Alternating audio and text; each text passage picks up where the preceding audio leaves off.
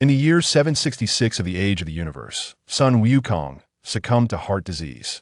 6 months after Wukong's demise, Android 17 and Android 18 made their official appearance. Under the guise of compliance, 17 took advantage of Drive Gero's carelessness and eliminated him. Subsequently, the two androids sought out the remaining Z fighters, resulting in the deaths of Vegeta, Piccolo, and Krillin. Wukong's son, Gohan, transformed into a Super Saiyan, spurred by the shock of Piccolo's demise. However, even in this powerful form, Gohan proved no match for the two androids. As Androids 17 and 18 turned their focus toward humanity, a decade of relentless slaughter ensued, pushing Earth's inhabitants to the brink of extinction. By the year 780, off the southeastern coast of the Pacific, a black submarine slowly surfaced. The hatch opened, and a young man clad in the Turtle School martial arts uniform emerged, tensed and poised for battle. After surveying the surroundings, he called out to those inside the submarine, "Aunt Bulma, Trunks, you can come out now, it's safe from those two fiends." Soon, Trunks, with his light purple hair styled in a 7-point cut, emerged, assisting a middle-aged woman, Bulma, whose face bore the marks of time, as they landed steadily on the beach. Upon arrival, young Trunks looked at the island quizzically and asked, "Mom, are you sure that mysterious signal is from here?" Before Bulma could respond, Gohan, walking ahead, interjected, "Trunks, do not question Aunt Bulma. My father always said she is a genius and cannot be mistaken." Yet Bulma shook her head in guilt. "Is that so?" "Regrettably, if I had taken that email seriously and not dismissed it as a prank, perhaps we wouldn't be in this situation." Bulma clenched her fists, regretting her earlier negligence. "Don't blame yourself, Aunt Bulma. Who could have anticipated that Dr. Gero would create such formidable androids? No, Gohan, this is my fault. That email was a warning." "Enough. Mom, this is not the time for blame. Let's locate Dr. Gero's laboratory. First, didn't you say that finding it might lead us to a way to defeat 17 and 18? Indeed, Trunks is right. Let's first find Dr. Gero's laboratory." Bulma bit her lip and nodded. "All right." Bulma then retrieved a scanner, and soon the trio followed its guidance to a cave entrance. Gohan led the way while Trunks stayed close to protect Bulma, and they entered the cave. However, they soon encountered a dead end. Trunks, puzzled, asked, "Mom, did we take a wrong turn?" Bulma shook her head and stepped forward. After a moment of exploration, she seemed to discover something. She opened her laptop and inserted a data cable into a crack in the stone that a series of commands followed, and to their astonishment, the deadened wall began to rise, revealing a spacious, well-lit corridor constructed of alloy. Wow, what a hidden space! Indeed, Dr. Gero is quite cunning. If not for that email, I would not have so easily breached the laboratory's firewall. However, the email mentioned that Dr. Gero has several secret laboratories. I wonder if this one contains the information we seek. Let's proceed. Agreed. Gohan and Trunks nodded, trailing behind Bulma as they traversed the long alloy corridor. Thanks to Bulma's earlier success in hacking into the laboratory's firewall, the alloy doors at the corridors opened automatically. Upon entering the laboratory, they found it considerably more spacious. Albeit cluttered with various instruments and documents, a thick layer of dust covered the floor and equipment, indicating that it had been deserted for quite some time. Bulma hurried to the main computer, her heart racing as she powered on. After a few tense seconds, the indicator lights lit up, prompting a sigh of relief from Bulma. It seems these computers, despite years of inactivity, are still operational, and the laboratory has ample power. Truly, Dr. Gero is a genius in the realm of scientific invention. The only person Bulma respected as much as her father was Dr. Gero, though it was unfortunate that his talents were misapplied. Despite creating androids more powerful than Super Saiyans, he ultimately perished at the hands of his own creations. A bitter irony indeed. Bulma began typing, quickly locating the data she desired. Experiment logs. However, disappointment washed over her as she opened the directory. It contained only logs for androids 10, 11, and 12. The subsequent entries for 13, 14, and 15 were absent, let alone the coveted information on 17 and 18. Regrettably, it appears that information on 17 and 18 is not present in this laboratory. Upon hearing Bulma's words, Gohan and Trunks exchanged glances of disappointment indeed. Defeating 17 and 18 was not a simple endeavor. After a moment of contemplation, Gohan suggested, "For now, Let's examine the logs for androids 10, 11, and 12. Perhaps they will provide us with a breakthrough. Gohan is correct. Let's review the data on these androids. Bulma concurred, clicking to access the experiment logs. Date: October 12th, 761 of the age of the universe. Today, satellites detected a massive energy surge arriving on Earth. I promptly dispatched drones for reconnaissance and unexpectedly discovered an alien with enormous energy confronting that wretched Son Wukong and his companions. From the alien, I learned astonishing news.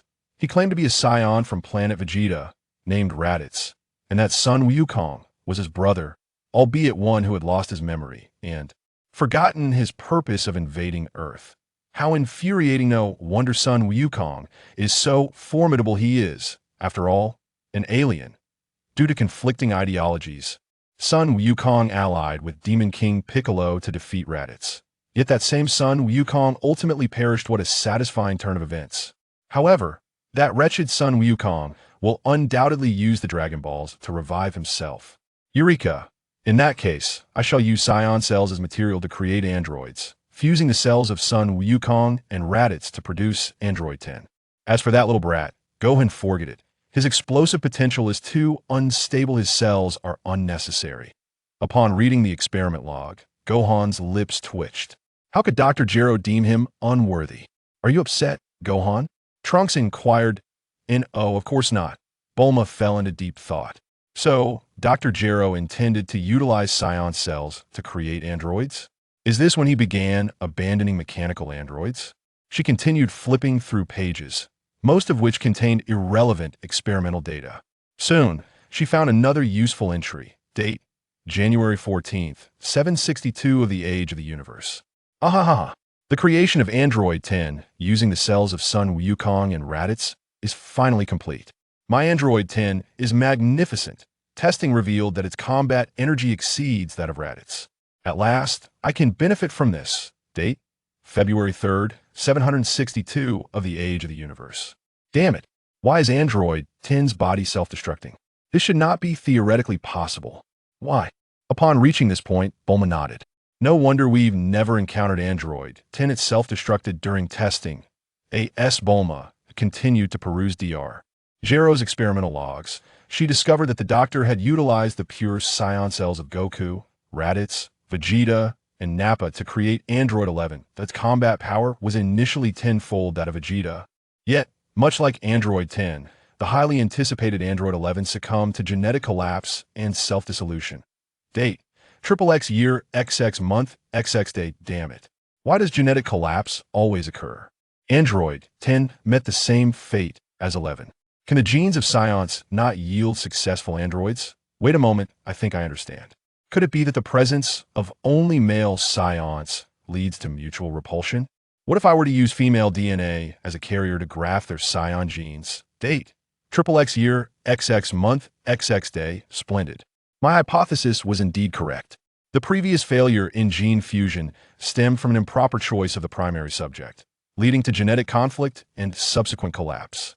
Now, with the newly designed Android 12, utilizing female DNA as the primary component fused with Scion DNA, I have entirely overcome this flaw, and its combat power is 50 times that of Vegeta. Haha, splendid. Now I just await Goku's return to exact revenge. Upon witnessing this, Gohan's lips twitched. He recalled that Vegeta's initial combat power was 18,000, making 50 times that, a staggering 900,000, surpassing Frieza's original power of 540,000 and nearing the million mark of Frieza's first transformation. However, in reality, after his near-death experience and subsequent recovery by Dend, Vegeta had already surpassed Frieza's third transformation, let alone his father, who had transformed into a Super Saiyan. Bulma's eyes lit up. At last, I have found you, Android 12. Mom, I remember you mentioned that it was this Android 12 that sent you the email, right? That's correct. Let's continue reading. Date: XXX year, XX month, XX day. Cursed be the day. Why does Android 12 possess such a gentle temperament? While appearing to obey my commands, she secretly spares those individuals. What I require is a compliant weapon of destruction. It seems I must thoroughly brainwash her. Date: XXX year, XX month, XX day. Brainwashing has failed. Android 12 actually defied my orders and refused to kill. Date: Triple X year, XX month, XX day. To my astonishment, Android 12 has been secretly emailing that Bulma. It seems I can only confine her. Date: Triple X year, XX month, XX day. This is perilous. Android 12 actually attempted to kill me. Thankfully, I was prepared. I must seal her away. It would be a waste to dispose of her. One day, I shall completely control Android 12. Date: Triple X year, XX month, XX day. Damn it. Why have two extraterrestrials, far exceeding Android 12, arrived? Could it be that all aliens are this formidable? Frisia and Cooler, are these their names? Wait, this Frisia is actually a cyborg. Is it possible for a cyborg to be this powerful? Uh-huh. I can steal the data, a mechanical Frisia, to develop an entirely new android. However, this Frisia's physical form is too strong. My drones cannot approach directly. Oh, right. There should be spare mechanical limbs aboard the alien spacecraft. Indeed, I found Frisia's spare limbs on the ship, and I hacked into the main computer to steal alien technology. Fortuitously, I managed to acquire the data on Frisia's mechanical prosthetics before the ship was destroyed by Goku. Just you wait, Goku. Soon, I shall develop an even more powerful android. By the way, this laboratory is no longer secure. I must relocate to another lab to develop the new android. After reading the experimental logs, Bulma's long-standing confusion was finally resolved. She understood how Dr. Gero could create such formidable androids as 1718, surpassing even the Cosmic Emperor Frisia. It appeared that Dr. Gero had seized mechanical Frisia's data during Goku's battle against Frisia and Cooler, which enabled him to devise the subsequent powerful androids. Subsequently, Bulma located the sealed Android 12 based on the data from the computer. She gazed at the mechanical capsule marked with the number 12. Trunks inquired, "Mom, are you really going to unseal Android 12? Is there no danger?" Having grown up under the shadow of Android 1718, Trunks held a deep-seated fear of androids. "Trunks, I understand your fear, but fret not. Not all androids are malevolent. Android 8, for instance, assisted your Uncle Goku in defeating the nefarious Red Ribbon Army. Moreover, Dr. Gero's records indicate that Android 12 was sealed away precisely because of her benevolence. And she even informed me through email, though at the time, I did not believe it." Gohan then reassured Trunks with a pat on the shoulder. "Rest easy, Trunks. According to the data, Android 12's combat power is not even on par with yours, so there is no need for concern." "Very well then." Thus, Bulma pressed the switch on the mechanical capsule, and with a puff of white mist, the capsule slowly opened. The mist dissipated. The three of them were left in astonishment. Though they were aware that Android 12 was female, they had not anticipated her to be such a charming young girl. Within the capsule lay a girl who appeared to be under 16, with cascading silver hair and smooth, delicate skin. Her exquisite features caused Gohan, the young man, to feel a flutter in his heart. She is so adorable." The girl, identified as Android 12, gradually opened her eyes. A glimmer of confusion flickered within her red pupils. "Who are you?" "Hello, my name is Bulma. Many years ago, you sent me an email." "Wait, you are Bulma? How have you aged so much?" "Hold on, how many years have passed?" Chapter 1. A desperate beginning. A silver-haired maiden stood barefoot on the sandy shore, gazing at the endless azure sea that merged seamlessly with the sky, resembling a tranquil lake amidst the heavens. The beach was adorned with golden sunlight, and the fine grains of sand crumbled gently beneath her feet, offering a soothing sensation. Towering palm trees swayed gracefully in the breeze, casting mottled shadows upon the ground. Vibrantly colored fish darted through the water, harmonizing with the coral reefs, infusing the entire island with a lively vitality. The waves lapped at the girl's ankles, invigorating her spirit. At last, she felt truly alive. The silver-haired maiden spread her arms wide, embracing the essence of nature. Beside her, a dark-haired youth tensed with uncertainty, inquiring, "Is it truly safe?" "Fear not. We have been modified by the old man Gero, and possess a unique sensing ability. I can feel the presence of androids 17 and 18, and they are quite far from here, so there is no cause for alarm." "Can they sense you?" he asked. "They can, but I am too weak. They likely won't pay me any mind. Besides, I have activated my stealth mode, so they won't detect me." Meanwhile, at the opposite end of the earth, Android 17 was laughing maniacally as he wreaked havoc upon the city. Flee, flee. Ha ha ha, this is too amusing. At that moment, Android 18 approached, calmly stating, "That signal has vanished.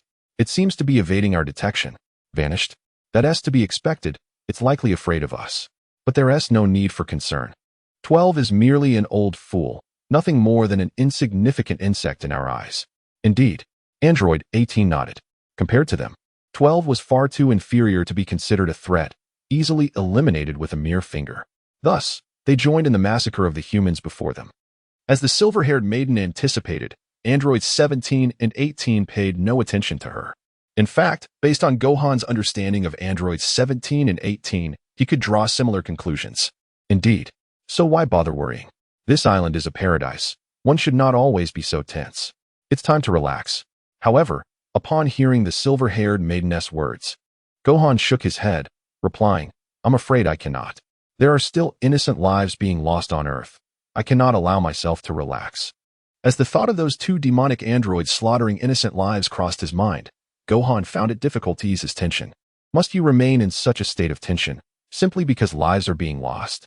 Do you not realize that this burdens your training? Burden? The silver-haired maiden nodded. Master Roshi once said that true training involves eating well, sleeping well, studying diligently, exercising, and working earnestly. This is the core tenet of your turtle school. Have you forgotten? Gohan was taken aback by her words. You know what Master Roshi has said? Did Dr. Gero collect this information? Yes, that is correct. The silver-haired maiden's gaze drifted into the distance, internally lamenting, I can't just reveal that I'm a time traveler. Reflecting on her identity as a time traveler, she felt a wave of frustration. She had been in this world for 18 years, yet had achieved nothing. Other time travelers would have thrived by now. Even if they couldn't defeat Whis or stand up to Beerus, they would at least have bested Majin Buu or Cell. Unfortunately, she struggled against even the youthful Trunks. In truth, when she first arrived in this world, the silver-haired maiden did not recognize herself as a time traveler. It was only during Dr. Gero's test that fragments of her past life began to surface. Had she recalled her former life from the outset, she might have avoided being sealed by Gero for 18 years, only to be released by Bulma and her companions. Now reduced to a mere shadow of her former self with a battle power of 900,000. Nevertheless, even now, she had not fully regained all her memories, such as her name, family, preferences, or even her gender from her past life. Fortunately, she retained knowledge of the Dragon Ball saga, including the manga and its sequels, granting her a prophetic insight into future events. Despite this, she still felt a profound despair, realizing that the world she inhabited appeared to be set in a future dominated by androids. Yet, she was uncertain which timeline it was, whether it was the one where Cell had slain Trunks or the one later eradicated by the Omni King. The former had an uncertain fate, but likely not a favorable one. The latter was utterly doomed. However, well-versed in the narrative, she had devised a potential solution, one involving Gohan. Thus, the silver-haired maiden turned to Gohan and declared, Gohan, since you transformed into a Super Saiyan, your battle power has hardly increased, has it? How do you know? Gohan was puzzled. He had only just been released, and the details had come from their conversations. He had not shared this information with her. Ever since he transformed into a Super Saiyan in a fit of rage after witnessing Piccolo's death at the hands of the androids. Gohan's battle power had indeed seen some growth, but nothing substantial, especially when compared to the rapid ascent he experienced during his father's lifetime. I have tried various training methods, yet none have proven successful. I lack my father's innate talent. At that moment, the silver-haired maiden burst into laughter. Are you jesting? Gohan, according to the data provided by that old fool Gero, despite your unstable battle power, you possess the highest potential among Saiyans. Do you not recall how you single-handedly incapacitated your Uncle Raditz with a simple headbutt? Yet I still cannot compare to my father. If only he were alive. He would surely have a solution. Indeed, if Goku were alive, the Earth would not be in its current state. However, if every crisis on Earth relies solely on Goku, then once he is gone, the planet is fated for destruction.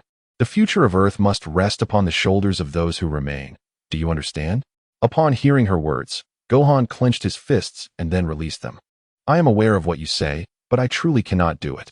After all these years, I have not grown strong enough to defeat androids 17 and 18 together.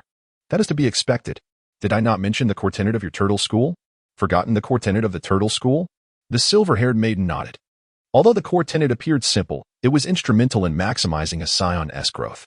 In her memories of a past life, she recalled critical information about Scions, the S cells. In essence, the more S cells one possesses, the greater their potential. The quantity of S cells is also influenced by the individual S mindset. A peaceful mindset correlates with a higher S cell count.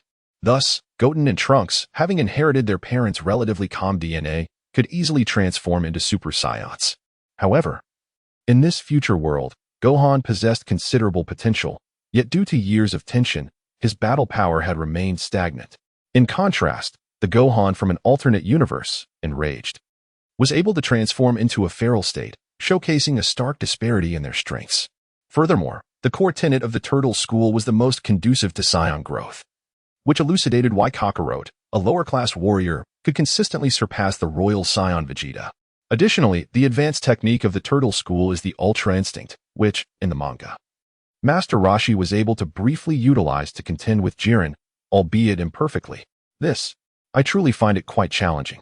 Just as Gohan was about to express his thoughts, he was unexpectedly splashed with water by the silver-haired girl. He. All right, relax, nothing will happen. Let us play together. After being sealed for so many years, the silver-haired girl was eager for some fun, but playing alone was rather dull. So she dragged the ever-tense Gohan along. As he gazed at the playful, charming girl before him, Gohan found himself momentarily entranced, his heart racing in an unusual manner. However, he was soon splashed with water again, snapping him back to reality. He looked at the silver-haired girl, who had her hands on her hips, and asked, "What are you thinking about? Don't just stand there, come play." Though he initially intended to refuse yet again, for some inexplicable reason, the words of denial failed to escape his lips, and he found himself agreeing. When Bulma had collected all the data from Dr. Gero's lab and brought Trunks along, they were met with an astonishing sight. Gohan was frolicking in the water with the silver-haired girl. Since Goku's passing, Bulma had not seen Gohan smile sincerely. Each day, he appeared either sorrowful, angry, or serious. Today, however, he seemed to have returned to the carefree youth he once was. Trunks, who rarely witnessed Gohan's laughter, was equally astonished, especially to see him playing in the water with a girl, as if the sun had risen in the west. "Gohan?" Hearing Trunks' voice, Gohan snapped back to attention, pondering whether his recent antics had caused him to lose face in Trunks' eyes. "Trunks, let me explain." "Gohan, you seem great like this. I always thought you didn't like to smile." "Huh, this." "Yes, Gohan, your demeanor just now is quite normal. I see it." Bulma nodded in approval before turning to the silver-haired girl, bowing slightly. "Thank you, number 12. For a long time, the burden of fighting against androids 17 and 18 has weighed heavily on Gohan's shoulders. Since then, he has rarely been like he is today, though mature. It is rather heartbreaking." The silver-haired girl waved her hand dismissively. "No need to thank me. By the way, please don't call me number 12. I dislike that code name given by that old fool Gero. What should we call you then?" The girl pondered for a moment before replying. "How about you call me Suyu?" "Suyu? All right, Suyu." At that moment, Suyu placed her thumb and index finger on her chin and inquired, "By the way, I've always been curious, why don't we use the Dragon Balls to revive the deceased?" Since Uncle Piccolo's death, the Dragon Balls had become unusable for Gohan, an indelible sorrow. However, Suyu interrupted Gohan, shaking her finger. No, I'm not referring to the Earth-S Dragon Balls, but rather the Namekian Dragon Balls. Didn't you say they have no limits on reviving people? If we revive Piccolo, wouldn't he be saved?" Bulma, however, responded with disappointment. "I once considered seeking the Namekian Dragon Balls, but I have no idea where the Namekians were located. Searching the vast universe for the new Namek is akin to finding a needle in a haystack." "Is that so? Even so, why not seek the help of King Kai? Surely he could find it." "King Kai, but aside from my father, no one else can contact him." "Ah, but you all are overlooking someone, Kami. Wasn't it Kami who helped your father meet King Kai through Snake Way? Yet Kami has perished alongside Uncle Piccolo." Upon hearing this, Suyu sighed heavily. "No, you all are being so thick-headed. As the saying goes, when the old god dies, a new one must arise. If the old Kami is gone, why not select a new one?" Upon hearing this, Gohan and Bulma exchanged glances, their eyes lighting up. Indeed, there is this approach. Chapter 2. The first step to divinity. The temple of the gods has grown desolate since the death of the deity. Mr. Bobo, the servant of the gods, diligently cleans the temple as usual. After finishing his task, several white birds alight upon the sacred grounds. Observing the lively little creatures, Bobo smiles and asks, Are you hungry? Just a moment. Soon, he retrieves a handful of rice from his pocket and scatters it on the ground. The birds immediately begin to peck at the grains. And Bobo nods approvingly, saying, "Feast away. It is only you who can keep me company." However, for some unknown reason, the birds take flight midway through their meal. How peculiar. Why have you all left? Is it because a guest has arrived?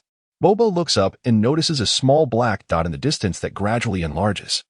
As it grows clearer, he realizes it is an airplane, which soon lands atop the temple. The cabin door opens slowly, and the first to leap out is the young Gohan. Bobo, observing Gohan clad in the turtle school martial arts uniform, momentarily envisions the young boy he once trained. Alas, that boy, like the deity, has long since departed.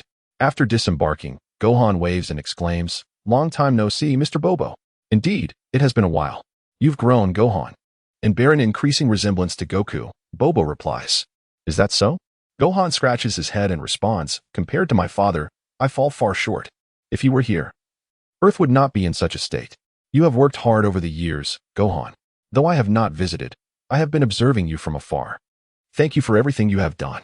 Enough of that, Mr. Bobo. At that moment, the voices of Suyu and Trunks can be heard approaching. Is this the Temple of the Gods? It certainly seems like a splendid place for retirement, Suyu remarks. Suyu, you're considering retirement at such a young age? Gohan turns to see Suyu and Trunks curiously examining the temple, having never been there before. By the way, Mr. Bobo. They are. I know that the boy with the light purple hair is Trunks, the son of Vegeta. But who is the silver-haired girl?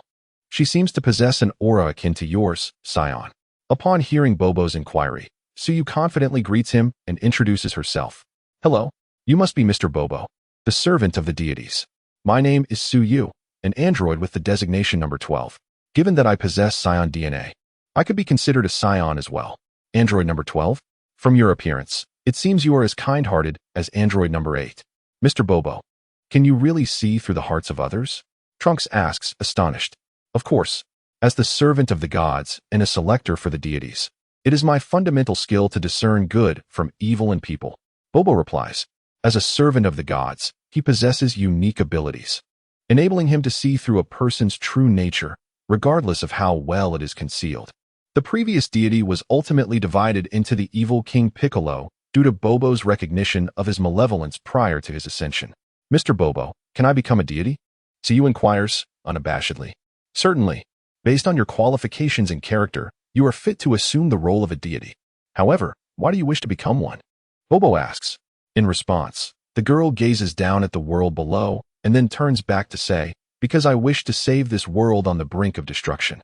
Upon hearing her earnest declaration, Bobo senses her sincerity and determination, nodding in agreement. In that case, congratulations, young lady. You may become a deity. Trunks, astonished, exclaims. Is it really that simple to become a deity? Shouldn't there be trials, like in the comics? While there are theoretically trials, Bobo explains that they are no longer necessary. Though the silver-haired girl appears to be the weakest of the 3 Scions present, her strength would easily surpass the so-called trials. Thus, for Bobo, it suffices that her heart is pure. The process of inheriting the divine position is not complicated, and soon Suyu completes the ritual, becoming the new deity. After her ascension, she discovers new powers, enabling her to create and destroy to a certain extent, reshaping mountains, rivers, and even the moon, as well as creating simple life forms such as flowers, trees, and small animals. However, in terms of combat, these abilities offer little assistance. Fantastic. Miss Suyu, you should quickly contact King Kai in the other world to locate the new Namek. Yes, Suyu, does this mean I might see my deceased father? Gohan interjects eagerly. Yet, Suyu shakes her head, saying, Gohan, I know you are anxious, but do not rush. The Dragon Balls of Namek are not urgent. Even if we obtain the new Namek's coordinates, do you currently have the resources to construct a spaceship? Having assisted Bulma for some time, Trunks is well aware of the situation. Due to the destruction caused by androids 17 and 18, they often experience power outages. Creating even a small time machine requires years of charging, and they are not yet finished, let alone a spaceship capable of interstellar travel. No, due to frequent outages, many parts are hard to come by. Exactly. Thus, we must first defeat androids 17 and 18. Young Trunks shakes his head, saying, that's impossible. Gohan has fought them for years without success. Clearly, while Trunks harbors deep resentment towards androids 17 and 18, he lacks confidence in their defeat. I see. Gohan, do you feel the same way? Gohan cannot meet Suyu's gaze, lowering his head. Defeating androids 17 and 18 has long been his dream. Yet he has failed each time, leaving him devoid of confidence in overcoming them. Suyu nods, understanding Gohan's plight. After all, how could one possess confidence after repeated failures?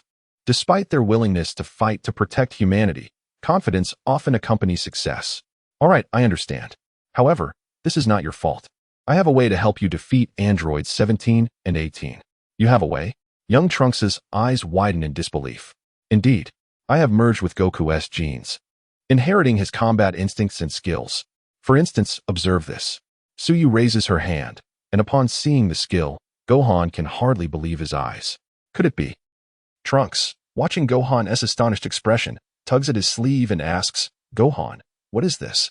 Soon, countless small light particles converge in Suyu's hand, transforming into a small energy sphere. This is my father Goku's signature technique, the Spirit Bomb. Suyu tosses the small Spirit Bomb to Gohan, who inspects it closely and confirms, you truly inherited your father's skills. See, I didn't deceive you. So you did not speak falsely. After all, Dr. Gero had conducted extensive research on Son Wukong to devise a means of defeating him. Coupled with the fact that Suyu possessed Wukong's genetic material and had absorbed Gero's information, he could replicate most of Wukong's abilities. Suyu recalled that in the original narrative, Cell had boasted that he could also perform the Spirit Bomb. However, being able to do so and actually utilizing it are two different matters, especially considering Cell's malevolent nature. He would likely only be capable of unleashing a Spirit of Hatred Bomb. Nevertheless, even the Spirit Bomb would struggle to overcome androids 17 and 18. And with the considerable loss of life on Earth, Suyu retracted the Spirit Bomb and raised his right hand, stating, I never expected to vanquish androids 17 and 18 with the Spirit Bomb. Mr. Bobo, the hyperbolic time chamber is still operational, right? Bobo was not surprised that Suyu was aware of the time chamber, for after inheriting the divine position, he would naturally become privy to certain secrets. God, do you intend to use that? Back then, Wukong could only endure for half a day inside. Gohan expressed curiosity, recalling that his father had once visited this place. Do not worry, I will make modifications, Suyu assured. All right, then how long do you plan to spend there? 1 day should suffice. Okay, follow me. Bobo nodded and led the three through a lengthy spiral staircase to the lowest chamber of the temple. By the way, Bobo, please move the entrance to the upper levels of the temple for easier access. Understood, God. Bobo acknowledged before opening the door before them, allowing young Gohan and teenage Trunks to enter. Upon entering, the duo immediately sensed something was amiss with their bodies. So heavy, breathing has become quite laborious. Suyu nodded, explaining, this is entirely normal. The gravity here is 10 times that of the outside world, making the air relatively thin. It is only natural to experience such reactions. Training under tenfold gravity? That is indeed an intriguing notion, Gohan remarked in astonishment. Let me clarify. This room is for living quarters. Training must occur outside. Outside? Gohan and Trunks followed the direction Suyu pointed, only to discover an expansive and ethereal landscape, the surroundings enveloped in a misty white. This small room possesses such vast space. Trunks exclaimed in disbelief. The door connected to another dimension, indicating that their current space was not in the same realm as Earth. I see. This misty expanse seems devoid of other life forms, Gohan observed, scanning his surroundings. However, even so, my father wouldn't be able to endure for half a day, right? Half a day? For Bobo, that equates to your father experiencing a full 6 months.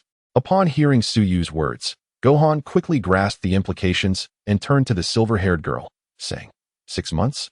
Wait, does this mean that due to the dimensional differences, time flows differently? Spending half a day here equals a day outside? Exactly. The silver-haired girl placed a hand on Gohan's shoulder while supporting the Spirit Bomb with the other.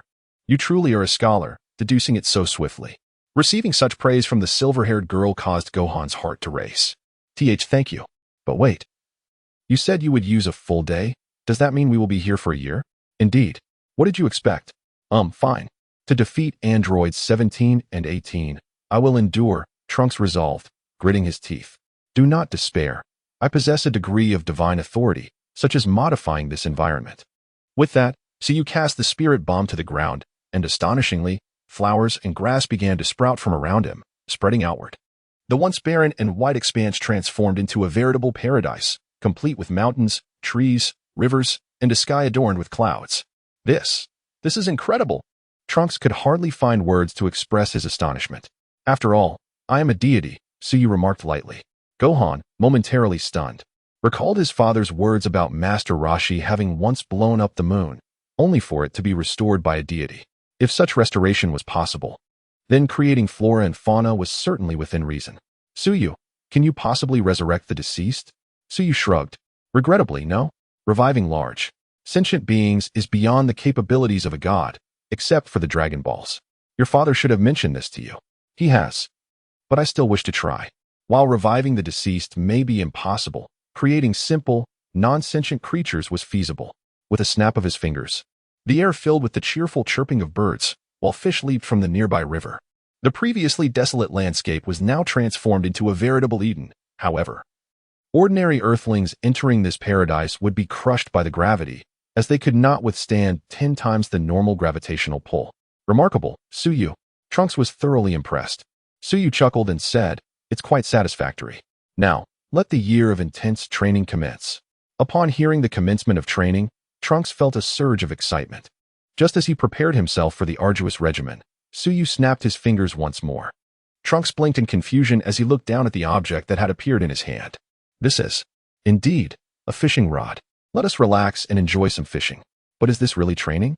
Trunks questioned, puzzled. Why not? This is a fundamental aspect of the Turtle School's training method.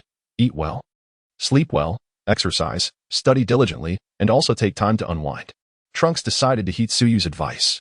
After all, his father's strength was greatly attributed to Master Roshi's training. All right. As the two prepared to fish, Tsuyu interjected once more. There is one more thing. What is it, Tsuyu? Trunks asked, looking up. By the way, Gohan. Trunks, you can transform into Super Saiyans, right? Gohan nodded. I can, but Trunks is just a hair's breadth away, right? Yes, but for some reason, I always feel like I'm so close yet so far. Am I just lacking in talent? Trunks mused, staring at his hands. Despite feeling he was on the verge of breaking through to Super Saiyan, he always fell short. No. Your talent is not lacking. Theoretically, if you had a normal upbringing in a happy family, you would have transformed into a Super Saiyan long ago. That can't be true. I'm not joking. After all, I've seen Dragon Ball Z, and in it, Goten and Trunks displayed remarkable potential. Being among the youngest Saiyans to comprehend and achieve Super Saiyan transformation at ages 6 or 7. After training in the hyperbolic time chamber, they even became Super Saiyans 3, surpassing Goku. It's a pity that they later lost their abilities. The young Trunks, having grown up in a high-pressure environment, struggled to break through due to the suppression of his S cells. However, much like the tale of Xiao Yan, who experienced both rise and fall, Trunks was far more mature than his younger self. He was decisive and resolute, while the younger Trunks was more carefree, particularly when fused with Goten, leading to a more reckless demeanor. Thank you, Sister Tsuyu. You were so kind. Tsuyu gently ruffled the young Trunks' hair, then raised her finger to point at Gohan, saying, since you can transform into a Super Saiyan, from this day forth, whether it be dining, sleeping, leisurely activities, or training, you must maintain your Super Saiyan form. This seems too difficult. Gohan felt daunted, as the immense energy unleashed during his transformation was challenging to control, while combat was manageable. Performing daily activities such as eating, drinking, and sleeping in that state felt like sheer torment. It's not difficult. I believe you can do it, Gohan. This is part of your training. With that, Tsuyu patted Gohan's shoulder and smiled, giving him a thumbs up. The young Gohan from the main timeline had undergone similar training. There was no reason the Gohan before her couldn't achieve it. Faced with the adorable smile and encouragement of the silver-haired girl, and realizing it was a part of his training, Gohan gritted his teeth and acquiesced. Chapter 3. The special training commences after heeding Tsuyu's advice. The young Gohan let out a powerful shout, his once ebony hair transforming into an upright golden hue, while his pupils shifted to a vibrant green, surrounded by waves of golden energy. Tsuyu assessed the transformation and remarked, is this the legendary Super Saiyan? It appears quite impressive, however, Gohan. To take a look at your fishing rod. Gohan glanced down at his rod, only to discover it had been crushed. This, I see now. It seems you have yet to fully harness the power of the Super Saiyan. Tsuyu gently pointed, and Gohan's fishing rod swiftly restored itself. Sister Tsuyu, could you please provide me with a sturdier rod? This one is far too fragile. In response to Trunks' suggestion, Tsuyu shook her head while raising a finger, No, I intentionally made the rod this delicate, for it is an integral part of the training. While the power of a Super Saiyan is indeed formidable, mastering that power is of paramount importance. It is akin to operating a highly advanced mecha. No matter how powerful it is futile without a skilled pilot. Mecha? Trunks inquired, familiar with robots, yet perplexed by the term mecha. Upon hearing Suyu's words, Gohan grasped the meaning behind the fishing rod. Understood. I will use this rod. Suyu smirked and continued. There is another matter. Have you not noticed anything peculiar about your fishing rods? Upon her words, Trunks scrutinized his rod and soon realized it lacked a hook. Sister Suyu, where is the hook? How can one fish without a hook? That is precisely why I said this is training. Trunks, bewildered, could not comprehend the connection between a missing hook and training. Suyu approached the riverbank, infused her energy into the rod, and a hook formed at its tip, followed by the bait, which she cast into the water, successfully catching a fish. Infusing energy to create a hook? Trunks was astounded, realizing the versatility of energy. No wonder Suyu claimed that the hook was part of the training. Gohan, deep in thought, exclaimed, I see. Thus, both infused their energy into their rods, thinking the task of forming a hook would be simple. However, Trunks' rod shattered under the strain, while Gohan's rod exploded. This, Suyu chuckled, shaking her head. Did I not mention that the rod is fragile? If too much energy is infused, it cannot withstand the pressure. I see. Suyu once again restored their rods with a flick of her finger. The two attempted to infuse energy again. Yet the stronger their energy, the harder it became to control. Time and again, their rods shattered, and after several attempts, Trunks finally succeeded. Gohan, as a Super Saiyan, required a dozen tries before he managed to infuse his energy successfully. Yet, the next challenge of shaping the hook proved equally daunting, primarily due to its diminutive size. Akin to asking a burly man to sew. This was especially true for Gohan in his Super Saiyan form, as he had grown accustomed to grand displays of power rather than intricate finesse. Consequently, their attempts yielded no hooks and resulted in broken rods. If merely adapting to tenfold gravity was challenging, doing so while attempting precision tasks was truly arduous. Exhausted, Trunks slumped onto the grass. Sister Suyu, this training is far too difficult. Can we not change the method? At that moment, Suyu effortlessly pulled her rod from the water, revealing a fish. This is not difficult. Your impatience is the issue. Calm your mind, and success will follow. See, I have caught a fish. Calm my mind. Gohan, upon hearing Suyu's words, took a deep breath and relaxed, slowly infusing energy into his rod, forming a hook. When Gohan opened his eyes again, a brilliant golden hook had taken shape. Fantastic. Gohan, you've done it. Trunks exclaimed in delight. Suyu approached Gohan, nodding in approval as she examined his hook. Well done. But Gohan, you have reverted from your Super Saiyan form. Gohan, realizing his transformation had faded, felt a wave of embarrassment. Suyu patted Gohan on the shoulder, smiling. It's all right. I understand that this is no easy feat, however, Gohan, remember, to transcend the Super Saiyan state, you must completely master its power. Encouraged by Suyu's words, Gohan shyly scratched his head, sensing a resemblance between the silver-haired girl and his father from years past. I understand. At that moment, Trunks posed a question. By the way, Sister Suyu, how are you so proficient in energy control despite being sealed away for so long? Quite simply, Dr. Gero implanted a computational chip in my brain. With its assistance, I can perfectly control my power. Impressive. Wait. Does that mean Androids 17 and 18 have chips as well? Trunks' expression shifted. I do not know. However, I consider myself an older model of android. I require a chip to regulate my power, or I risk going berserk. Reflecting on the original story, Suyu noted that while she was an android, she was closer to Cell than to 17 or 18. Unlike them, she fused human DNA with Saiyan genes, which accounted for her more human appearance. In truth, she was a prototype of Cell. Digressing, she acknowledged that she possessed a core chip similar to Cell's, yet hers lacked his extreme capabilities. As long as her core chip remained, she could revive, while hers merely assisted in energy control. Androids 17 and 18, however, likely lacked chips. Otherwise, Dr. Gero could have easily incapacitated them with a thought, preventing their betrayal.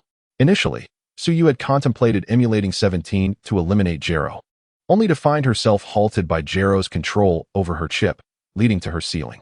Does the chip assist in combat? Indeed, but I do not intend to rely on the chip indefinitely, as it does not represent my true power. Upon becoming a deity, Suyu began assimilating the chip within her brain, aiming for it to become an integral part of her mind. Once successful, even if Dr. Gero resurrected, he would no longer have control over her. At that moment, a rumbling sound echoed from their stomachs. It seems you are both hungry? Huh? Sister Suyu. Are you not a scion as well? Aren't you hungry? Regrettably, deities do not experience hunger. Suyu shrugged, as it was quite normal for a deity to abstain from earthly sustenance. If you are hungry, then let us prepare a meal. With that, Suyu conjured a stove, cooking utensils, and a large refrigerator. Gohan and Trunks were unfazed, accustomed to Suyu's ability to create rivers, mountains, flora, and fauna. Sister Suyu, why not simply conjure food instead of starting from scratch? As this is also part of the training, I will only provide you with 1 month's worth of ingredients from now on. Standing before the refrigerator, Suyu opened the door and addressed Gohan. By the way, Gohan, continue transforming into a Super Saiyan to assist me. Upon hearing this, Gohan felt a sense of dread, but there was no alternative. This was a segment of their rigorous training. Unsurprisingly, Gohan exerted a slight force and inadvertently crushed something. At that moment, Trunks questioned, 1 month? What happens in a month? Of course, you will cultivate on your own. Suyu replied, I mentioned that I would utilize the Turtle School's method for training. And manual farming is one of the techniques employed in this discipline. Manual farming? Trunks' lips twitched. He had experience in agriculture, but it was always facilitated by machinery. This would be his first time doing it by hand. Sister Suyu, isn't manual labor a bit too much?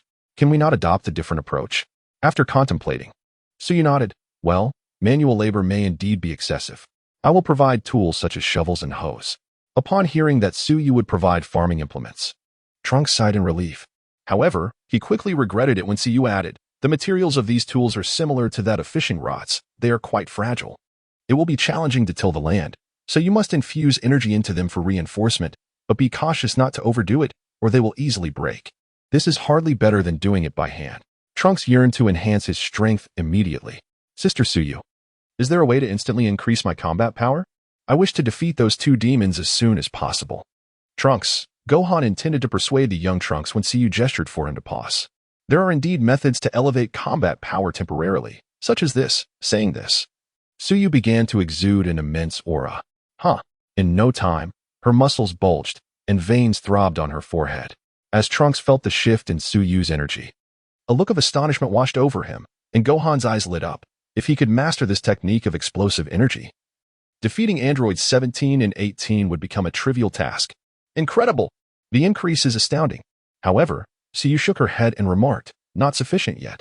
Thus, she continued to amplify her aura, her physique becoming even more formidable, towering at 2 meters. Unbelievable! This is astonishing. Yet, Suyu displayed no sign of delight. Instead, she shook her head, stating, this form appears powerful but is ultimately ineffective. Ineffective? What do you mean? Young Trunks was perplexed, but Gohan, with his years of battle experience, began to discern the underlying truth. It must be the speed. Precisely. While this form can provide a temporary boost in combat power, I do not recommend it. Not only does it consume substantial energy, but it also significantly reduces speed, especially in this second stage transformation. You would move at a pace akin to that of a tortoise in the eyes of your adversaries, no matter how formidable your strength. It is futile if you cannot strike your opponent. Upon hearing Suyu's assessment, Trunks' expression fell. He realized that this was merely a deceptive shortcut. Not necessarily, Suyu recalled. Broly managed to master this transformation perfectly, though I am uncertain whether this universe's Broly is the classic or the newer version. Observing Trunks' dejection, Suyu reverted from her transformation, revealing beads of sweat on her forehead, indicative of the toll this transformation took.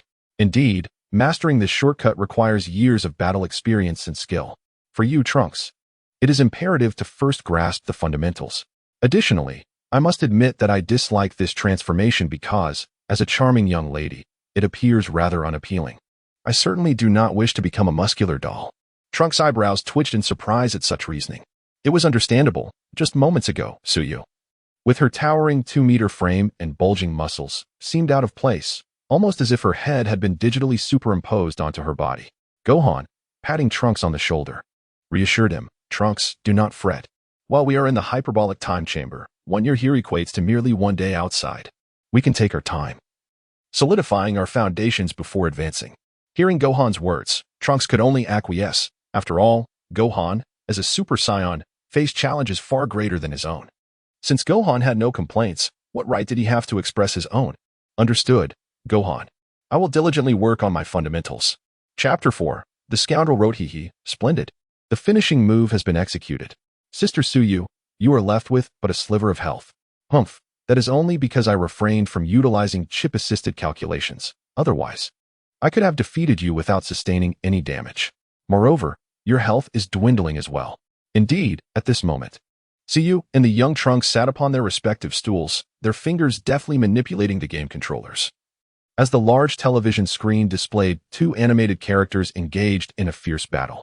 After a day spent fiddling with fishing rods, Suyu declared that the remaining time would be dedicated to leisure and relaxation, as incessant high-pressure training would be detrimental to the growth of the S cells. Suyu tailored activities to suit the interests of Gohan and Trunks. Despite Trunks' precociousness, he remained a child at heart, reveling in video games. Gohan, on the other hand, had a penchant for books, prompting Suyu to exercise her authority to transport the temple's library into their midst. At this juncture, the character controlled by Suyu was on the brink of defeat, while Trunks' character, though not in prime condition, was in a position to claim victory. A smile crept across Trunks' face, for he finally saw a chance to win. However, Suyu merely smiled faintly. After all, a child is still a child. Allow me to demonstrate the strategies of an adult. As Trunks launched a full frontal assault, he inadvertently shifted slightly off his stool, providing Suyu with the perfect opportunity to swiftly yank the stool from beneath him. Trunks plummeted to the ground, his controller flying from his grasp. And Suyu seized the moment to unleash a flurry of combos, vanquishing Trunks' chosen character. Huzzah! It seems I emerge victorious once more. Trunks gazed despondently at the screen, which boldly proclaimed game over. Sister Suyu, how utterly despicable. At such a critical moment, you resorted to such underhanded tactics. Hehe. I did say it was an adult strategy, and Trunks, you were simply too impatient, allowing me to exploit your oversight. In battle, the closer victory draws, the more vigilant one must become, you know? As I mentioned, relaxation and entertainment are also forms of training. Though Trunks understood the principle, he pouted in defiance. Well, I get it, but, all right. I assure you that the reward I promised you shall not be diminished. With a flourish of her hand, Suyu conjured a box of ice cream, presenting it to the young Trunks. Is this really ice cream? If not for the devastation wrought by androids 17 and 18, Trunks would still be an affluent young master, blissfully unaware of such delights. However, due to the android's destruction, food had become scarce, and treats like ice cream had transformed into luxuries, hence Trunks' astonishment. There are various discs beneath the television cabinet. Feel free to choose any you wish to watch. I shall seek out your brother Gohan. Huh, Sister Suyu, why not bring the television and games indoors? If it rains outside, won't they be ruined? There is no need for concern. I created the television with divine power, making it quite resilient. Furthermore, I control the weather in this little world. So there is no cause for worry. Is this the power of a deity? How impressive. Trunks gazed at Suyu with admiration. Suyu, feeling a sense of pride, gently ruffled Trunks' hair and said with a smile, not bad. Just remember to truly relax during your leisure time, all right? MHM understood. Trunks nodded eagerly before dashing to the television to explore the discs. Suyu turned and made her way to the newly created library, where she found Gohan, clad in his martial arts uniform, quietly perusing a book at a desk. Upon sensing Suyu's presence, he looked up. You've arrived. Indeed, I have. What do you think of the library? It's quite nice, with many books I've never encountered before. These tomes were meticulously gathered from various corners of the world by the celestial beings across generations, aimed at preserving knowledge in the event of a catastrophic disaster that could lead to a significant population decline.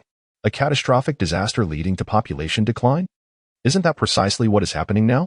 Gohan chuckled wryly, contemplating that had it not been for androids 17 and 18, he might have become a scholar by now. But how did you know I enjoyed reading? Suyu paused, caught off guard by Gohan's inquiry. She couldn't very well divulge that she had perused an alternate timeline script featuring Son Gohan. Although Gohan had been compelled to read by Chi-Chi in his youth, he had genuinely developed a love for books as he matured. It was unfortunate that the primary timeline's Gohan had even been teased as Nobi Gohan, but now, reading offered him a way to unwind and aided his training. Yet, Suyu couldn't state this outright, so she smiled and replied, have you forgotten? I possess the genes of Son Goku. In a sense, I am like a half-parent to you. After all, who knows a child better than their guardian? Upon hearing Suyu's light-hearted retort, Gohan felt no ire. He could see the charming silver-haired girl before him bore a striking resemblance to his father, particularly in her mannerisms and quirks. Aren't you worried I might neglect my training for the sake of reading? Not at all, for I shall oversee your progress. Moreover, appropriate relaxation not only alleviates stress but also contributes to training. There exists a meditative practice that benefits from both practical combat and reading. Besides, even now, in this era of peace after the defeat of androids 17 and 18, you wouldn't forsake your training for the sake of reading, would you? Gohan nodded, a wry smile gracing his features. He was no longer the boy who simply yearned to read. He had assumed the mantle of protecting the Earth, aware that adversaries would inevitably arise again, even without the presence of 17 and 18. What surprised Gohan, however, was how well the silver-haired girl understood him, even asserting that reading was a form of training. Truly, it seemed that all things could serve as a means of cultivation. By the way, I recall you mentioning that you possessed the genes of your father, Raditz, and Vegeta, uncle, yet it appears you predominantly exhibit your father's characteristics and traits. Hehe. That is because both Raditz and Vegeta have led lives steeped in violence and destruction, devoid of any meaningful purpose. In contrast, Son Goku's foundational training and combat awareness far surpass those of the three wild Saiyans. This is why your father, despite being a low-class warrior, progressed more rapidly than Vegeta. A royal. Upon hearing Suyu's explanation, Gohan found understanding. To be honest, the training you've orchestrated for us here, aside from the tenfold gravity, feels akin to a vacation. Doesn't it? A vacation? Well, perhaps it can be regarded as such. After all, our time here has been spent fishing or enjoying outdoor meals. And now we can peacefully read. This hardly resembles traditional training. That is precisely why I refer to it as the Turtle School's unique training method. The Turtle School, you say? I wonder how Master Roshi is faring these days? Gohan reminisced about the occasionally lecherous martial arts master, pondering how lonely he must be now, with his students having perished in battle. Do not fret. Soon enough, once we defeat androids 17 and 18, all those who have passed will be revived. There is no need to worry about the old man's solitude. You can see into my heart. I was merely guessing. By the way, starting tomorrow, I will arrange for you to teach Trunks. After all, diligent study is one of the core tenets of the Turtle School. Very well. However, I doubt I can impart much knowledge, having never even completed middle school. Fear not, for I shall enlighten you, Suyu proclaimed proudly, patting her chest. With the wisdom gained from the ancient wall lamp and the memories inherited after attaining divinity, I am more than equipped to teach you. Feel free to ask me about any part of the book you find confusing. All right, it's a bit disappointing, lacking in excitement, Gohan mused internally. Though it might seem disrespectful, he couldn't help but jest. Despite Trunks calling you Sister Suyu, in reality, you're only a few centimeters taller than young Trunks, who is still growing and will likely surpass you soon. So you sensed a hint of discomfort in Gohan's gaze. Surely not. Gohan can't be that kind of person, she thought, oblivious to Gohan's true feelings. After all, she viewed Gohan as a pure-hearted child, much like his father. With the exception of that scoundrel Kakarot during the Majin Buu saga. Who knows what Goku experienced in those 7 years in hell? Transforming him into a traitor to his friends? Though it was for the sake of saving the world, it was still despicable, to align with their biological clocks. Suyu conjured an illusion of day and night, creating a cycle of time within the hyperbolic time chamber. Since it was merely an illusion, she needn't worry about transforming into a gorilla upon seeing a full moon. After a day of leisure and relaxation, night fell, and the next day, before dawn, Suyu roused the two for morning exercises. During these exercises, she deliberately burdened them, including herself, with weights equivalent to 10 times their body weight, though seemingly arduous. This was the only true physical training of the day. The rest of their time was spent fishing, farming, constructing shelters, and cooking, activities focused on skill refinement, particularly during farming. The tools were fragile and required careful control of their ki. Much like fishing rods, excessive force would cause them to break. Moreover, Suyu randomly placed stones in the soil, compelling them to carefully manage their ki once more. For Gohan, maintaining control in Super Saiyan form was particularly torturous. However, under Suyu's guidance, both Gohan and Trunks developed a more serene mindset, realizing that only a calm disposition would allow them to control the flow of ki. Each evening was designated for meditation and study, and gradually, they, especially Gohan, noticed that although their physical strength had not significantly increased, the barriers they faced began to loosen. Approximately a month later, Gohan successfully mastered the ability to maintain his Super Saiyan state continuously without losing control, while Trunks also transformed into a Super Saiyan. Amazing, Gohan. Your strength is incredible. Together, we shall surely prevail against androids 17 and 18. Trunks exclaimed, feeling the endless power of Super Saiyan coursing through him, swelling with pride. Yet, in the next moment, Suyu delivered a swift chop to Trunks' head. Why did you hit me, Sister Suyu? He protested. I did so to awaken you. Do not presume that merely transforming into a Super Saiyan is sufficient. Androids 17 and 18 possess battle powers that far exceed that of a Super Saiyan. Do not underestimate them, especially since they are twins with an unparalleled synergy. Ah, young Trunks chuckled sheepishly, rubbing his head. That is quite normal. When I first transformed into a Super Saiyan, I thought I could exact revenge, only to suffer a crushing defeat. Had androids 17 and 18 not toyed with me, I might have perished. Therefore, Trunks, you must ground yourself. Do you understand? Understood, Gohan. Suyu nodded. Now that Trunks can also transform into a Super Saiyan, you must follow Gohan's lead. Wait, I have to maintain my Super Saiyan state too? Now that he had transformed, Trunks realized how challenging it was to sustain that form during everyday activities. Starting anew was daunting, yet he had no choice but to accept it. Fortunately, thanks to a month of prior training, Trunks mastered the art of maintaining his Super Saiyan state in just half a month, matching Gohan's progress. As Gohan and Trunks advanced rapidly, Suyu's combat prowess also soared. Initially, her strength paled in comparison to Trunks, but in a span of a month and a half, she was able to suppress Trunks in his normal state, with only Trunks' Super Saiyan form able to overcome her. My apologies, Sister Suyu. I transformed into Super Saiyan out of eagerness. Trunks scratched his head apologetically. That is fine. I merely wish for you to maintain your Super Saiyan state in your normal form. Emerging from the rubble, Suyu was fortunate to have activated her protective shield, sparing her from harm, though her attire was beyond repair. As Suyu and Trunks trained, Gohan, who had been meditating, suddenly opened his eyes. Trunks, conversing with Suyu, noticed Gohan's ki rapidly diminishing. Gohan. Trunks turned to find Gohan maintaining his Super Saiyan form despite the decline in his energy. Impressive. It seems Gohan has begun to grasp the essence of a true Super Saiyan, Suyu observed. A true Super Saiyan? What do you mean? Trunks inquired. Have you not noticed? Your Super Saiyan form is constantly leaking ki, commonly referred to as leaking energy. A true Super Saiyan does not leak ki. Even when their stamina is nearly exhausted, they remain in the Super Saiyan state. Is that so? Trunks pondered, enlightenment dawning upon him. Meanwhile, Gohan's ki returned to tranquility, only to erupt once more, akin to a sudden storm. Wow, this power could easily annihilate androids 17 and 18. Trunks marveled, awestruck by Gohan's resurgence of energy. However, just as Gohan's ki surged to its peak, it abruptly waned, and he fell to one knee, gasping for breath. Gohan, what's wrong? Trunks rushed to support the kneeling Gohan. Just a moment, Trunks. I merely grazed the threshold of understanding without fully mastering it, Gohan replied, panting. Congratulations, Gohan. You have now reached the threshold of a Super Saiyan at full power, Suyu remarked, reflecting on how, in just a month, Gohan had touched the brink of Super Saiyan full power, surpassing the Gohan of the original timeline.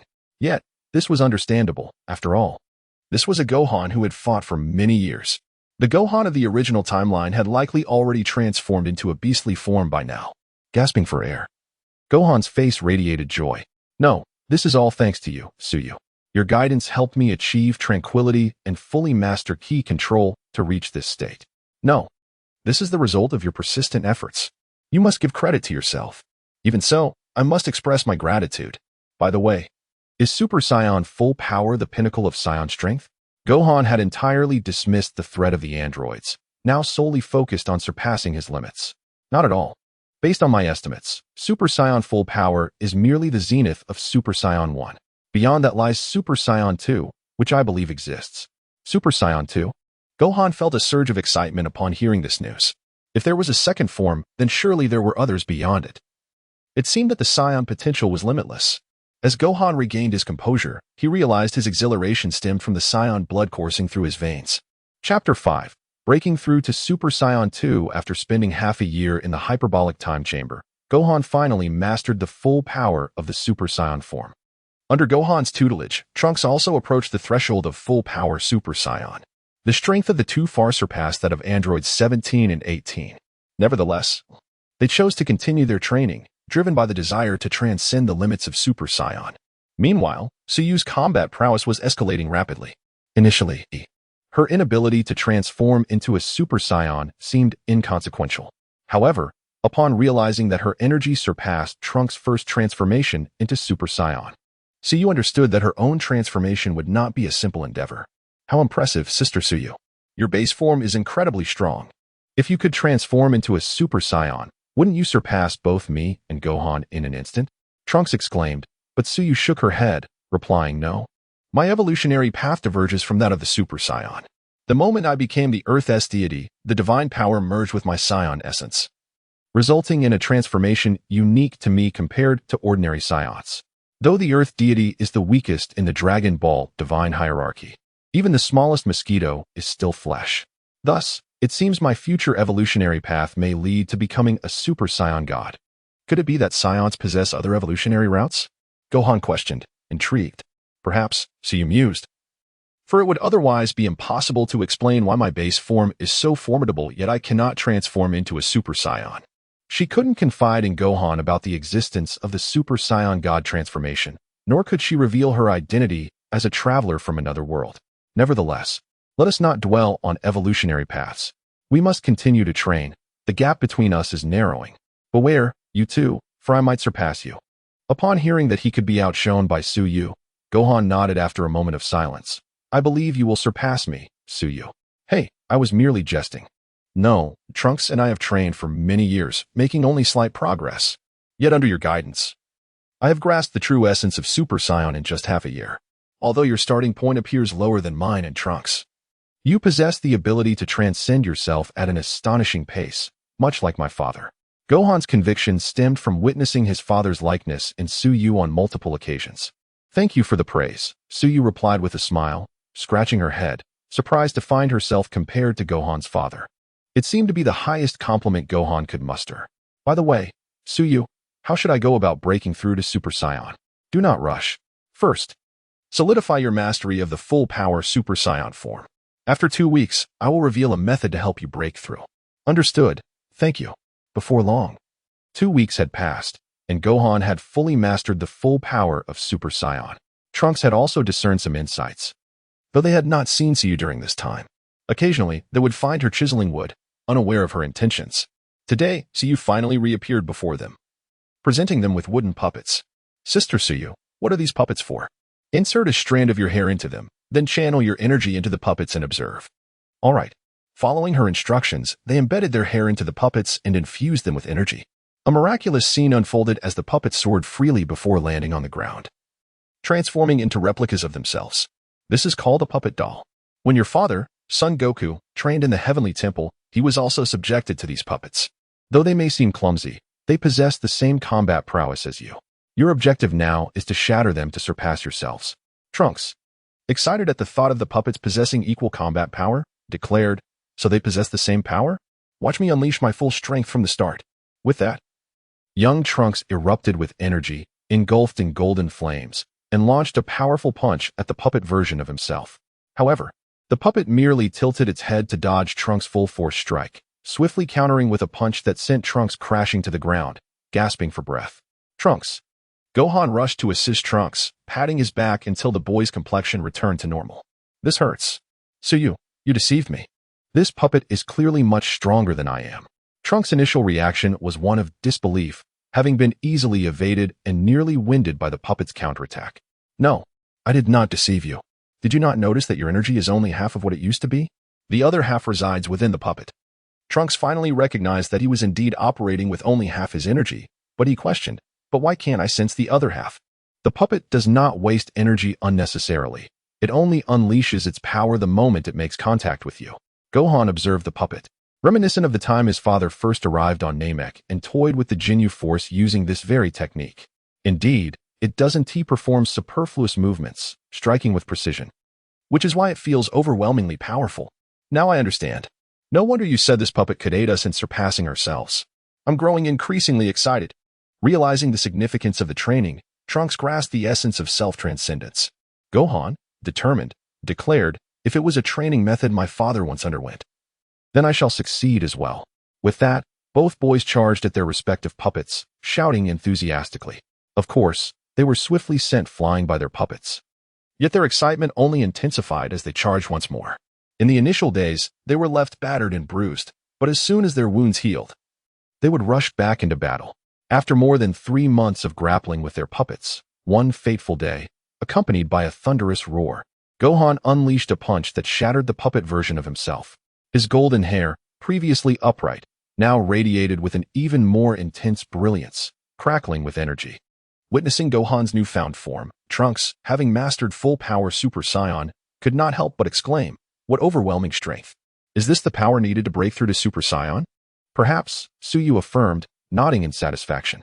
The progression to Super Saiyan 2 within just over 10 months had exceeded her expectations. Gohan, feeling an unprecedented surge of power within him, marveled at the might of Super Saiyan 2. "Super Saiyan 2, you say?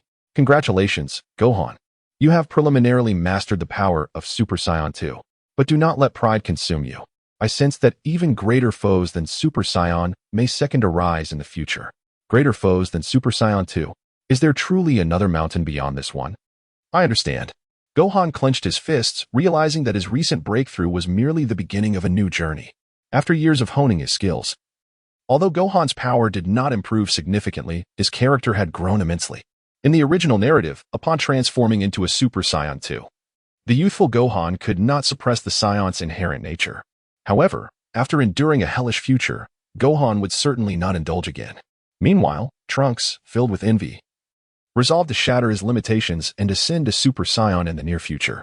Under Gohan's guidance, after more than a month, Trunks indeed broke through his own barriers and achieved Super Saiyan 2. On the other hand, Suyu felt the familiar aura of full-powered Super Saiyan within him and couldn't help but smile wryly. It was evident that he was not suited to become a Super Saiyan. However, he could no longer remain in the hyperbolic time chamber, as a year had already elapsed. In the hyperbolic time chamber, a year for the trio equated to merely a day in the outside world. The following day, when Suyu and the others emerged from the chamber, they encountered Bobo, who was sweeping the floor and was utterly astonished. Although Bobo himself was not particularly powerful, as one of Goku's mentors, he sensed a tremendous transformation in the trio's strength, which moved him to tears. "Mr. Bobo, why are you crying?" Bobo wiped his tears and replied, "You can finally avenge the former Supreme Kai." Suyu reassured him, "Do not worry, Mr. Bobo. This time, not only can we seek vengeance, but we can also resurrect the deceased former Supreme Kai." "Is that true?" "That's wonderful." The three exchanged glances and, without hesitation, flew away from the Supreme Kai's temple. As Suyu had become a deity, he immediately discerned the locations of androids 17 and 18. At that moment, Android 18 was furiously releasing energy, while Android 17 sat atop some rubble, chuckling, "Haha, 18, you truly have a child's temperament. It's just a game loss. Shut up. Can I vent a little when I'm in a bad mood?" Just then, a bullet struck Android 17's face. Turning to look, he saw a middle-aged man lying in the ruins, bloodied yet glaring at 17 with intense hatred. "Haha, I didn't expect you, an insect, to still be alive. Bastard. Even in death. I will never forgive you too. Demons. Die? Then let me send you to your demise." With that, a beam of light shot from 17's fingertip, causing the bloodied middle-aged man to reveal a bitter smile. "Wife, daughter, I will be with you soon." However, the middle-aged man discovered he was not dead. He opened his eyes to see a silver-haired girl in a long robe, emblazoned with the word God. "Kami? Is it true that this world has Kami?" Initially stunned, Android 17 burst into laughter. "Ha, God? I never expected to meet you, 12, in such a ridiculous manner. Laugh while you can, 17 and 18. Soon, you will no longer find it amusing." Android 18 also wore a mocking smile. "What makes you think an outdated model like you can defeat us?" Just as they spoke, Gohan and Trunks descended. "So, you three plan to join forces? How amusing. Do you really believe that 3 of you can triumph?" Android 17 leaped down, continuing, "Son Gohan, during our last battle, I used less than 40% of my power. This time, I shall use 50%. Rest assured, I won't kill you all at once." 17 boasted.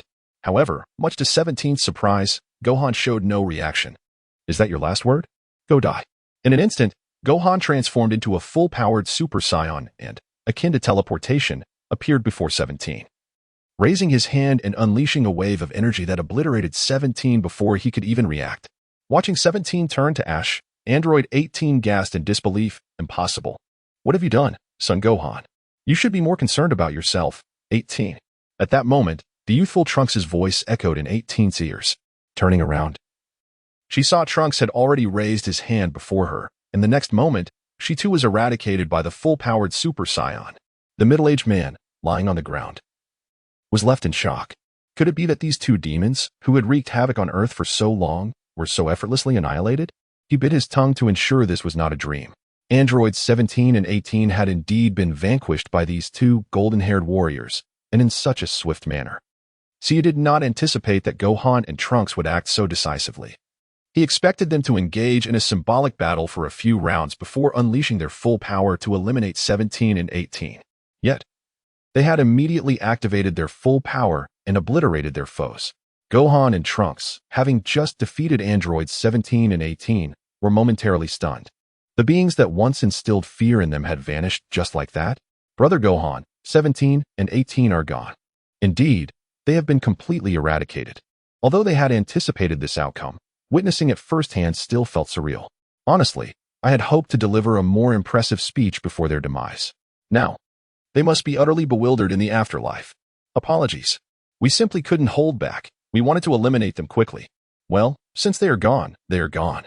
I shall announce this to the surviving humans. Saying this, Suyu pressed her fingertip to her forehead and used her divine authority to envelop the globe with her consciousness. As Gohan and Trunks pondered, they were startled to hear Suyu's voice resonating in their minds.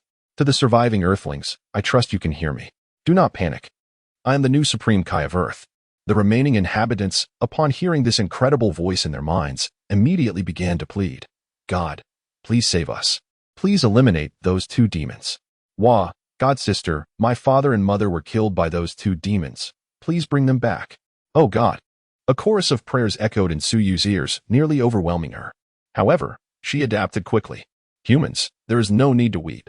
Androids 17 and 18 have been completely destroyed by two saviors just moments ago. As she spoke, Suyu shared the vision of the battle with every Earthling. Gohan and Trunks' expressions changed instantly upon realizing Suyu had not obscured their identities. All right, surviving humans, you need no longer hide. The darkness before dawn has passed entirely, and a new future awaits you. As for your loved ones who perished at the hands of androids 17 and 18, they shall soon be resurrected. Farewell, humanity. Quickly, Suyu closed her consciousness and sighed deeply. This divine consciousness is truly exhausting. Suyu, why didn't you obscure our identities just now? Yes, Suyu. This could lead to trouble for us. Gohan lamented with a bitter expression. Oh, is that so? My apologies. I forgot. But it's too late to change things now. I'm heading back to the temple. Tomorrow, Gohan, you will accompany me to the afterlife. Until then, farewell. With an awkward smile and a scratch of her head, Suyu transformed into a beam of light and vanished before Gohan and Trunks. Watching Suyu disappear, Trunks turned to Gohan and asked, Brother Gohan, what shall we do next? Gohan sighed and shrugged. There is nothing we can do but accept it. Now, let us return home. All right. Chapter 6. Returning home after bidding farewell to Trunks, Gohan flew back to his own home. Upon arriving, Trunks found Bulma preparing coffee. As she turned around, she spotted her son, Trunks. Mom, I'm back. Ah, it's only been a day, but Trunks, you've grown quite a bit, Bulma observed, estimating that her son had grown at least 5 or 6 centimeters. She then placed the freshly brewed coffee in front of him, and Trunks took a sip. I just heard Suyu's voice and saw you and Gohan defeat androids 17 and 18. Is that true? Yes, but Suyu didn't blur our faces, so it might cause trouble later. That's all right. By the way, how did you and Gohan become so powerful in just one day with Suyu's help? And what's with your height? Well, Trunks slowly recounted the intense training he had undergone, and Bulma nodded in understanding. So that's it, the hyperbolic time chamber. A truly miraculous place. Bulma mused, leaning back in her chair, lost in thought. Mom, what do you mean by miraculous? Oh, it's nothing. I'm just saying that Suyu resembles Goku quite a bit. If your Uncle Goku hadn't passed away due to illness, the androids would have likely been defeated long ago. Really? Gohan also mentioned that Suyu has some similarities to Uncle Goku. Was he really that amazing? Bulma nodded thoughtfully. Indeed, your Uncle Goku, like Suyu, was a being capable of creating miracles.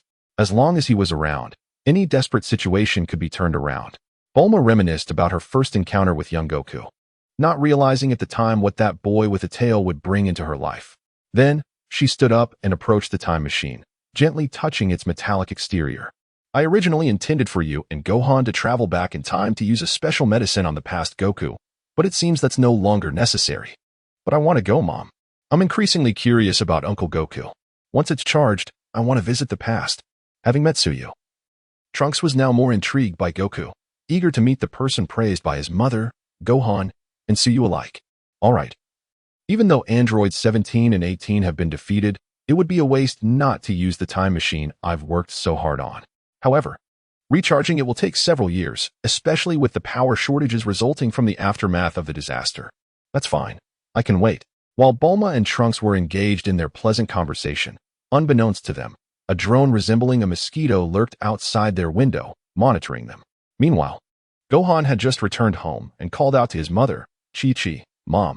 Startled, Chi-Chi dropped the plate she was washing upon hearing his voice and rushed to embrace him.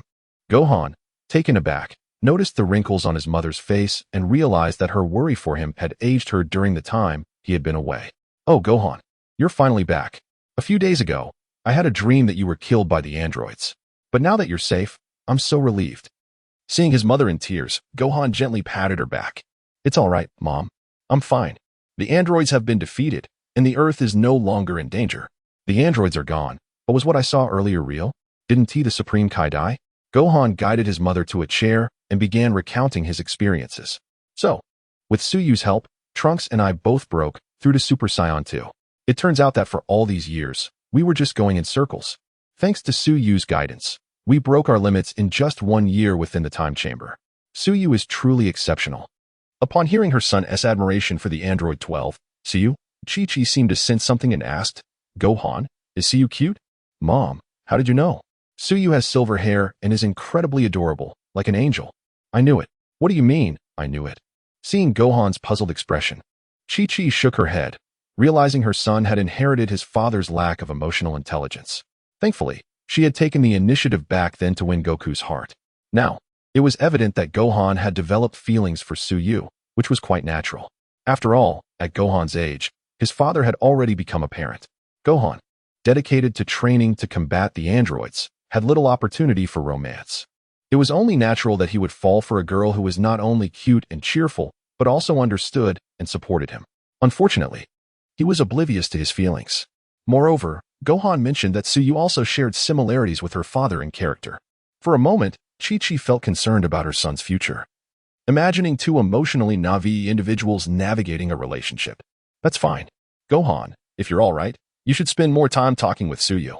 Of course. Suyu has profound insights into martial arts, and her knowledge is vast. Engaging with her will not only aid your training, but also expand your understanding. Gohan. I think when you converse with Suyu, it would be good to discuss other topics as well. Other topics? What other topics? Chi-Chi was clearly hinting at something, but Gohan failed to grasp her implications. Oh, never mind. You can discuss whatever you like. Chi-Chi relinquished her attempts to hint at anything further. However, she thought to herself that since Suyu shared similar interests with her son, there was no need to worry about their future. After all, she had once been very fond of martial arts, and it was through her admiration for the formidable Goku that she had fallen for him.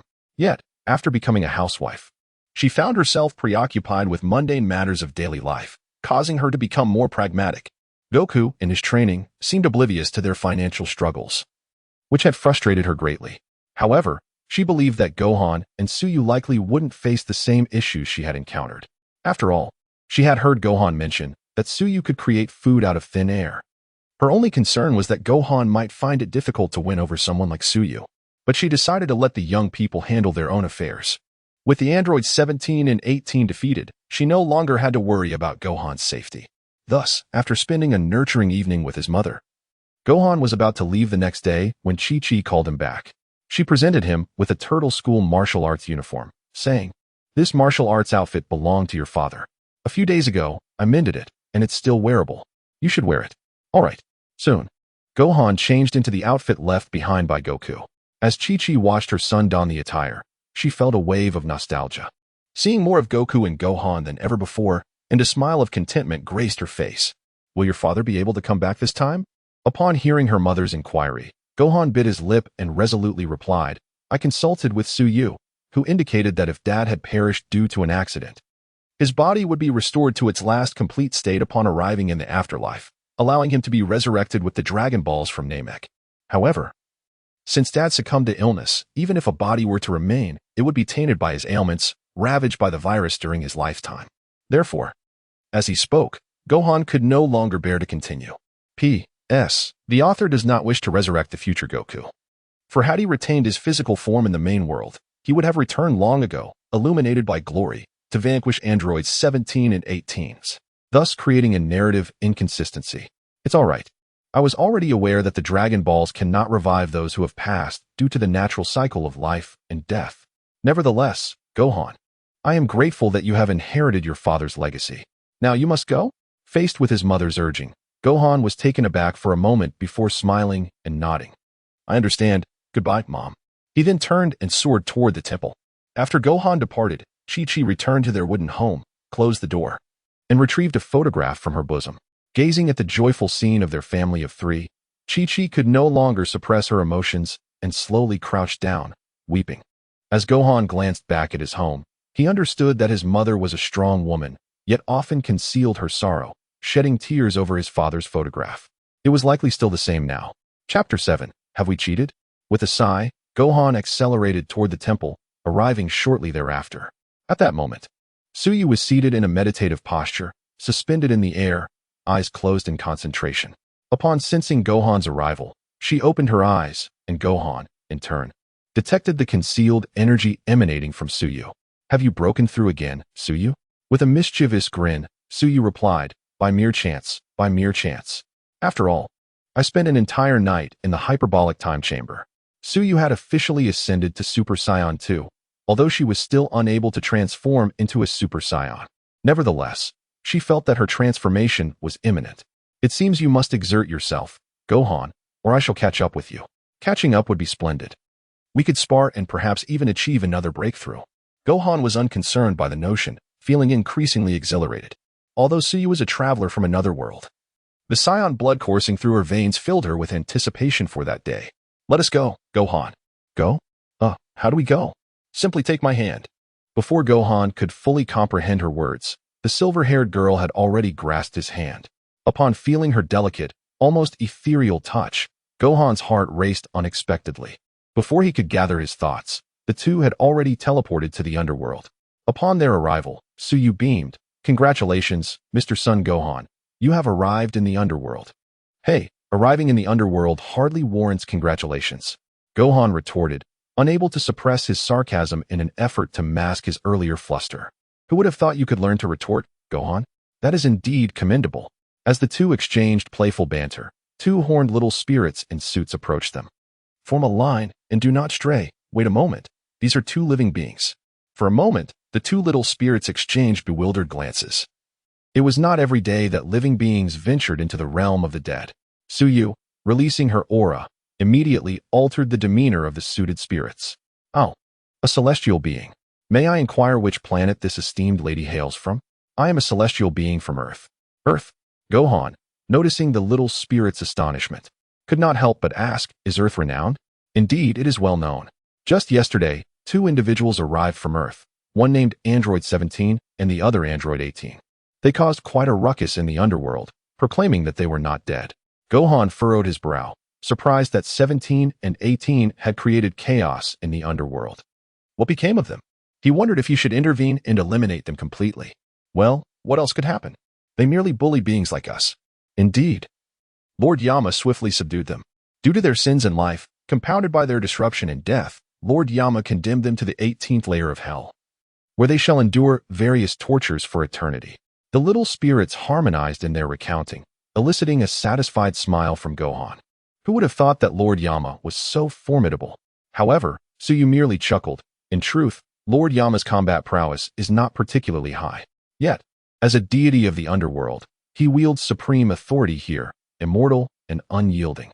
Any deceased being is subject to his divine power unless they held greater authority in life. How astonishing! Deities possess such might. Deities are inherently powerful. Do not underestimate them. Were it not for the arrival of the Saiyans, deities would have remained invincible on Earth. But the rapid evolution of combat power has left them struggling to keep pace. Excuse me, gentlemen, could you guide us to meet Lord Yama? Of course, not a problem. Soon, they reached the Grand Hall of Yama, only to find a long queue before the entrance. However, for Suyu and Gohan, a fast track was available. Passing through, they soon stood before the imposing figure of Lord Yama, who was taken aback upon seeing Suyu. Is it truly possible for a mere deity from a small planet to possess such strength? Thank you for your kind words, Lord Yama. Much appreciated. Now, you must be the Son Gohan who vanquished Android 17. Truly, the apple does not fall far from the tree. Thank you, Lord Yama. By the way, is my father in heaven? Upon hearing Gohan's inquiry, Lord Yama sighed. According to the records, Goku's merits could have allowed him to ascend to heaven and retain his physical form. Unfortunately, his body was severely ravaged by a virus, rendering that impossible. Consequently, he chose reincarnation instead of ascending to heaven. Although Gohan had mentally prepared for this news, he could not help but feel a pang of sorrow. My father. Do not dwell too much on it. Your father's circumstances were unfortunate. However, I heard that Piccolo still retains his form. Gohan suppressed his sadness upon hearing this news. What of Uncle Piccolo, Lord Yama? Ah, Piccolo? After arriving in the underworld, he merged once again with the deity and is currently training with King Kai on planet King Kai. Gohan was astonished to learn of the reconciliation between the deity and Piccolo after death. Had they reconciled during life? They might have been able to defeat androids 17 and 18. Lord Yama, I have a question. I recall that the deceased are granted 1 day to return to the living realm, correct? Suyu interjected. That is correct, but only if they have made significant contributions. Among Earth's inhabitants, only Goku qualifies. All others, including the previous Earth deity, lost their rights due to the circumstances surrounding King Piccolo. Suyu nodded in understanding, realizing why Piccolo could not return. Yet she remembered that Vegeta and later Frieza had also returned from the dead. What circumstances allow even those lacking merit or who are inherently evil to return to the living realm? After a moment of contemplation, Lord Yama replied, such occurrences are indeed rare, typically arising from a universe-level existential crisis. A crisis of that magnitude? Suyu pondered, acknowledging that both Vegeta and Frieza's resurrections were tied to the universe's peril. In this world, however, only Earth faced such a crisis, rendering the Dragon Ball universe's future rather grim. May I take Gohan to meet King Kai now? Certainly. Both you and Gohan have made significant contributions, and you may reach King Kai via Snake Way. Lord Yama gestured for his subordinates to open a door, revealing a long path of serpentine road. Gohan, let us proceed. Yes. The thought of meeting Piccolo lifted Gohan's spirits, dispelling his earlier gloom.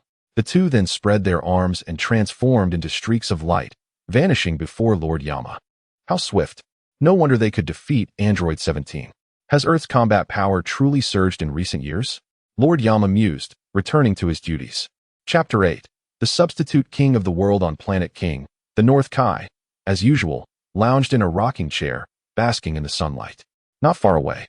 After merging with God, Piccolo was engaged in combat with Tien, Yamcha, and Krillin. Despite their coordinated assaults, Piccolo remained undeterred, battling solely with his feet, his gravity suit untouched. Though the trio worked seamlessly together, they could not compel Piccolo to use his hands, and soon they found themselves unable to keep pace with his speed. One by one sent crashing to the ground. You three have made some progress, but not much, Krillin remarked, climbing out of a crater and scratching his bald head with a chuckle. Ah, it seems we still cannot compare to you, Piccolo. Indeed, after all these years, we feel as though it has become exceedingly difficult for us to grow stronger, Yamcha added, choosing to lie flat rather than rise. Perhaps this is the limit of our capabilities as Earthlings. Tien was helped to his feet by Kaiatsu, pondering aloud, I wonder how things are on Earth. Did Gohan and the others defeat the androids? Krillin dusted off his clothes and glanced at Piccolo. Hey, Piccolo, aren't you worried about Gohan? At Krillin's words, Piccolo's expression darkened. There is nothing to worry about. Gohan's talent will one day defeat those two androids. Do you truly have faith in Gohan? Krillin questioned, only to be interrupted as he sensed a familiar energy. Wait, is that you, Gohan? Krillin's gaze lifted to find a young man clad in the Turtle School martial arts uniform, initially mistaking him for Goku due to their striking resemblance. However, realizing Goku had long since reincarnated, he felt the energy and recognized it was indeed Gohan. Piccolo, who had previously maintained a calm demeanor, spun around in astonishment at the sight of Gohan hovering in the air. Gohan. Yamcha and Tien shared the same surprise, instinctively thinking that Gohan, like them, had perished. Hello. Uncle Piccolo, Uncle Krillin, Uncle Yamcha, Uncle Tien, Kaiatsu. It's been a while. Gohan greeted his elders with a bright smile. Gohan, you two have died? Piccolo uttered, a pang of sorrow evident in his voice. Uncle Piccolo, what are you talking about? I'm not dead. Look, I don't have a halo above my head. It was then they noticed the absence of a halo, indicating that Gohan was indeed alive. Rest assured, I defeated androids 17 and 18 with Trunks. Soon enough, Uncle Piccolo. You will all be revived, Gohan reassured them.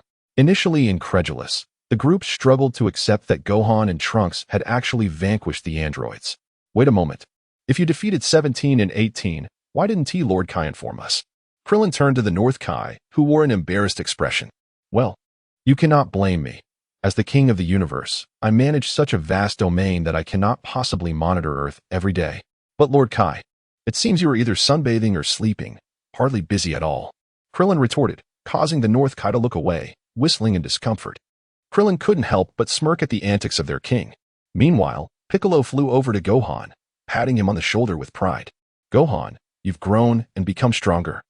Having once believed himself sufficiently powerful after merging with the Supreme Kai and training on King Kai's planet for many years, Piccolo was now struck by the realization that Gohan's hidden potential had surpassed his own.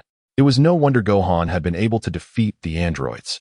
I've only achieved this thanks to more than just my own efforts, Gohan began, but then asked, by the way, how did you end up here? I was brought here by Suyu, Gohan replied. Suyu? Krillin inquired, puzzled as he had never heard of such a name. Who is that? At that moment, a figure approached swiftly, landing gracefully. As the figure came into view, Krillin was taken aback to find it was a charming young girl. Gohan. I can hardly keep up with you. The moment I sensed Uncle Piccolo's energy, you accelerated away, and I lost sight of you. Suyu complained, clearly agitated. Sorry, I got too excited, having not seen Uncle Piccolo for so long. Gohan quickly apologized, realizing he had unintentionally left Suyu behind in his exuberance. It's fine, I understand. Suyu waved dismissively. After all, for Gohan, Piccolo represented a paternal figure, especially now that Goku had been reincarnated. Piccolo, sensing Suyu's unique energy, remarked with curiosity. You are the new Earth Supreme Kai, but your energy feels rather peculiar. Krillin, having been alerted by Piccolo, noticed too. Indeed, your energy carries traces of Goku, Vegeta, Nappa, and Raditz. What is going on? With a gentle smile, Suyu replied, Oh, that's quite normal.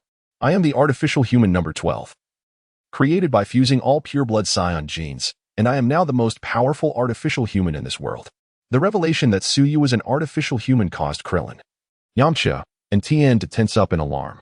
Seeing their reaction, Gohan stepped forward with open arms, urging them to remain calm. Uncle Krillin, please, don't worry. Although Suyu is an artificial human, she is not evil. Piccolo added, you should heed Gohan's words. An evil person could never become a Supreme Kai. Even a hint of malevolence disqualifies one from such a role. Understanding the gravity of becoming a Supreme Kai, Piccolo knew one must possess a pure heart. I see. My apologies for our recklessness, Krillin conceded. Yes, Yamcha began, but Gohan interjected, no need to apologize. I understand your vigilance. After all, you were killed by artificial humans. So it's only natural to be wary. However, to be honest, even if you did attack me, I wouldn't be worried, as you three are not very strong. The three men felt a sting of discomfort at being so easily dismissed by a petite girl, especially given the truth of her statement. After all, how could they hope to contend with an artificial human who possessed Saiyan blood? Gohan, you mentioned we would all be revived. How does that work? Krillin inquired. We came here to ask Lord Kai for the location of New Namek, so we can use its Dragon Balls to resurrect you. Once you are revived, Uncle Piccolo. The Dragon Balls on Earth will also be able to bring back everyone who perished, Gohan explained cheerfully. However, Piccolo shook his head solemnly. I'm sorry, Gohan. But after arriving in the afterlife, I merged with the Supreme Kai. Even if we recover the Dragon Balls on Earth, they won't be able to revive me. What? How can this be? Gohan exclaimed in dismay. If the Earth's Dragon Balls can't revive you, it would take ages to resurrect everyone one by one with the Namekian Dragon Balls. A profound silence enveloped the group as they contemplated the implications. Piccolo could not be separated from the Supreme Kai due to their union, as he no longer harbored an evil heart. Yet Suyu interjected calmly. You need not require Piccolo to resurrect the Earth-S dragon. Any Namekian could serve as the Earth-S Supreme Kai to activate the Dragon Balls. Indeed. I hadn't considered that. Yamcha responded, excitement lighting up his face.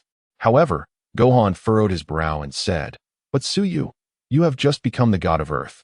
Are you truly considering abdicating?" "It matters not," Suyu replied. "After all, I ascended to divinity for the purpose of saving the world.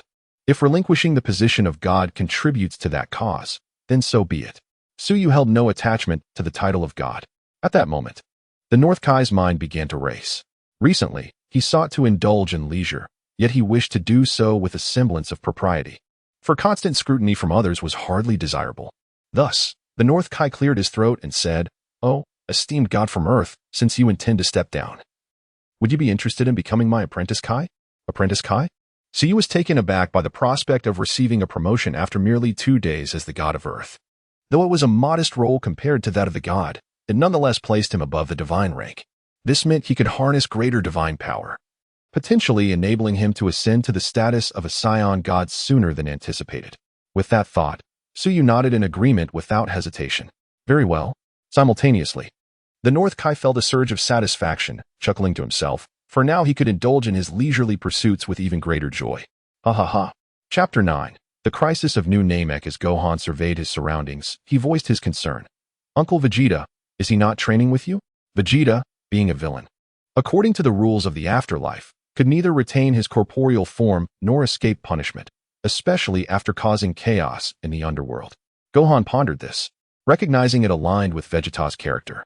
Meanwhile, King Kai began to investigate the whereabouts of New Namek and soon pinpointed its location. If we translate the coordinates to your Earth, they are x 5236, 75, y 6633, 32, z 3421, 69. Upon learning the coordinates, Gohan nodded, remarking, "This position is even closer than that of old Namek." With the reconstruction of the world, creating a spaceship was no longer as daunting a task. However, the expression of King Kai suddenly darkened, mirroring the concern of Goku and Piccolo beside him. "This is dire. New Namek is facing a great catastrophe." Piccolo, who had initially been in high spirits, turned pale at the news of impending disaster threatening his homeland. "What is wrong with New Namek, Lord King Kai?" "A mechanical planet is hurtling towards Namek at breakneck speed. This mechanical planet can devour all organic life, and many planets have already suffered. It seems it has set its sights on New Namek as well." Gohan's countenance fell upon hearing King Kai's words, and he turned to Suyu, saying, "Suyu, we must hasten to New Namek at once." "Understood." After a brief farewell to their companions, the two departed. Before leaving, Piccolo earnestly urged Gohan to save New Namek. As they journeyed back, Suyu expressed her confusion about the mechanical planet that consumed organic life forms, recalling that such an enemy had existed in the Dragon Ball universe. "Gohan, after your father Goku defeated Frieza, did any of Frieza's relatives seek revenge?" "Yes, 6 months after my father returned to Earth, Frieza's brother, Cooler, came seeking vengeance. Cooler showcased a transformation beyond Frieza's, yet ultimately fell to my father." "Cooler, indeed. This Dragon Ball universe intertwines with elements from the old Dragon Ball saga," Suyu remarked. "Why do you suddenly inquire about this?" Gohan asked. "It is nothing, as a deity. I have a premonition that the crisis at New Namek is somehow linked to this Cooler." "Huh? So deities can foresee the future?" Gohan queried incredulously. "Is it even possible? My father sent Cooler into the sun. How could he survive?" "Not necessarily. Who can say for certain? Regardless, let us proceed to New Namek first." "All right." Upon reaching the Yama Palace, the two bid farewell to King Yama and instantly teleported back to Earth, then without delay flew towards Trunks' home in West City. At that moment, Bulma was meticulously organizing the blueprints of the spaceship left behind by her father. "Is this the spaceship designed by Grandpa?" Gohan inquired. "Indeed. Your Uncle Goku used this spaceship to come to Namek and rescue your mother, me, you, and Uncle Krillin," Bulma replied. "That's impressive. Mother, shall we commence construction now?" "Not just yet. We lack the raw materials. We must wait until the ordered materials arrive before we can begin. As the saying goes, a skilled cook cannot make a meal without rice." Constructing a spaceship demands immense resources, and the destruction wrought by the androids had severed the entire supply chain, making it arduous to start anew. It would take at least half a year to rebuild. At that moment, Trunks looked up and exclaimed, "Gohan and Suyu are here." Trunks rushed to open the door, and soon Gohan and Suyu landed before him. Gohan, have you returned from the afterlife? Did you obtain the coordinates from King Kai? Trunks was eager to meet his long-lost father, who had perished shortly after his birth, leaving him with no memories of the man. Yes, we acquired the coordinates for New Namek. Gohan entered the house and spotted Bulma organizing the blueprints. Bulma, Auntie, when can the spaceship be ready? Well, it will take around 6 months.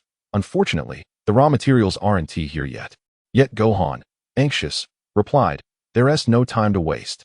King Kai informed us that New Namek is in peril, and we must protect it, or our last hope may be extinguished." New Namek is in danger? Bulma's expression shifted. But there was little she could do. At that moment, Suyu raised her hand and spoke. "May I see the blueprints? I believe I can construct it." Trunks jumped up in excitement. "Yes. Suyu can create things out of thin air. She is perfect for building the spaceship." "You can construct a spaceship?" Bulma asked, astonished. "I am a deity, after all. While I cannot create sentient beings, I can craft most machinery as long as I have the specifications," Suyu explained. "I recall Goku mentioning that the former Supreme Kai repaired the shattered moon. It seems the Earth's gods possess considerable skills." At that moment, a subtle expression crossed Suyu's face. "I wasn't referring to you, but rather that the Earth's gods usually only train personnel during crises. It is rare for them to confront enemies directly."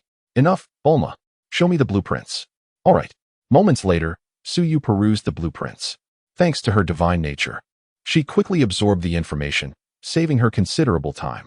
Stepping outside, Suyu raised her hand, gathering energy in her palm, and proclaimed, "Commence construction." The energy then transformed into the skeletal structure of a spherical spaceship, which solidified and morphed into a fully realized vessel. Such remarkable ability! Bulma marveled, admiring the spaceship. Suyu clapped her hands, stating, "It's manageable, but without the blueprints and your provided materials, I couldn't have constructed the ship. Now, Gohan, we can head to New Namek." "This is fantastic," Trunks exclaimed, his excitement palpable. The prospect of traveling to another planet filled him with exhilaration, especially with the unknown adversaries lurking on New Namek, igniting the Saiyan blood within him. "I shall not accompany you. I lack combat prowess and prefer to remain to help rebuild West City," Bulma expressed, recalling her last harrowing journey to Namek. She was too old for such adventures now and needed to oversee the reconstruction. "Very well, Mother. Take care of yourself at home. Don't worry, with the androids vanquished, Earth is quite safe." Suyu added, "Rest assured, as the deity of Earth, I will sense any significant changes. Moreover, calculations indicate that it will only take around 5 days to reach New Namek, so it won't be long. After all, the Namekians had made their wish on Earth to find New Namek, hence it wasn't too far from Earth." "Indeed, Trunks. You can always contact your mother through the spaceship's communication devices." "Indeed, Mother, we shall reunite in 10 days. As Suyu contemplated the matter of sustenance while constructing the spacecraft, he deemed it unnecessary to prepare provisions. Subsequently, the trio embarked upon the vessel. The operation of the spacecraft was remarkably simple and intuitive. Even Son Wukong, who had no prior training, was able to navigate it to Namek. Thus, under Bulma's guiding hand, the spacecraft soared into the cosmos, heading towards Namek. Chapter 10, gradually drawn to you in the vast expanse of the universe, where infinite spaces abound and the most magnificent starry rivers are omnipresent. A streak of white light suddenly traverses the void. This white light is none other than the spacecraft carrying Suyu and her companions.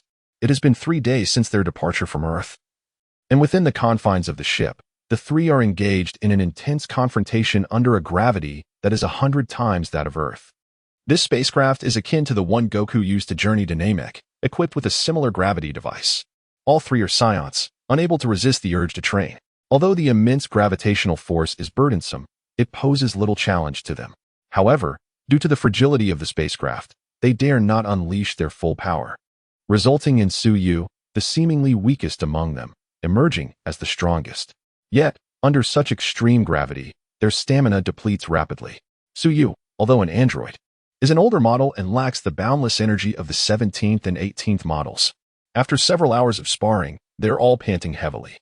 Suyu then uses her voice to disable the gravity, but Gohan and Trunks are too exhausted to even stand.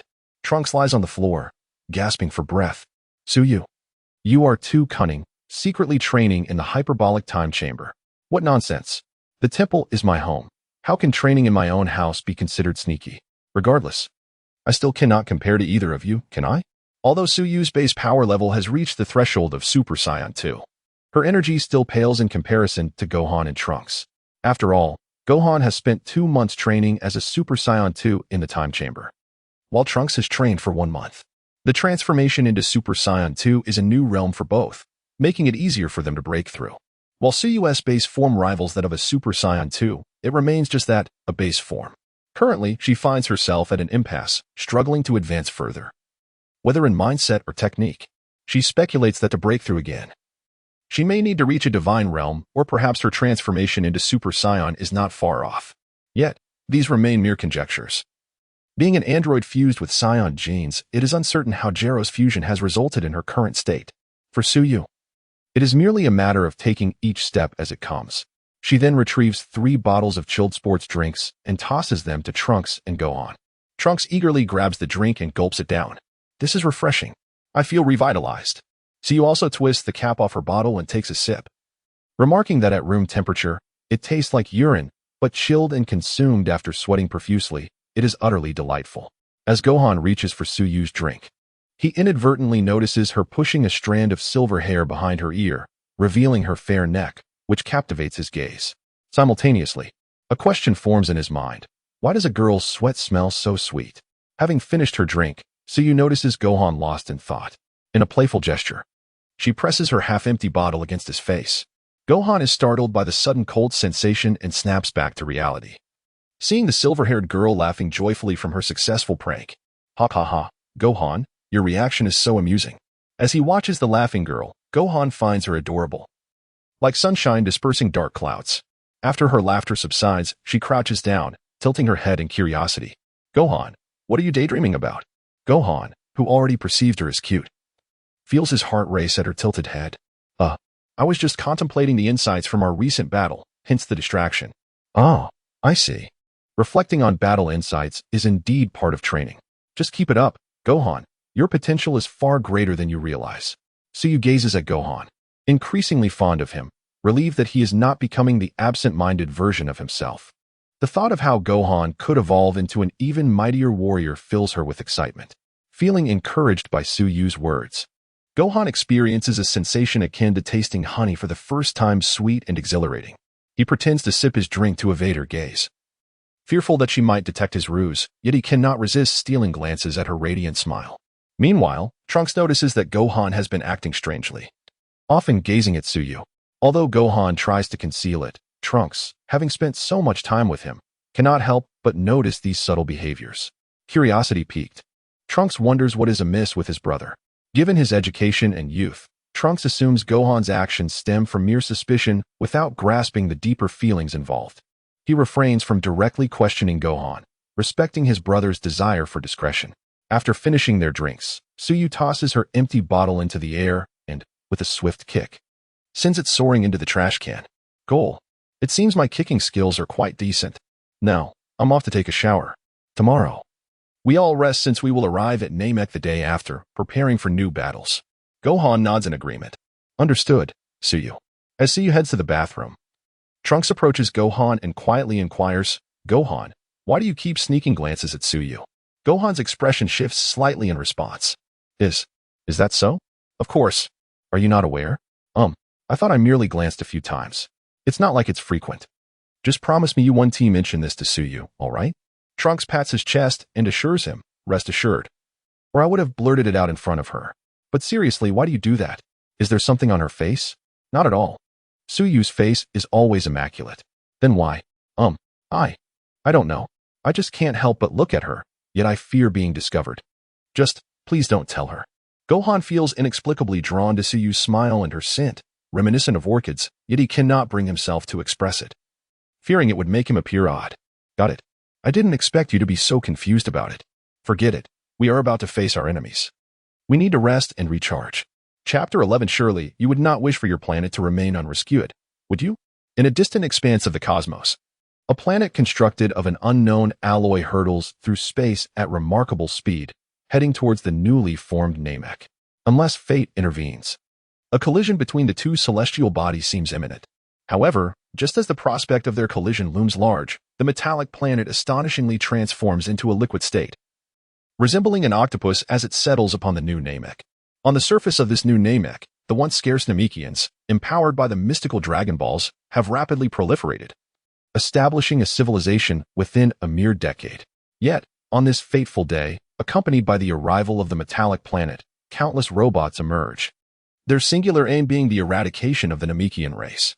In an instant, the fragile revival of Namekian civilization is thrust back into dire peril. In a village on New Namek, a middle-aged Namekian lies on the ground, terror etched across his face as he gazes upon a robot. Organic life form detected, initiating capture protocol. The robot announces, extending its colossal mechanical arm towards the Namekian. Suddenly, a furious shout pierces the air. Stop! With that, a swift energy slash severs the robot's arm. The attack executed by a youthful Namekian. Uncle Ron, you must flee. The children have already evacuated. I will hold them off. But Dandy, you are not a combat-type Namekian. Don't, fear not, Uncle. I am young and vigorous. Even if I am not a fighter, I can escape. You must go. Reluctantly. The middle-aged Namekian clutches his wounded abdomen and hastily retreats, leaving Dandy to face the robot alone. The robot, now focused on Dandy, recalibrates its target. Target adjusted. Utilizing new methods to eliminate the enemy. To Dandy's astonishment, the robot, despite its severed arm, extends a wire from the stump, and liquid metal flows forth, solidifying into a new limb. Indeed, it has repaired itself. Dandy's expression turns grave. These robots not only possess overwhelming combat prowess, but also a remarkable rate of self-repair. Then I shall damage you beyond repair. Allow me to demonstrate the techniques I have learned from my friends. Dandy declares, raising both hands to conjure energy slashes, which he hurls at the robot, intent on dismantling it into fragments. However, the robot's computational center quickly assesses the situation, concluding that its structure cannot withstand the energy slashes. Yet, this does not imply that it is defenseless. The robot raises its arm and launches several energy spheres, which explode upon impacting Dandy's energy slashes, shattering them into nothingness. Dandy watches in shock as his attack is neutralized, and in that moment of surprise, the robot ensnares him with its elongated arm. Akin to a serpent coiling around its prey, Dandy exerts every ounce of strength to break free, the veins on his forehead bulging, yet he remains trapped. Ugh. The robot's other arm transforms into a cannon, gathering energy. Annihilation cannon ready to fire. Countdown. 3, 2, at this moment, Dandy surrenders to despair. What a pity. To think he would face death once more. Would he even have the chance to resurrect again? Just as hopelessness envelopes him, a cacophony of metal shattering fills the air, and the oppressive grip vanishes. When Dandy opens his eyes, he sees the robot reduced to mere fragments, and a figure greets him with a wave. Just in time. Long time no see, Dandy. Recognizing the familiar aura, Dandy exclaims with delight, "Is that you, Gohan?" "Indeed, it is I. It has been ages. You've grown so much." Dandy recalls the day Gohan saved him from Frieza, and now, years later, they have both matured into adults. Gohan chuckles and remarks, "You are no different. You look just like Uncle Piccolo. If you two stood together, I would struggle to tell you apart." "Well, you Earthlings all look rather similar as well," Dandy retorts. Just as the two prepare to continue their reunion, Suyo and Trunks descend before them. "Suyo, Trunks, let me introduce you to Dandy." Suyo inspects Dandy from head to toe, nodding with satisfaction. "Very good, very suitable." Dandy feels a sense of discomfort under Suyo's scrutinizing gaze. Miss? Once, the Namekians had spent months on Earth, during which Dandy frequently sought Gohan and Krillin's company, thus acquiring some basic Earth etiquette. "Why do you look at me so?" "Nothing to worry about. By the way, your name is Dandy, correct? Would you be interested in becoming our Earth's guardian?" "Guardian? What do you mean by that?" "I have no such interest. I must first protect my own home." "Ah, do not be so quick to refuse. While the position of Earth Guardian lacks any substantial benefits or insurance, it is truly a noble endeavor." As Suyo continues, Gohan, unable to endure any longer, clears his throat. Suyo. I believe we should first assist the Namekians with their immediate crisis before putting Dandy in a difficult position." "Difficult? Perhaps a bit, but in that case, let us approach it differently." Upon hearing Suyo's words, Gohan breathes a sigh of relief. "However, you, Namekian, would not wish for your homeland to remain in peril, would you?" Gohan and Trunks nearly stumble at the implications of Suyo's words, sensing an unsettling undertone. All right, I jest. I simply wish to lighten the mood. Now, let us proceed to rescue Namek." Suyo chuckles, scratching her head. Gohan exhales deeply, feeling considerably lighter after Suyo's antics. Meanwhile, the surrounding robots, having received reports of their fallen comrades, swarm towards them. With the robots encircling them, Suyo turns to Trunks. Trunks, take Dandy to safety. This area is about to become a fierce battleground. A fierce battleground? Suyo, do these fat peeps pose such a threat? Trunks does not underestimate the robots. They are indeed weak, and he could easily dispatch them even in his normal state. Indeed, do not underestimate them. Though these robots may seem trivial, once we clear them, the elite foes will surely emerge, along with a boss fight. I understand, Suyo. Gohan, Trunks, be careful. I will return shortly. Thus, young Trunks escorts the injured Dandy away, dispatching a few unwitting robots that attempt to attack, effortlessly neutralizing them.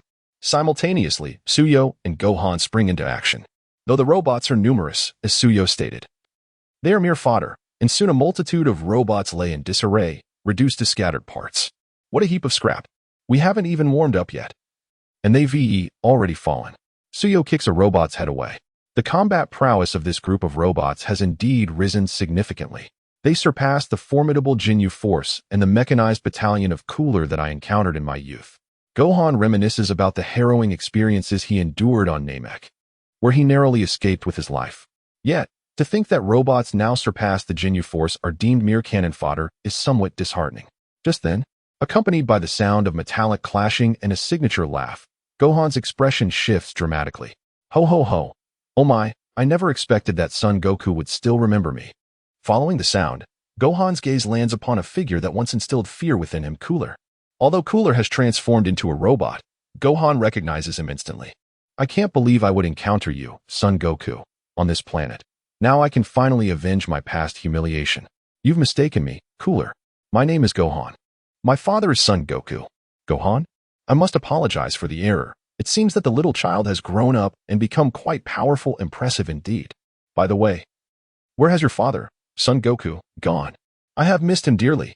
For all these years, Cooler has been consumed with thoughts of dismembering Son Goku to avenge their past grievances. Chapter 12. The Scions continue to pursue me, damn it. Upon hearing that Metal Cooler was searching for his father, Gohan's clenched fists trembled slightly, and his expression turned solemn as he spoke. Many years ago, my father left us. He is no longer in this world. Gohan's words momentarily stunned Metal Cooler, causing his pupils to constrict. Son Goku is dead? He had spent years fantasizing about vengeance, replaying the scenes of revenge in his mind over and over. After finally believing he had perfected his skills, he was now told that the detestable Saiyan monkey, Son Goku, had perished. The thought filled Metal Cooler with a mix of anger and humiliation. Humph. The Saiyan monkey is indeed a lowly creature, dying so easily. However, since you are still alive, let you take your father's place and bear my revenge. Rest assured, I shall not let you die easily. I will make you endure the anguish I experienced drifting through the cosmos. The pain of drifting through the cosmos? Humph. Are you not curious why I did not die back then? At this moment, Metal Cooler wore a rather smug expression. Your father, Son Goku, blasted me towards the sun. But before I entered, I managed to break free, unlike your short-lived father who died early. Upon hearing the mockery directed at his father, Gohan tightened his fists, wishing he could strike Metal Cooler immediately, but he held back. Even if you managed to escape at the last moment, your body would hardly be in good condition. Indeed, even though I escaped at the critical moment, my body, apart from my brain, had been utterly destroyed. Thus, I drifted through the cosmos for many years. As Metal Cooler recounted his tale, Gohan came to understand how his opponent had survived and transformed into his current form. After being blasted into the sun, Cooler did not perish. Instead, he survived with only half a body and eventually merged with a chip left behind by the Big Geet Star. Utilizing the advanced technology of Planet Bixta, he continuously regenerated and enhanced his abilities, becoming Metal Cooler and merging with Planet Bixta, devouring planets to become what he is now. I have long since surpassed my former self. Son Gohan, it is impossible for you to defeat me. Ha ha ha. Is that so? Although my father has left me, I shall inherit his will and protect everything I hold dear. Therefore, no matter how powerful you become, Cooler, I will defeat you. Gohan declared resolutely, pointing a finger at Metal Cooler. Beside him, Suyu observed Gohan's fighting spirit with a satisfied smile and approached to pat his shoulder, saying, Indeed. Do not think that only you have grown stronger over the years. We have also evolved. Although Metal Cooler's memory held no trace of Suyu, he keenly noticed her tail. Oh, So you were also a Scion monkey? Humph. How many Scions did my foolish brother overlook back then? But it matters not today. I shall annihilate you Scion monkeys. Clearly, Metal Cooler misjudged Suyu's origins, but it was of little consequence, as the next moment, they all launched their attacks simultaneously. In the face of Metal Cooler, Gohan, having been forged by years of hellish existence, did not waste time but immediately transformed into a Super Saiyan. Upon witnessing Gohan's transformation, Suyu unleashed a similar aura, although Metal Cooler's combat power far exceeded that of his former self. It was only slightly stronger than androids 17 and 18. According to Suyu's calculations, Metal Cooler's current strength was roughly equivalent to the full power of a Stage 1 cell. Meanwhile, Gohan's Super Saiyan form was at full power, augmented by Suyu's equivalent strength, and thus, with just a single encounter, they struck Metal Cooler hard in the abdomen. Metal Cooler's midsection shattered into 2 parts. During this exchange, he didn't even manage to touch Gohan or Suyu. Just as Gohan thought he had triumphed over Metal Cooler, the latter's severed body surprisingly extended wires to reconnect, swiftly oozing liquid metal to complete the repair. Once restored, Metal Cooler flexed his neck. How disappointing this must be for you. Before my formidable regenerative abilities, you Scion monkeys cannot hope to defeat me. Ha ha ha. Moreover, with each repair, I grow stronger. With that, Metal Cooler vanished from their sight, only to reappear behind Gohan, attempting to ambush him unaware. However, as he struck down with a hand knife, he passed right through Gohan's body without any resistance. What? Each repair makes you stronger, but to me, you have not truly grown formidable. It seems the gap between us is far too vast. At that moment, Gohan materialized behind Metal Cooler, who intended to turn but was met with a sweeping kick that sent him flying and crashing to the ground. Damn it! How can you Scion monkeys? I've already told you. We have also grown stronger over the years. Die, since you can self-repair. Let me obliterate you to dust and see how you recover. Gohan and Suyu simultaneously gathered energy orbs, striking Metal Cooler, who had just regained his footing. Before he could evade, the energy spheres collided with him, resulting in a massive explosion that scattered metal fragments everywhere. Is that it? Gohan pondered, weighing whether his full-power Super Saiyan form could truly overpower Metal Cooler, yet he questioned if Cooler had truly progressed that little over the years. However, Suyu shook her head and stated, "No, it is not so. Look, this planet Bixta is still firmly attached to the new Namek." Metal Cooler claimed he is the core of planet Bixta. If he dies, the planet cannot possibly remain unresponsive. In fact, we may have merely eliminated one of his mass-produced avatars. Gohan considered this possibility, and just as Suyu's words concluded, Metal Cooler's voice echoed once more. Ha ha ha. Indeed, the one you just defeated was merely a small fraction of my being. Following the sound, Gohan beheld row upon row of Metal Coolers, forming what could only be described as the Cooler Army. So many? Gohan felt a sense of unreality, as any single one of these Metal Coolers would surpass androids 17 or 18, and yet they were produced in unlimited quantities. Suyu, gazing at the assembly of Metal Coolers, couldn't help but reflect on how, in the Dragon Ball world, apart from the ever-evolving Beerus, any other boss that falls from grace becomes utterly insignificant. Ha ha ha. You managed to eliminate one of my avatars. Do you think you can eradicate all of us? Upon hearing Metal Cooler's taunt, Gohan coldly retorted, "Is that all you have to say? Though the sheer number of your avatars surprises me. Do not think that quantity alone can vanquish us." At that moment, Trunks flew back, his excitement evident upon seeing the multitude of Metal Coolers. So many enemies? This is fantastic. Ha! Trunks transformed into a full-power Super Saiyan. Another Scion monkey? TCH. Another one? It seems you were frightened. Cooler, you are not so impressive after all. Your entire family has fallen before us Scions. The Cosmic Emperor? Humph, perhaps you should rename yourself the Cosmic Trash. As the saying goes, to breach a city is to strike at its walls, but to conquer the heart is to strike at its soul, and thus Suyu taunted. Confronted by Suyu's words, Cooler was visibly rattled. Their clan had ruled the universe for so long, only to be called trash. The truth was, she spoke genuine words, as both his father and foolish brother had perished at the hands of those they had always looked down upon, the Scion monkeys. The arrogant Scion monkeys, do not underestimate us. At that moment, countless Metal Gulas charged towards Suyu, Gohan, and Trunks. Gohan glanced at Trunks and cautioned, "Be careful, Trunks. Unless we shatter the Metal Gulas into pieces, they will regenerate infinitely." "I understand, Gohan," Trunks replied. As Suyu had stated, Although these metal gulas were stronger and more numerous than androids 17 and 18, they were still mere fodder. The notion that they could overwhelm us with sheer numbers was a foolish fantasy. Trunks smashed one metal gula with a punch, and then conjured a sphere of energy that obliterated a line of metal gulas. It was not arrogance that fueled his confidence. In his Super Saiyan form at full power, not only was his combat strength maximized, but it was also the most energy-efficient state. No matter how many metal gulas there were, they could not consume much of his energy. Of course, theoretically, Super Saiyan 2 should also possess peak fighting power and optimal energy efficiency, but at that moment, neither Trunks nor Gohan could achieve that. So they preferred to fight at full power in Super Saiyan 1. However, unbeknownst to Gohan and Trunks, the core of Gula, located in the central hub of the Bixta planet, watched with delight as his avatars were annihilated. Ha ha ha. Truly. Scions are nothing more than a bunch of intellectually deficient barbaric monkeys. The more you destroy, the happier I become. It has been ages since I have feasted so well. While Suyu felt exhilarated by the Scion blood coursing through her veins during the battle, she soon sensed something amiss. Closing her eyes and grounding herself, she discovered that the earth beneath her was entwined with a dense network of electric webs connected to the Bixta planet. To eradicate the metal gulas completely, they needed to emit energy waves. However, each time they unleashed an energy wave to destroy the metal gulas, it was absorbed by the hidden electric network beneath the ground. Consequently, their attacks effectively charged the Bixta planet. Indeed, her crossing over had caused a series of butterfly effects, and now they faced such cunning metal gulas. Realizing the metal gulas' scheme, Suyu immediately shouted, "Everyone halt." Hearing her words, Gohan and Trunks paused.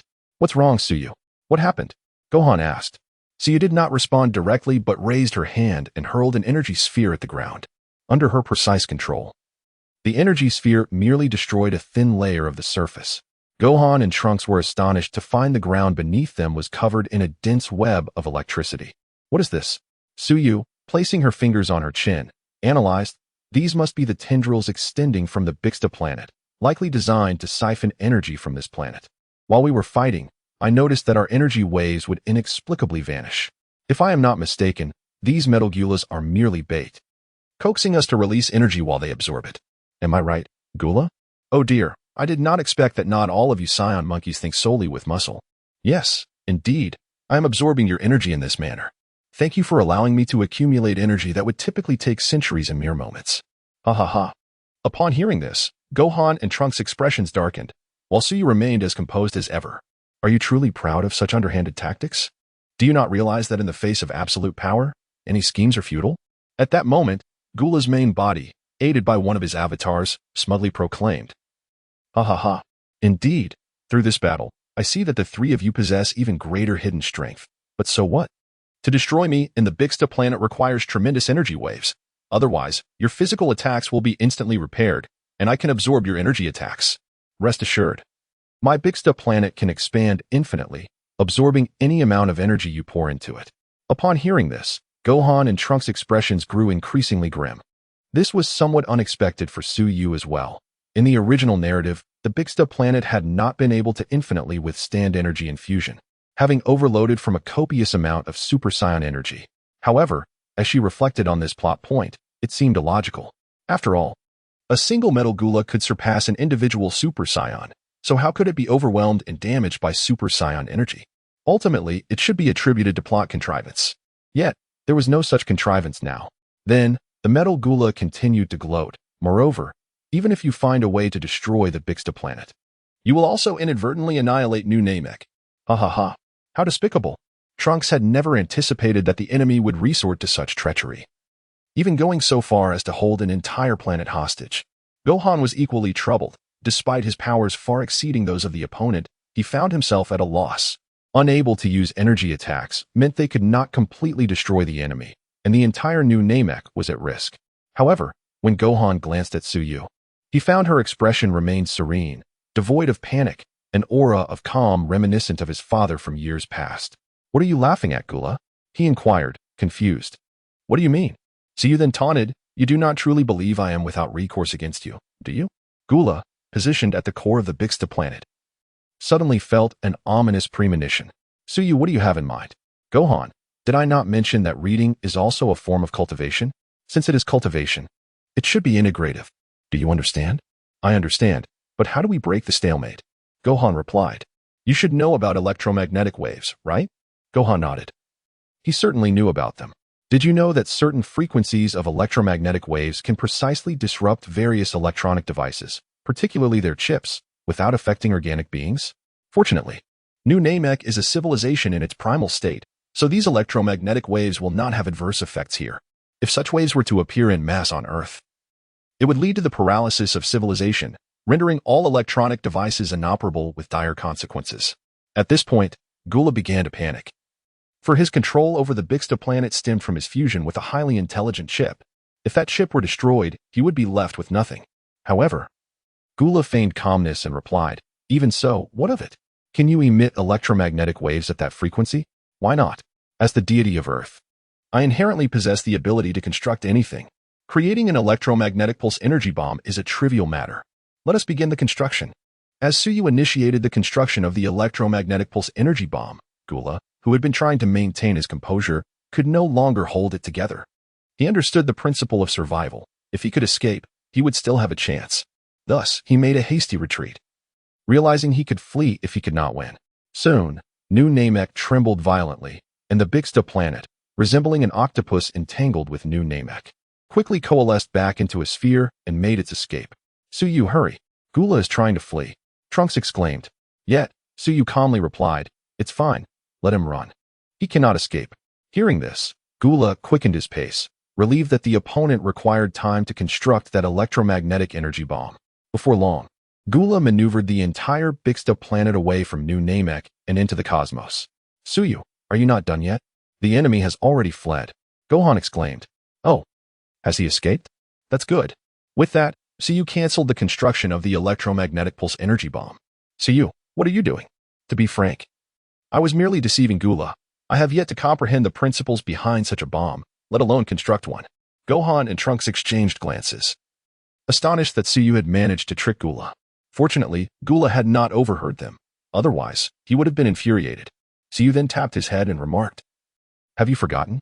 My brain is equipped with a combat assistance chip. If I were to devise such a bomb, I would surely end up incapacitating myself.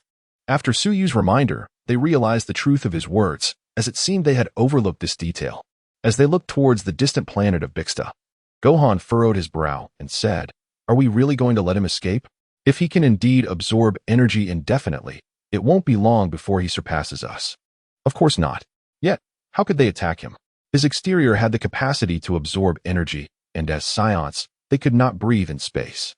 Indeed, neither Earthlings nor Scions could sustain themselves in the vacuum of space, but I am the Earth God, and gods can breathe in the cosmos. If gods could not inhale in the universe, how could they restore the moon? Then, amidst the astonished gazes of Gohan and Trunks, Suyu soared into the depths of space. Meanwhile, Gula, having escaped from Namek, exhaled with relief, as long as he remained in space. He was safe, the Scion monkeys could not breathe there, and he could absorb any long-range energy attacks. Damn those Scion monkeys, I will soon surpass you. And the day of reckoning for your kind will arrive. However, at that moment, the radar alarms of the Bixta planet blared, and Gula was astounded to discover that the Scion female was pursuing him into space, showing no signs of distress. When did Scions acquire the ability to survive in space? This defies all logic. Thus, Gula could only maneuver the Bixta planet to continue his flight, while Suyu, moving at a swifter pace, approached him. Gula, stationed at the core of the planet, could not help but curse, the Scions are still on my tail. Damn it. Chapter 13. The eruption of the Dragon Fist. Although Suyu appeared to be exerting herself fully in the chase after Gula, she was deliberately moderating her pace, as she needed Gula to run farther, distancing the battlefield from New Namek. Once she felt they were sufficiently far from Namek, Suyu unleashed her energy, swiftly closing the gap between herself and Gula. The pursued Gula was infuriated, although he could not fathom why the Scion female was capable of maneuvering through space. He understood that escape was no longer an option, and he had to give it his all. Meanwhile, on Namek, Gohan and Trunks sensed the energy signatures of Suyu and Gula, but the distance was too great for them to discern the situation on the battlefield, causing them some anxiety. Gohan, do you think Suyu will be all right? Don't worry, Suyu has always been calm. She should be fine. Though Suyu possessed the greatest combat strength among the three, her intellect was unparalleled, and her combat techniques surpassed theirs, which reassured Gohan. After the Namekians had evacuated from New Namek, they emerged from their shelters, and Dandy was the first to approach Gohan and Trunks. Gohan, Dandy, you're here. Dandy noticed Gohan's concealed anxiety in the absence of Suyu, quickly piecing things together. Are you worried about your companion? Yes, while I can sense her energy. I can't see the battlefield can't see? There is a solution. Uncle Moslian, could you come here for a moment? What is it, Dandy? A slightly plump Namekian flew over, and Dandy promptly said, Uncle, I remember you have a magical ability known as the 1,000-mile eye. Can you show us the situation in outer space? Gohan and the others are very concerned about their companion. The plump Namekian nodded. Of course. It's no problem at all. Thus, the plump Namekian cast his spell, projecting the scene of the battle in space. Trunks exclaimed that Bixta planet has transformed again. The once spherical Bixta planet morphed into Gula's form, revealing the true extent of Gula's power. The body derived from a planet was immensely large, and its combat prowess surged to an entirely new level. Observers could clearly feel the disparity between the two, akin to the difference between a mayfly and a blue whale. Most importantly, they could sense Gula's true strength, which was now on par with Suyu's. Suyu erupted with energy, channeling her power into her fists as she charged at Gula, who swung his massive fists in response. Their punches collided in the vastness of space, sending powerful energy shockwaves that obliterated surrounding planets. Witnessing the destruction of these celestial bodies, Suyu felt fortunate that she had not battled near New Namek, for the fate of that planet would have mirrored that of the surrounding desolate worlds. However, their encounter was far from over, as they continued to clash in space, rapidly devastating the surrounding starry expanse. As Suyu observed the destruction wrought by their battle, she mused, "This is the level of devastation that should accompany a Dragon Ball fight." At that moment, Gula's voice penetrated Suyu's mind via electromagnetic waves. "Damn Saiyan monkey. Do not push me too far. Our strengths are now nearly equal. You cannot defeat me. Yes, I didn't anticipate your true form could reach full Super Saiyan power. But that state won't last long, will it? I suspect you are currently overloading, correct? Otherwise, you would have showcased this strength from the outset. Damn it."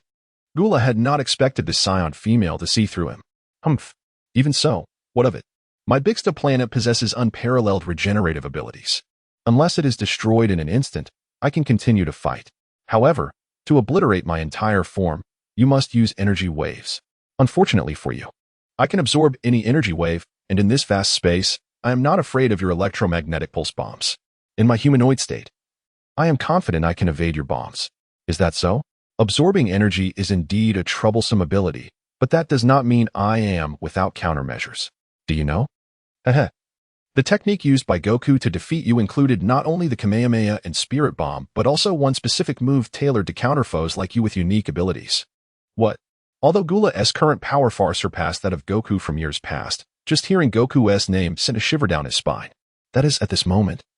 Suyu erupted once more, consolidating her strength into her fists, and then, Dragon Fist. A colossal, golden eastern dragon burst forth from Suyu's fist. Upon seeing this majestic dragon, Gula was struck with terror, attempting to flee but finding it too late. The dragon pierced through Gula's enormous form, wrapping around him tightly. Damn Saiyan monkey. Eruption. The golden dragon detonated, utterly obliterating Gula, who was as large as a planet. As the explosion illuminated the cosmos, Cus lips curled into a smile. The onlookers, having witnessed the battle, were rendered speechless, particularly by the visual spectacle of Suyu's Dragon Fist eruption, which provided an unparalleled aesthetic experience. How magnificent! Suyu, that move was incredible, especially that golden dragon. It was so powerful. I want to learn it too. The golden dragon? Is that the dragon from Earth? It looks amazing. Dandy, having seen the dragon of his own Namek, found Suyu's dragon to be a stark contrast, appearing far more majestic. Of course, Suyu did not leave immediately. She searched through the ruins of the explosion and eventually found what remained of Gula's body. As I suspected, you are still alive. Damn Saiyan monkey. You. Yet, before Gula could finish his menacing words, Suyu raised her hand and fired an energy wave that completely annihilated him. Villains perish from excessive chatter. Though I am not a villain, I have no desire to engage in idle talk with you. After confirming Gula's complete demise, Suyu returned to New Namek, where she was welcomed as the savior by the Namekians. The three then proposed the idea of using the Dragon Balls, and coincidentally, the Namekians wished to use the Dragon Balls to resurrect those who had been slain by Gula, thus deciding to use them together. By the way, Dandy, I remember that the Dragon Balls of your Namek can only resurrect one person at a time, right?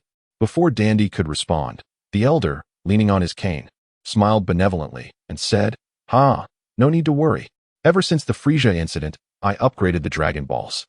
Now, they can resurrect many individuals at once. Upon hearing this news, Trunks leapt with joy. That is fantastic. Gohan, now everyone who has died can come back. Gohan smiled in response. Yes, now everyone can be revived. Chapter 14. I am the speedy Vegeta as Dandy recited the incantation in the Namekian language, incomprehensible to Earthlings. The Dragon Balls, each larger than a watermelon, emitted a blinding radiance. In an instant, the once clear daylight transformed into a profound darkness, within which the magnificent Namekian dragon radiated a golden glow. Suyu surveyed the imposing Namekian dragon before him. Though not the stereotypical slothful figure often mocked in his previous life, he still felt that the Earth's dragon was more aesthetically pleasing. State your wishes, and I shall fulfill 3 of them to the best of my abilities. The dragon proclaimed. 3 wishes. This Namekian dragon was indeed formidable, as he had heard his mother mention that the Earth's dragon could only grant a single wish.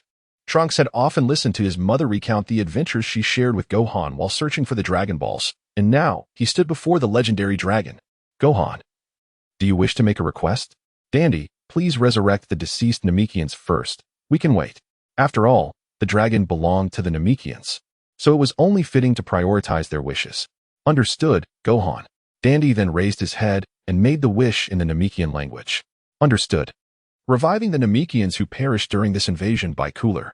The muscular dragon's eyes flashed with golden light. Wish granted. The deceased Namekians have been resurrected.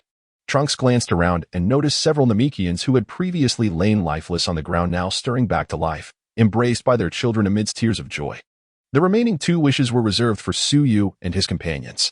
Gohan then requested, please have the dragon resurrect those who were slain by androids 17 and 18. Certainly. However, before he could finish, Suyu interjected, except for Dr. Gero. Suyu had no desire for Gero to be resurrected. What if he were to create Super Android 17? Understood. Dandy nodded and turned to the dragon to make the wish. Understood. However, as many of the deceased on Earth have been gone for quite some time, their bodies have long since decayed and will require restoration, which will count as 1 wish. Additionally, approximately 10% of them chose reincarnation, and those who have reincarnated cannot be revived. Listening to the dragon's explanation, Suyu expressed his understanding. He had to admit that the dragon's wish-granting was indeed reliable, with clear explanations for every situation. Let us proceed with 2 wishes. As for those who cannot be revived, it is their choice. Suyu waved his hand, acknowledging that the 10% who chose otherwise would not return, as it was their freedom to decide. Very well, I shall fulfill your wishes. Meanwhile, on Earth, people were immersed in the joy of androids 17 and 18's defeat. Reminiscing about their deceased family and friends, many chose to honor their lost loved ones, only to be astonished as the very individuals they mourned emerged unscathed from their graves. After a brief moment of shock, they realized these were not zombies or spirits, and they embraced each other in tears. Your 2 wishes have been granted. Farewell. With that, the Namekian dragon transformed back into the 7 Dragon Balls, descending without scattering like the Earth's dragon. As the Earth's deity, Suyu, though not physically present on Earth, could still utilize his divine privileges to observe the situation there. Most of the deceased had been revived. Indeed. Earth will soon regain its former vitality, Gohan exclaimed joyfully. The wishes we've long cherished have finally come true. Trunks, however, asked anxiously, Suyu, has my father been revived? Though he could not recall his father Vegeta, he still harbored hopes for his return. Rest assured, Trunks, your father has returned. That is wonderful. Yet, Suyu wore a complex expression, as the recently revived Vegeta was currently being overwhelmed by Piccolo. Moments earlier, the Z fighters had perished in the same area, and thus, they revived in the same vicinity. Piccolo, Krillin, Tien, and Yamcha had anticipated their resurrection and were not surprised. However, Vegeta, who had committed numerous evils in life, found himself devoid of a physical form and subjected to relentless torments in the afterlife, completely unaware of the events unfolding outside. Consequently, upon his sudden revival, he was bewildered. However, Vegeta quickly sensed his current condition mirrored that of his time on Namek, relishing the long-lost sensation of his body. Vegeta felt more invigorated than a fresh pair of undergarments on New Year's Day. I, Vegeta, have finally returned from hell. This time, I shall ensure the destruction of those wretched androids. Aha! Despite the absence of physical training in Hell, Vegeta had not given up. He recalled a meditative training method Kakarot had once described, and after years of meditation, he had developed a strategy to grow stronger. Given some time, he believed he could surpass androids 17 and 18. Still dreaming of defeating 17 and 18? Forget it. They have long been vanquished by Gohan and Trunks. The only way you could see them again would be to return to Hell, Piccolo remarked, observing the deluded Vegeta. What? Defeated by Kakarot's son and my own? Vegeta was first stunned. While he felt a flicker of joy upon hearing his son had defeated 18, that quickly morphed into humiliation.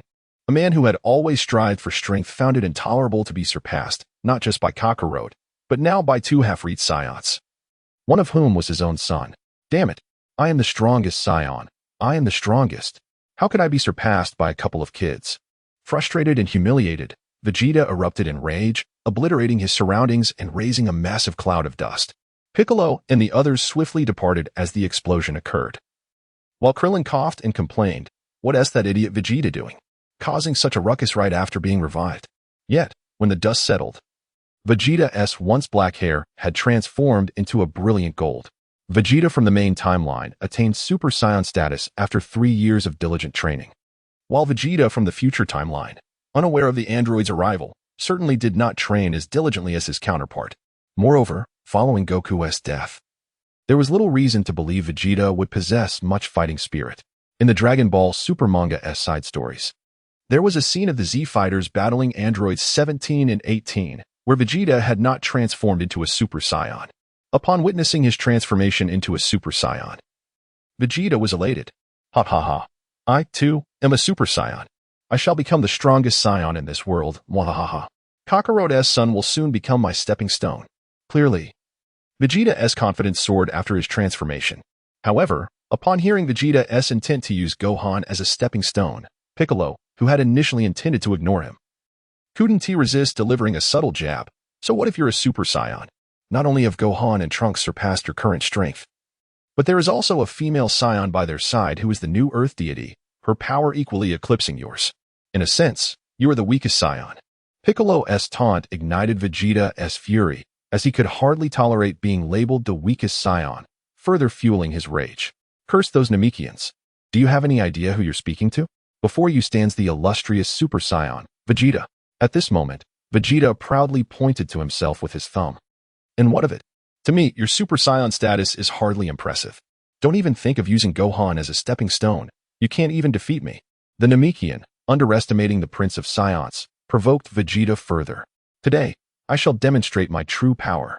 With that declaration, Vegeta charged forward with a punch aimed at Piccolo. However, Piccolo effortlessly caught Vegeta's fist with a raised hand.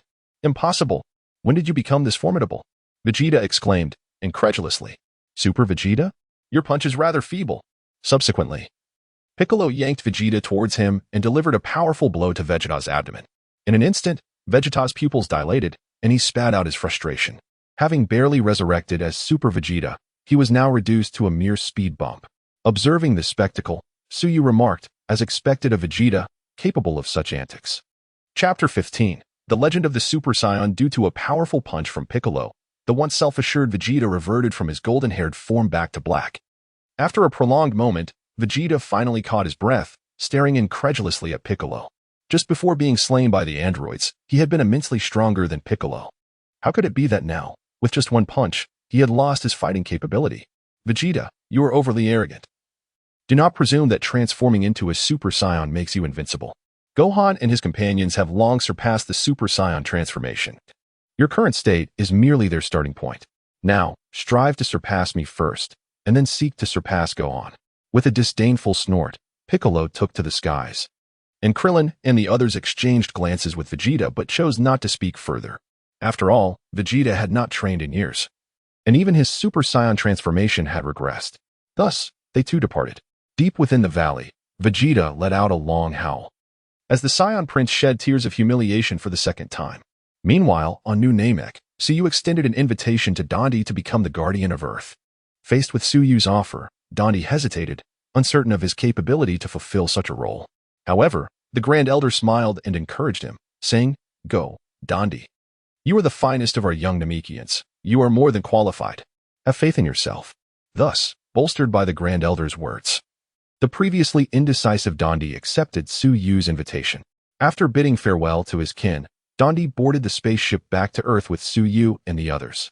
Given the recent crisis on Namek had been resolved, Su Yu did not engage Gohan and Trunks in rigorous training for Saiyans. Relaxation and entertainment are vital for the growth of their S-cells. As for concerns of boredom, there was no need to fret. Bulma's father had incorporated numerous entertainment facilities into the spaceship's design. Unbeknownst to them, 5 days passed swiftly, and the spaceship landed right at Bulma's doorstep. Upon receiving the news, Bulma eagerly stepped outside to greet them. As the cabin door slowly opened, Su Yu emerged at the forefront, followed closely by Gohan, Trunks, and Dondi. Bulma smiled warmly at them, saying, "Welcome back, Su Yu, Gohan, Trunks, and it's been a while." Dondi. Apart from Bulma, Piccolo also arrived. Upon seeing the revived Piccolo, Gohan was the first to fly up to him. "Uncle Piccolo, you made it." "Of course, Gohan. After all, you and your friends saved New Namek, and as an Namekian, I must express my gratitude." Hearing Piccolo's words, Gohan scratched his head, replying, "I didn't contribute much. It was thanks to Su Yu that we managed to defeat Metal Cooler. Otherwise, we might not have succeeded." Reflecting on the infinitely regenerating and absorbing Metal Cooler gave Gohan a headache, and he realized that sometimes, sheer power cannot resolve all conflicts. He also understood that he could not merely rely on books. He needed to apply his knowledge and practice. Piccolo turned to Su Yu, expressing his gratitude. Su Yu, taken aback by the honesty in Piccolo's demeanor, considered that Piccolo had merged with the previous Guardian, which naturally influenced his character. "Thank you," Piccolo said. "No need for thanks. It was merely luck. If Cooler hadn't fallen for the trap and escaped from New Namek, I wouldn't have dispatched him so easily." Dondi, excited to see Piccolo, felt a surge of emotion. Piccolo was not only a Namekian, but also his former elder brother, Nail. "Brother Piccolo, it's been too long, and you've grown." Seeing Dandy's growth, Piccolo felt a sense of joy. At this moment, Trunks, glancing around curiously, voiced his question, "Mom, where's Dad?" Although he had heard from Gohan that his father had a rather harsh temperament, he still looked forward to meeting him. Upon hearing Trunks inquire about his father's whereabouts, Bulma's expression turned awkward. "Well, your father," Su Yu interjected. "Let me explain. You see," Piccolo added, "as the guardian of Earth, even from far away, he can sense what's happening on Earth." Piccolo was well aware of this, and Su Yu nodded in agreement. "Indeed, Trunks, your father is currently training in the hyperbolic time chamber and should emerge shortly."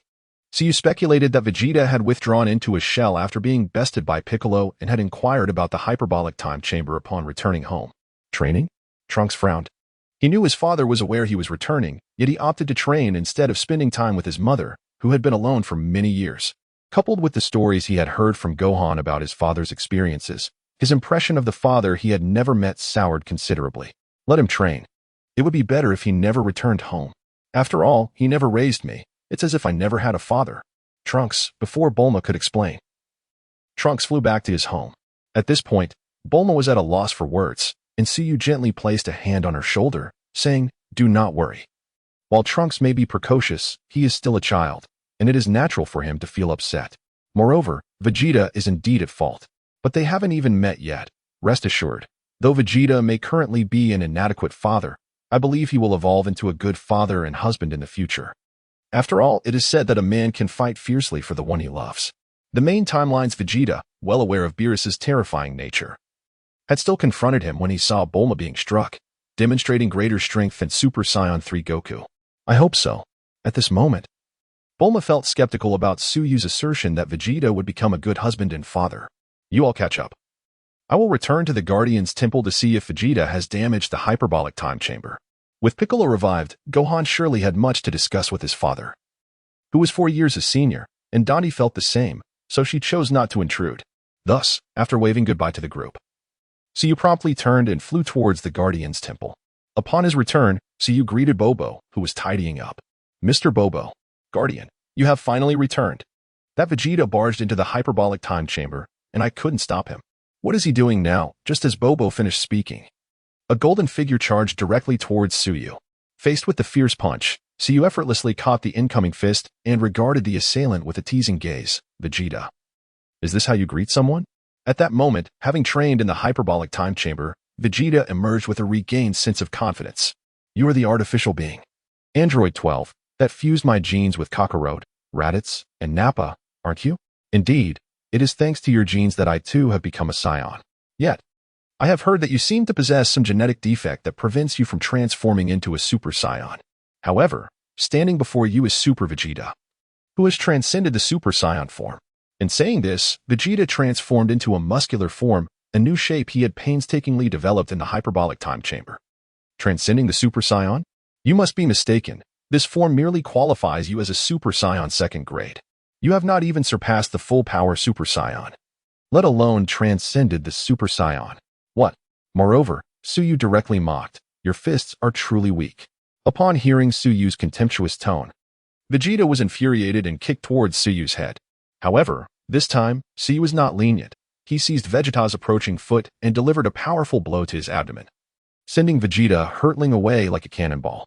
Subsequently, Suyu swiftly appeared behind Vegeta, landing an elbow strike on his back. The consecutive heavy hits nearly left Vegeta questioning his very existence. Finally, Suyu delivered a kick that sent Vegeta plummeting from the clouds, crashing down into the ground and creating a massive meteorite crater. As the dust settled, Vegeta lay in the crater, having reverted from his Super Saiyan form. Suyu hovered at the edge of the crater, while Vegeta struggled to rise, blood trickling from the corner of his mouth, his expression filled with resentment. Even without transforming into a Super Saiyan, I can easily dominate you. Besides, Vegeta, have you not realized how taxing that form is on your body? Although Vegeta was immensely proud, he could not deny the truth in Suyu's words. His energy was depleting rapidly in that form. As for how to transcend beyond Super Saiyan, you might want to consult your son. And let me share a secret about the Saiyans with you. What secret? Vegeta was astonished that this artificial being seemed to possess greater knowledge of Saiyan secrets than he did. In fact, Saiyans harbor a type of cell known as cells, generally. The more S cells one possesses, the easier it becomes to transcend oneself. But these cells cannot be augmented through training. Then how can one increase them? A tranquil heart is necessary. The more serene one's heart, the more S cells will proliferate. This is why Kakarot, as a lower-class warrior, could continuously surpass himself to become the legendary Super Saiyan. What? Vegeta's pupils widened in disbelief. He had never considered such a reason. Impossible. What you say cannot be true. Cold-blooded ruthlessness is the Saiyan nature. Observing Vegeta's persistent skepticism, Suyu's lips twitched slightly. If you refuse to believe, then allow me to show you the past of the Saiyans. In the time chamber, one can witness historical events. It is a repository of recorded information, a form of environment. Since you doubt, would you like to witness the birth of the first Super Saiyan? I want to go. Vegeta responded without hesitation. Haha, splendid. Thus, Suyu brought Vegeta back to the time chamber, where Popo looked on with confusion at their return. Lord Kai, how has the time chamber been? Reporting to Lord Kai. I maintain it daily. Good, please transport him to the time of the birth of the first Super Saiyan, Yamoshi, during the last civil war on planet Vegeta, and set his power level to that of an ordinary Saiyan. Understood, Lord Kai. Popo turned to Vegeta, saying, follow me. Skeptical. Vegeta followed Popo into a room filled with clocks, at the center of which stood a chair. After sitting, Popo instructed him to wear a headpiece, and once Vegeta complied, Popo adjusted the machine and pressed a button. In a whirlwind of dizziness, Vegeta found himself transported 1,000 years back to planet Vegeta, where he recognized this as the time of the last civil war among the Saiyans and the birth of the Super Saiyan. As Vegeta experienced the past, Suyu approached Dandy and brought him to the temple to create the Dragon Balls of Earth, rather than recreate Shenron. It was more efficient to utilize the existing Earth Dragon Balls. Understood. Suyu snapped his fingers, prompting Popo to present the model of the Earth Shenron. So this is the Earth Shenron. Even though it's my second time seeing it, it still seems impressive. Dandy, please impose some restrictions on the dragon.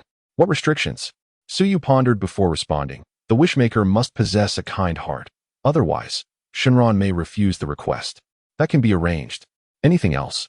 Dandy attentively noted the requirements. If the wish involves resurrecting someone, it must receive your approval first. Huh? Approval is necessary? Dandy had not anticipated this. Consider it.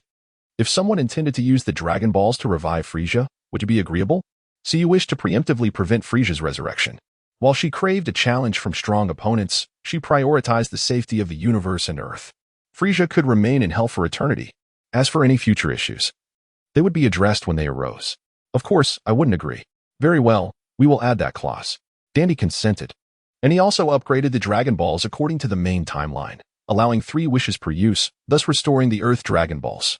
With that, Suyu commenced the divine inheritance ceremony, and soon the shortest tenured Kai in history was born. Just after the divine succession was completed, Suyu and Dandy witnessed Vegeta emerge. Utterly despondent, Vegeta, initially cautious, Dandy was reassured by Suyu's calm demeanor. Do not worry, he is currently in a state of despair, devoid of any fighting spirit. It seems the truth of the past has struck him profoundly. A heavy blow? Indeed.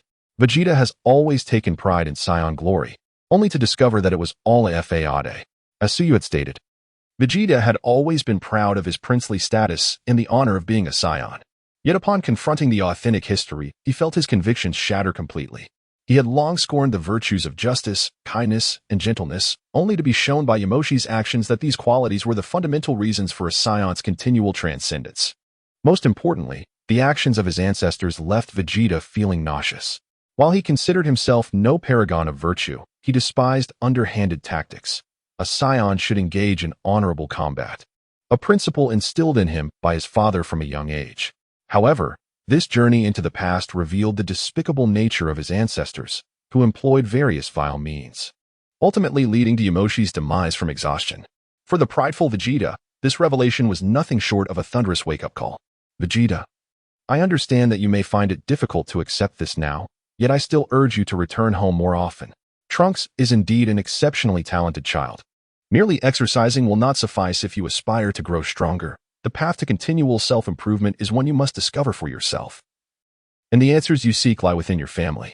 In the past, Vegeta would have unhesitatingly declared that, as a Saiyan, he had no need for family, dismissing his relationship with Bulma as mere coincidence. Yet now, upon witnessing the true history of his past self, he finds himself unable to utter such words. This is because Yamcha has demonstrated through his actions that Saiyans are not devoid of emotion. Thus, without a backward glance, Vegeta departed, soaring toward West City, where Bulma resides. Observing Vegeta's chosen path, Suyu smiled faintly. Even if he refrained from revealing the truth about Super Saiyans today, it is evident that Vegeta would eventually evolve into a devoted family man. Nonetheless, it seems that he has played a part in hastening Vegeta's transformation. Chapter 16. The Stolen Time Machine. Upon completing the handover, Dandy, like the deities of the main timeline, ascended to become a celestial being of Earth, while Suyu was elevated to the position of a candidate king of the universe. Piccolo was retained in the heavenly palace under the guise of assisting the current deity, a decision that Dandy welcomed. However, Suyu was taken aback when Gohan expressed his desire to train on King Kai's planet. After obtaining the king's consent, Gohan accompanied Suyu to commence his training in that celestial realm. Meanwhile, Trunks was temporarily unable to join due to familial obligations. Upon their arrival at King Kai's planet, Suyu absorbed a wealth of knowledge about the divine, while simultaneously beginning to merge the divine aura with her own natural energy. Although King Kai was well-versed in many matters, he had not encountered the concept of a Super Saiyan God and thus could not guide Suyu in fusing Saiyan energy with divine energy. Consequently, Suyu had to rely on her own exploration during this merging process. Gohan, on the other hand, steadily progressed in his training. After a period of practice, he participated in a martial arts tournament hosted by the Grand Kai, where he continuously pushed his limits and ultimately triumphed over Ribrian, securing victory in the competition. Following his victory, Gohan received guidance from the Grand Kai. Although their time together was brief, it proved immensely beneficial. Coupled with Gohan's inherent talent, he successfully mastered the full power form of Super Saiyan 2 within a few months. Suyu, however, did not partake in the tournament, as participation was forbidden for celestial beings, and as a candidate king of the universe, she too lacked the eligibility to compete. Nonetheless, she felt no regret, for the cultivation of divine techniques held far greater importance to her than martial arts. Previously, having inherited the position of deity directly, she had only scratched the surface of understanding its essence. Now, as a candidate king, with the North Kai still alive, her training in divine arts had to begin anew. However, this offered her a deeper insight into divine techniques and the divine aura. Finally, after a year of being a candidate king, Suyu achieved a preliminary fusion of the divine aura with that of the Saiyan essence. Although this fusion was in its nascent stage, resulting in her hair taking on a subtle pink hue rather than turning entirely red, she named this form Super Saiyan God, Memetic, or simply Memetic God. This initial fusion allowed her to surpass Gohan, who had fully mastered the full power form of Super Saiyan 2 through rigorous training and guidance. Gohan, panting heavily and sitting on the ground, exclaimed, "Suyu, is this your Super Saiyan form? Why do I sense that your aura has diminished yet your strength has surged?" "Because mortals cannot perceive the divine aura. I have achieved a preliminary fusion of my own aura with that of the divine. Since it is not a complete fusion, you can still detect a part of my essence," Suyu explained. "Is the divine aura truly that formidable?" Gohan responded in astonishment. "This mere preliminary fusion allows you to overpower me single-handedly. If you were to achieve a complete fusion, even if I transformed into Super Saiyan 3, I would stand no chance. More accurately, it is the unique transformation resulting from the merging of divine energy with our Saiyan essence. If I were to achieve complete fusion, I would be called Super Saiyan God. What I currently possess is the state of Super Saiyan God, mimetic. Is Super Saiyan God the pinnacle above Super Saiyan?" Gohan could not contain his excitement. "Rest assured, I will share my insights with you. Whether you can comprehend them lies in your own effort. As for Super Saiyan 3, well, with 2 to 3 years of diligent training, you should be able to break through. But let us not dwell on that now. In truth, although Super Saiyan 3 was exceedingly powerful, mastering it was quite challenging, as it was prone to energy leakage. However, the allure of Super Saiyan 3 was undeniable. Appearances mattered greatly. As for the 2 to 3 year timeline for Gohan to attain Super Saiyan 3, he was not exaggerating. For Gohan's innate talent was among the highest of the Saiyans, and with focused training, his potential was limitless. By the way, would you like to accompany me to another planet for training? While its combat prowess may be modest, it possesses some rather peculiar techniques, Suyu proposed. Upon hearing of this intriguing planet, Gohan immediately agreed. Of course, but will Lord King Kai approve? Why wouldn't he? As a candidate king, it is entirely normal for me to inspect planets within my jurisdiction, Suyu reassured him. Following this, she conveyed her plans to the North Kai, who indeed did not object and granted his approval. As they departed from King Kai's planet, Gohan expressed his surprise. "I can't believe Lord King Kai truly agreed. Indeed, I've nearly completed all his tasks, and the duties of a king are not overly burdensome," Suyu replied. "But how will we reach the planet you mentioned? Will we have to travel by spaceship?" Gohan inquired. Suyu shot him an incredulous glance. "How could that be? As a candidate king, I may not be a full king, but I can wield certain divine techniques. Have you forgotten that we arrived at King Kai's planet through the Earth deity's transfer? Every planet's deity can access the other world, and the king can traverse to the deity's palaces via the other world. It's that simple." Realizing the truth in Suyu's words, Gohan quickly grasped the situation. They traversed the lengthy serpentine path to the other world, and then, through the other world, they arrived at the extraordinary planet Suyu had mentioned, Aderat. Upon reaching Aderat, Gohan was swiftly captivated by the unique abilities of its inhabitants, and thus they commenced their training. While Goku, in the main timeline, took a year to master instant transmission, Gohan accomplished it in merely 6 months, and Suyu, having trained in divine arts, grasped the technique in 4 months.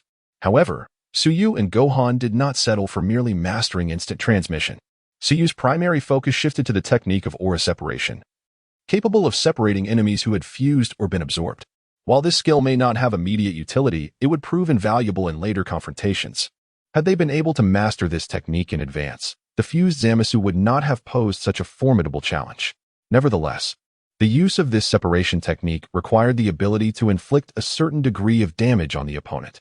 The inhabitants of Adelat possessed not only instant transmission and aura separation but also sealing techniques that could render those with lesser auras into mere mortals, and restoration techniques that reverted individuals to their previous state, eliminating all external influences, akin to the talismans Suyu had heard of in her past life, albeit incapable of treating wounds.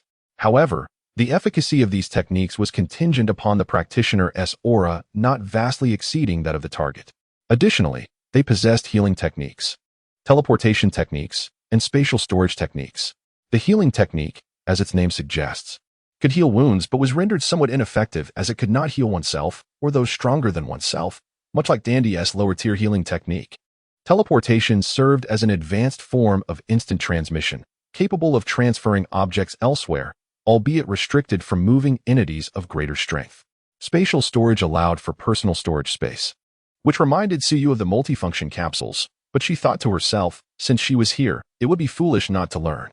Thus, Suyu and Gohan trained on Adelat for 2.5 years, during which Suyu mastered an array of spells. Gohan, Unable to assimilate knowledge as swiftly as Suyu, focused on mastering instant transmission, aura separation, and sealing techniques before continuing his dedicated training. As Suyu had anticipated, this 2.5-year period enabled Gohan to break through to Super Saiyan 3. However, he soon discovered the significant drawbacks of Super Saiyan 3, namely its immense energy consumption and severe leakage. Originally, after Gohan transcended to Super Saiyan 3, he believed he could confront Suyu in a direct confrontation as a manifestation of divine power. However, he soon realized that he could only match her for a fleeting moment, after which he was unable to keep pace. Furthermore, Suyu remarked that Gohan's Super Saiyan 3 only compelled her to exert less than 50% of her true potential for a brief period. The reason for this was simple. While Gohan was striving to surpass himself, Suyu had deepened her understanding of divine techniques through her unique training on Adrat, thus allowing the essence of the divine to further merge with the essence of the Saiyans. In essence, Suyu had effectively ascended to the second stage of divine manifestation, rendering Gohan Super Saiyan 3 capable of only coercing her to utilize less than 50% of her strength temporarily. Following the setback with Super Saiyan 3, Gohan began to explore the realm of Super Saiyan God. Of course, both Suyu and Gohan would occasionally visit Earth during their 2.5 years of training on Adrat, as the journey was not particularly arduous. However, not long after, Suyu received astonishing news. The time machine located in Bulma's basement had been stolen. Chapter 17. Dr. Gero, my task is complete. Upon arriving at Bulma's residence, I noticed that after several years of reconstruction and the resurrection of the deceased, the societal order of humanity had largely returned to normal. Bulma's home had also been fully restored. At this moment, Bulma was anxiously pacing, awaiting someone's arrival. Suddenly, a soft sound emanated from behind her. She turned to see Suyu's unexpected appearance, startling her. "Suyu, how did you suddenly appear?" she inquired. "I have recently been mastering instant transmission. Upon sensing your energy, I instantly transported myself here," he replied. "But let's set that aside and discuss the disappearance of the time machine. Recently, Vegeta and Trunks have also gone to King Kai's planet for training, and I have been busy establishing a heroic martial arts committee. Upon returning, I discovered the time machine was missing." "The heroic committee?" Suyu did not immediately question the time machine's disappearance, but instead expressed curiosity about the heroic martial arts committee mentioned by Bulma. Indeed, Bulma explained, after the devastation wrought by the androids over the years, humanity reflected on the situation.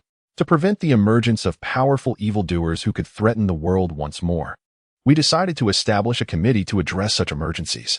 The committee is dedicated to training superheroes and providing them with stipends and honors. Training superheroes? Suyu echoed, intrigued. Indeed, currently, Master Rashi, Krillin, Yamcha, and Tien Shinhan serve as instructors for the committee, imparting martial arts knowledge and cultivating martial heroes. The committee offers various stipends and rewards to these heroes, which differ based on their ranks. Ranks are determined by combat power, and currently, the only two at the Omega level are Gohan and Trunks, as they defeated androids 17 and 18.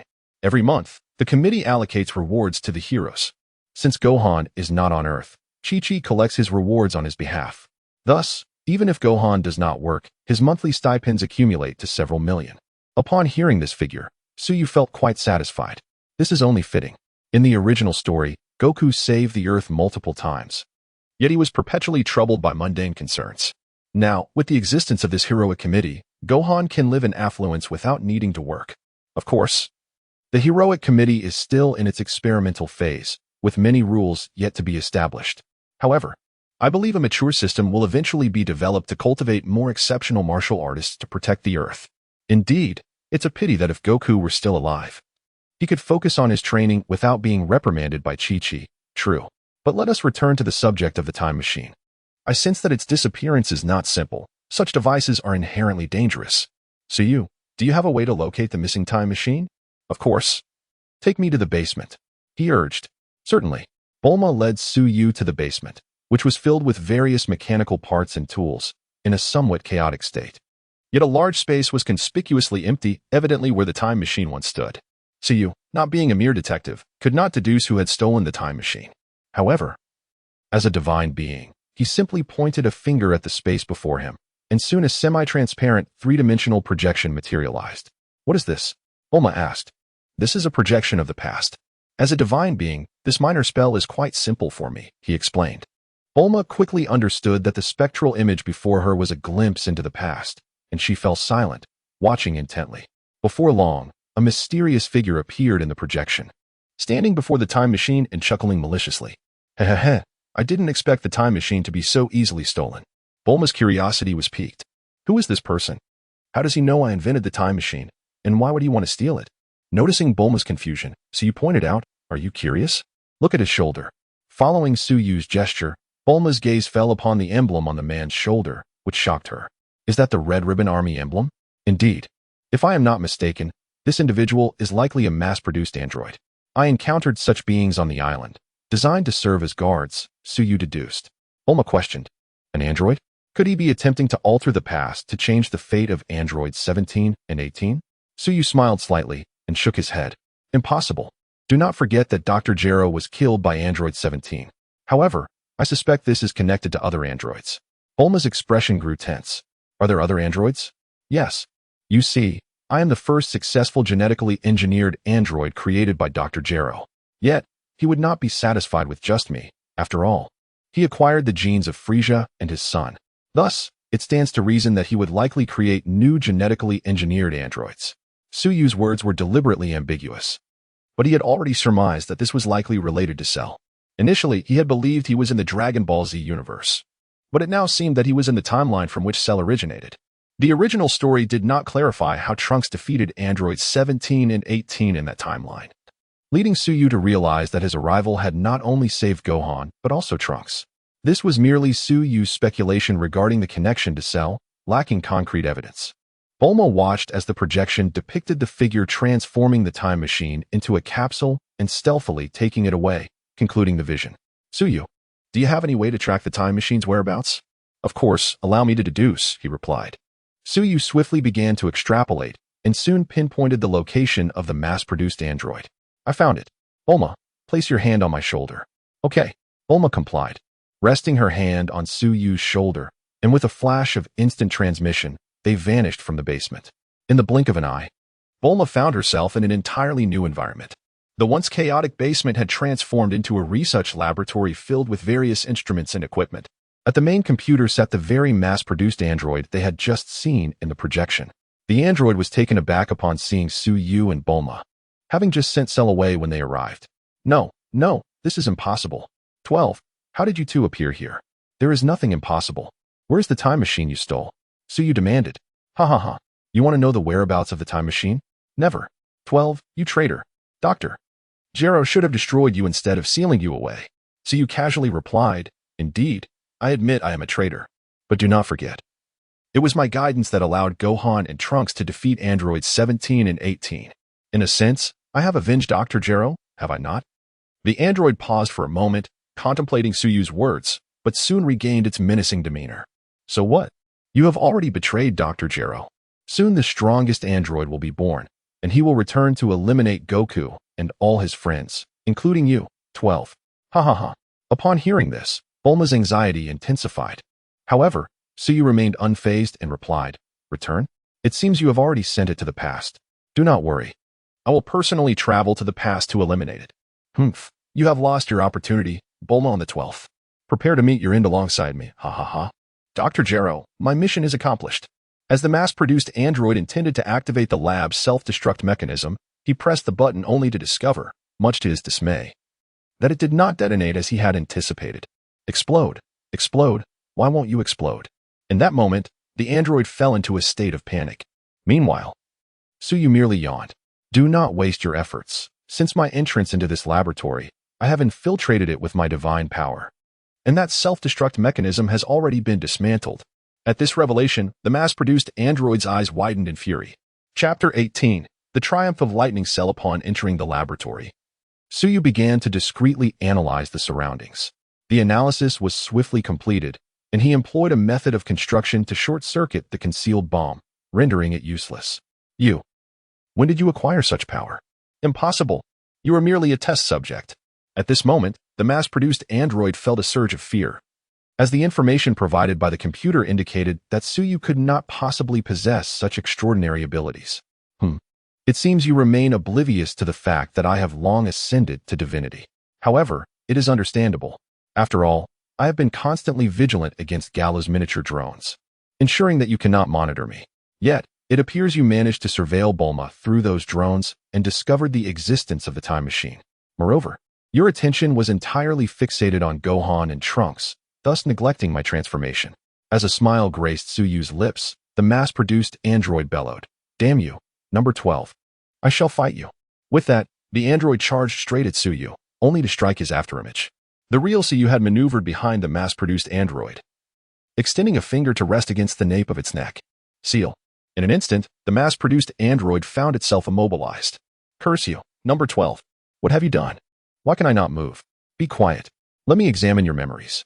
With that, Suyu placed his hand upon the android's head, accessing its memories. As he anticipated, this mass-produced android indeed sent its consciousness to the past, and it was, in fact, Cell, created from the cells of various powerful beings, retaining a comparable strength. However, in the original narrative, years later, Cell killed Trunks, and then voluntarily regressed to the past.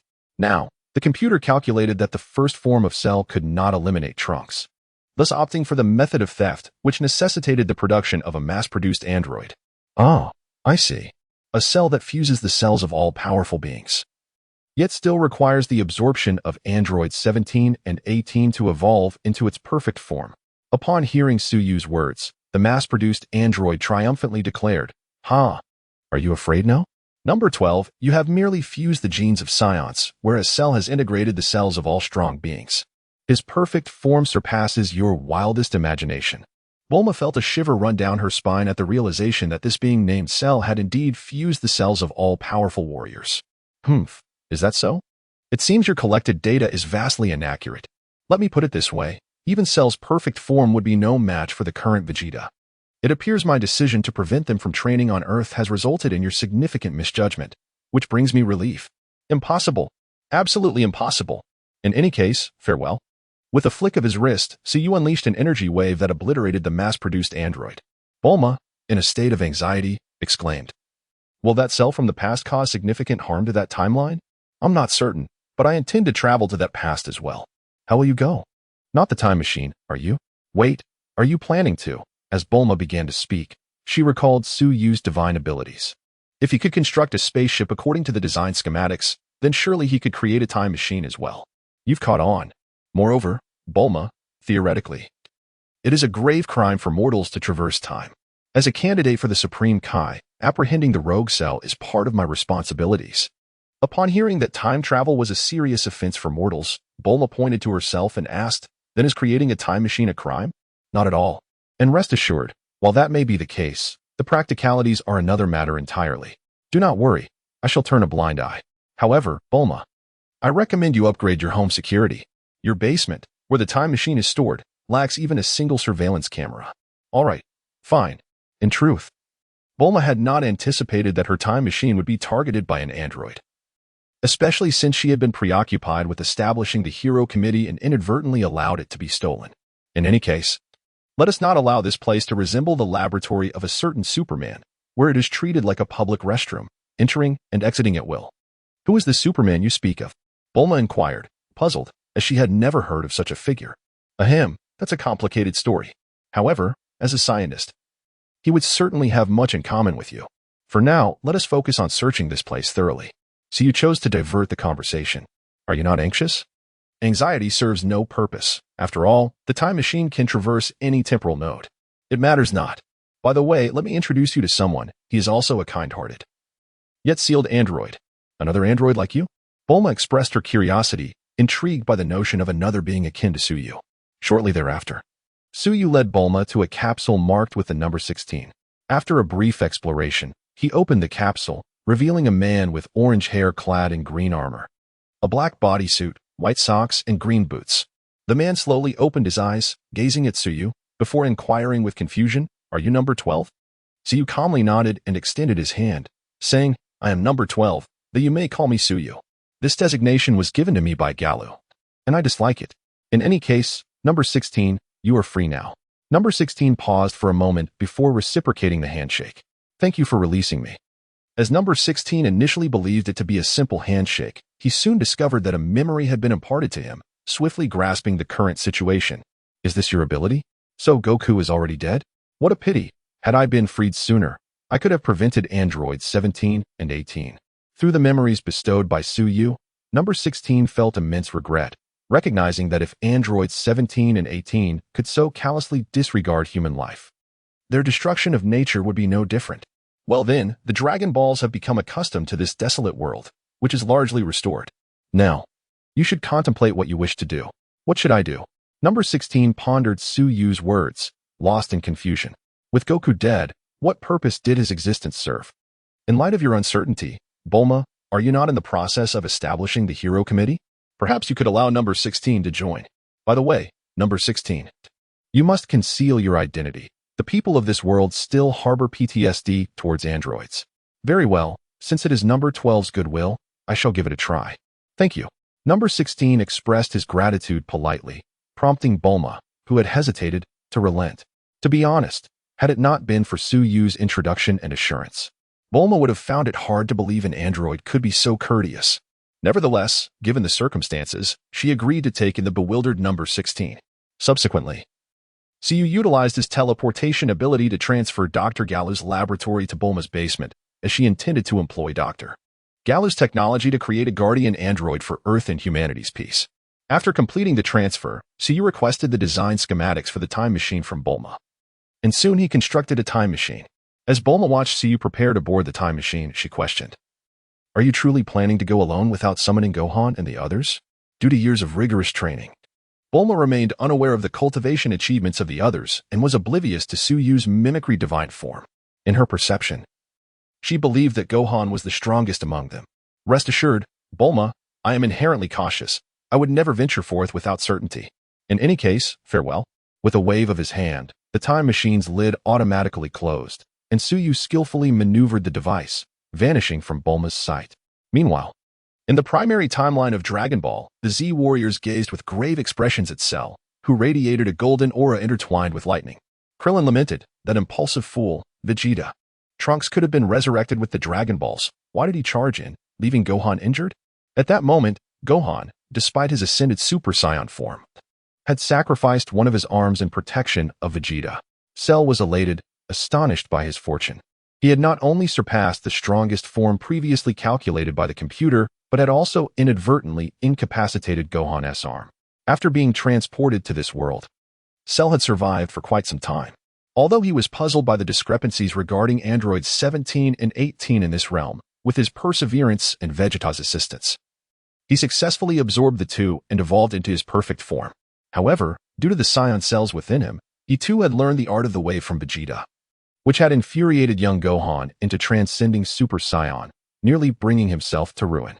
Originally, Cell had intended to self-destruct, taking everyone with him, but Goku intervened, resulting in the demise of Goku and a few lesser foes. Nevertheless, having experienced near death and subsequently revived, he gained a tremendous boost in power, transforming into his lightning form. Now, he reveled in his triumph, exclaiming, "Ha ha ha, what a pity. It seems that I shall emerge victorious in the end. Gohan, you are left with but one arm. Can you truly contend against my power, which surpasses that of a Super Saiyan?" At that moment, a bitter smile crept across Gohan's lips as he gazed at his injured arm, realizing that the odds of his victory were slim. Just then, amidst Cell's self-satisfaction, a female voice suddenly rang out, "I've found you, Cell." The onlookers beheld a time machine materializing out of thin air. As the machine's cover opened, a charming silver-haired girl, whom they had never encountered before, leaped out. Upon seeing her, Cell's previously triumphant demeanor flickered with a hint of panic. "Number 12, you two have come?" Upon hearing that name, all the Z warriors speculated. Could it be that she was Android 12? Chapter 19. The emergence of the Dark Dragon Ball transformed into Lightning Cell. Cell believed himself to be invincible, even in his original timeline. However, upon witnessing the arrival of Suyu, a sense of trepidation washed over him, prompting him to inquire about her purpose in this timeline. Was it not obvious? Of course, it was to apprehend you. As a candidate for the Supreme Kai, it is my duty to bring you to justice. Naturally, if you attempt to capture me, I shall have no choice but to annihilate you. Upon hearing Suyu's intent to eradicate him, Cell erupted into raucous laughter. Eradicate me? Huh. Are you in your right mind, number 12? Do you truly believe that an antiquated model like yourself could ever hope to eliminate me? I am the latest and most powerful creation of Dr. Gero. having transcended the pinnacle of strength to attain my ultimate form. You are hardly a worthy opponent. Cell was convinced that he had improved upon Suyu's design and saw no reason to fear her, whom he considered an obsolete prototype. Why do you and androids 17 and 18 insist on calling me an old relic? I was merely created a decade earlier. And what is this about unleashing energy accompanied by lightning? I can do that too. With a mighty shout, Suyu unleashed a surge of power. To the astonishment of the Z fighters, who soon recognized that this girl, referred to as number 12, possessed a combined aura akin to Goku, Vegeta, Raditz, and Nappa, with an intensity surpassing both Cell and Gohan. Cell, incredulous, could hardly believe that the strength he had acquired from the brink of death was being overshadowed by Suyu. Impossible. How can an outdated model like you possess such formidable energy? It cannot be. Of course it is possible. Unlike you, who relies on external means to gain strength. I have trained diligently, Suyu retorted. Enraged by Suyu's insult, Cell charged at her, unleashing a flurry of punches and kicks. Yet Suyu evaded his attacks with an almost ethereal grace. This cannot be. The computer declared, I am the strongest android. Just as Cell's declaration faded. Suyu caught his fist and replied, if we consider factory settings, you might be the strongest. However, do not forget that factory settings do not preclude the possibility of enhancing one's abilities. I have already stated that I do not depend on external sources for my strength. With that, Suyu delivered a powerful blow to Cell's face, followed by a swift kick to his abdomen, sending him crashing to the ground. How strong! Cell is no match for number 12, Krillin exclaimed, astonished. The others, who had nearly succumbed to despair, were taken aback by the overwhelming power of this newly emerged android. Piccolo sensed something unusual about this girl's energy. Could she be a Supreme Kai? Suyu then approached the young Gohan and said, you are Gohan from this timeline. Correct? I am surprised you have attained Super Saiyan 2 at such a young age. Do you know me? Gohan asked, bewildered. Indeed. My Gohan from another timeline trains alongside me. By the way, he recently achieved Super Saiyan 2, which is the form you currently possess. Gohan was astonished to learn that this form marked a new beginning for him. Suyu then raised her hand, emitting a gentle glow, healing magic she had learned on Yardrat. Soon, Gohan's injured arm was restored. With his arm healed, Suyu retracted her aura and said, you are now fit to confront Cell yourself. Gohan, emboldened by the restoration of his arm, faced Cell. Meanwhile, Cell struggled to rise, blood trickling from his mouth after the brutal assault. Damn it! Damn it! Damn it! In a fit of rage, Cell charged towards Suyu and Gohan, who met him head-on, the battle now poised evenly between them. The two warriors clashed in the air. Their movements too swift for anyone present, aside from Suyu, to comprehend. Incredible! Is this the power that transcends Super Saiyan? Yamcha exclaimed, anxious. Suyu calmly reassured. Fear not. While Cell has attained power beyond Super Saiyan, he is still slightly inferior to Gohan, fueled by his rage. Just as Suyu predicted, Gohan recalled the loss of his father due to Cell's recklessness, which reignited his determination. As Cell began to falter from Suyu's earlier blows, Gohan seized the opportunity, delivering a knee strike that sent Cell flying. This time, I will not be careless. Kamehameha. Gohan concentrated his energy into his hands, unleashing a powerful Kamehameha wave. Injured, Cell had no choice but to respond with his own Kamehameha, but he was too weak to withstand Gohan's onslaught. The two waves clashed momentarily before Gohan's energy overwhelmed Cell's. Go, Gohan. Yes. Avenge Goku by defeating Cell. The Z fighters cheered in unison. As Cell faced the impending wave, a sense of despair washed over him. Was he truly destined to lose? Just as everyone, including Suyu, believed Gohan was on the verge of victory, a rift in space opened. And a dark star Dragon Ball, exuding an ominous aura, materialized, attaching itself to Cell. Suddenly, the previously disadvantaged Cell felt an incredible surge of power, transforming his aura into an ominous black. He retaliated by pushing Gohan's Kamehameha back. What? Gohan exclaimed, quickly dodging, only to find Cell teleporting directly in front of him. Before Gohan could react, Cell landed a devastating punch to his abdomen, causing him to gasp in pain. Grasping Gohan by the hair, Cell laughed triumphantly. As Gohan reverted from Super Saiyan 2 to his base form due to the agonizing pain. I don't know how this happened. But I have surpassed myself once again. Die, Gohan. Empowered by the Dark Dragon Ball, Cell tossed Gohan into the air as if he were a mere rag doll. He then raised his hand to unleash a devastating blast aimed at the unconscious Gohan. However, Suyu, in a flash, teleported to catch the unconscious Gohan and crush Cell's energy blast with a single motion. At that moment, Suyu's expression turned grave. She had never anticipated that the Dark Dragon Ball would intervene at such a crucial time. If one were to rank the Dragon Balls, the Super Dragon Balls would undoubtedly take the top spot, followed closely by the Dark Dragon Balls. The Dark Dragon Balls were created by a deity of Namek, controlled by a dark power from the demon realm. After summoning the Dark Shenron to fulfill wishes, the Dragon Balls would scatter across various parallel timelines, seeking out wicked individuals to merge with, significantly enhancing their strength. What troubled Suyu was not merely Cell's newfound power, but the dark deity behind the Dark Dragon Balls should this dark god appear. She would be utterly powerless to confront it. How do you feel, number 12? Are you frightened? Since you look down upon me, I shall begin with you. Merging with the Dark Dragon Ball, Cell's aura darkened, and his eyes glowed a sinister red. The Z fighters felt their hearts leap into their throats, astonished that Cell had managed to knock out Gohan even in his Super Saiyan 2 form. Just how formidable was Cell before them? Chapter 20. The God of Time, originally endowed with the power of Super Saiyan 2, Lightning Cell's strength surged to unprecedented heights under the enhancement of the Dark Dragon Balls. His aura now almost indistinguishable from that of a Super Saiyan 3. This newfound power allowed him to effortlessly knock out the Super Saiyan 2 form of the young Gohan, further inflating his confidence. On the 12th, I shall repay you for the humiliation you inflicted upon me, the Dark Cell proclaimed, a smug grin creeping up the corners of his mouth as he pointed at Suyu. The sight of Suyu's serious demeanor only reinforced his belief that his might had indeed left her shaken. In a swift motion, the Dark Cell teleported behind Suyu, intent on launching a surprise attack.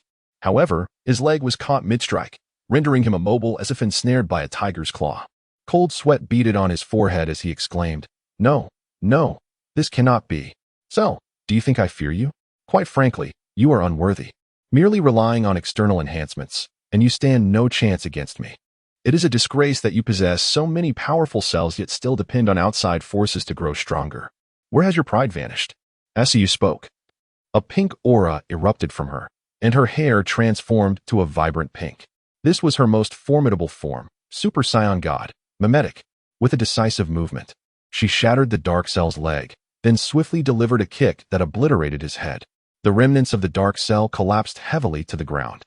The watching Z fighters were left in stunned silence. Their perceptions had led them to believe that Suyu's new transformation was significantly weaker than before.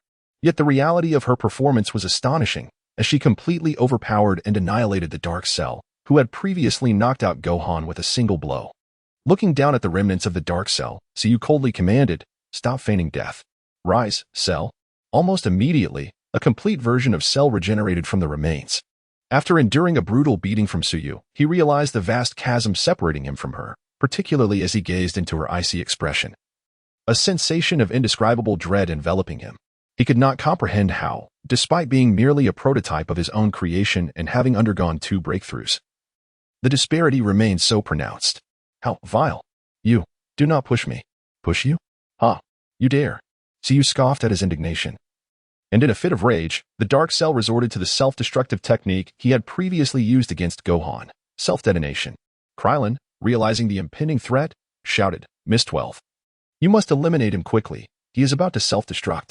It's too late. The Dark Cell's body began to swell rapidly as he laughed maniacally. "This time, my explosion will annihilate the entire solar system, and I can teleport away, so don't even think about taking me with you." Ha ha.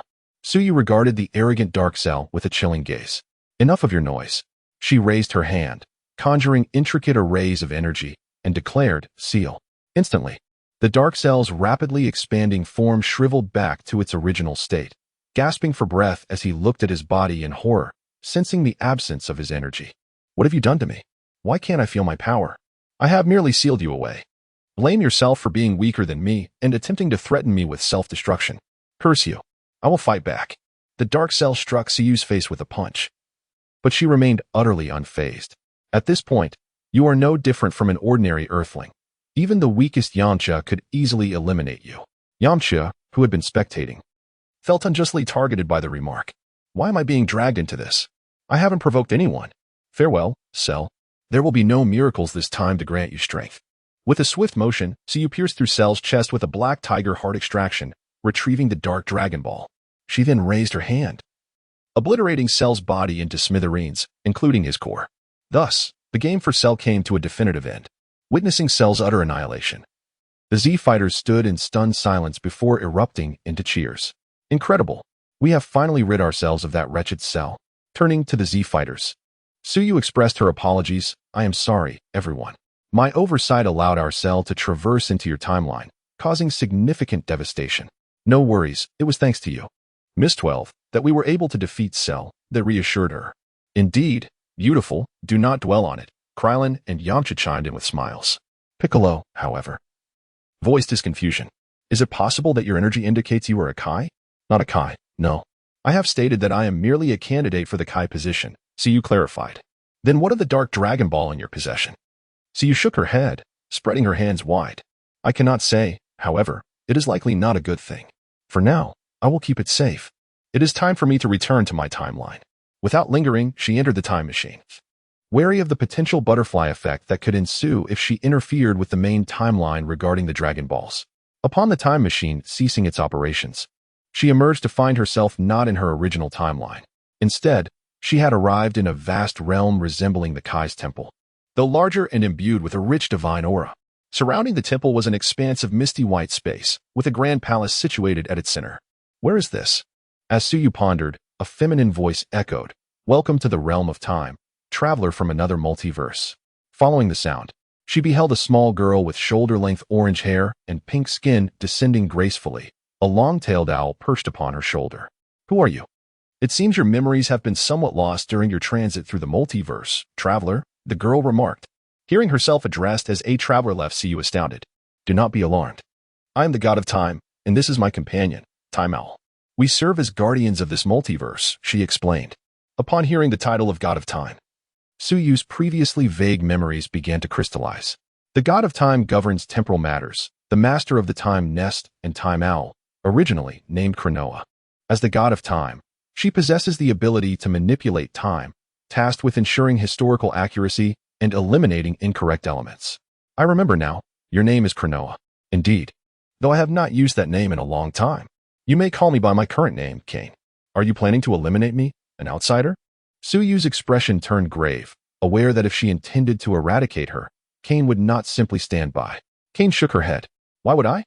If I wished to eliminate you, I would have simply neglected your soul upon your initial arrival. In fact, I have aided you significantly. According to the normal course of history, Android 12 would have been destroyed by Gero. It was I who intervened, allowing you to be sealed instead. For the sake of an outsider, you altered history? Why? Because I require an outsider to assist me in collecting the Dark Dragon Balls from other multiverses. If the Dark Dragon Balls continue to spread unchecked, countless multiverses will face annihilation. Chapter 21. The Crisis of the Multiverse Indeed. Suyu was perplexed as to why Gallo chose to seal her instead of destroying her. Logically, as a failed creation, she should not have been valued. The reason why number 16 was not destroyed was straightforward. Firstly, number 16 was Gallo's most formidable artificial being, and even the first stage Cell was no match for him. Secondly, number 16 was modeled after Gallo's deceased son, making the prospect of destruction emotionally challenging. Now, the words of the King of Time unveiled the mystery to Suyu. Countless multiverses were to be obliterated? She could hardly fathom that a mere Dark Dragon Ball could annihilate innumerable multiverses. Such a notion seemed outrageous. It was well known that while the power of the Dragon Balls was indeed extraordinary, particularly post-Frieza Saga, where each could wreak havoc effortlessly, the devastation of a planet was merely a flick of the wrist. Later, the battles between Super Saiyan God and Beerus resulted in cosmic destruction from mere shockwaves. However, in the vast expanse of fictional creations, such feats paled in comparison, especially when considering the omnipotence of the Grand Minister, who could effortlessly erase universes. Upon hearing the King of Time's statement, Suyu was taken aback. She did not expect the other party to be aware that her world was a fictional creation. Yet what he knew was merely the tip of the iceberg. All the virtual works she had encountered were but projections of countless multiverses in her realm. Moreover, these projections were not entirely accurate. Just as they perceived her world as an anime, it was plausible that they viewed their world as a film.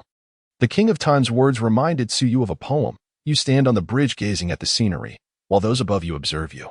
But what was this crisis of annihilating countless multiverses? Could this diminutive Dark Dragon Ball truly possess such formidable power? As she spoke, Suyu produced her prize, the Dark 7-Star Ball. However, the King of Time shook his head, saying, The Dark Dragon Ball in your hand is merely a counterfeit doppelganger. In the next moment, the Dark Seven-Star Ball in Suyu's grasp transformed into stone, then dissipated into sand within her palm. A counterfeit doppelganger? Indeed. The true Dark Dragon Ball does not reveal itself so easily. Each time the Dark Dragon Ball enters a new world, it splits into numerous counterfeit replicas to assist in seizing that world's essence. Once the world's essence is appropriated, the world will inevitably vanish. Thus, we must wait.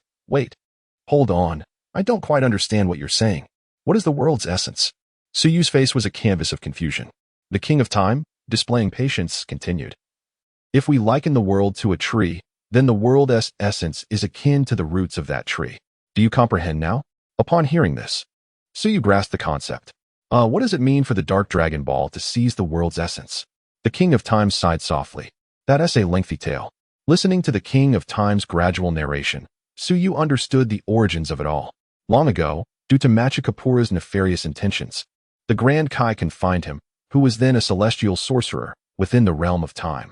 In this isolated space, Machikapura created the Dark Demon World, acquiring dark powers and amassing many celestial sorcerers. In his quest for temporal power, Machikapura clashed with the then king, Kuranoa, for the throne of the King of Time. Repeatedly employing the forces of the demon world, crafting the time birds, only to have his scheme uncovered by Kuranoa. Having exposed Machikapura's plot, Kuranoa ascended to become the King of Time and sealed both Machikapura and the time birds within the rifts of time. Shortly after Machikapura's imprisonment, the celestial sorcerer Demigra and his subordinates, Patina and Giribi, seized control of the dark demon world and attempted to assassinate the King of Time. Yet they too failed and were sealed away. Eventually, Machikapura was released by the demon lord Depura's sister, Tawa, leading to a protracted war against the King of Time, which Machikapura consistently lost. To bolster his strength, Machikapura traversed time and abducted the god of Namek, using dark powers to control him, thus creating the Dark Dragon Balls. However, the freshly forged Dark Dragon Balls were merely incomplete. To fully realize them, the essence of the world was essential for their growth. Consequently, Machikapura scattered the Dark Dragon Balls across various multiverses, where they would automatically seek out individuals with malevolent hearts to possess, thereby augmenting their powers. Those corrupted by the Dark Dragon Balls would irrevocably alter predetermined outcomes, leading their worlds towards catastrophic fates, facilitating the Dark Dragon Balls' appropriation of the world's essence. Once these Dark Dragon Balls reunite, Machikapura would gain powers transcending the multiverse, and not only would my multiverse be obliterated, but others would also perish, culminating in a catastrophe for the omnipotent universe. Upon hearing this, Suyu felt a surge of confusion. Why did Machikapura wish to annihilate countless multiverses? The answer was simple. He aspired to become the sole deity. In truth, the current omnipotent universe originated from a singular point. Following its explosion, it gave birth to duality, then triads, and subsequently all existence, which included the universe we inhabit. Yet, where there is light, darkness follows. Where there is order, chaos exists. Similarly, the will that brings forth all from one also harbors the intent to unify all into one, and Machikapura is one of the representatives chosen by this will. To achieve unity, the countless multiverses must be destroyed. After absorbing the King of Time's account, Suyu finally comprehended how Machikapura could pose a threat to the multiverse. Unity of all? It sounded appealing, but the destruction of multiverses was a step too far. Now, Suyu realized that if she did not intervene, should Machikapura succeed, she too would fall victim to the fate of unification. However, if you want me to collect the Dark Dragon Balls, what reward shall I receive? Suyu inquired playfully, rubbing her hands together. I can't be expected to work for nothing, can I? I understand your desire to become stronger to challenge formidable foes, to grow in power. You must comprehend more of the divine laws. Here is the deal. You shall become my candidate. The King of Time can impart more divine laws, and I will explain them to you from the North King's perspective. Fantastic. Does this mean I can traverse time and challenge various powerful beings? Suyu exclaimed with uncontainable excitement, believing that by grasping the divine laws of the King of Time, she would ultimately transform into a Super Saiyan God. Theoretically, that was indeed the case. Chapter 22, Journey to the New World for Suyu. The greatest reward lay in the opportunity to engage with formidable opponents. However, she quickly inquired, why not simply destroy the Dark Dragon Balls instead of collecting them? The Dark Dragon Balls, forged with the dark power of Machikapura, are impervious even to the destruction of a god of destruction. Should they be shattered, The ensuing release of dark energy would wreak irreversible havoc upon the realm. Thus, the sole solution lies in gathering and sealing the dark Dragon Balls. Suyu was taken aback to learn of an existence that even the god of destruction could not obliterate. Yet, recalling that the Kaishin of time could disperse Beerus's destruction, she found solace in this revelation. By the way, I have another query. I remember a parallel world where the Dragon Balls turned dark and became evil dragons. Why is this not the case in other worlds? This occurred because the Dragon Balls in those realms had inadvertently come into contact with the Dark Dragon Balls, leading to their corruption and the birth of evil dragons. Upon hearing this, Suyu felt reassured. The transformation of the Earth's Dragon Balls into evil dragons was a consequence of the Dark Dragon Balls' influence, allowing her to use the Dragon Balls without trepidation in the future. So, should we set out now? I can hardly contain my excitement. Suyu felt her entire being thrumming with exhilaration. However, in the next moment, the Kaishin of time gave her a gentle reprimand, saying, "What are you so eager about? You have yet to learn anything and already wish to charge into action? Is the aura of the Dark Dragon Balls so easily detectable? Stay here and learn from me for a while longer." Suyu rubbed her forehead, feeling the sting of the reprimand. It was evident that the Kaishin of time possessed greater strength, which was quite reasonable. Otherwise, she would have long since fallen to Mikakapura. Meanwhile, in the future timeline, where Suyu resided, the North Kai, leisurely reclining in his rocking chair, was startled by a voice that sent his chubby form tumbling off the chair. Quickly regaining his composure, the North Kai wiped the sweat from his brow and addressed the air, saying, "What does the Kaishin of time seek from me?" In the distance, Gohan, Trunks, and Vegeta, who had been training, paused. It was their first time witnessing the North Kai in such a fluster. "Suyu is now my disciple and the candidate for the Kaishin of time. You need to find another candidate, as she will be training with me for a period of 6 months, the Kaishin stated. "What? Suyu is becoming your..." "I understand." After ending the communication, the North Kai felt a wave of despondency wash over him. He had finally found someone to assist him, only to have them taken away by a superior, who would now be their leader. Gohan, noticing the North Kai's drooping antennae, asked, "What happened, Lord Kai?" "It seems to involve Suyu, who is the Kaishin of time. You appear to be quite intimidated by her." "Of course. The Kaishin of time is the most enigmatic and powerful among the current Kaishins." "A Kaishin? So there are deities above the Kaishin?" Gohan exclaimed, realization dawning upon him. "Indeed. Nowadays, the movements of the Kaishins are elusive. I never expected the Kaishin of time would contact me directly, which certainly startled me." Vegeta scoffed, "You gods may possess peculiar spells, but your inherent strength is not necessarily impressive. I doubt the Kaishin of time is exceptionally strong. You should not underestimate her. The Kaishin of time is a guardian of the multiverse, and her power is beyond your current comprehension. Even the strongest among you Saiyans, Suyu, is merely her disciple, which speaks volumes about her strength." Upon hearing that Suyu had become the disciple of the Kaishin of time, Vegeta's initial disdain transformed into astonishment. Clenching his fists, he remarked, "Are you suggesting that Suyu will become even stronger?" The North Kai nodded, affirming, "Of course. The training methods of the Kaishin of time far exceed my own." "Damn it, Kai. Utilize all your training techniques. As the Prince of Saiyans, I refuse to remain inferior to a woman." Vegeta was clearly agitated. Despite nearly succumbing to despair over the legendary Super Saiyan, he had long since emerged from that darkness, especially upon learning that Suyu had surpassed Gohan. Did Suyu not claim she wished to break through to Super Saiyan God soon? Then I shall achieve that before her. Gohan observed the fiery determination in Vegeta and felt a sense of disbelief, as if witnessing the Vegeta who once vowed to surpass his father. Had Vegeta unconsciously begun to view Suyu as a surrogate for that goal? Patience, patience. The essence of divinity is not easily comprehended. Take your time. Meanwhile, Suyu commenced her training within the Palace of Time, which, to be precise, involved enduring blows.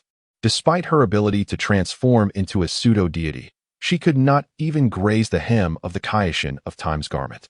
This was due to the Kaishin's immense divine power and mastery over time and space, effortlessly manipulating time in various ways, pausing, accelerating, reversing, and leaping through it. Moreover, the Kaishin of time seemed to be sealed. Once her divine powers were fully unleashed, the difference would be stark. However, this 6-month regimen of enduring strikes propelled Suyu's understanding of divine power to new heights. Upon transforming again into her pseudo-deity form, the tips of her hair turned red. If the roots also changed color, she would fully become a Super Saiyan God.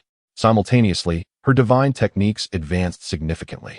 For instance, she could now conjure a hyperbolic time chamber before her, eliminating the need to train in the temple. After months of searching, the Kaioshin of Time finally discovered traces of the Dark Dragon Balls in another universe.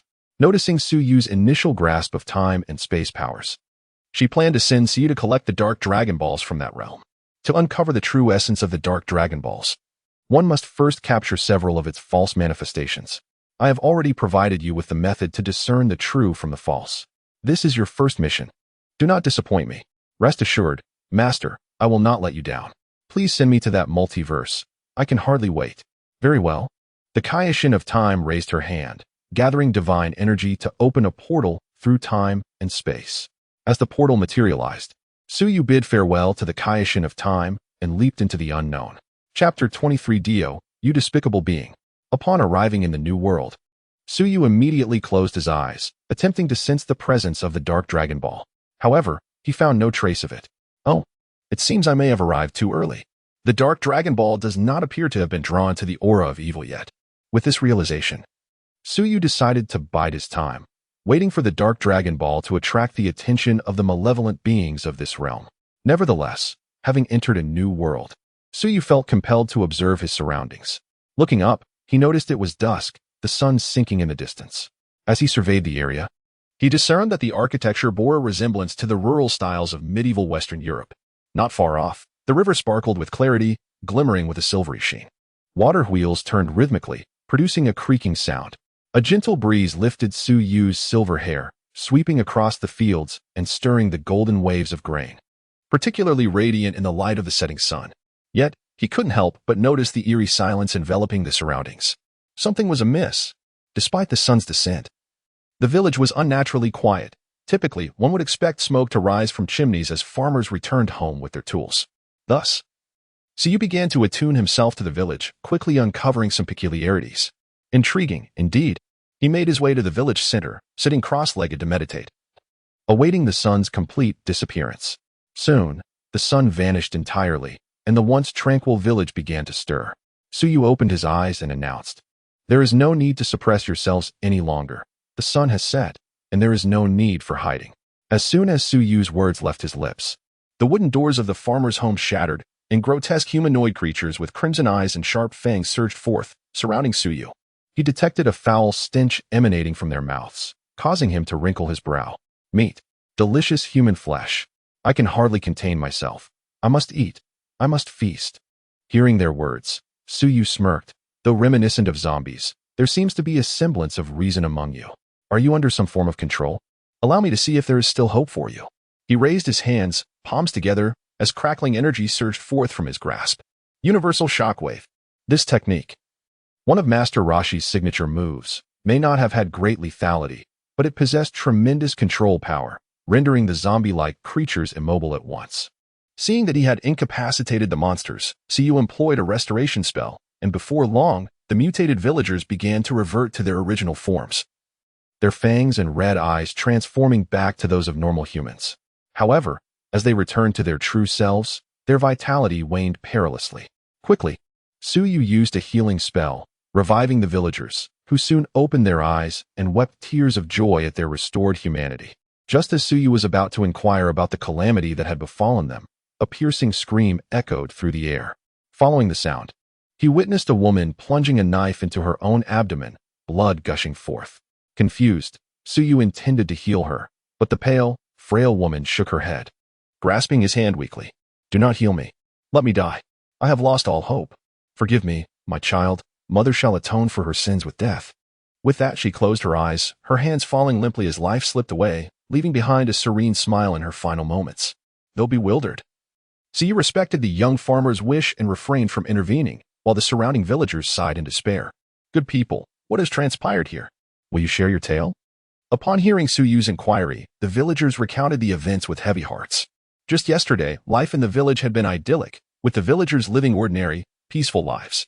However, on that fateful day, a vampire named Dio descended upon the village, draining the villagers' blood and injecting them with a substance known as corpse liquid, transforming them into soulless creatures devoid of humanity. At that time, the young mother had been cradling her infant in her arms, pleading with Dio to spare her child. To her dismay, Dio granted her request only to cruelly drain her blood and inject her with the corpse liquid, turning her into one of the soulless beings. After a brief struggle, she succumbed to her new nature and tragically devoured the very child she had sworn to protect. Upon hearing the villager's tale, Suyu was momentarily stunned, quickly igniting with uncontainable fury as he realized he had entered the realm of the legendary JoJo's Bizarre Adventure, specifically the timeline of the first part. Dio, you wretched fiend. I shall prepare a grand surprise for you. Suyu understood that directly annihilating Dio would not humiliate him. Rather, it would be far more degrading for him to be defeated in a crushing manner by Jonathan Joestar, rendering him a complete fool after exhausting all means to gain power. Furthermore, Suyu held great admiration for Jonathan Joestar, the last true gentleman of the Joestar lineage, whose tragic fate elicited deep sympathy. Subsequently, he bid farewell to the villagers, intending to depart, but they pleaded for him to remain, fearing Dio's return. Observing the villagers' desperate faces, Suyu felt compelled to help. He promptly encircled the village, assuring them that as long as they stayed within the circle, they would be safe at night, and during the day, there was no cause for concern. Afterward, Suyu took to the skies, sensing the two strongest auras nearby. As he soared away, the villagers bowed in reverence, later crafting a statue in his honor, worshipping him as a goddess. Meanwhile, at an execution site atop a cliff, Spitwagon cradled the unconscious youth, Pak, due to a momentary lapse in judgment. Jonathan Joestar had found himself ensnared by Tarkus, suspended from a beam by chains, struggling to breathe and unable to utilize his ripple technique, leaving him in dire straits. It was the bravery of this young boy that had opened the dungeon door, allowing him and Will Antonio Zeppeli to enter the execution ground. Just as Will Antonio Zeppeli prepared to eliminate the corpse man Tarkus, he found himself ensnared by iron chains, immobilized, leaving both Ripple warriors trapped. Tarkus erupted into laughter, relishing the impending demise of the two. Dio, soon your loyal subordinate shall fulfill your command, he bellowed, as he prepared to deliver the fatal blow to Zeppeli and Jonathan. A voice suddenly echoed from the entrance. Phew, I am relieved to have arrived just in time. Chapter 24. The Shock of Cabal and Phew, I made it just in time. Upon hearing this, the once proud Tarkus turned to the entrance of the execution ground, only to find a young girl with Eastern features standing there. She possessed a cascade of beautiful silver hair and enchanting wine-red eyes, coupled with an adorable visage that stirred a flutter in the heart. However, the now undead Tarkus quickly regained his composure and laughed heartily. Ha! What a delightful morsel. Once I finish off these two, I'll send you to Lord Dio for his enjoyment. To Tarkus's astonishment, the silver-haired girl exhibited no fear whatsoever and boldly walked forward. Little girl, what are you doing? It's very dangerous here. You should leave, urged Spitwagon anxiously, but the silver-haired girl merely waved her hand with a smile, saying, Don't worry, there is no danger. It's just a little undead person, after all. Then, she looked up at Jonathan, who was suspended from the beams, and called out, Hey, big guy up there. Your neck isn't broken, is it? Jonathan, struggling, managed to reply, no. Hurry, run. Even in peril, he remembered to warn the silver-haired girl to flee. Run? I came here to save you. Thankfully, I arrived in time. Otherwise, you would be in serious trouble. Especially you over there, sir. That thick iron chain could easily sever you in half. I heard that being bisected doesn't mean instant death. But it surely is quite painful before one dies. As Cabalin observed the petite girl, he felt an inexplicable sense of vastness emanating from her. Meanwhile, Tarkus was livid. This damned girl not only showed no fear but also disregarded him entirely. Damn you, how dare you ignore me before Tarkus could finish his sentence. The silver-haired girl unexpectedly levitated into the air, floating before Jonathan. With a gentle touch of her finger, she broke the iron shackles that had seemed impossible to sever. As the shackles shattered, the chains binding Cabalin were also released. Witnessing this, Tarkus shouted in disbelief, No, it can't be. How is this possible? Yet, in the next moment, he heard the silver-haired girl's voice behind him. Oh, what is impossible? Hearing her voice, Tarkus spun around and swung a powerful punch at her. His massive frame, resembling a small mountain, possessed terrifying strength as an undead, which was why he had managed to suspend both Jonathan and Cabalin. However, this formidable fist was effortlessly blocked by the girl with just a single finger. What? Tarkus, refusing to yield, unleashed a flurry of punches like a torrential downpour. But each was thwarted by the girl's single finger, as she yawned with the other hand. The more he struck, the more alarmed he became, initially furious. He gradually regained his composure, realizing just how terrifying this silver-haired girl truly was. His anger morphed into fear, prompting him to halt and retreat, seeking to escape. Observing this, Suyu shook her head and remarked, "A cowardly bully, it's best for you to vanish." With that, she raised her hand and unleashed an energy sphere that obliterated the fleeing Tarkas. At this sight, neither Jonathan nor Kabalin could utter a word. The scene fell into a brief silence. They could hardly believe that such a formidable adversary as Tarkas could be so effortlessly dispatched by this silver-haired girl. Particularly the final energy sphere, which exuded an air of enchantment. "Mr. Kabalin, what was that ripple? How could it be released from thin air?" Jonathan inquired. "I don't know. It was a ripple I've never encountered before." Although Kabalin had trained in Tibet for a long time, he had never seen a ripple that could be released without a medium. His master had made it clear that ripple release required an intermediary, otherwise it would be utterly unfathomable. A ripple?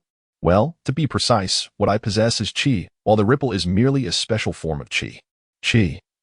So this is what it is.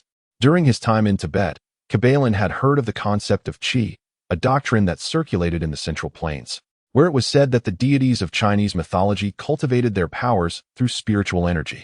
However, even Kabalin's master had never witnessed a deity and merely regarded the concept of spiritual energy as mere legend.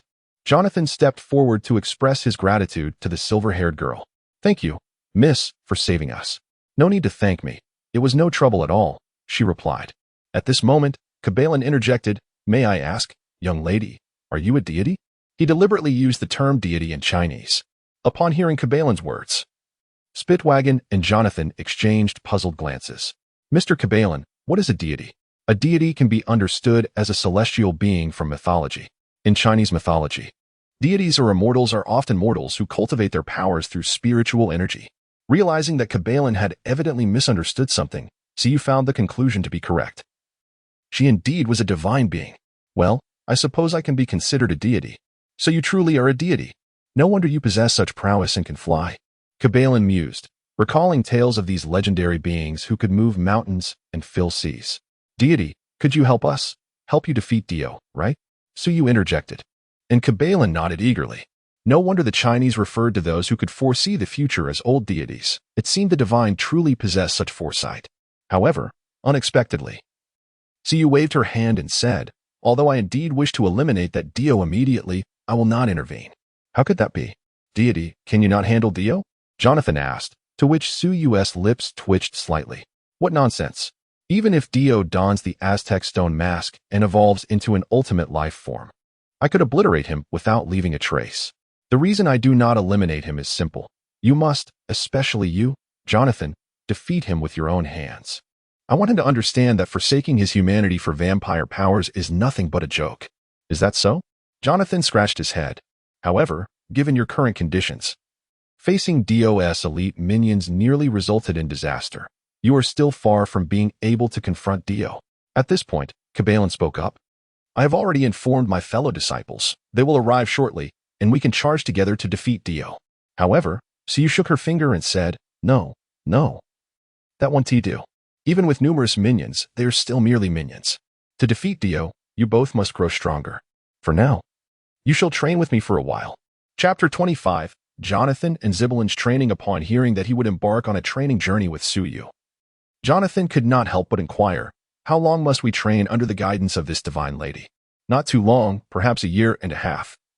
Suyu replied casually.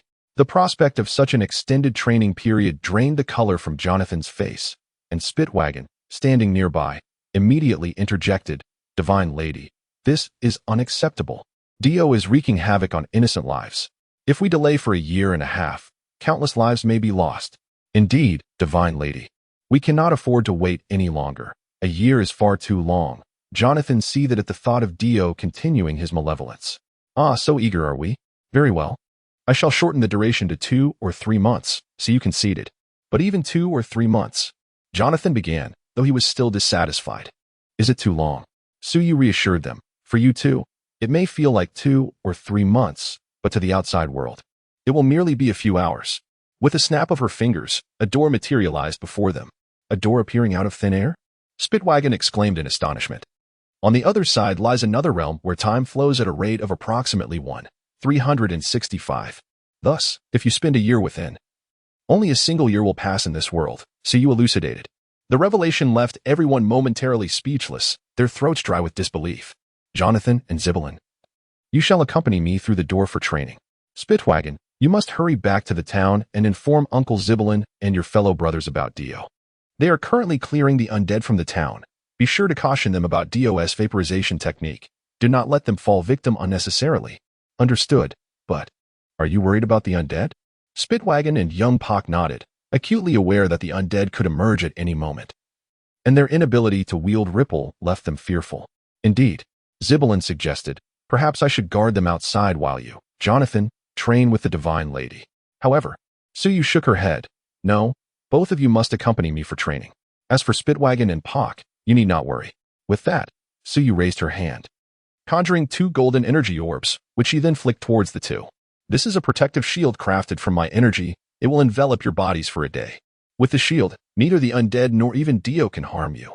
Spitwagon and Pak noticed a transparent, faintly golden membrane enveloping them, alleviating their earlier apprehension.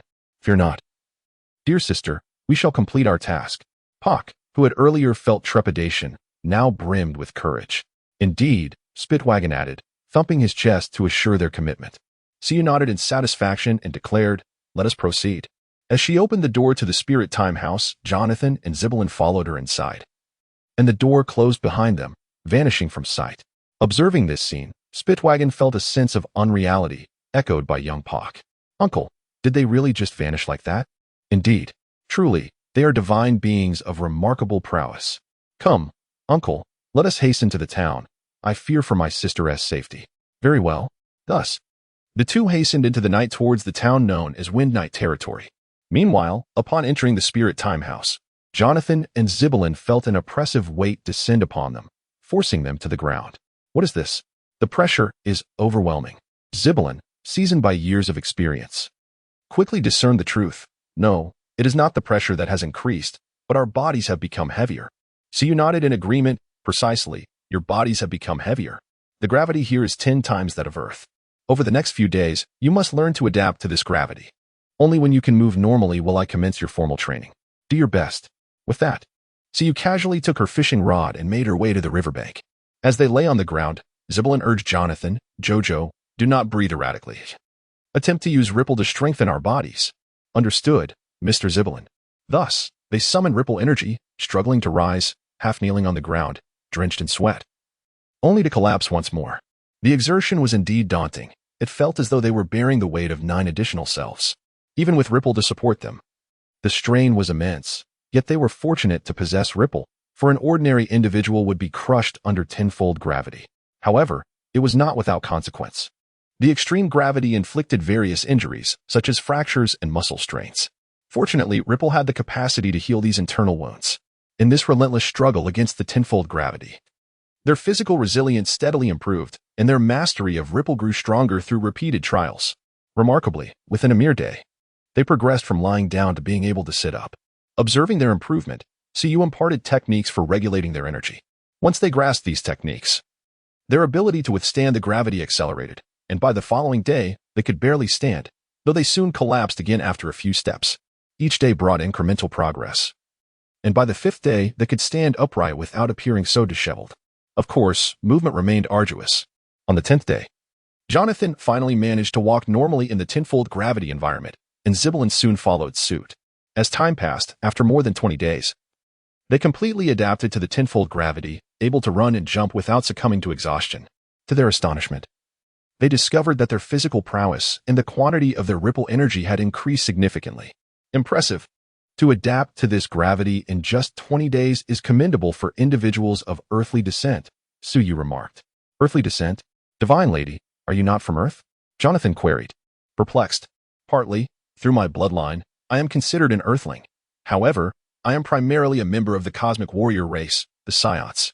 Did you think this tail was merely ornamental? As she spoke, Suyu flexed her silver tail. Wait, it's real. I thought it was merely your belt. I never expected you to be an extraterrestrial. How astonishing. Indeed. Can extraterrestrials become divine beings? Why not? Moreover, I am not from your universe. I hail from another realm, and my intentions are benign. Now, I shall commence your instruction in the art of energy cultivation. The two accepted her words without suspicion. recognizing her formidable strength and understanding that if she harbored ill intent, they would be powerless to resist. As Ziblin and Jonathan practiced their ripple techniques outside, Speedwagon and Pak arrived in the town, soon encountering a familiar face for young Pak. Just as he exhaled in relief, believing the town had escaped devastation, suddenly, the figure known as Kate transformed into a ghoul and launched an attack on the two individuals. Fortunately, the protective shield left by Suyu proved effective. The ghoul's long tongue, upon making contact with their skin, emitted a series of shrieks as it was electrified. The tongue was instantly charred to a crisp, infuriating the ghoul, which then extended its sharp claws toward the young Bach. However, much like its tongue, the claws were met with the same electrical fate upon touching Bach, forcing the ghoul to retract its singed arm. The creature's agonized cries attracted the attention of Danya, Strike, and Duopiety, who were in town eliminating ghouls. They were indeed the senior disciples and master of Kabalin. Upon witnessing the protective shield utilized by Shibitwagan and Bach, the group expressed their astonishment, having never encountered such a phenomenon. After suffering repeated defeats, the ghoul attempted to flee, only to run into Danya and the others, who swiftly dispatched it with their ripple techniques. Observing the ripple in action, Shibitwagan and Bach deduced that these individuals were Kabalin's senior disciples and master, prompting Shibitwagan to step forward and greet them. "You must be the esteemed senior disciples and master of Kabalin," he exclaimed. The group was taken aback by his recognition. As the elder of the group, Duopiety approached and nodded, saying, "Indeed, I am Duopiety, the master of Kabalin." Overjoyed, Shibitwagan replied, "It is wonderful to finally find you. By the way, I have yet to introduce myself. I am Shibitwagan." Bach chimed in, "I am Bach." Noticing their excitement, Duopiety inquired, "It seems Kabalin has informed you of our existence. But where is he, and what of Jonathan Joestar, whom he mentioned in his letter?" Thus, Shibitwagan recounted their harrowing experiences. When Duopiety learned that Kabalin had miraculously survived the dungeon, a glimmer of surprise and joy flickered in his eyes. "A deity? Surely you jest. How could there be deities in this world?" Strike asserted, having spent considerable time training in China, he was unconvinced of their existence. "That big sister truly is a deity. She summoned a door out of thin air, taking the big brother and that uncle away before our very eyes." Bach insisted, "It must have been an illusion. I refuse to believe in deities." Danya concurred with Strike's skepticism. Bach, observing the disbelief of the two elders, turned to Duopiety. "Old man, do you not believe either?" Duopiety chuckled, gently ruffling Bach's hair as he replied, I believe, ha ha ha. Old man, that sounds so implausible. How could it possibly be true?" Strike retorted. "Indeed, old man," echoed his companion. Noticing the skepticism of his disciples, Duopiety laughed and elaborated, "In truth, according to my divinations from many years ago, today marks Kabalin's fateful day. His destiny was sealed the moment he chose to become a ripple warrior. No one could alter it, save for one who transcends fate or a deity. Now that Kabalin has survived, he is akin to a deity, if not more so." Ha ha ha. Having prepared himself for the news of his disciples' demise, Duopiety was elated to learn that Kabalin had defied fate and evaded death. Subsequently, the two disciples, adhering to Suyu's instructions, disclosed Dio's trump card, the vaporization freeze technique, to the three masters. Upon hearing this, the trio furrowed their brows based on Shibitwagan's description. The technique seemed rather formidable to counter. Soon after, Bach realized his sister was missing and surmised she had been captured by Dio. Consequently, they were compelled to confront Dio in battle. On the other hand, after seizing Bach's sister, Dio pretended to invite her to become a ghoul and his companion. However, she resolutely refused and even slapped Dio. Enraged, Dio ordered his subordinates to eliminate her. In a desperate attempt to escape, Bach's sister fled, but ultimately could not evade the ghoul's pursuit. Just as her life hung in the balance, Bach dashed forward to shield her.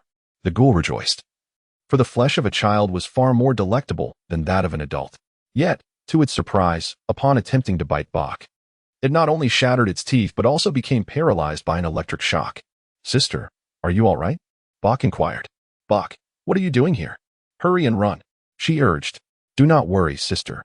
We shall escape together." Just as Bach attempted to lead his sister away, Dio's voice resonated ominously. "This is my territory. You think you can come and go as you please?" Emerging from the shadows, Dio exuded a chilling and malevolent aura that made Bach shudder involuntarily. Chapter 26 in China. There exists an ancient proverb, "Those who recognize the times are the true heroes." Upon encountering Dio, Bach felt a tremor in his calves. He had previously met Dio, who had hypnotized him into stealing the luggage of his elder brother, Jonathan, and Uncle Zeppeli, ultimately leading them into a trap.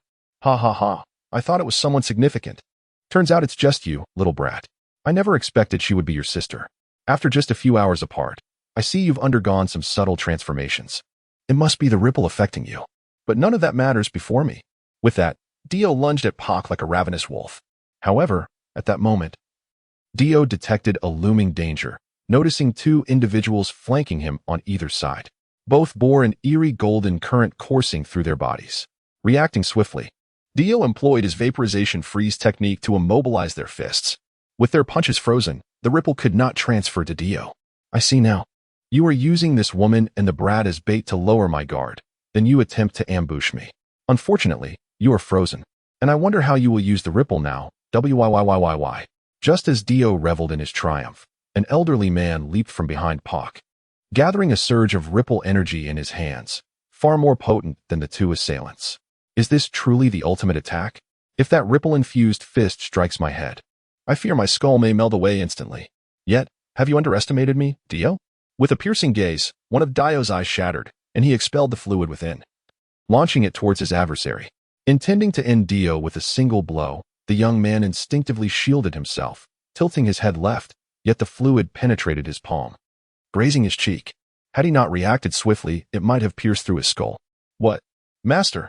Danya and Strays were compelled to abandon their ambush and rush to assist him. Are you all right? In response to the concern from his two disciples, the elder shook his head. Fear not, I am fine, merely indicating that our battle plan has failed. Hearing this, a pall fell over the gathered crowd.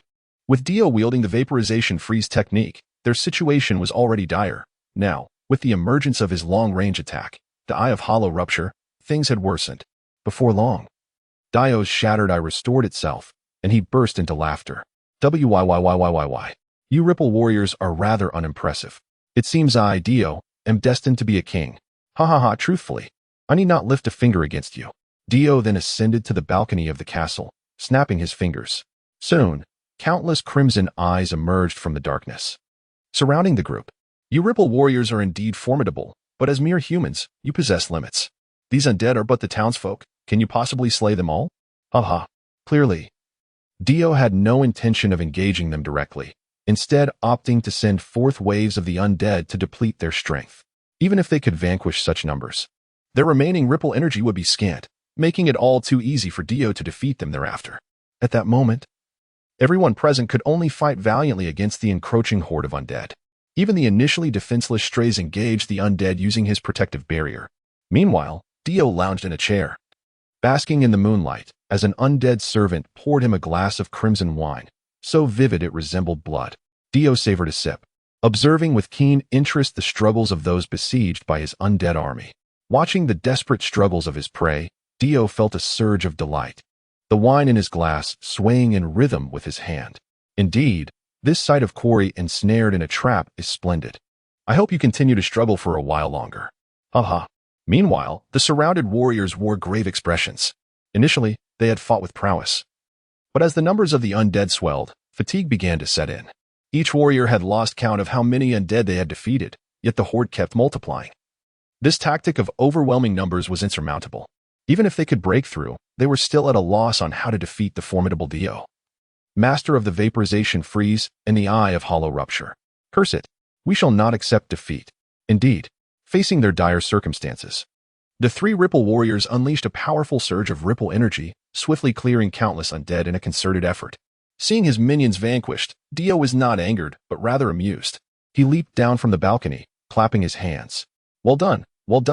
Your struggles are quite entertaining, but alas, this is where it ends.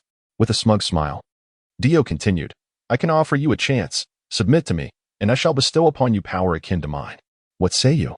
The trio realized that Dio's offer of power merely meant transforming them into his puppets. Though Master Dopiti's body was frail, his eyes shone with unwavering resolve. You need not say more, vampire. As Ripple Warriors, we shall never yield to evil. Since the day we became Ripple Warriors, we have feared not death. Even if we cannot defeat you, our will shall be inherited by others who will. Never surrender. Ha, splendid. I remember a saying from your country. Those who recognize the times are the true heroes. It appears, old man, you do not grasp its meaning. Dio, a scholar of many texts, was familiar with this saying from the East. Yet Dopiti shook his head, asserting, "We also have another saying, since ancient times, who has not faced death? Let one's loyalty shine like a beacon. A gentleman knows when to act and when to refrain. We Ripple warriors are no different. Come, let me show you our courage." With a mighty shout from Dopiti, the three warriors, despite their exhaustion, charged at Dio without hesitation. Faced with their combined assault, Dio became even more agile, shouting, "Muda, muda, muda, muda, muda." Ultimately, the three Ripple warriors were brought down, sprawled on the ground, blood spilling from their mouths. "Next, I shall deal with you three. Even if you refuse, I will turn you into my undead minions." Ha. As Dio extended his arms, numerous writhing veins lunged toward the defenseless trio. Witnessing this, Pac cried out in despair, "Sister." Ha. Calling for help is futile. Yet just as Dio reveled in his triumph, for reasons unknown, his body was thrust away.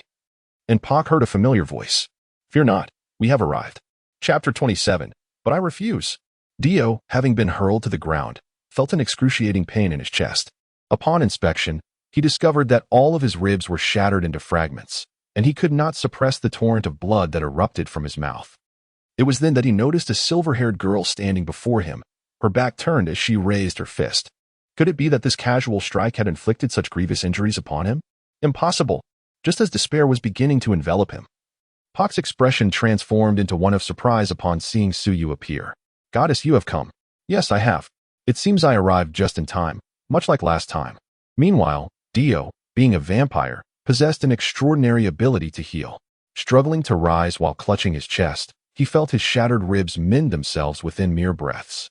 He gazed at the girl who had appeared in an instant and sent him flying with a look of sheer disbelief. Who are you?" To his astonishment, the silver-haired girl appeared to ignore him, instead focusing on the three Ripple warriors lying on the ground.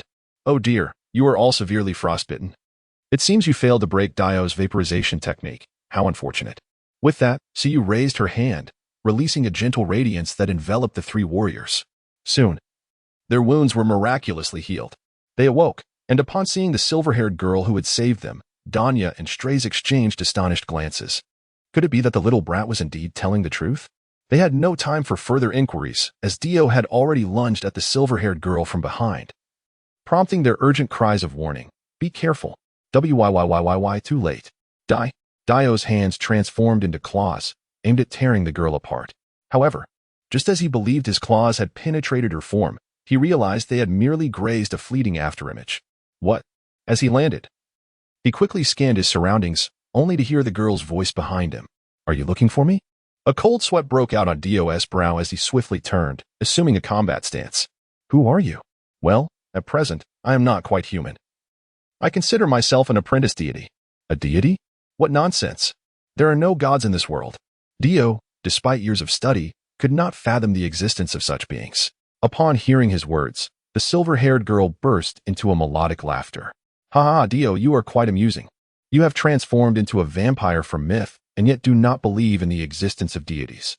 Do you not find that ironic?" Infuriated by her mockery, Dio lunged at her once more. Yet, she seemed to teleport again, appearing directly before him and delivering a swift kick to his head.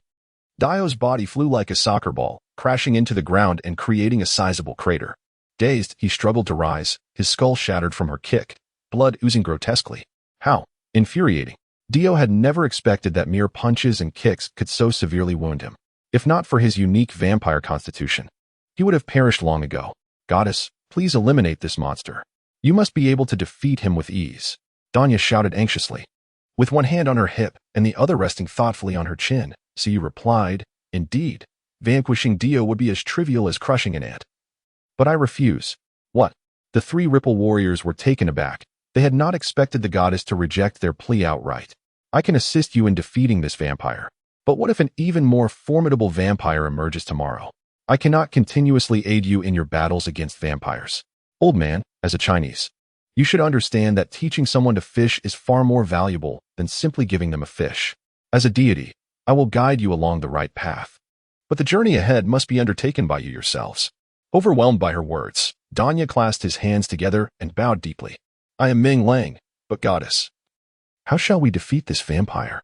"Rest assured, the one who will defeat Dio has already arrived." Suyu gestured towards the balcony above. Everyone looked up to see two figures soaring through the window, hovering in midair.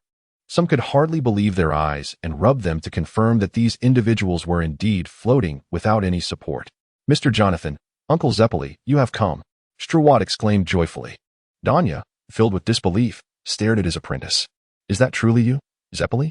"Indeed, Master, it is I." Zeppeli descended gracefully, performing a respectful gesture towards Danya. "Your ripple energy is astonishing." Danya marveled, for Zeppeli's ripple was now far more potent than when they had last parted.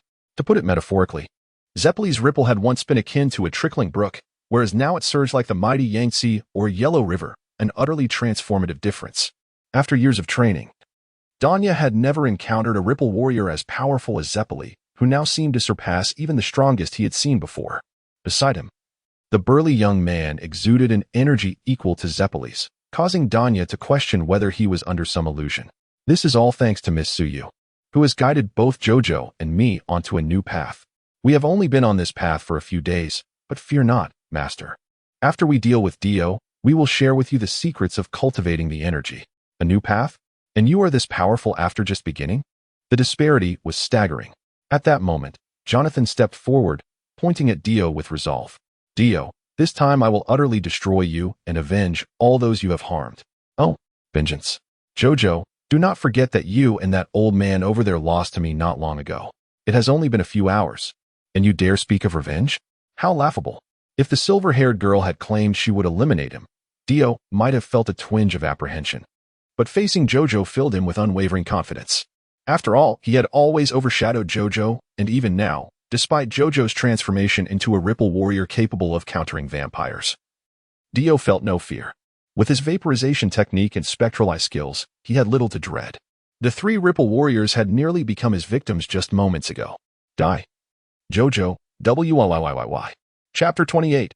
How about my technique of blinding with blood? Like a famished tiger pouncing on its prey, Dio lunged towards Jonathan. "Jonathan, Jojo." Yet, just as Dio's claws were about to pierce Jonathan's heart, he merely sidestepped, evading the attack. "What? Jojo, how have you become so swift?" Dio exclaimed. "Do not presume that you are the only one who has grown stronger." In the blink of an eye, Jonathan delivered a powerful punch to Dio's abdomen.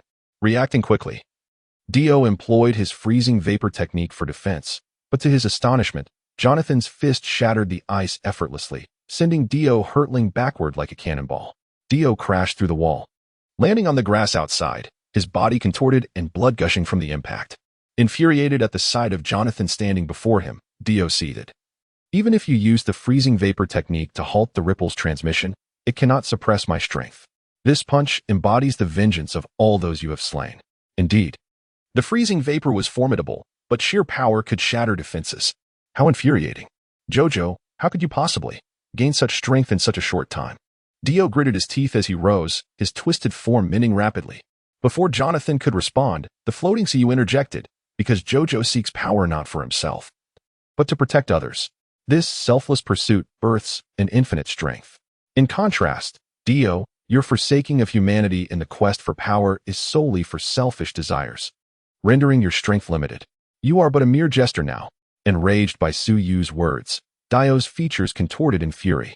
"Impossible. I, Dio, am invincible." Having repaired his body, Dio charged at Jonathan once more, unable to fathom that Jonathan could surpass him. Yet, each of his attacks missed, failing to land a blow. In desperation, Dio unleashed his ultimate technique, air split, eye stab. The onlookers gasped, "Danger! Dodge!" However, Jonathan did not retreat. Just as Dio believed his attack could penetrate Jonathan's skull, Jonathan effortlessly swatted the attack aside. "My air split, eye stab. How could this be possible? Dio, the chasm between us is insurmountable. Your attacks are utterly ineffective against me." In truth, Jonathan felt confident that even without deflecting Dio's strike, his body could withstand the assault. At that moment, Dio felt a profound humiliation, despite his sacrifices. He was crushed effortlessly by Jojo, rendering all his efforts a mere farce. "I cannot accept this. Absolutely not." In a fit of rage, Dio flung his own blood into Jonathan's eyes, exclaiming triumphantly, "How about my technique of blinding with blood, Jojo?" With that, Dio kicked at Jonathan, hoping to catch him off guard. Yet, Jonathan, eyes shut, raised his arm to block the strike. Surprised that his attack had been thwarted, Dio dismissed it as mere luck. convinced that a relentless assault would yield results. Thus, he continued to bombard Jonathan with strikes, but every blow was deflected. Impossible. Jojo. How can you possibly defend when you see nothing? Because I can sense your energy, Dio, and you have already lost. In Dio's moment of confusion, his limbs spontaneously exploded. And from the shattered parts, his body began to disintegrate into ashes. With each of your attacks, I planted miniature energy orbs within your limbs, infused with the ripple. Thus, I declare you defeated, Dio. Jonathan wiped his eyes, witnessing Dio's form disintegrating before him. Dio, unwilling to accept his demise, screamed in frustration, I refuse to accept this. Just as the ripple was about to reach Dio's head, the once serene space fractured, shattering like glass, and from the rift emerged a black-hued orb. The orb shot towards Dio's forehead, embedding itself there, halting his dissolution. Dio erupted with a dark aura, sending Jonathan flying. Jojo. Zeppeli, witnessing this, rushed to catch Jonathan. Are you all right? I am fine, Uncle Zeppeli, but Dio, they turned their gaze to Dio, who stood once again, his body not only restored but emanating a formidable presence. Indeed, Dio's aura, once feeble, had surged significantly upon merging with the dark orb, amplifying his malevolent energy to such an extent that even the combined might of Jonathan and Zeppeli would struggle against it. Having fused with the dark Dragon Ball, Dio felt a monumental transformation within. No longer did he fear sunlight or the ripple, as those once potent threats no longer affected him. Most importantly, he sensed an endless reservoir of power coursing through him, a sensation he had never experienced before. Though I know not the origin of this orb, I have finally attained the ultimate power. Ha ha ha ha. With that, Dio unleashed a formidable dark aura, dispersing the clouds above, leaving others struggling to maintain their footing. Jojo. Let us unite. Indeed, Uncle Zeppeli. Jonathan and Zeppeli exchanged determined glances and charged at the dark Dio. Dio, observing their approach, remained unperturbed, a smirk curling at the corners of his mouth. So, one alone cannot match me, and now two come to face me? Alas, still futile. With that, Dio propelled himself toward them at an astonishing speed, prompting Jonathan and Zeppeli, who had initiated the offensive, to sense impending danger and swiftly adopt a defensive stance. Yet, despite their adjustments, when Dio's fists fell, they felt the overwhelming weight of his assault, and he relentlessly pursued them, delivering a kick that sent both sprawling to the ground. Kicking up dirt. The airborne dark Dio laughed heartily. Look at me. I have become immensely powerful, even combined. You are no match for Kono Dio. Haha. Meanwhile, Jonathan and Zeppeli, having crashed to the earth, tasted blood at the corners of their mouths, realizing the staggering chasm that lay between them and Dio. As Boca gazed at the scene unfolding before him, anxiety gripped his heart.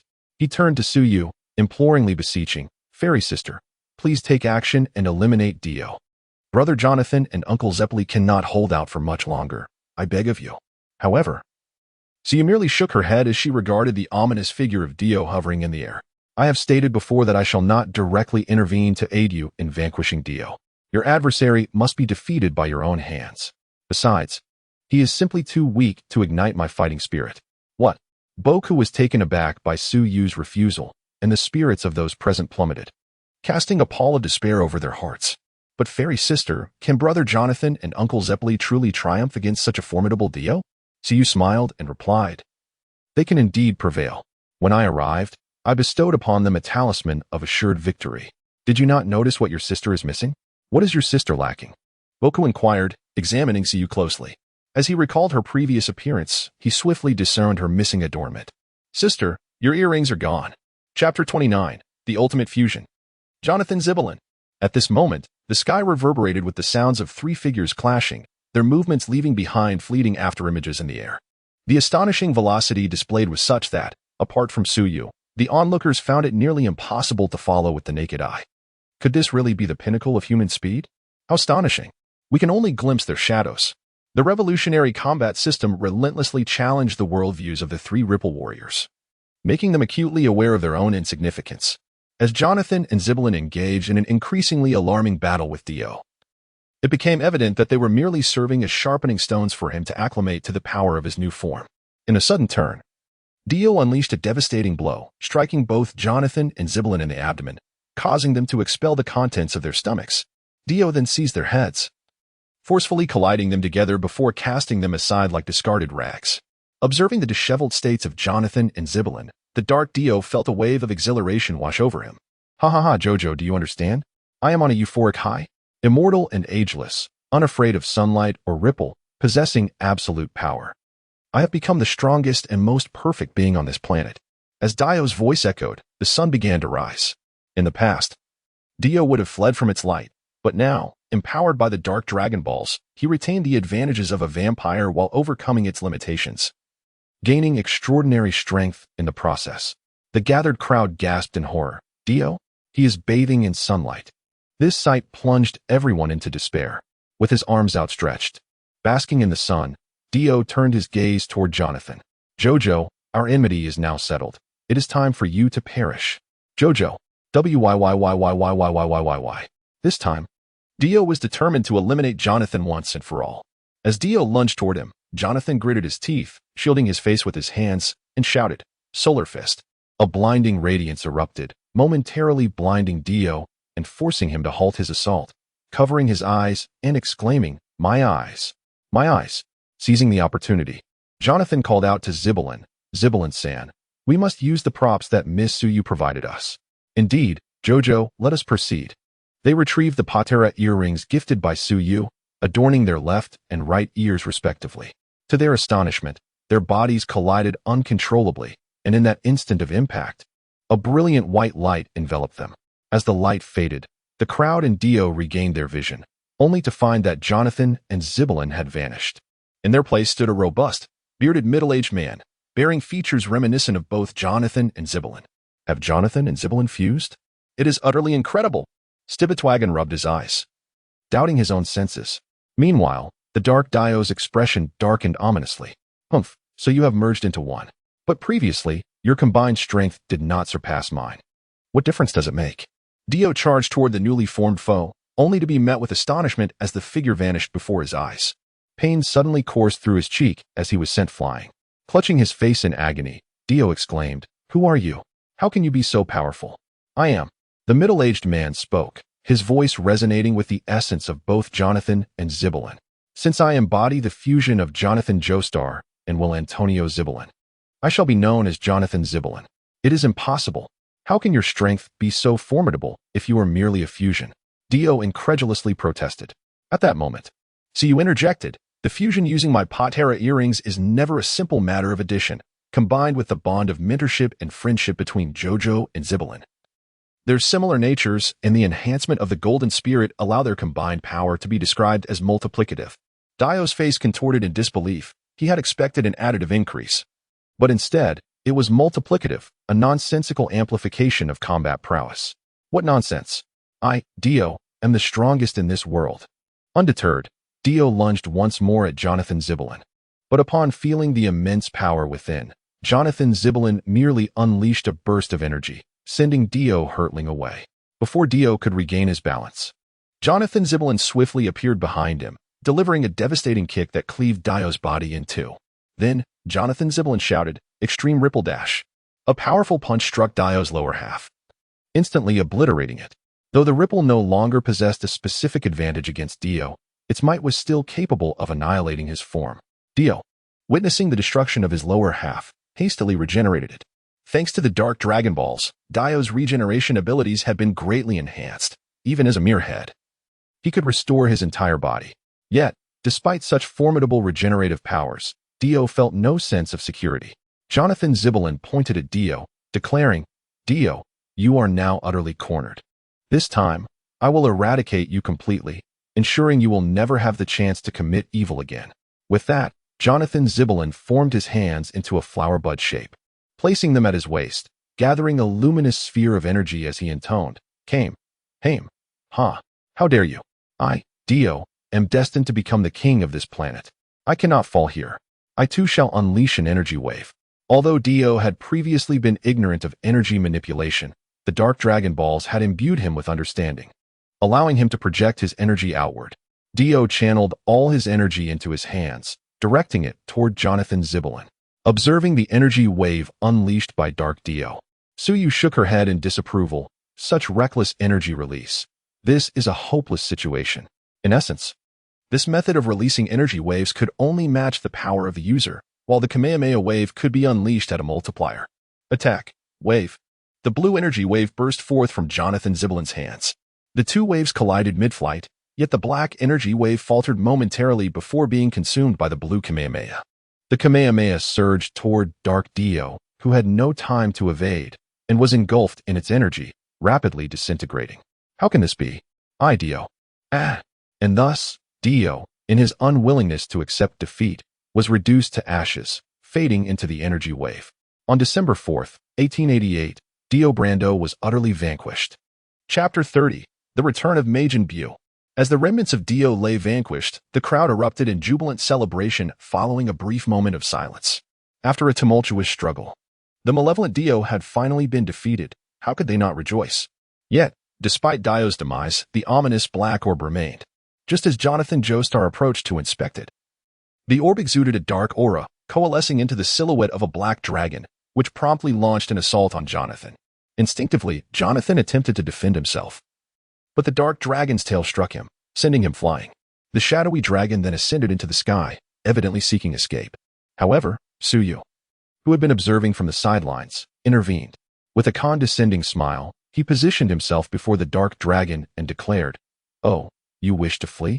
He extended his right hand, summoning a colossal, semi-transparent golden palm that captured the dark dragon, now resembling a mere chick in Suyu's grasp.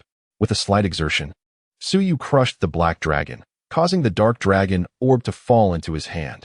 At that moment, Suyu realized that this dark dragon orb was a genuine Dragon Ball of the 4-star variety, its potent dark energy indicating its authenticity.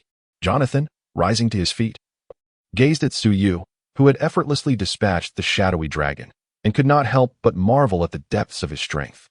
It was no wonder Suyu dismissed the threat posed by Dio. A radiant white light enveloped the two, splitting into two distinct beams. Once the brilliance faded, they were revealed as Jonathan and Zeppeli. They can separate? How remarkable. Suyu landed and remarked, "The Patera earrings fusion has a time limit for mortals. After an hour, it will automatically disband, but resting for an hour allows for refusion." Hearing Suyu's words, Jonathan scratched his head and replied, "I see. However, I believe it's unnecessary. I'd rather not fuse again. The power we gain from fusion feels like cheating. And it's a rather unsettling sensation. It's as if I am both myself and not myself." Indeed, Jonathan speaks wisely. Fusion should be avoided unless absolutely necessary. It is far better to enhance one's own strength through diligent effort. With that, the two removed the Patera earrings and offered them to Suyu. He shook his head and replied, "No need. Consider this a parting gift from me. I must return to my world. And you will face foes even more formidable than Dio in the future. Foes stronger than Dio."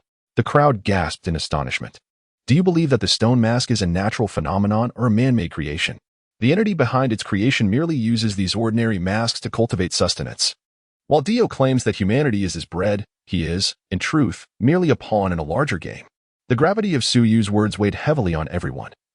The formidable Dio they had just vanquished was, in essence, merely a stepping stone. Moreover, this planet harbors not only Ripple, a supernatural force, but also other mystical abilities, one of which is known as Stand. The capabilities of these stands are diverse and unpredictable, with some posing a threat even to me. Thus, remain vigilant, remember. There are always greater beings beyond our comprehension. Jonathan nodded, his spirit rekindled. After this experience, he vowed never to allow tragedy to befall others again. Meanwhile, Doppio observed Jonathan and Zeppeli, lamenting that these veterans were out of touch with the evolving times. Indeed, the future belonged to these two young warriors. After bidding farewell, Suyu ascended into the sky and opened a portal with the time ring, stepping through. He soon found himself back in the time nest, where the time Kai greeted him with a calm demeanor. "You have returned." Suyu nodded, presenting the dark 4-star Dragon Ball. "Here, take this. This Dragon Ball should be authentic, right?" The time Kai affirmed, "Indeed, it is genuine, thanks to your efforts." She then channeled her divine power into the dark Dragon Ball, transforming it into a mere stone. However, merely sealing it was insufficient for her peace of mind. She conjured a box using her temporal abilities, placing the stone inside. In her eyes, this box was impenetrable, accessible only to those with mastery over time and greater strength than her own. Once the dark Dragon Ball was thoroughly sealed, the time Kai turned to Suyu and inquired, "How was your journey through time?" "Quite satisfactory, actually. It allowed me to amend some regrets from my past life and deepen my understanding of divine power." "Is this merely an illusion?" The time Kai shook her head, explaining, "This is no illusion. It is a reward granted to you by the world's will of that realm. While seizing the essence of a world can yield rapid power growth, it is ultimately unsustainable, akin to overexploiting a resource. In contrast, saving a world invites positive feedback from its will, fostering a mutually beneficial relationship. This is a sustainable approach to gaining strength." Upon hearing this, Suyu understood that saving a world does indeed come with its rewards. After all, she comprehended the nuances of abundance versus deprivation. By the way, esteemed Kai, do you have any news regarding the next Dark Dragon Ball? Yes, coincidentally, the next Dark Dragon Ball is located in your timeline. The time Kai tapped her staff on the ground, projecting an image before Suyu. The projection revealed Gohan, Trunks, and Vegeta, alongside the fat Majin Buu possessed by the Dark Dragon Ball, as well as a small boy. Suyu was not surprised to see the fat Majin Buu associated with the Dark Dragon Ball, for despite his seemingly foolish demeanor, he remained Majin Buu. However, she was taken aback to witness the fat Buu struggling vehemently, as if resisting the orb's influence. The boy stood before Buu, pleading with Gohan and the others not to harm him. Intrigued, Suyu pondered what had transpired during this time, wondering why the fat Buu was rejecting the Dark Dragon Ball's power. Chapter 31. The amnesiac Majin Buu observing the struggling Majin Buu, Suyu pondered. Why does this Majin Buu resist the power of the Dark Dragon Balls? I recall that both Cell and Dio embraced the dark power without hesitation. Dio, in fact, reveled in it, only to be obliterated in the end. The reason for Buu's defiance lay in the righteous heart within him, which vehemently opposed the evil of the Dark Dragon Balls.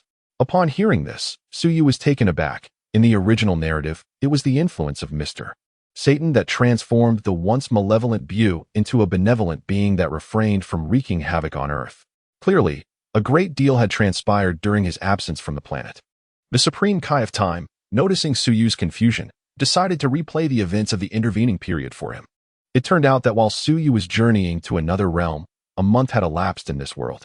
Earth, having undergone several years of recovery and reconstruction, bolstered by Bulma's cutting-edge technology, had regained its former vitality. Consequently, to commemorate the 5th anniversary of their victory against the androids, a decision was made to host the World Martial Arts Tournament once again, albeit under the new title of the New World Martial Arts Tournament. In light of the devastation wrought by the androids, the populace had reflected deeply on their plight, leading to a resurgence in martial arts enthusiasm worldwide. The establishment of the Hero Committee further fueled this martial spirit, making the New World Martial Arts Tournament a grand spectacle. Bulma played a significant role in this initiative, aspiring to nurture more exceptional martial artists to shoulder the responsibility of protecting Earth, rather than leaving it solely to Gohan and Trunks. To attract more participants, Bulma invited Gohan and Trunks as special guests. While Trunks readily accepted, Gohan initially intended to decline. However, Bulma had already enlisted Chi-Chi's assistance in persuading Gohan with monetary incentives, leaving him with no choice but to participate as a special guest. Seeing Gohan's involvement, Vegeta could not remain idle and chose to enter the tournament as well. Thus, the trio, who had been training on King Kai's planet, returned to Earth to take part in the tournament, perhaps as a consequence of the convergence of timelines. The evil sorcerer Babidi set his sights on the New World Martial Arts Tournament, dispatching his minions to participate, to thwart the potential resurrection of Majin Buu. East Supreme Kai Shin and Kibito also entered the tournament, thereby realigning the previously divergent timeline. Interestingly, during the competition, one of Babidi's minions ruthlessly attacked a young girl, prompting Gohan, seated among the special guests, to intervene and save her. The girl turned out to be Videl, Gohan's future wife in the primary timeline. This revelation led Suyu to contemplate the convergence of timelines and the prospect of Gohan's impending wedding. Meanwhile, Piccolo chose to yield to East Supreme Kai, mirroring the events of the primary timeline. However, in this timeline, Gohan had diligently honed his skills, preventing East Supreme Kai from manipulating him to absorb energy from Majin Buu as in the original story. Consequently, Vegeta assumed this role, albeit with less training time than his primary timeline counterpart, rendering him weaker than the Vegeta from the Buu saga. Tragically, this made him a source of energy for the resurrection of Majin Buu. After gaining this energy, the minion hastily fled, aware that Gohan and his allies had been sensed by East Supreme Kai. Before long, they followed the minion to Babidi's lair. Unlike before, Vegeta did not succumb to madness and instead led the group to decisively confront Babidi's minions. Gohan and his companions astonished East Supreme Kai with their prowess, ultimately leaving only the Demon King Dabura to struggle against them. Enraged, Vegeta unleashed his fury upon Dabura. However, much like in the original tale, Majin Buu was resurrected. Fortunately, Gohan, spurred by Suyu's encouragement, managed to suppress his own weaknesses and easily subdued the Fat Buu, even attempting to eradicate both him and Babidi. Yet, Gohan was unaware of Buu's remarkable regenerative abilities and did not realize that Buu had quietly revived. After suffering significant injuries, Buu fell into a deep slumber. A young boy discovered the unconscious Majin Buu, and under the boy's care, Buu gradually regained consciousness. Strangely, upon awakening, Buu found himself afflicted with amnesia. The boy's family owned a dessert shop, and Buu, having a natural affinity for sweets, became an employee there. Influenced by the warmth of the boy's family, Buu slowly transformed into a kind-hearted and gentle being, reminiscent of his original persona. One day, a gang of thugs came to extort protection money, but Buu swiftly dealt with them. In retaliation, the thugs enlisted a notorious criminal to confront Buu, yet he was easily subdued as well. Thus, Buu transitioned from a dessert shop employee to a celebrated superhero, endearing himself to the townsfolk with his charming demeanor and gentle spirit. He utilized his magical abilities to heal various ailments within the community, and the townspeople, aware of his fondness for sweets, generously rewarded him with treats. Gradually, Buu developed a fondness for the townspeople and relished the experience of being a superhero. Initially motivated by his love for sweets, he began to protect the townspeople for their smiles. Thus, the once terrifying Majin Buu transformed into a guardian of the town's safety. However, just when Buu believed this idyllic existence would continue, the notorious criminal escaped from prison and, seeking vengeance, kidnapped the young boy. In a twisted display of cruelty, the criminal tormented the boy before Buu's eyes, igniting a fury within him. In a fit of rage, Majin Buu annihilated the criminal and his accomplices. This outburst of energy inevitably attracted the attention of Gohan and his friends, who hurried to Buu's location. Like in the primary timeline, Buu struggled to contain the malevolent energy within him due to his anger. Thankfully, encouraged by the young boy, Buu managed to suppress the dark force. At that moment, Gohan and the others arrived before him, and upon seeing Gohan, Buu was overwhelmed by fear and memories surged back. Just then, the Dark Dragon Balls, drawn to Buu's inner darkness, traversed through time and space to possess him. Although Buu's memories returned, the life he had led over the past month had profoundly changed him, instilling a desire to reject his former self as a destroyer. Thus, he fiercely resisted the power of the Dark Dragon Balls, unwilling to revert to the original Majin Buu. And so, the scene unfolded that Suyu now beheld. Chapter 32, The Incongruence of Majin Buu at this moment. Gohan gazed solemnly at the darkly emanating figure of Majin Buu. He was taken aback that, after unleashing his full power, Majin Buu still remained unscathed. Was this regenerative ability not a tad excessive? However, what astonished Gohan even more was that the small boy before him was actually pleading for Majin Buu, revealing that Buu had committed his atrocities to protect him, serving as the superhero of their town. This left Gohan utterly perplexed. He recalled the East Kaioshin's words about Majin Buu's existence since ancient times, a being that had survived through cycles of rampant chaos and prolonged slumber, absorbing the malevolent aspects of humanity and growing increasingly ferocious. He had been awakened by Babidi, who had previously slaughtered other Kaioshins, and was indeed a quintessential demon. Yet now, this portrayal seemed inconsistent with the reality before him. Had the East Kaioshin deceived him? Meanwhile, the East Kaioshin, observing Majin Buu's return to Earth from his distant realm, felt no surprise. After all, he had witnessed Buu's terrifying ability to recover firsthand. Jebbit, too, was astonished to sense Majin Buu's continued existence. When Gohan had transformed into a Super Saiyan 3, the energy he exhibited was earth-shattering, yet it had not eradicated Majin Buu. This was incomprehensible to him. How could such a powerful Saiyan fail to vanquish Majin Buu? Despite Gohan's strength surpassing that of Buu, the latter's regenerative prowess was formidable. Complete annihilation was the only solution. What was to be done? Jebbit wore an anxious expression. There remained but one option. The East Kaioshin directed his gaze towards a distant peak, and Jebbit was taken aback by the implication of his intent. You mean to have Gohan draw that sword? How can that be? No matter how powerful Gohan is, he is merely a mortal. As a mortal, he not only lacks the ability to wield the sword, but also the qualification to step foot on the Kaioshin realm. Jebbit, have you forgotten? I too was once a mortal before becoming your master. Why now do you underestimate mortals? Do not forget, Gohan possesses a trace of divine essence, granting him the right to enter the Kaioshin realm. Do you understand? Faced with the East Kaioshin's reprimand, Jebbet immediately bowed his head in acknowledgement. I understand, Master Kaioshin. I will go to Earth now. Very well. Jebbet activated instant transmission, transporting the East Kaioshin to Earth. On Earth, observing the struggling Fat Buu, Gohan hesitated, contemplating whether to intervene. Fat Buu gritted his teeth and urged the boy, Little Jeb, you must leave this place. I can no longer control myself. No, I will not leave.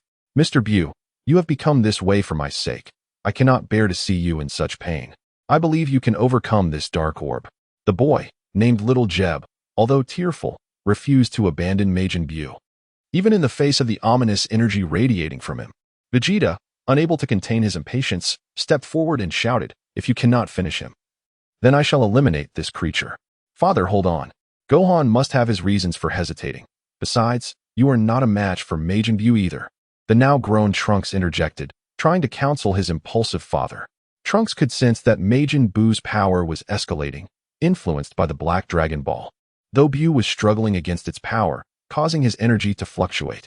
Yet, even so, he feared his father would meet a swift defeat. Gohan, perplexed by the dark orb on Majin Buu's body, was certain that it was not a Dragon Ball from Earth. Where, then, did this malevolent orb originate? What was the nature of this Black Dragon Ball? Just as Gohan pondered these questions, a familiar voice reached his ears. This is the Dark Dragon Ball from the Demon Realm, infused with the essence of the Dark Demon, rendering it particularly sinister. Upon hearing this, Gohan turned in surprise to see the familiar silver-haired girl, who wore attire similar to that of the East Kaioshin, predominantly white and pink, and adorned with matching earrings. Suyu, you have finally returned. What is this outfit you are wearing? Suyu glanced at her attire and replied, This is my proof as a trainee Kaioshin. Suyu, it's been so long. Trunks exclaimed joyously. Indeed, Trunks. You've grown so quickly. Suyu remarked, now needing to look up to speak with him. Vegeta, however, merely snorted in response. Suyu, what do you mean by the Dark Dragon Ball?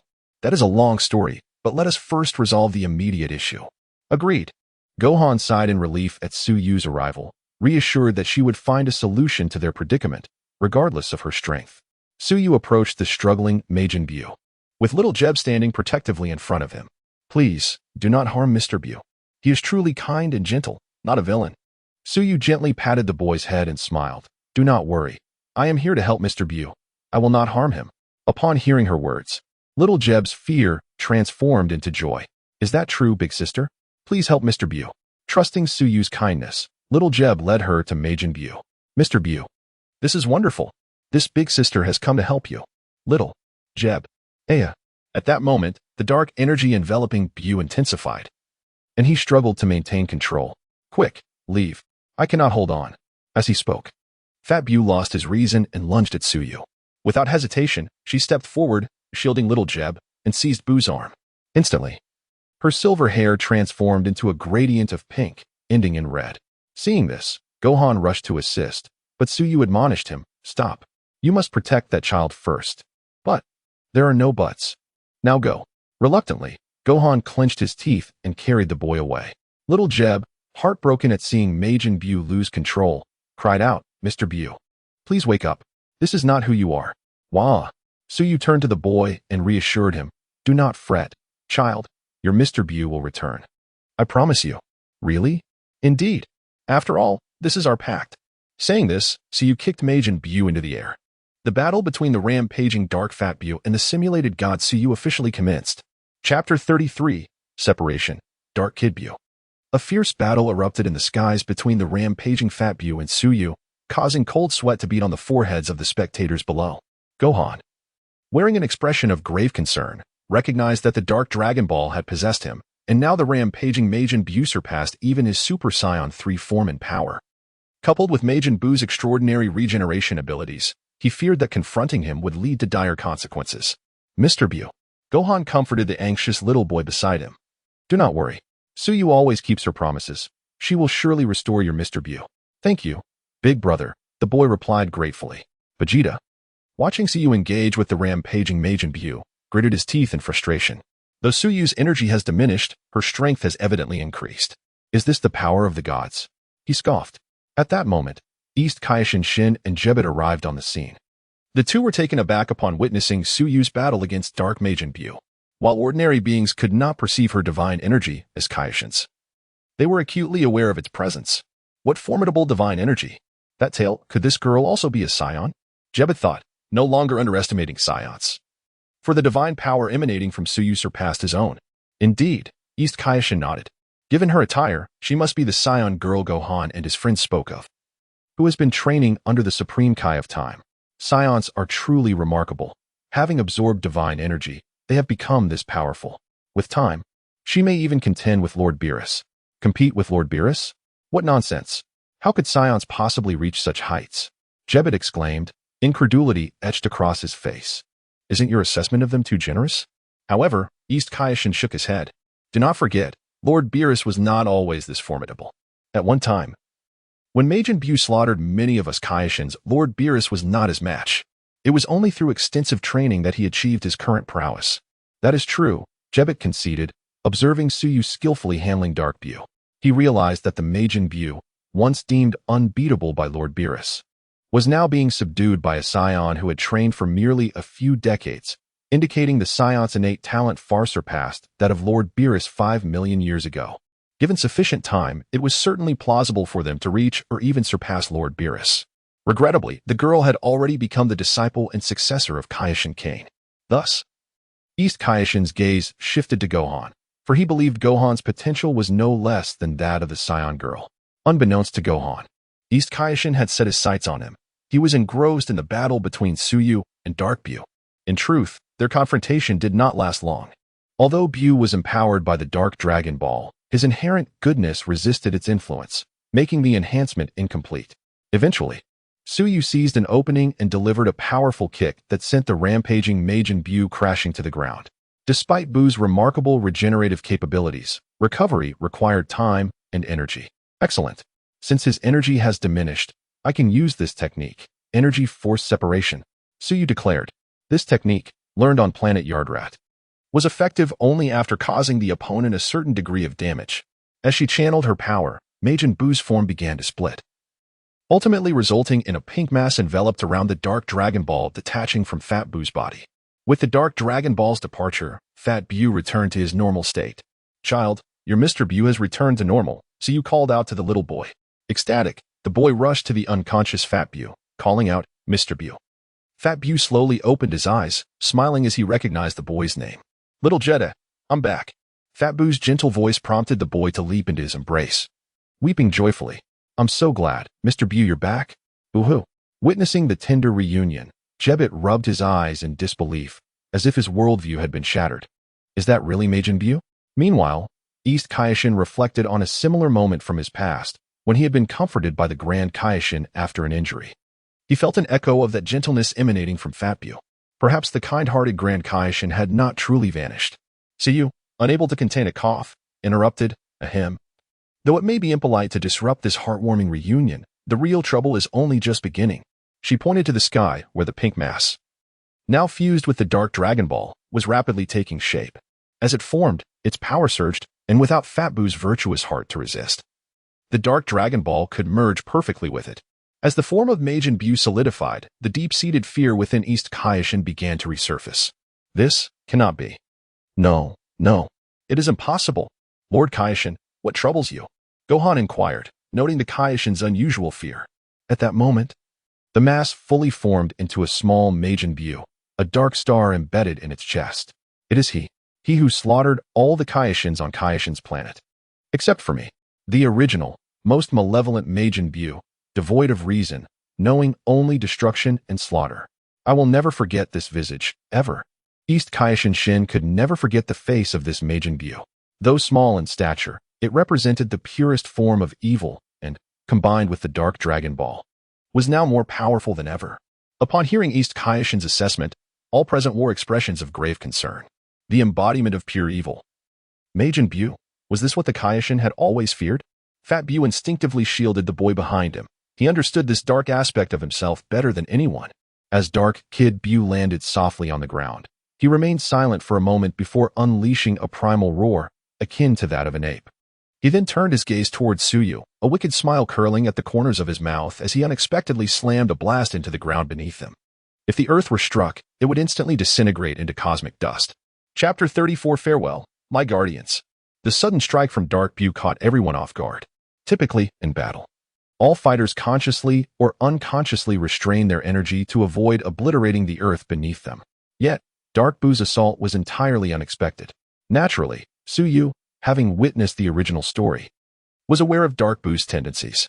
She initially planned to intervene but was outpaced by another. That was Fat Buu, who, as a fellow Magen, understood Dark Buu's temperament and penchant for pure destruction, allowing him to anticipate the next move. In an instant, Fat Buu countered by deflecting the energy sphere released by Dark Buu with remarkable speed. This action drew Dark Buu's attention, and a smirk crept across his face. Your opponent is me, Fat Buu declared, taking a fighting stance. Dark Buu merely beckoned, adopting a provocative posture. Please take care of little Jia. I'll handle this. Suyu, observing Fat Buu's determination to fight alone, cautioned, I do not mean to discourage you. Although your strength has not diminished significantly, that Buu is considerably stronger than you, especially with the enhancement of the Dark Dragon Balls. You stand no chance against him. I am aware, Fat Buu replied resolutely. However, as the guardian of this town, I must resolve the trouble I have caused myself. I cannot let little Jia and the townspeople down. With that, Fat Buu charged at Dark Buu, and Suyu recognized the fatal resolve in his actions. As Fat Buu approached, Dark Buu effortlessly raised a hand to block the attack, extending his leg like rubber to deliver a powerful kick to Fat Buu's ample belly, causing it to cave in. Dark Buu reveled in Fat Buu's pained expression, but Fat Buu gritted his teeth and retorted, Don't gloat. I feel no pain, and I have you now. He seized Dark Buu's leg and swung him around before hurling him away. Fat Buu then unleashed a barrage of energy spheres, employing Vegeta's royal technique, which detonated upon contact with Dark Buu, enveloping him in a cloud of dust. The young boy watched in exhilaration, exclaiming, as expected of Mr. Buu, he is bound to win. However, when he glanced at the others, their expressions were grave, though obscured by the smoke. It was evident that Fat Buu's fierce onslaught had not diminished Dark Buu's aura in the slightest. As the dust settled, Dark Buu remained unscathed, brushing off the dust and emitting a mocking chortle. The boy, incredulous, muttered, How is this possible? Mr. Buu is so powerful, yet he is unharmed. Fat Buu exhaled deeply, reflecting, I truly despise my past self. I wonder how my former enemies endured. Even so, I will not retreat an inch. With that, Fat Buu charged at Dark Buu once more. This time, however, Dark Buu took the initiative, elongating his arm to seize Fat Buu's antennae and swinging him mercilessly to the ground. The boy's heart ached as he witnessed Fat Buu's punishment. And when Dark Buu slammed Fat Buu down, the boy realized the truth. Fat Buu was no match for Dark Buu. Desperate, he implored Suyu and the others, Sister, please save Mr. Buu. Can you all help defeat that villain? Before they could respond, the rising Fat Buu interjected, No, I refuse to accept help. The boy struggled to comprehend Fat Buu's reluctance. Fat Buu continued, This villain was born from my own actions, a manifestation of my past evil, and thus, it is my duty to confront him personally. After all, I am little Jia's hero. But Mr. Buu, you clearly cannot win. How will you resolve this? The boy asked, bewildered. Have faith. I possess a plan, for I know myself best. With renewed determination, Fat Buu charged at Dark Buu once more, while Dark Buu toyed with him, relishing the battle. Throughout the skirmish, Fat Buu endured brutal attacks yet continued to rise and fight back. The boy, witnessing Fat Buu's battered form, found it increasingly difficult to watch. Meanwhile, the East Kaishin observed Fat Buu, lost in thought. He resembles so much. Beside him, Jebet inquired, Lord Kaishin. What do you mean? What is so similar? He is remarkably like the Grand Kaishin. I too was once protected by him. Even when he was not a match for his adversary, he would rise time and again after being defeated. It was that selfless protection that allowed the frail Kaishin to survive. He never anticipated that Fat Buu would not only inherit the Grand Kaishin's appearance, but also his gentleness and the spirit of safeguarding the weak. On the battlefield, as Dark Buu maintained a playful demeanor, Fat Buu finally seized an opportunity amidst the chaos and ensnared Dark Buu. At last, the moment has arrived. It wasn't easy. Chirp, chirp. Haha, no worries, you will simply slumber in endless darkness. Since I created this calamity, I must resolve it myself. Farewell, little Jia. Farewell, townsfolk. I apologize for not being able to guard you any longer. Here I come, complete sealing. as Dark Buu sensed the impending danger of being sealed. His earlier amusement turned to panic, and he attempted to escape. Yet Fat Buu would not grant him that chance. Chanting an incantation, Fat Buu's form swelled into a pink sphere, imprisoning Dark Buu within. In the final moments of sealing, countless memories flooded Fat Buu's mind. Once a mindless monster driven by destruction, he had gained reason and intellect after absorbing the Grand Kaishin. Later, due to candy, he became a servant of Bibidi, executing his orders of slaughter and ruin. However, despite the sugary indulgences satisfying his cravings, something felt amiss.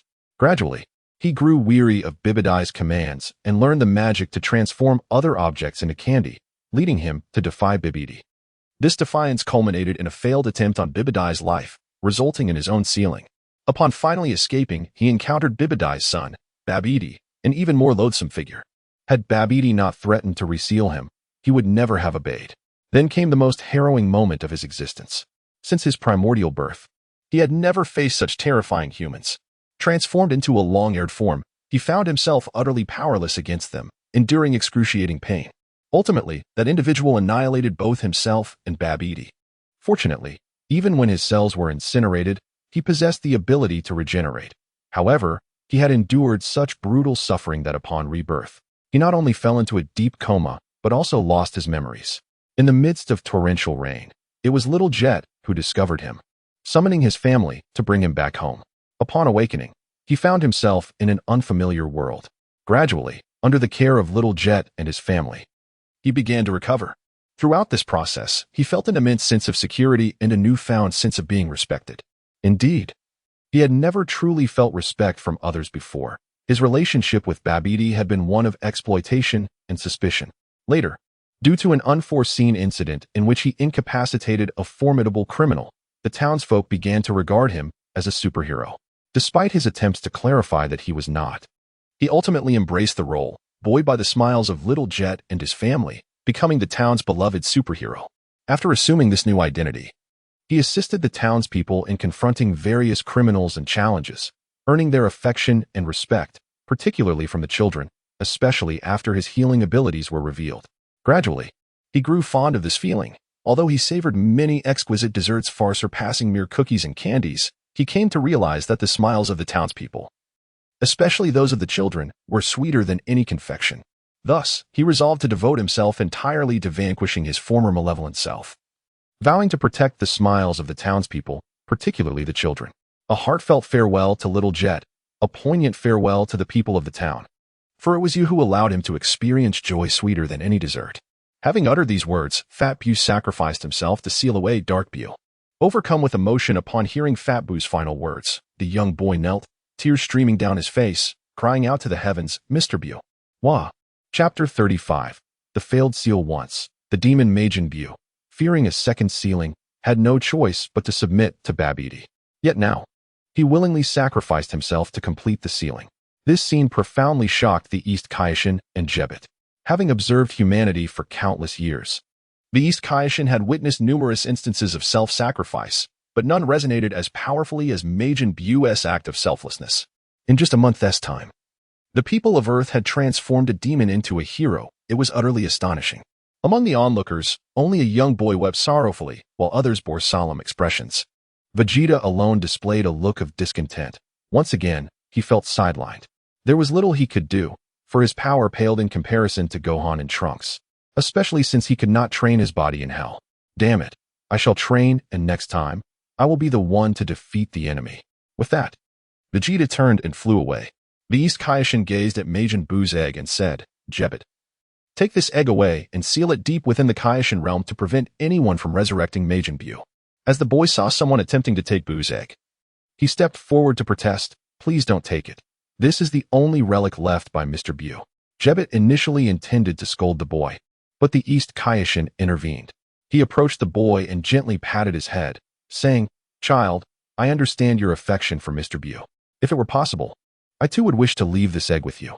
However, you must comprehend that within this egg lies a truly terrifying demon. Your Mr. Buu sacrificed himself to protect you by sealing away that demon. If we allow this egg to remain here, and should it be unsealed by a villain, would that not render Mr. Buu's efforts in vain?" Upon hearing the East Kaishin's words, the boy bit his lip. feeling reluctant but recognizing the truth in the reasoning. Thus, he stepped aside. Suyu, however, kept a steadfast gaze on Majin Buu's egg, doubting that the Dark Buu could be sealed so easily.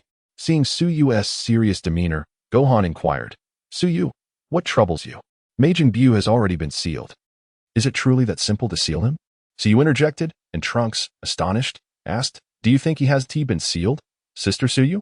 Just as Jebet was about to take away Majin Buu's egg, it suddenly trembled. Witnessing this, Jebet staggered back, and the egg emitted a cracking sound, revealing tiny fissures.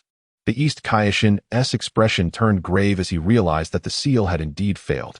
This is impossible. Babidi method was supposed to seal Majin Buu completely. Meanwhile, Suyu raised an eyebrow and, observing the East Kaishin's panic, remarked, Babidi sealed a weaker version of Buu back then.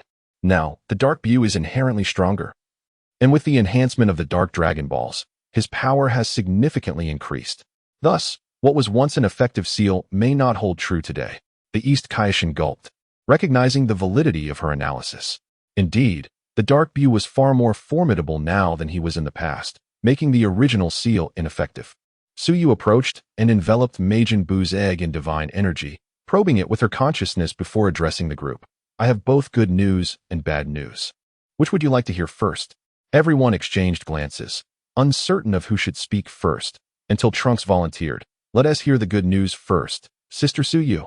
The good news is that while the seal is weakened, the Dark Buu cannot break free just yet, she explained. The East Kaishin clenched his teeth.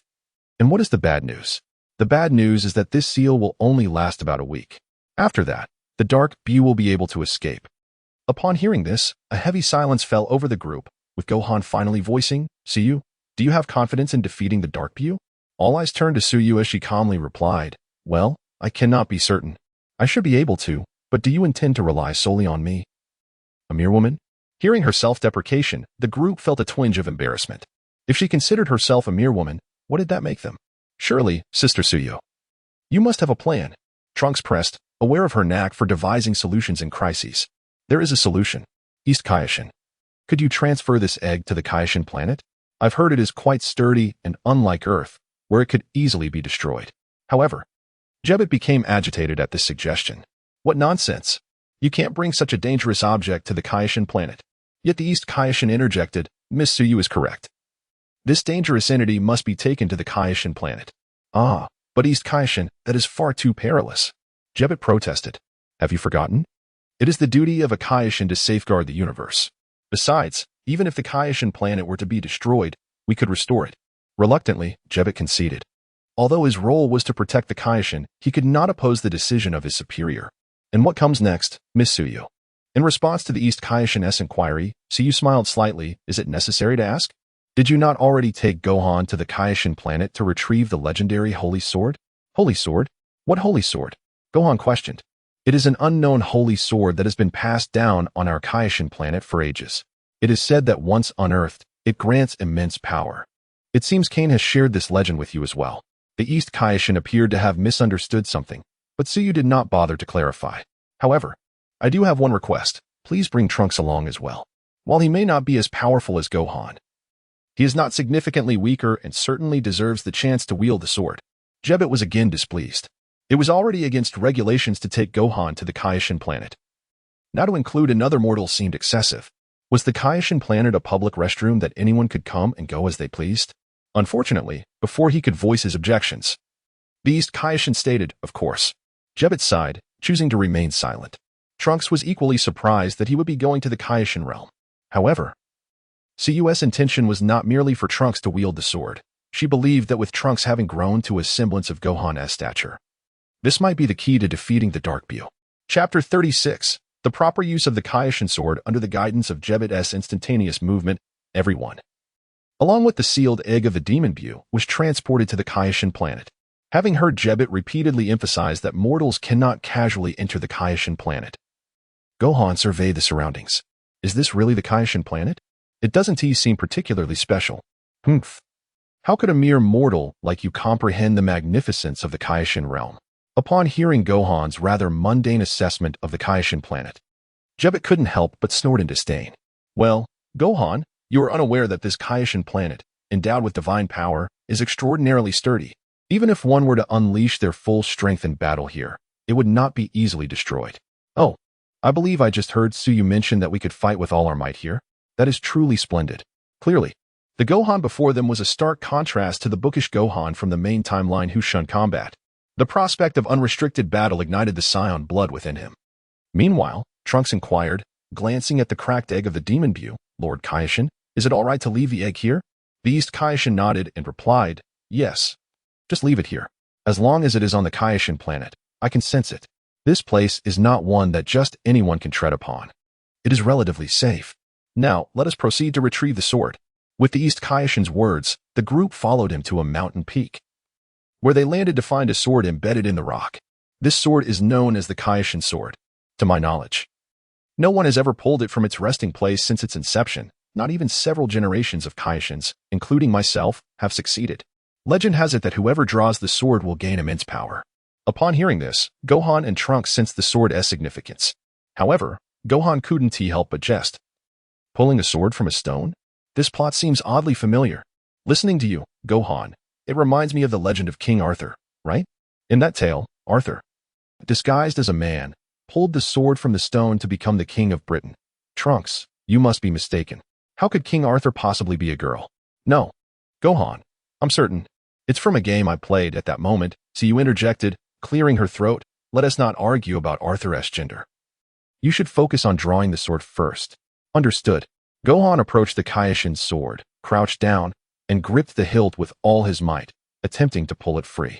However, despite exerting all his strength, he could not budge it even a millimeter. Seeing this, Jebbet smugly remarked, don't waste your effort. Previous generations of Kaioshins could not do it either. What makes you think you mortals can? Previous generations couldn't do it? What about the Kaioshin of time? Trunks asked curiously. This left Jebbet momentarily speechless, as he seemed uncertain whether the Kaioshin of time had attempted to draw the sword. Suyu then spoke. The Kaioshin of time possesses immense power and thus deigns not to draw this sword.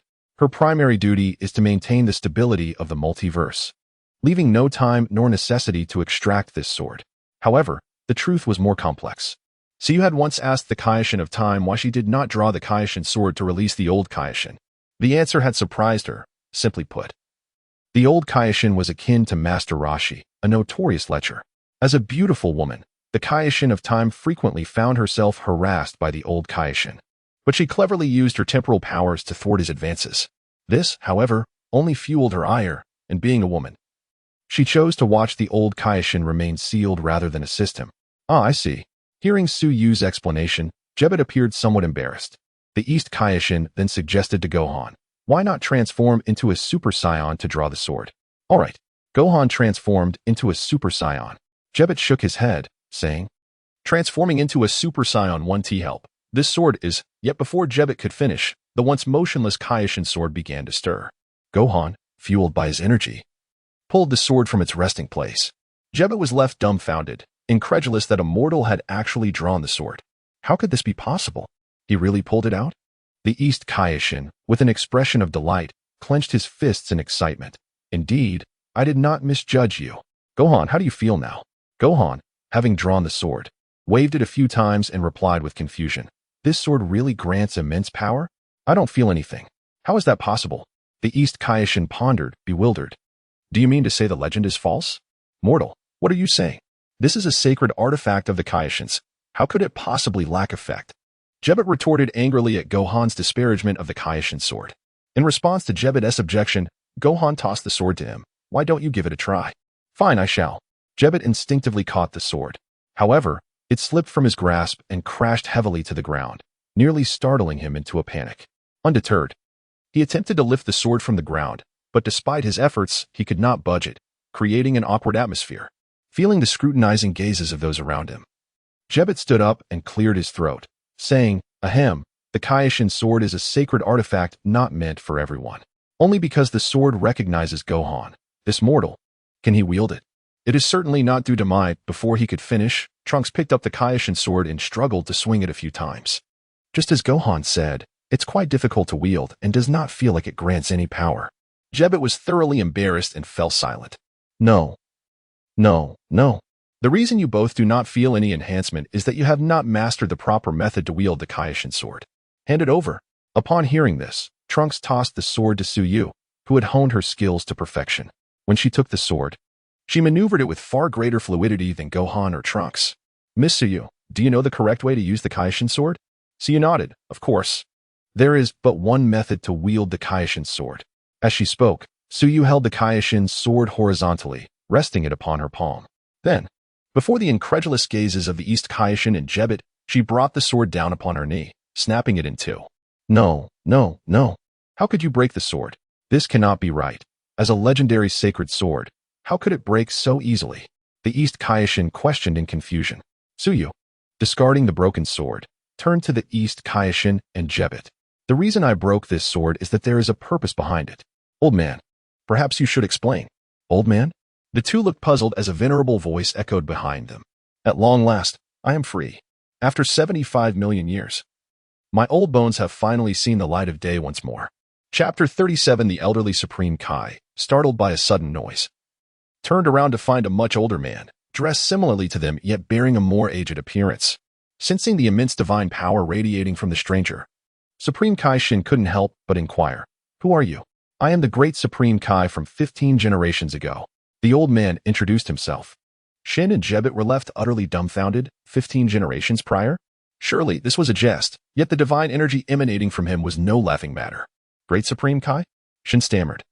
"Oh, please don't call me that. I'm just a retired old man now." The elder waved his hand dismissively.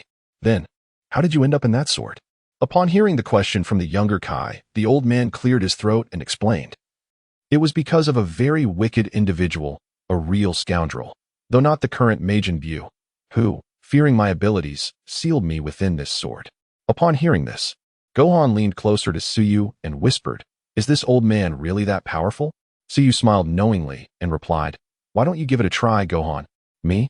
No. No, my mother taught me to respect my elders." Gohan's honesty was unexpectedly refreshing. Suyu then glanced at Trunks, but before she could speak, Trunks hurriedly interjected, "Suyu, you don't know? When an old person lies down in front of you on Earth, you either die or suffer greatly. How could I dare to test him?"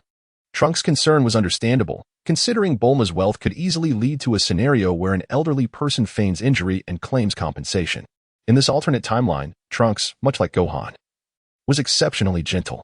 The Trunks from the main timeline would have undoubtedly tested the waters without hesitation. The old Supreme Kai, meanwhile, voiced his grievances. "Honestly, I had hoped it would be the successor of the Supreme Kai from our planet who would save me, but instead, it's the successor of Cain.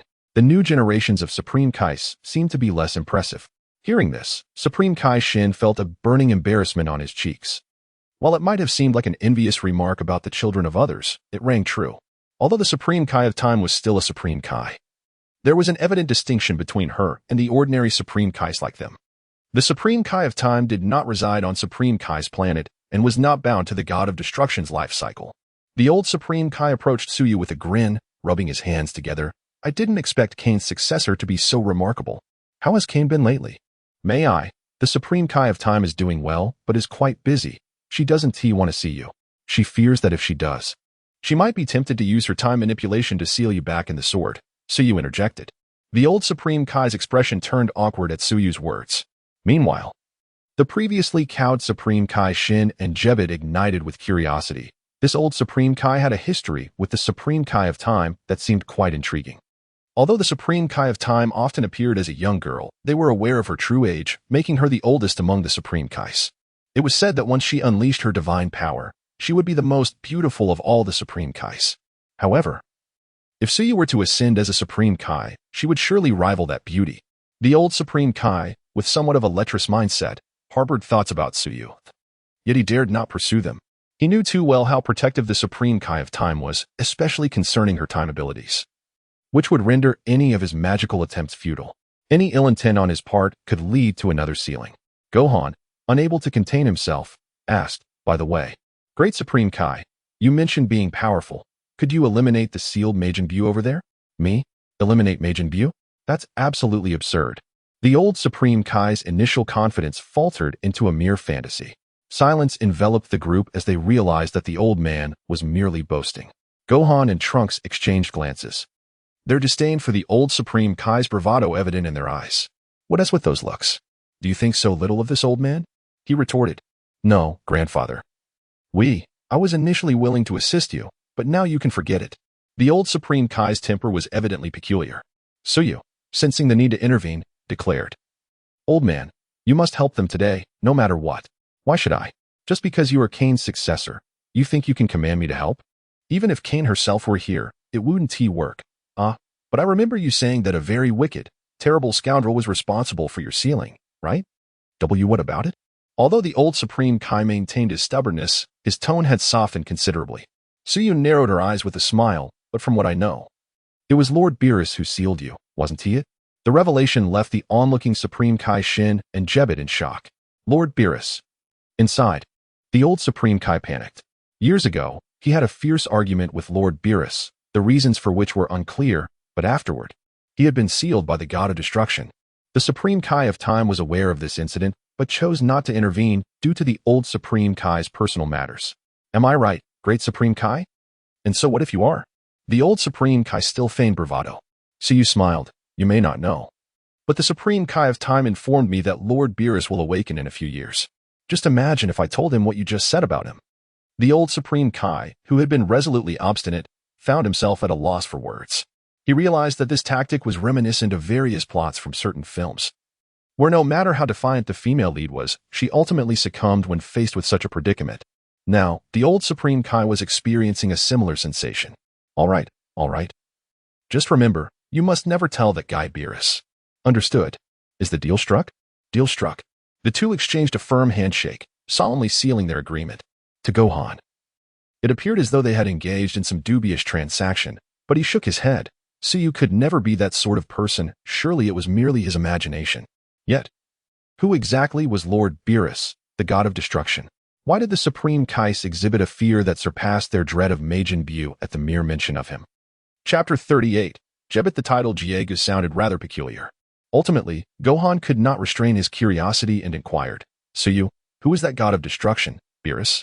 Why do the Supreme Kais appear so fearful? He is one of the most formidable deities in this universe. However, it is said that he is arrogant and capricious, possessing unimaginable destructive power. A mere dissatisfaction could lead to the annihilation of planets. He awakens every few years or decades, bringing impending doom to many worlds.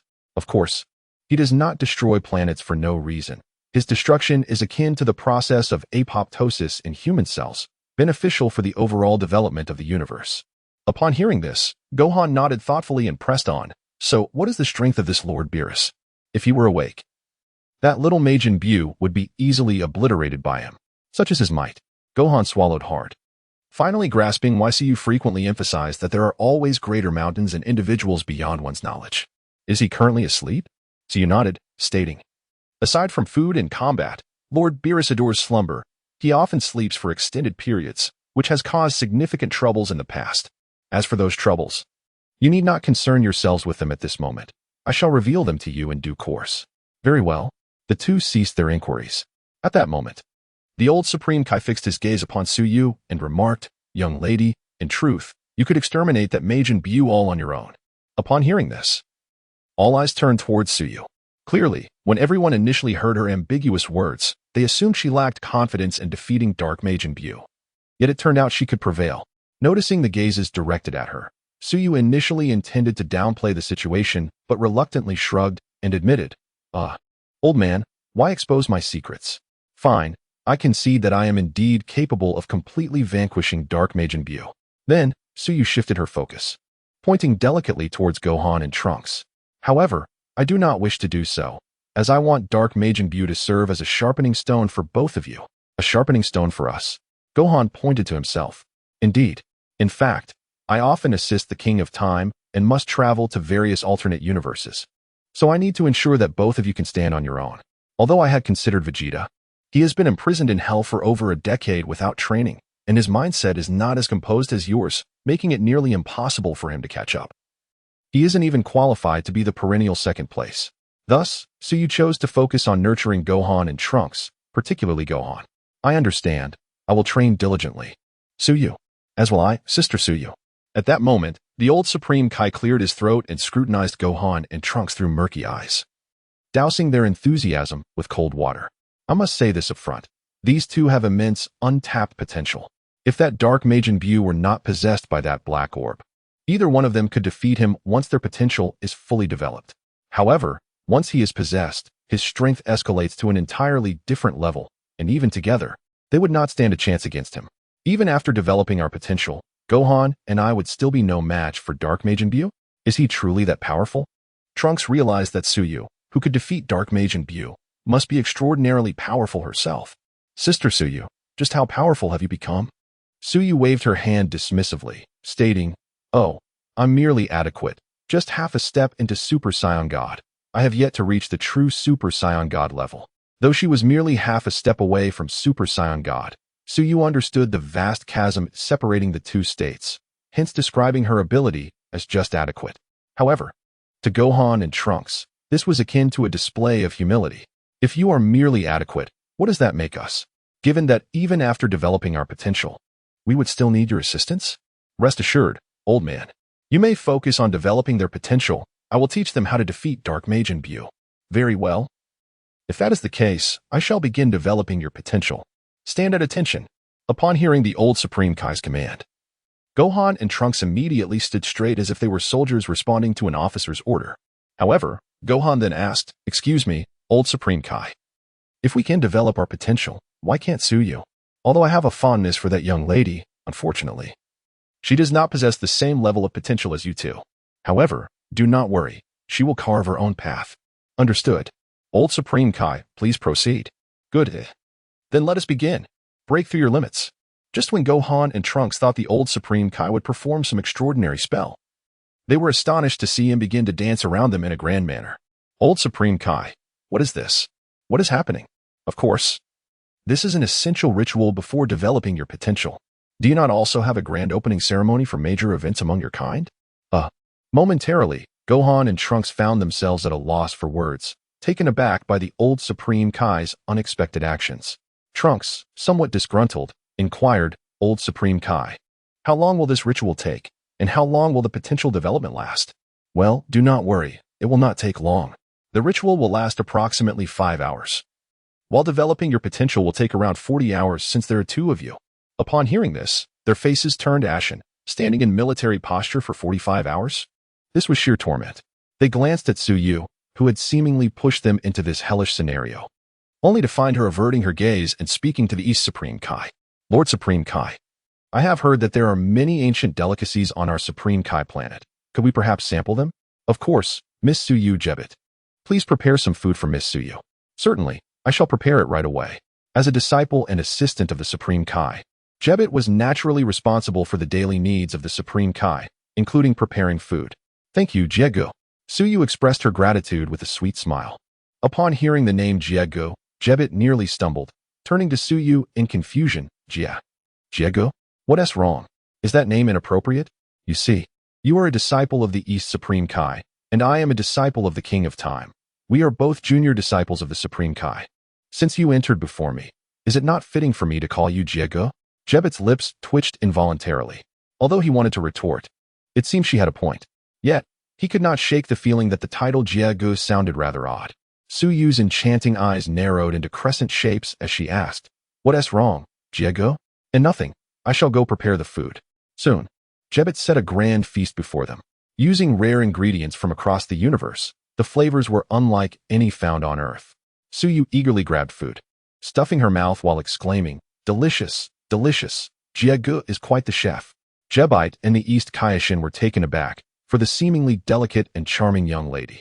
Suyu exhibited an astonishingly ferocious appetite when she consumed her food, reminiscent of a famished spirit reincarnated. Yet, reflecting upon the World Martial Arts Tournament, they recalled how Gohan, Trunks, and Vegeta displayed similar eating habits, which provided some solace. This must surely be one of the traits inherent to the Saiyans. Nonetheless, witnessing the beautiful girl devour her meal with such enthusiasm was far more aesthetically pleasing than the manner in which the three male Saiyans feasted. After all, when one possesses beauty, even the simplest of actions appears delightful. At that moment, Gohan and Trunks gazed at Suyu, who was voraciously indulging in her meal, their mouths watering with desire. "Suyu, could you, Trunks, Gohan, you must persevere.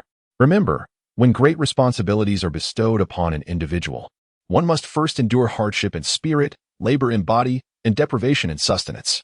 They must endure adversity, thus cultivating resilience and strengthening their weaknesses. Therefore, do not let my actions sway you. This is indeed a part of your training. Chapter 39. Gohan, I find the movements of the Ginyu Force quite impressive. Gohan exclaimed. After 5 hours of ritual and 40 hours of potential development, Gohan and Trunks finally experienced liberation. Initially, they perceived the Elder Kai as merely an unreliable old man. But upon completing their training and feeling the power surging within them, they realized that the Elder Kai was indeed remarkable. This power is astonishing, Gohan, Trunks exclaimed. By the way, how do we harness this power, Elder Kai? Just as you transform into Super Saiyans, the Elder Kai began. Understood. However, before he could finish, the two of them erupted with energy, their powerful silver aura shaking the very foundation of the Kaioshin planet and sending the Elder Kai flying. In this state, they felt an unprecedented sense of exhilaration, particularly Gohan, who had long struggled with the shortcomings of Super Saiyan 3. Despite his progress over the past year, he could not overcome its limitations and had to rely on swift victories.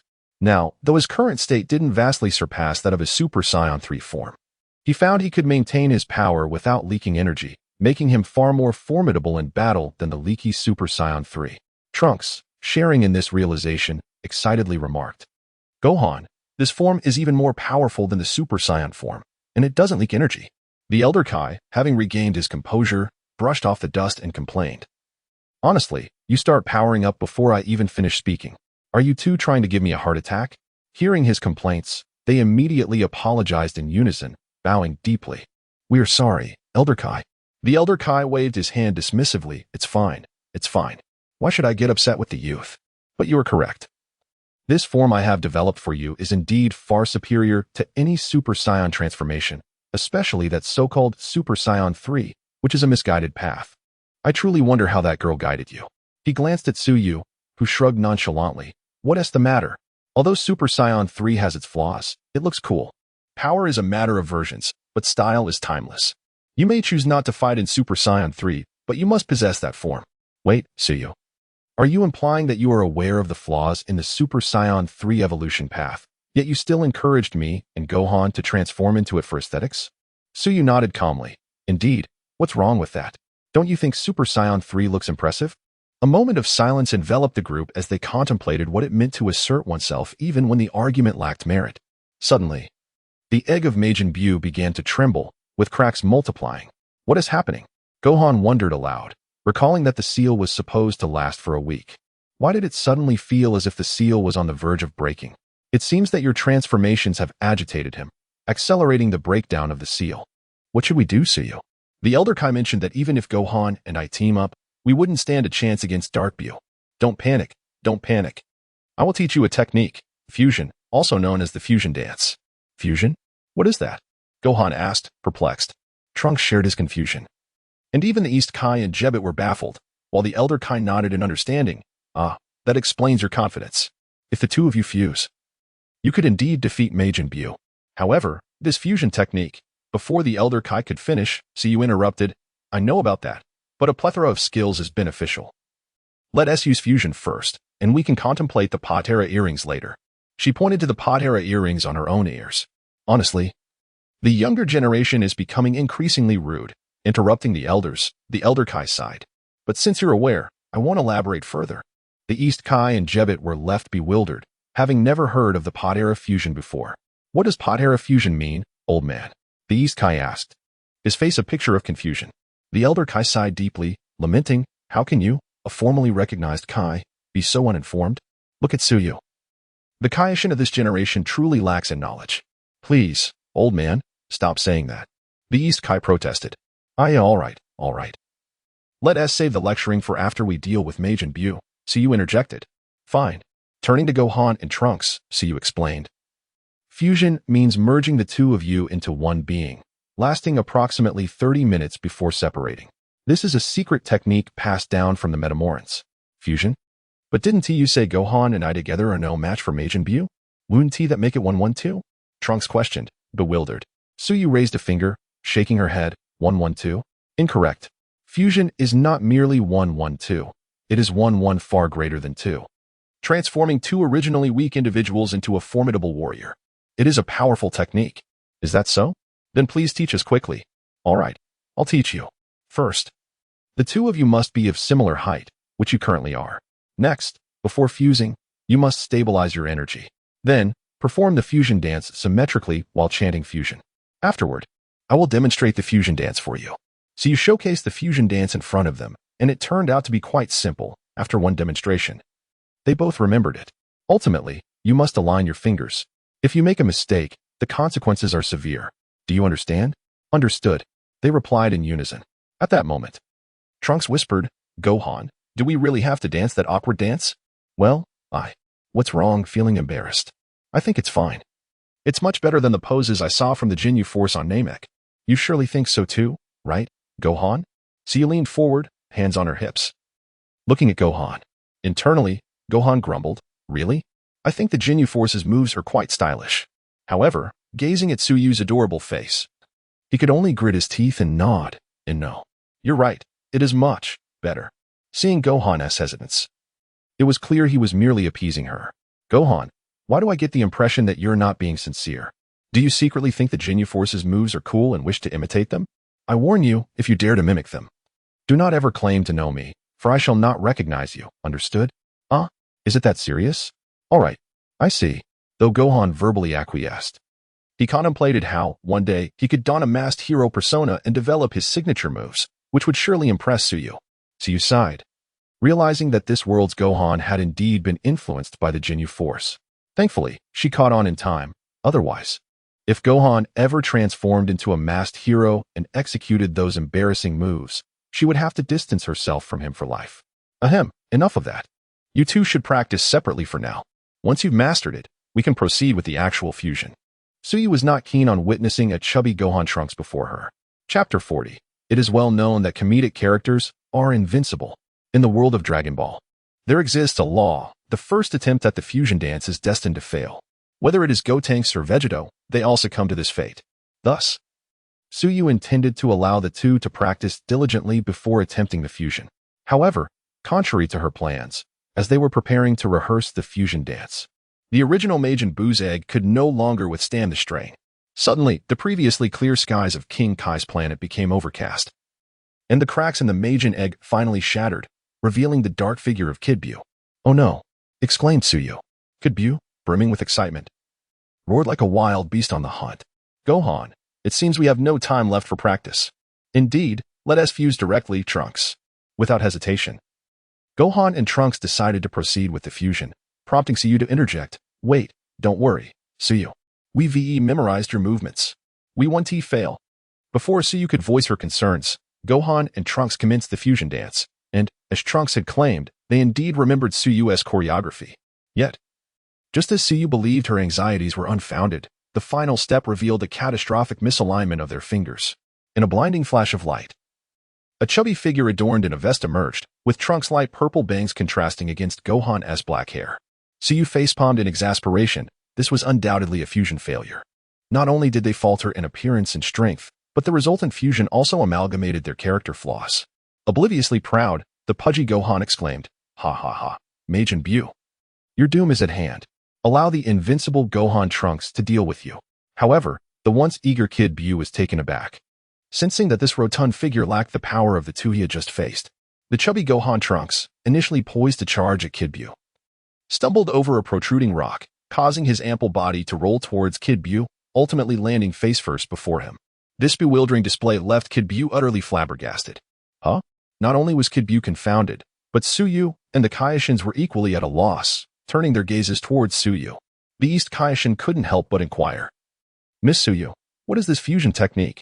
Suyu promptly distanced herself from the fiasco, exclaiming, don't look at me. It's not my fault. They failed because their fingers didn't align in the final step. Didn't I say to practice before fusing?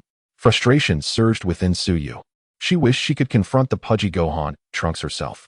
Meanwhile, the chubby Gohan Trunks, rising from the ground, looked at the dazed Kid Buu and smugly declared, Humph. Are you scared of me, the great Gohan Trunks? Surrender at once. What? The old Kaioshin shook his head, observing, it appears the failure of the fusion extends beyond mere appearance and power. Their personalities are equally flawed. Suyu buried her face in her hands, acknowledging, I know this. The personalities are always affected when the fusion dance fails. She recalled Vegeto, who, despite being an aloof and formidable figure post-fusion, had a failed counterpart whose personality mirrored that of the current Gohan Trunks, truly, like father, like son.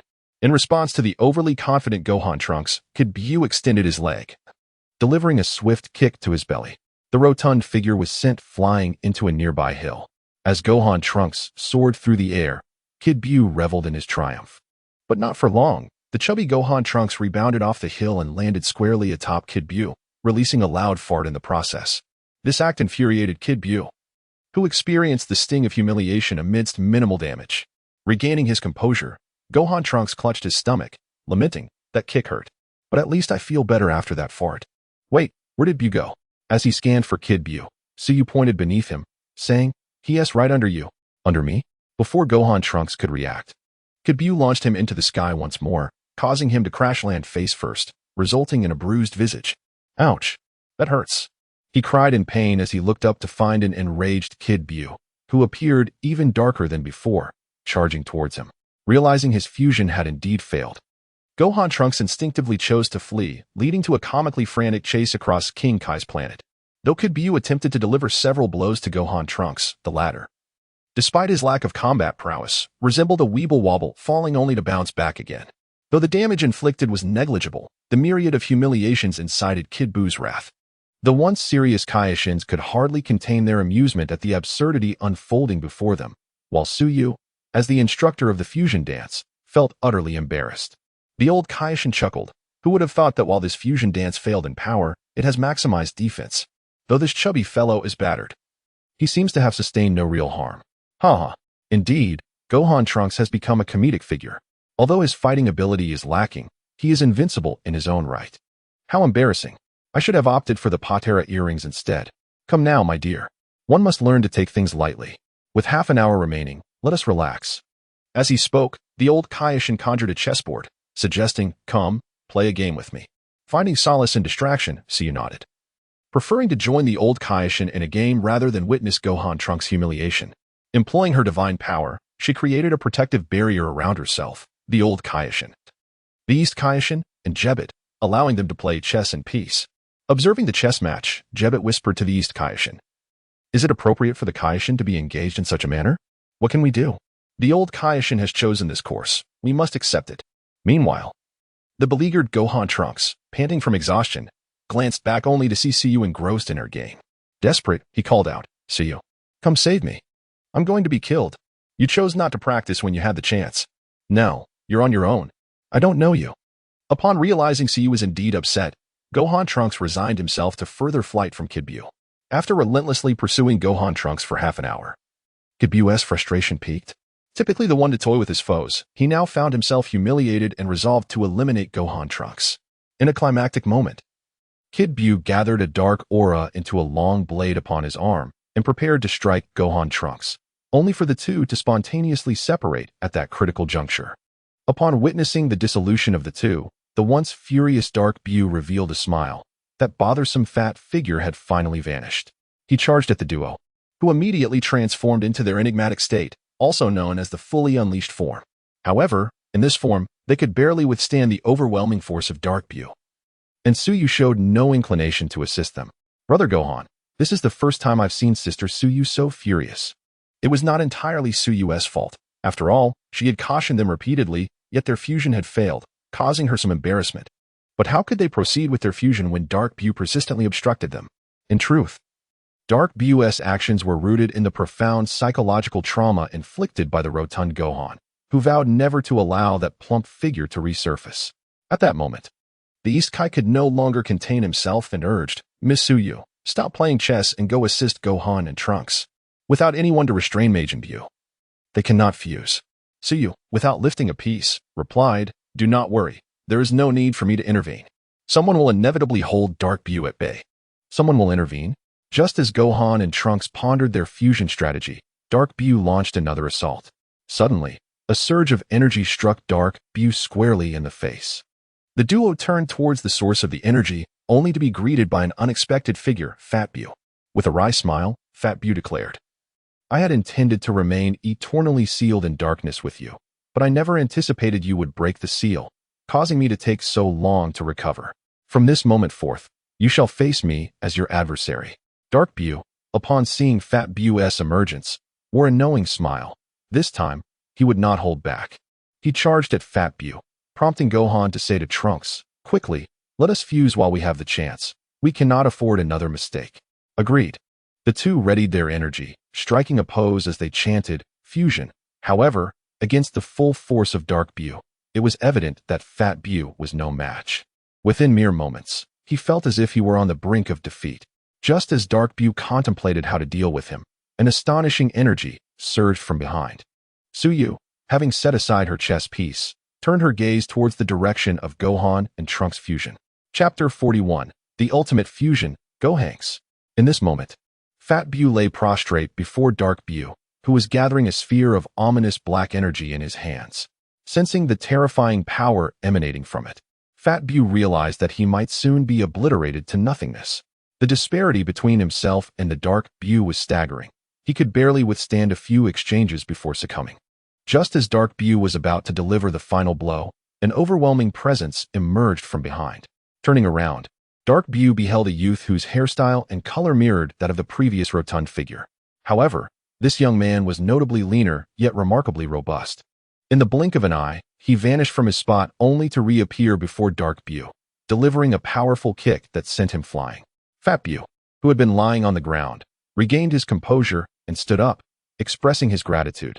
"Thank you. No need for thanks. It was your delay that allowed me this opportunity. Now, leave the rest to me." At that moment, the now upright Dark Buu was visibly furious. Unleashing a furious roar, "Chirp, chirp, chirp, chirp. What is he saying?" Fat Buu asked, as the young man stepped forward to translate. Fat Buu promptly replied, "He is asking who the hell you are. Is it those two from earlier?" The young man simply smirked, a mischievous glint in his eyes, and responded to Dark Buu, "I am neither Son Gohan nor Trunks, but rather the one designated to vanquish you. You may call me Gohanks." Upon hearing the name Gohanks, Dark Buu erupted with a surge of dark energy, charging towards him. This time, having successfully fused, Gohanks exhibited a more restrained demeanor while amalgamating the strengths of both individuals. Unlike other Saiyans who might engage in a prolonged battle before transforming, Gohanks immediately ascended to a mysterious form, emitting a formidable silver aura that effortlessly repelled Dark Buu's assault.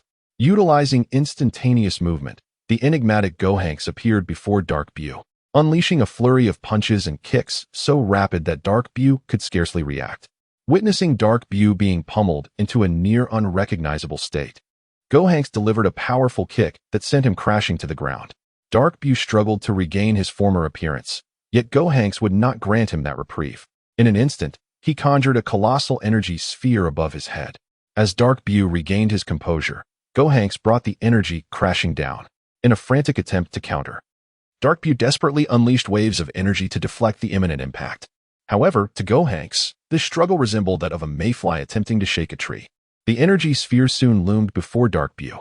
With veins bulging, he endeavored to push the energy back, but it was a futile endeavor. "Farewell, Dark Buu. Your legend ends here," Gohanks declared as he detonated the energy sphere. In the wake of the powerful explosion, Dark Buu's form disintegrated, leaving not a single cell behind. Not even remnants, only a solitary dark Dragon Ball rolled forth. The East Kaioshin watched in awe as Dark Buu was obliterated, jumping for joy. After so many years, the nightmare of Majin Buu had finally been eradicated. With tears of joy, he exclaimed, "Everyone, did you see that? Majin Buu has finally been defeated. We can all breathe easy now." Suyo picked up the Dark Dragon Ball from the ground, stating, "Let us entrust this Dark Dragon Ball to the Time Kaioshin for sealing." Gohanks, puzzled, inquired, "Suyo, you haven't yet revealed the origin of this Dark Dragon Ball?" "I shall tell you the source in due time. However, since you have over 20 minutes left in your fusion, let me indulge in this moment," Suyo replied, transforming into his mimicry divine form. Observing Suyo's transformation, Gohanks understood his intent. "No wonder you chose not to battle Majin Buu. You were planning to fight me instead?" "Indeed. Dark Buu is not a worthy opponent to unleash my full potential against, but you certainly are." "Very well then, let us commence." Gohanks chuckled wryly, accepting Suyo's challenge. Meanwhile, the East Kaioshin, having steadied himself, witnessed the fierce clash between Gohanks and Suyo, causing the entirety of the Kaishin realm to tremble. The elderly Kaishin, known for his demeanor, suddenly activated a transmission. The East Kaishin felt embarrassed by his ancestors' unrefined communication. As one of the supreme deities of this universe, such behavior was rather unbecoming. Jebet, too, was left in shock, witnessing the collapse of the revered image of the Kaishin in his eyes. "Calm down, esteemed ancestor," he urged. "These scions are simply outrageous, akin to the likes of Beerus." As the aftermath of their battle left the realm in disarray, the old Kaishin lamented deeply. Meanwhile, Suyo and Gohanks continued to revel in their bout. Initially, Gohanks thought that his mysterious form would allow him to surpass Suyo, but to his astonishment, their powers were evenly matched. Was the realm of the gods truly this formidable? After an intense exchange of Kamehameha waves, both warriors found themselves breathless, sensing that Gohanks was on the verge of dissolution. In unison, they concentrated their remaining strength into their fists and charged at one another, landing decisive blows to each other's faces. Both exhausted, they felt their eyes slowly closing. Yet smiles graced their lips as they plummeted from the sky. What a thrill! "Thank you, Gohanks. Your assistance has brought me closer to transcending into true Super Saiyan form." "Wait, Suyo, are you about to break through again? We'll have a hard time keeping up with you." "Worry not. Once I grasp the experience of transforming into Super Saiyan God, I will share it with you, and you too shall ascend. Perhaps by then, you will have reached an even newer realm. Who knows? But as Scions, isn't it our nature to continuously surpass ourselves?" "Indeed, but my time has come." As they fell through the air, Gohanks reverted to Gohan and Trunks. Observing the now quiet Scions, the old Kaishin finally ceased his transmissions. The East Kaishin exhaled a sigh of relief, though he gazed upon the ravaged Kaishin realm, knowing that restoration would be a daunting task. At that moment, Jebet queried, "What shall we do about Fat Buu?" "What to do?" As the East Kaishin pondered the situation, Suyo interjected, "Given the numerous breaches in the Kaishin realm, why not elevate him to a Kaishin? This way, our universe would be much safer." Jebet's expression shifted dramatically, while Fat Buu had once acted selflessly. The leap to becoming a Kaishin seemed excessive. What a jest! Becoming a Kaishin is not something to be taken lightly. I am not jesting, for in a certain sense, this Mr. Buu is indeed a supreme Kai. Chapter 42. The Great Kaishin Buu. Initially, the plump Buu felt rather apprehensive, even preparing himself mentally for the worst possible outcome. After all, although Kid Buu had been vanquished, that did not erase the sins he had committed in the past. He remained Majin Buu, and thus he was psychologically ready to be sealed away once more. To his astonishment, he heard someone suggest that he could become a Kaishin. Was this not utterly preposterous? Moreover, the girl who proposed this idea did not seem to be jesting. She asserted that he was indeed a Kaishin. For a moment, both Jebet and the plump Buu were utterly bewildered. "Me?" the plump Buu questioned, pointing at himself in confusion. The silver-haired girl, sitting cross-legged on the grass, affirmed, "Indeed. However, I am Majin Buu. Yes, you are both Buu and a Kaishin. These identities do not conflict. More accurately, you embody a fusion of the two. Akin to Gohan and Trunks, but you are no longer a Majin. The Majin has been eradicated," Suyu emphasized, clarifying that the plump Buu is no longer a Majin. "How could this be? This plump Buu merely resembles the great Kaishin," Jebet exclaimed in disbelief. Suyu disregarded Jebet's astonishment and turned to the old Kaishin, urging, "Old Kaishin, they cannot discern it. Surely you can see the truth?" At this, all eyes turned to the old Kaishin, who slowly nodded and remarked, "The young lady speaks truthfully. Plump Buu, you indeed qualify as a Kaishin. However, the divine power within you remains dormant, hence it does not manifest." Upon receiving the old Kaishin's confirmation, the crowd could not suppress their gasps of astonishment. Dormant? Plump Buu still found this hard to believe. Suyu addressed the old Kaishin again, saying, "With Kid Buu now eliminated and the evil purged from Plump Buu, old Kaishin, you should be able to awaken the dormant memories of the great Kaishin within him." "The great Kaishin?" East Kaishin Xin could not help but interject, recalling the pain of the great Kaishin's demise, a wound that would forever linger in his heart. Although he was born as a Kaishin without parents, the great Kaishin had been like a father to him, caring for him since his inception. "Indeed, have you forgotten? When I performed the separation technique, I extracted the purely evil aspect of Majin Buu, leaving behind the benevolent side dominated by the great Kaishin's character. In the primary timeline, the great Kaishin within Plump Buu would only awaken after Moro's escape, possessing merely half of his divine power, a regrettable circumstance. However, in this timeline, following Suyu's separation technique, Plump Buu retained all of his divine power. The old Kaishin nodded. Since you have stated it, I shall give it a try. He then raised his hands and recited an unknown incantation, releasing divine energy that enveloped Plump Buu. The dormant memories and divine power of the great Kaishin within him began to awaken.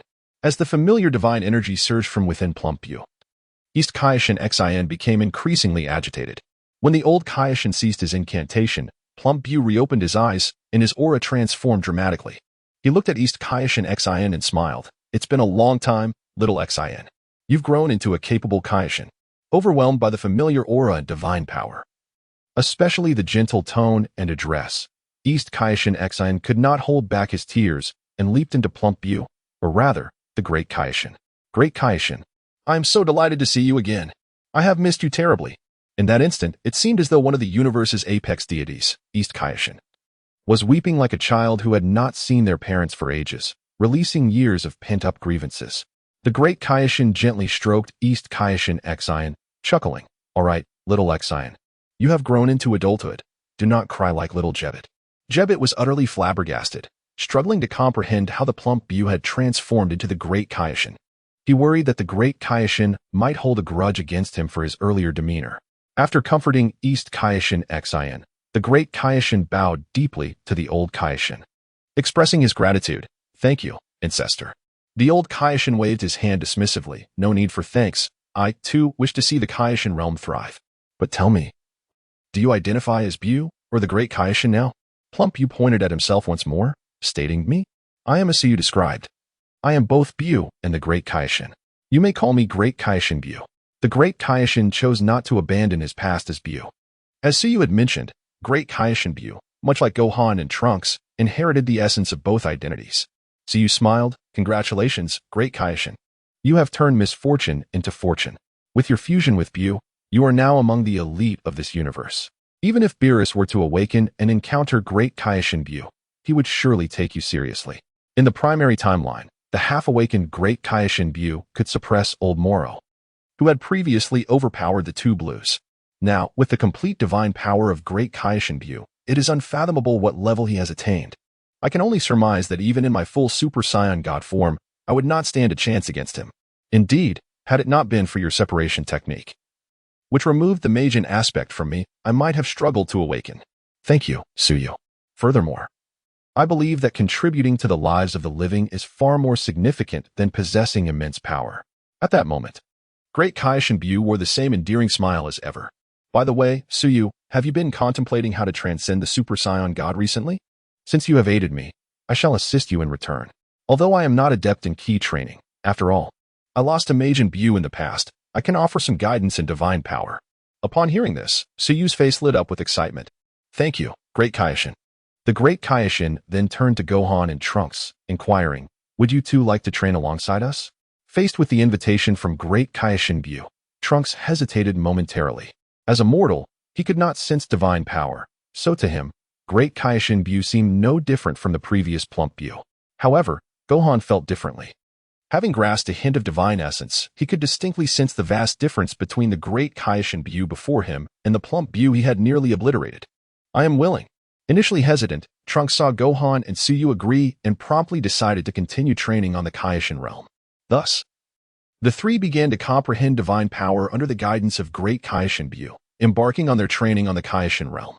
During this time, Suyu took the opportunity to deliver the Dark Planet to the Time Nest, entrusting it to the Time Kaishin for sealing. Great Kaishin Buu also remembered to return to Earth, to the small town that the Plump Buu had once protected. The little boy, upon seeing Mr. Buu return, was overwhelmed with joy and tears. Therefore, Great Kaishin Buu left a clone behind to safeguard the town while his true self returned to the Kaishin realm to continue guiding the three in their understanding of divine power. As Suyu and the others trained, in a certain place deep within the cosmos, a towering tree stood tall. Beneath the great tree lay a massive platform, reminiscent of an inverted pyramid. The platform was densely populated with a myriad of trees, surrounded by several celestial bodies. In the heart of the colossal tree stood a structure reminiscent of a dilapidated castle. Suddenly, a resounding explosion echoed from within the castle, startling the birds perched upon the branches. Within the castle, a tall figure with azure-green skin and cascading white hair was gracefully ascending a long staircase. His eyes and lips shimmered in a deep violet hue, and around his neck rested an expansive light blue halo. In his hand, he wielded an elongated staff, adorned in yellow at both ends, a deep blue midsection, and crowned with a black magical orb, draped in a light blue belt. He wore a black armor embellished with 3 diamonds, 2 white and 1 orange, alongside a flowing red robe. Upon reaching the imposing double doors, he gazed at them, shaking his head in mild exasperation. "It seems Lord Beerus is indulging in yet another slumber," he remarked. With that, he tapped the ground with his staff, and the doors gradually creaked open, allowing him to step inside. Chapter 43, The Awakening of Beerus. A man, covering his mouth and nose, traversed through the smoke of the explosion to the depths of the room. He looked up at a floating stone slab above, surrounded by several hovering hourglasses. At that moment, a humanoid feline resembling a Cornish Rex cat lay lazily atop the slab. "Lord Beerus, it is hardly a commendable habit to indulge in slumber like this, especially with those timer hourglasses you set to explode at the designated time." I know, I'm getting up right away," Beerus mumbled. Yet his body remained sprawled on the stone slab, his eyes still shut. Suddenly, one of the hourglasses exploded, triggering a chain reaction that caused all the hourglasses to burst, sending the great cat crashing to the ground. Although the explosion was quite loud, it merely left Beerus's white pajamas tattered. Once on the ground, Beerus lazily turned over, sitting up and stretching. An hour later, having washed up and donned fresh pajamas, Beerus reclined in a chair, savoring the mountain of food laid out before him. The man then brought a platter of fruit to Beerus. After spearing a piece of meat with a fork and placing it in his mouth, Beerus inquired, "Whis, has Frieza destroyed planet Vegeta?" Whis, who was assisting Beerus with his meal, replied, "Indeed, planet Vegeta has been completely obliterated." Pleased with Whis's response, Beerus nodded. "That's good to hear. The people of that planet were quite low in quality, especially King Vegeta, so petty. Had Frieza not destroyed it, I would have likely gone there myself to do the job. By the way, what of Frieza? Is he not of much worth either? Perhaps he should be eliminated as well?" For Beerus, the prospect of vanquishing the cosmic tyrant Frieza seemed amusing. However, Whis's reply brought disappointment. "Regrettably, Lord Beerus, Frieza has already been vanquished by others." "Oh?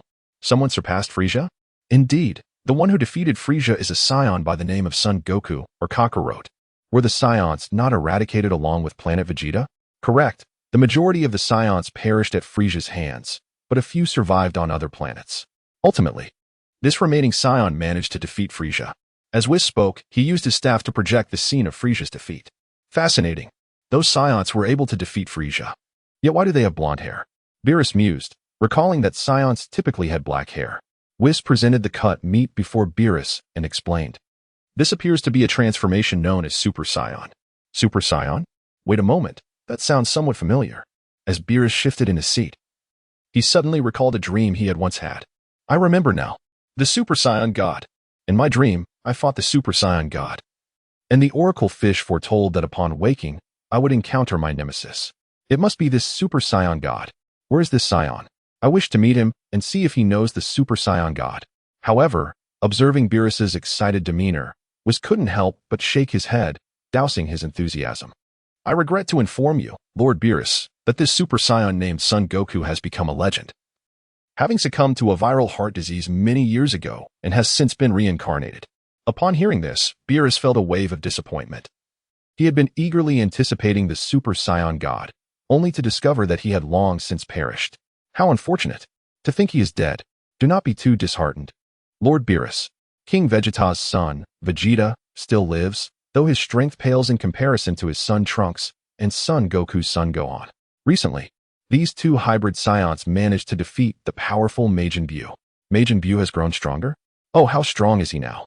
The mention of Majin Buu piqued Beerus's interest. Quite formidable. However, to you, Lord Beerus, he hardly poses a threat. Hearing Whis's words, Beerus smiled slightly. Who would have thought that the once feeble scions, akin to mere ants, could vanquish the mighty Majin Buu, and even the enhanced version at that? How unexpected. Not only that, Lord Beerus, but currently, the strongest scion among them is an artificial scion, number 12. She is likely the Super Saiyan God you seek. Oh, that is splendid news.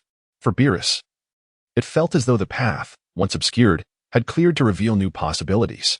Where is this scion? I must find her. Lord Beerus. She is her, not him.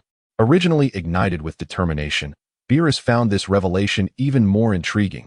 He had not anticipated a female scion to be so powerful. Moreover, Lord Beerus.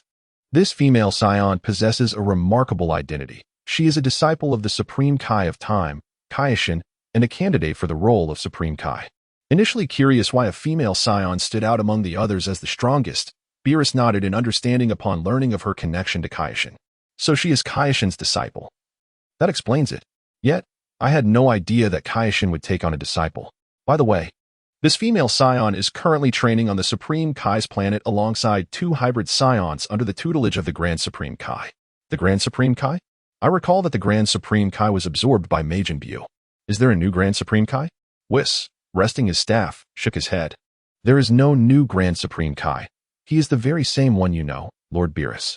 It was during a battle that the female scion utilized a technique from the Yard Rat people to separate the Grand Supreme Kai from a portion of Buu. The current Grand Supreme Kai now refers to himself as Grand Supreme Kai Buu. Grand Supreme Kai Buu? I had no idea so many intriguing events had transpired during my contemplations. Once I finished my meal, Whis, take me to meet this female scion and Grand Supreme Kai Buu. With that, Beerus began to devour the food on the table with great enthusiasm.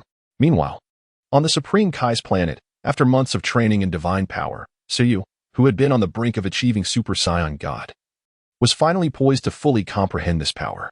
However, breaking through to Super Saiyan God was not a simple task.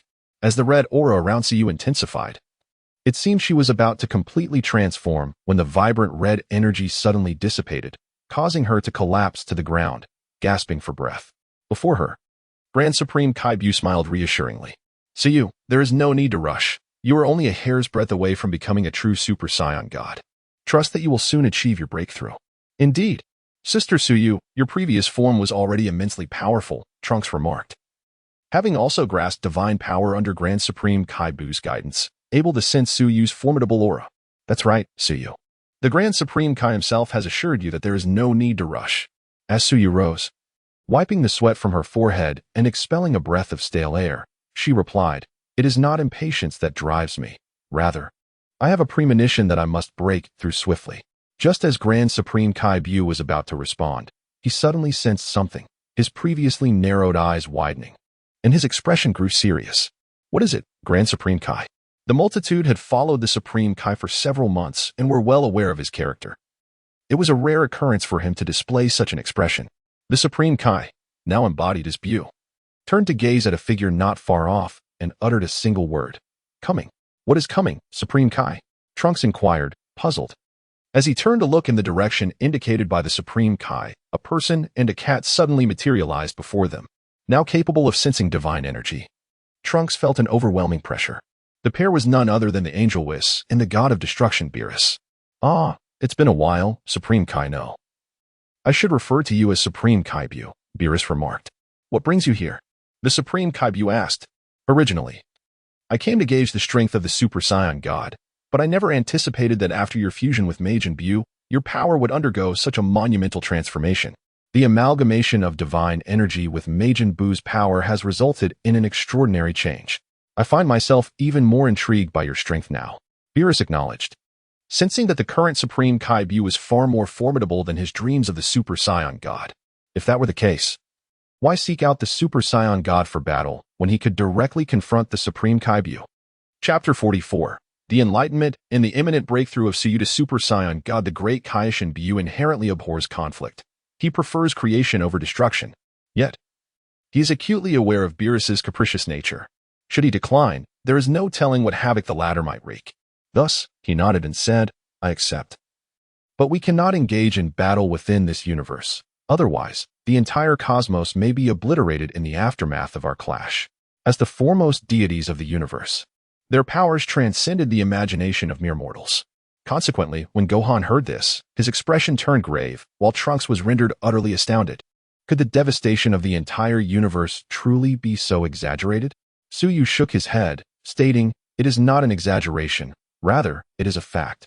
Trunks, when you and Gohan fused, the aura you exuded could shake the 3 realms. Just imagine the aftermath of a battle between two deities whose powers far surpass yours. Trunks pondered this and found it reasonable. After all, the formidable Gohan and Trunks fusion was indeed powerful, and the notion of the great Kaioshin Buu and the god of destruction Beerus unleashing waves of destruction upon the universe no longer seemed far-fetched. In response to the great Kaioshin Buu's request, Beerus naturally concurred. Although his role typically involved destruction, he had no intention of annihilating the universe. However, since they could not fight within this cosmos, they would have to venture to the Void Realm for their battle. Upon hearing the term Void Realm, Gohan could not help but inquire softly, "Suyu, where is this Void Realm?" Trunks also looked at Suyu with curiosity. Suyu explained, "The Void Realm, as the name suggests, is a domain of utter emptiness. You may envision our universe as a fish and the multiverse as an ocean. Each fish is seldom closely connected, resulting in gaps, which are the Void Realm. Therefore, the Void Realm is far more expansive than our universe, allowing us to battle without the fear of obliterating it." Gohan grasped Suyu's analogy, while Trunks continued to probe. "Suyu, I read that the universe is infinitely vast. How can it still be destroyed?" "Indeed. From the perspective of mortals, the universe appears boundless. However, to deities or powerful beings, it is not so. It is akin to countless lines forming a surface. From a mortal's viewpoint, it seems infinite. Yet, to a powerful deity, that surface is merely a sheet of paper that can be punctured with ease." Trunks nodded in realization, finally understanding why a seemingly infinite universe could succumb to the aftermath of divine conflict. As Whis learned that the two would engage in battle within the Void Realm, he cheerfully waved his staff and said, "Excellent, Lord Beerus, great Kaioshin, since you are heading to the Void Realm, I shall escort you." Whis understood that his feline companion was prone to becoming overly aggressive in battle. If left unchecked, he could wreak havoc in his surroundings, which was a source of concern for the Guardian. However, a battle in the Void Realm alleviated that worry. "Thank you, Lord Whis," the great Kaioshin Buu replied respectfully. This display of deference surprised Gohan and Trunks, who had heard that the great Kaioshin was one of the apex deities of this universe, on par with Beerus. It was unexpected for him to show such respect to Beerus's attendant. Upon hearing the great Kaioshin's respectful address, Whis seemed somewhat bashful and waved his hand, saying, "Oh, great Kaioshin, there's no need for such formality. You may simply call me Whis." "Not at all. You are an angel, also Beerus's mentor, naturally. I must address you with respect," the great Kaioshin insisted. Gohan and Trunks were taken aback, realizing that this seemingly unremarkable attendant was actually Beerus's teacher. "Do not be so startled. Calm yourselves," Suyu sighed at the astonishment of the two. Despite their exposure to grand spectacles, they still could not shake their tendency to be overly surprised. "All right, understood, Suyu," the two replied, suppressing their astonishment. Trunks then whispered to Suyu, "Is this angel, Whis, stronger than Lord Beerus? Does it even need to be asked? If Beerus is a 10, then Whis is approximately a 15. It is said that once, Beerus became overly excited during a playful bout and was effortlessly knocked down by Whis with a gentle tap. Ha ha, oh dear. This delightful lady is exaggerating," Whis chuckled, leading Gohan and Trunks to realize that this angelic figure was akin to a hidden master, low-key yet immensely powerful. Indeed. As Suyu had stated, there are always greater mountains and more formidable beings beyond one's horizon. Although they believed their fusion, Gohan and Trunks, had placed them at the pinnacle of the universe, they now understood that this was merely a new beginning. "By the way, would you like to join us in the Void Realm to witness the battle between the great Kaioshin and Lord Beerus? I suggest that observing the combat between these two deities could greatly aid in your comprehension of divine power." Upon hearing that it would enhance their understanding of divine strength, the group readily agreed. Suyu turned to the great Kaioshin, asking, "Great Kaioshin, would you care to join us?" "No need. I can observe their battle from here." "There is no necessity for me to accompany you," he replied, producing a crystal ball capable of viewing any location. "With this, I can see everything. So there's no need for this old body to accompany you on such a frivolous journey. After all, I don't have much longer to live, just a few thousand years left." Alas, as the great Kaioshin sighed and shook his head, Gohan and Trunks felt a pang of embarrassment. What sort of top-tier humility was this? With just a few thousand years remaining, did that mean they, mere mortals with lifespans of less than a century, should contemplate their own mortality? The East Kaioshin, too, chose to remain behind, watching the live broadcast of the battle. After all, the confrontation between the great Kaioshin and Beerus was merely a sparring match, and he had no need to grasp divine power. Thus, Suyu, the great Kaioshin Buu and the god of destruction Beerus, accompanied by Whis, arrived in the Void Realm. Upon their arrival, they found it to be a realm of absolute emptiness. Unable to contain his impatience, Beerus charged forward, provoking the great Kaioshin Buu. "Come on, great Kaioshin. Let me see just how powerful you have become." The great Kaioshin Buu, however, did not seem in a hurry. He turned to Whis and said, "Please ensure the safety of these three. Rest assured, as long as they remain within my protective barrier, they shall be absolutely safe. You and Lord Beerus may engage in battle without concern," Whis assured them. Upon arriving in the Void Realm, he had set up a spherical protective barrier to allow Gohan and Trunks to breathe, ensuring everyone's safety. "All right, Beerus, I'm coming." The great Kaioshin Buu then dashed toward Beerus. Positioning himself opposite him, Whis raised his staff between them as a referee, initiating the countdown. 3, 2, 1, begin. With the withdrawal of Whis' staff, the battle commenced between the great Kaioshin Buu, symbolizing creation, and Beerus, representing destruction. The collision of two formidable divine forces astonished Gohan and Trunks, while Suyu, observing the combat between the two deities, gradually gained deeper insights. Previously separated from the true Super Saiyan God by a mere veil, she now sensed that she was on the brink of transcending that boundary. Meanwhile, in the primary dimension of the universe, the god of destruction, Beerus, also awakened. Chapter 45, Transcendental Transfer, Gods and Gods. Within the realm of nothingness, each encounter between the Supreme Kai and the god of destruction sent shockwaves that even caused Gohan and Trunks, sheltered within their protective barrier, to feel a sense of trepidation. The combat styles of the Supreme Kai Buu and the god of destruction Beerus were distinctly divergent. At present, Beerus faced an onslaught of fists emerging from all directions. Not due to the swiftness of Supreme Kai Buu, but because Buu had multiplied himself into countless fists attacking Beerus. In contrast, Beerus, embodying the essence of a pure warrior, lacked the intricate maneuvers of Buu. Nevertheless, he found himself temporarily ensnared by the multitude of fists, his strikes against them feeling as futile as striking cotton candy. In response, Beerus unleashed his divine power, destruction. Instantly, the fists that had besieged him halted, transforming into a substance akin to white sand, which ultimately vanished into the void. More destruction. I see. Your fists are quite troublesome. Without destruction, escaping is indeed a formidable challenge. It seems I still harbor a certain aversion towards you, Beerus. Reciprocally, Beerus retorted. Your so-called mercy has left behind numerous low-quality planets. Are you aware of the headaches these inferior planets cause me?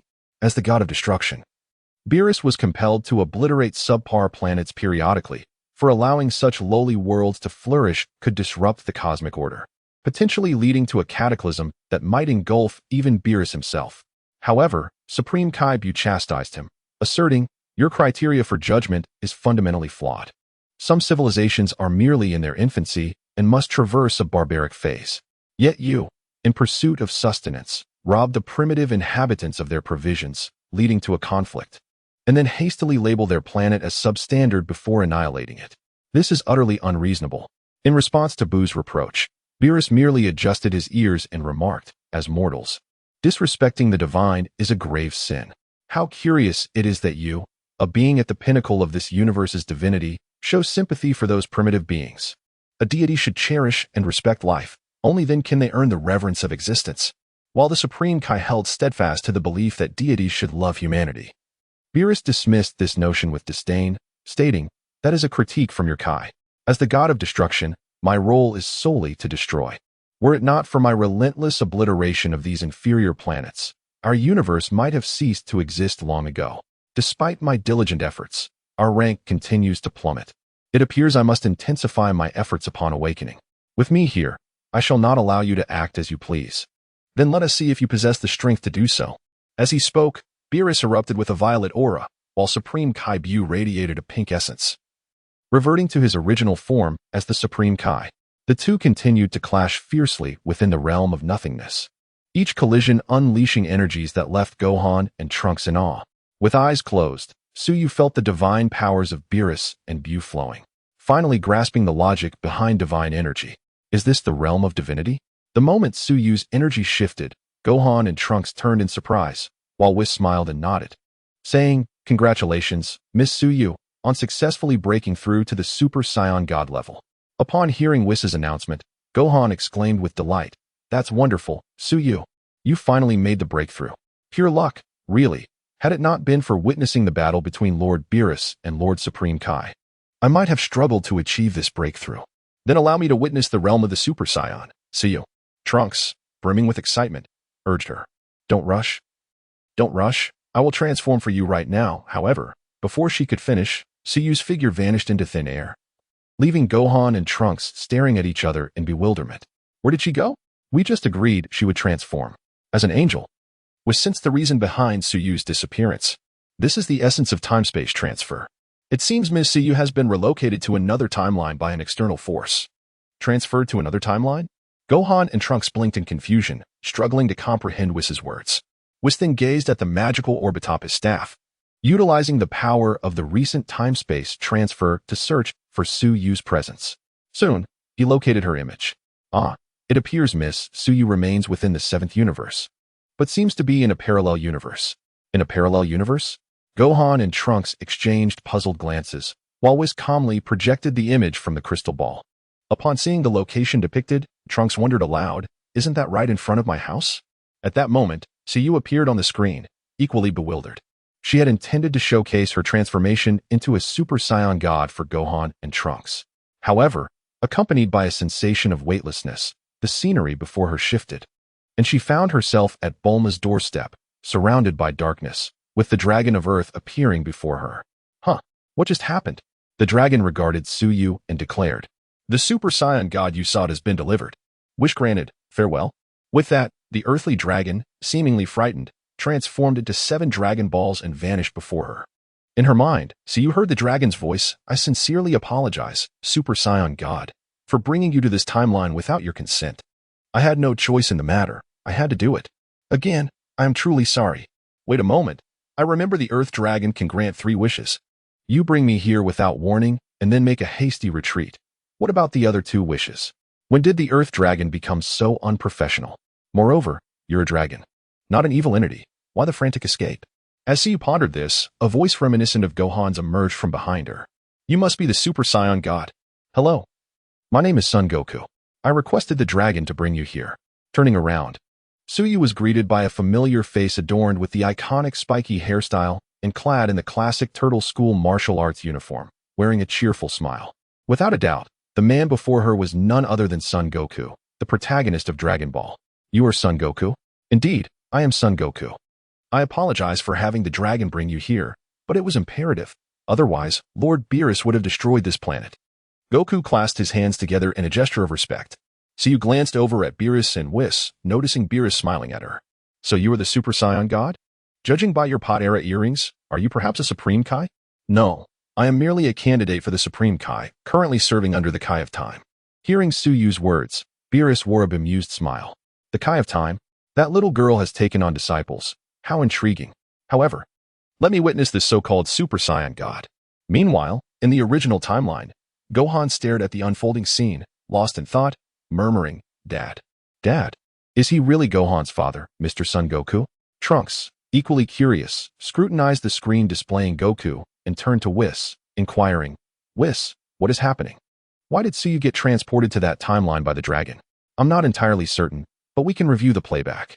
Chapter 46. The astonishment of Gohan and Trunks at the main timeline in truth. Whis had already surmised that perhaps the Beerus from that timeline was in search of a Super Saiyan God. Consequently, it was the newly transformed Super Saiyan God, Suyu, who had been summoned. However, the precise sequence of events warranted further observation. Thus, Whis rewound the timeline on the screen by several hours. When Gohan and Trunks beheld the image of Beerus lazily rising from his slumber, they found it somewhat incredulous. It was as if Lord Beerus resembled a household cat. Indeed, it was surprising to see such a side of Lord Beerus. Gohan turned to observe the Beerus currently engaged in an intense battle with the Supreme Kai and Majin Buu, struggling to reconcile that image with the lazily awakening one from the screen. As the scene progressed, Gohan and Trunks realized that the Beerus from that timeline also harbored intentions of confronting the Super Saiyan God. This timeline had experienced events akin to their own, but thereafter diverged. It seemed that the Supreme Kai from that timeline had not awakened, thus Beerus there had not shifted his focus. Upon understanding this, Gohan was left puzzled upon seeing Goku training on King Kai's planet. But why was his father still alive in that timeline? while King Kai and the others had perished. Oh, Gohan, are you particularly concerned about this? Shall we rewind to investigate? No, that would be a waste of time. Let us proceed. Gohan was acutely aware that prolonging discussions would be time-consuming. Therefore, they continued to observe how Suyu was transported to that timeline. Next, they witnessed Super Saiyan 3 Goku being easily defeated by Beerus with a mere finger, which did not surprise Gohan and Trunks, who understood Beerus's formidable power upon beginning to grasp the divine energy. After Beerus in that timeline failed to extract information from Goku regarding the Super Saiyan God, he promptly traveled to Earth to inquire with Vegeta, who, via King Kai, had learned of Beerus's arrival and his strength. The scene then shifted to the celebration of Bulma's birthday. Observing Bulma from that timeline, Trunks couldn't help but exclaim that Mother over there looks so youthful. Of course, the timeline there is indeed much earlier than ours, so it is akin to our past. However, the timeline's fluctuations have created a parallel to ours. Although various familiar faces appeared at the birthday celebration, Gohan and Trunks could not suppress their astonishment upon recognizing one particular face. 10. 18. Brother Gohan, am I seeing things? You are not mistaken. That visage is indeed 18. I shall never forget. Despite their past ease in defeating androids 17 and 18, Gohan would never forget their faces, even if they turned to ash. But she seems different from our 18, doesn't she? Indeed, she appears less malevolent. Wait a moment. She is rather intimate with Uncle Krillin? The astonishment of the two intensified, especially upon discovering that 18 had a delightful daughter with Krillin. Their minds felt as if they were overheating. They were on the verge of abandoning rational thought. Was this timeline not somewhat absurd? It was as if a mouse had become the bride of the cat. Meanwhile, we scanned the celebration and noted the indulgent Majin Buu. Evidently, the Supreme Kai from that timeline had not awakened, and Buu remained merely the ordinary Majin Buu. Next, Trunks rubbed his eyes in disbelief and exclaimed, Brother Gohan, look. That's you from that timeline. You appear significantly younger. Gohan observed his younger self, who, due to his studies, wore glasses and bore no scars, seemingly leading a much happier life than his current self. To Gohan's astonishment, a woman was affectionately embracing his counterpart from that timeline, and their conversation left Trunks in a state of shock. That timeline's Gohan is married. Wait, isn't that the girl you saved from the Majin during the New World Martial Arts Tournament?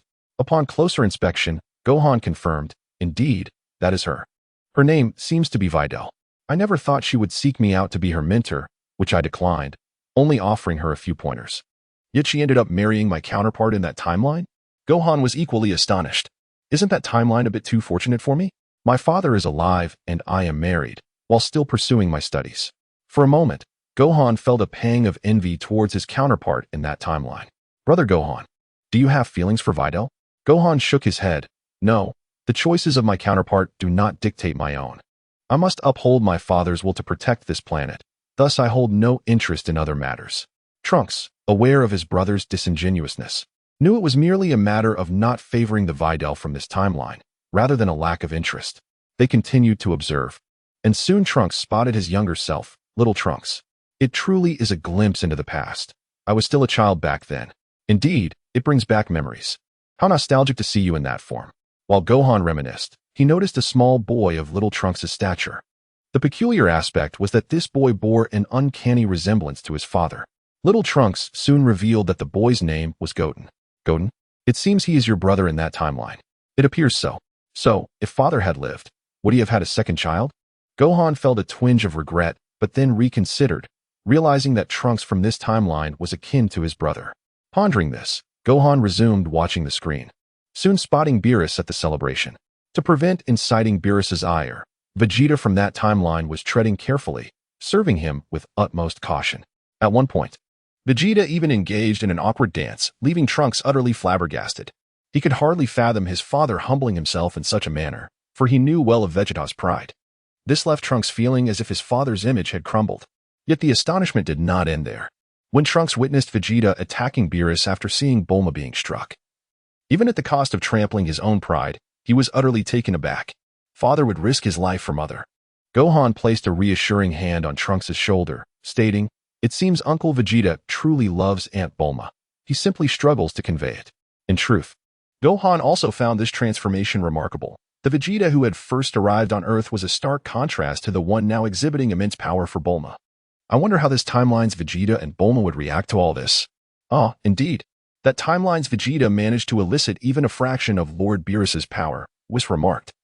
To achieve this level without divine training is truly a rare feat nevertheless. Even so, in that particular timeline, Vegeta still succumbed to Beerus.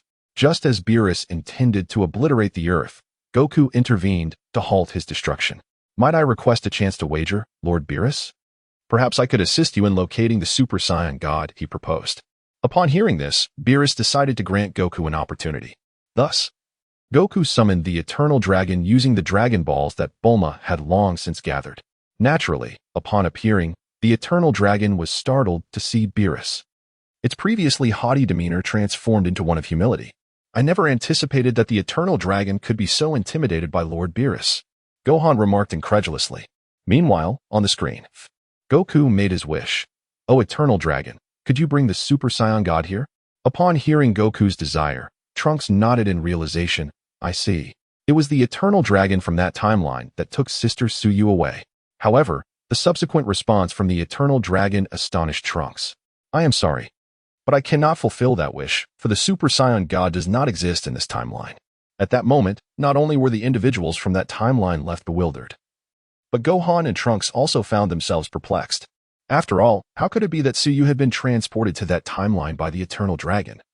Yet it claimed to be unable to do so. What had transpired in between? Chapter 47, Dragon Balls, Gods and Deities. Although the Eternal Dragon is renowned as an omnipotent wish granter, it is constrained by limitations inherent to its role as the guardian of Earth. There are simply matters beyond my capacity. Upon hearing this, Beerus expressed curiosity, inquiring. The God of Super Saiyans exists in other dimensions? Does your power not transcend time and space? How could that be possible? I replied, Lord Beerus, it is merely that the God of Super Saiyans once traversed this dimension. Traveled to this dimension? How intriguing. Please elaborate. Indeed. You all must recall how Cell met his demise, correct? Following the dragon's reminder, Krillin and the others suddenly realized the connection. You mean that artificial Saiyan, Android 12, who hailed from the same future as Cell? She is the God of Super Saiyans? Precisely. However, at that time, she was merely an incomplete incarnation of the God of Super Saiyans. Vegeta, astonished, interjected, wait a moment. I remember that Cell was defeated by Gohan. So how does Android 12 factor into this? Gohan scratched his head, responding, actually, I was on the verge of defeating Cell. But after he was possessed by a dark Dragon Ball, he turned the tables on me. Fortunately, Android 12, who also traversed time, utilized a peculiar transformation to vanquish Cell. Indeed, that transformation was peculiar, Krillin added. Her hair did not turn golden but instead became pink, and while her aura seemed to diminish, her strength was astonishingly formidable, effortlessly dispatching Cell, who had overwhelmed Super Saiyan 2 Gohan at the time. Beerus, dismissively, remarked, it is not that her aura weakened. Rather, as mortals, you are incapable of perceiving divine energy. However, the fact that you can sense a fraction of her aura indicates that her transformation is not yet perfected.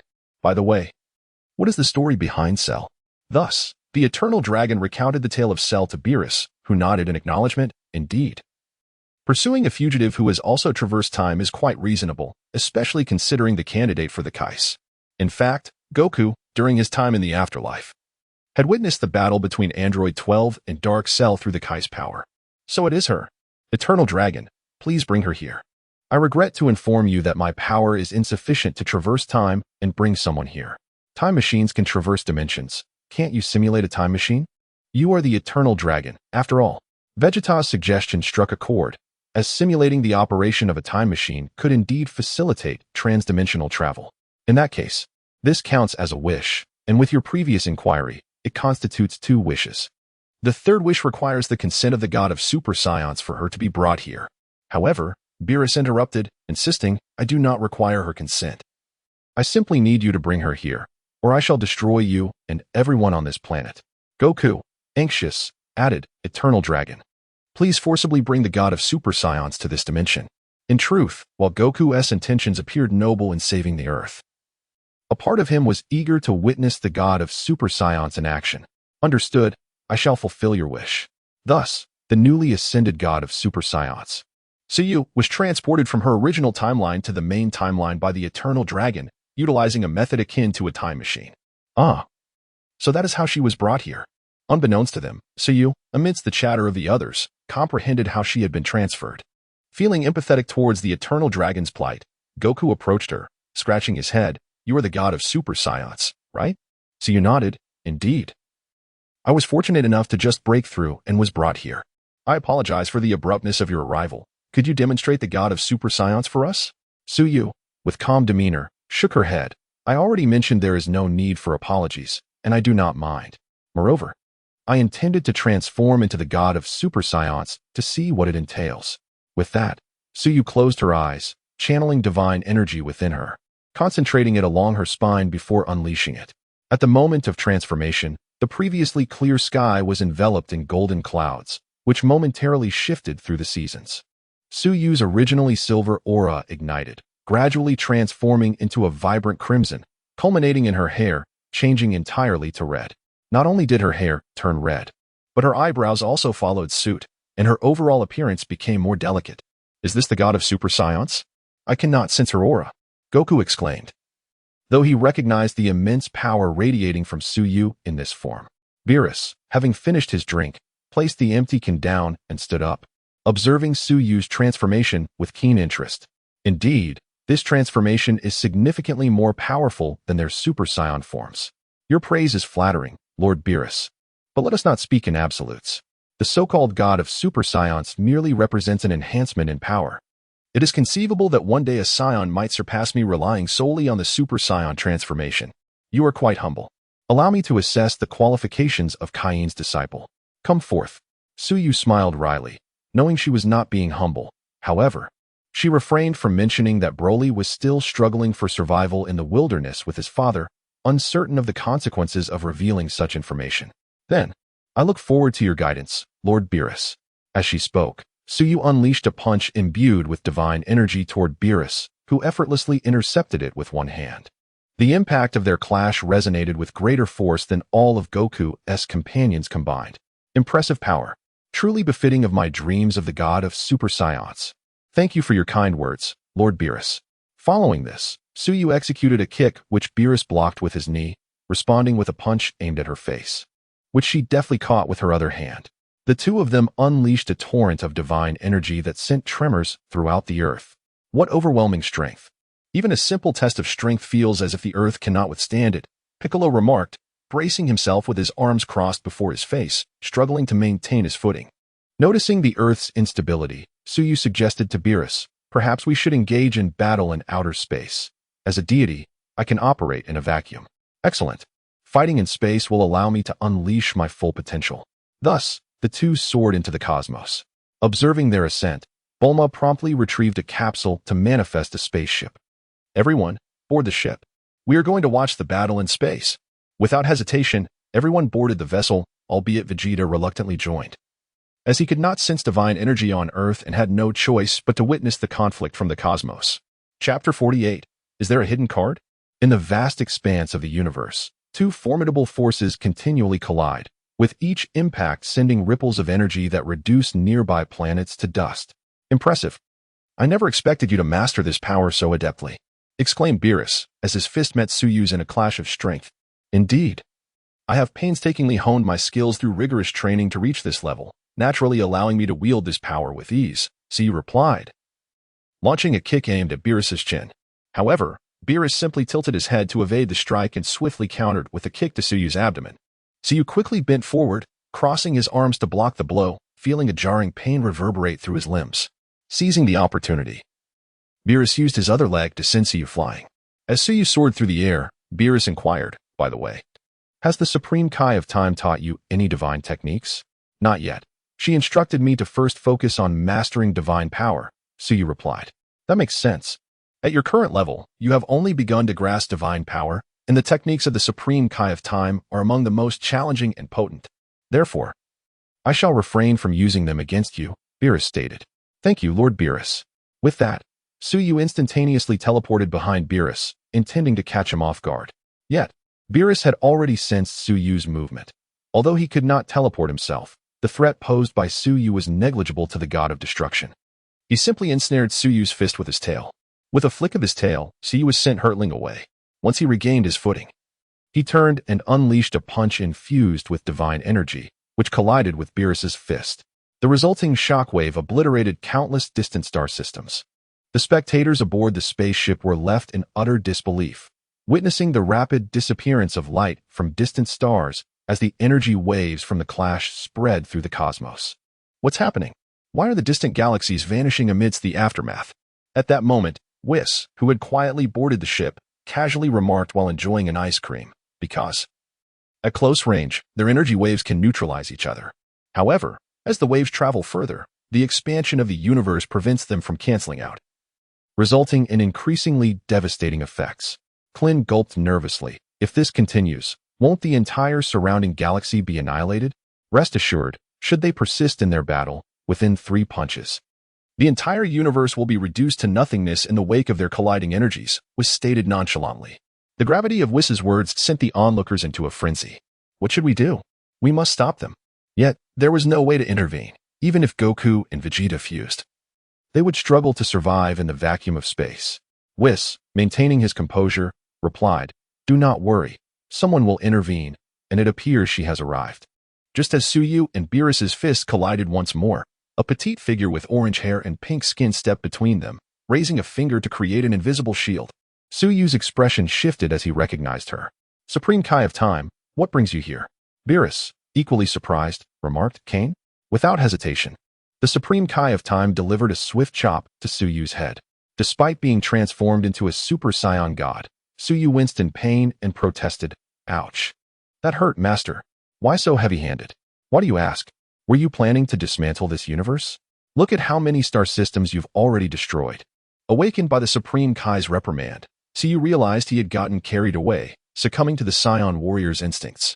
"I sincerely apologize, Master." Meanwhile, Beerus attempted to slip away unnoticed, only to be called out by the Supreme Kai of Time. "Lord Beerus, you too. As an esteemed deity, how could you engage in such reckless behavior? While destruction is your duty, the annihilation of the 7th universe would bring consequences." The Supreme Kai placed her hands on her hips as Beerus felt a twinge of guilt, having inadvertently gone too far in his revelry. "Honestly, if you hadn't shown up, I could have mitigated the aftermath," he muttered.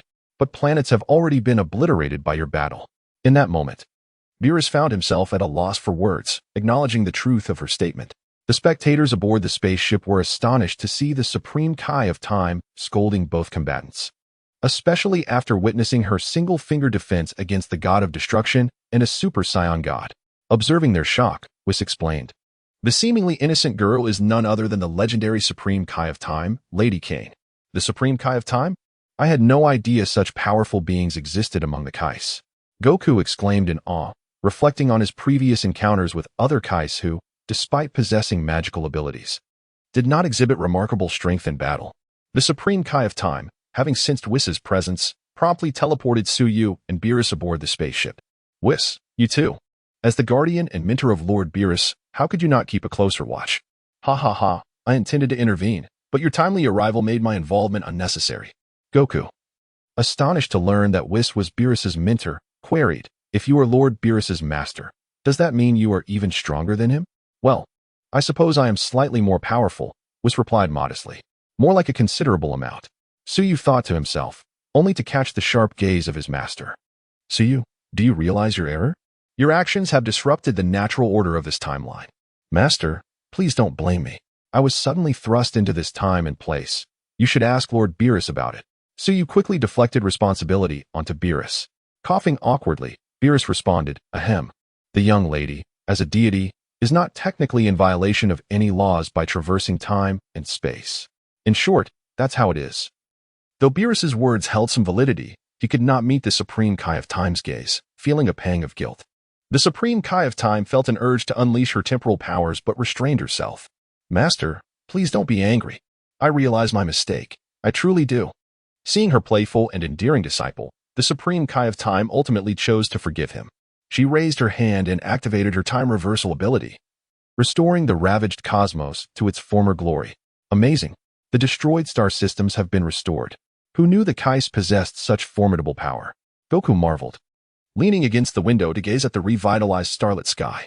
"All right, Suyu, it is time for us to return. Upon our return, I shall impart my teachings upon you." "Understood." Suyu is aware that this time she will undoubtedly receive the affectionate attention of the Kaishin of Time. Ahem. Kane, you cannot simply take this young girl away. I have been in search of the Super Saiyan God for quite some time. You may seek another Super Saiyan God to battle, such as the one over there, Son Goku. Goku, who was originally enjoying the spectacle, appeared utterly bewildered. For he is not a Super Saiyan God. In truth, there exist alternative paths to the manifestation of a Super Saiyan God beyond mere training. Master, I apologize, but may I continue my battle with Lord Beerus? I still have yet to unleash my full power, and it feels quite uncomfortable to refrain from doing so. Suyu senses that if she does not fully engage in combat with Beerus, it is akin to an army of ants crawling over her body. The onlookers are astonished to learn that this young girl possesses a hidden card. What kind of card could it be? Chapter 49.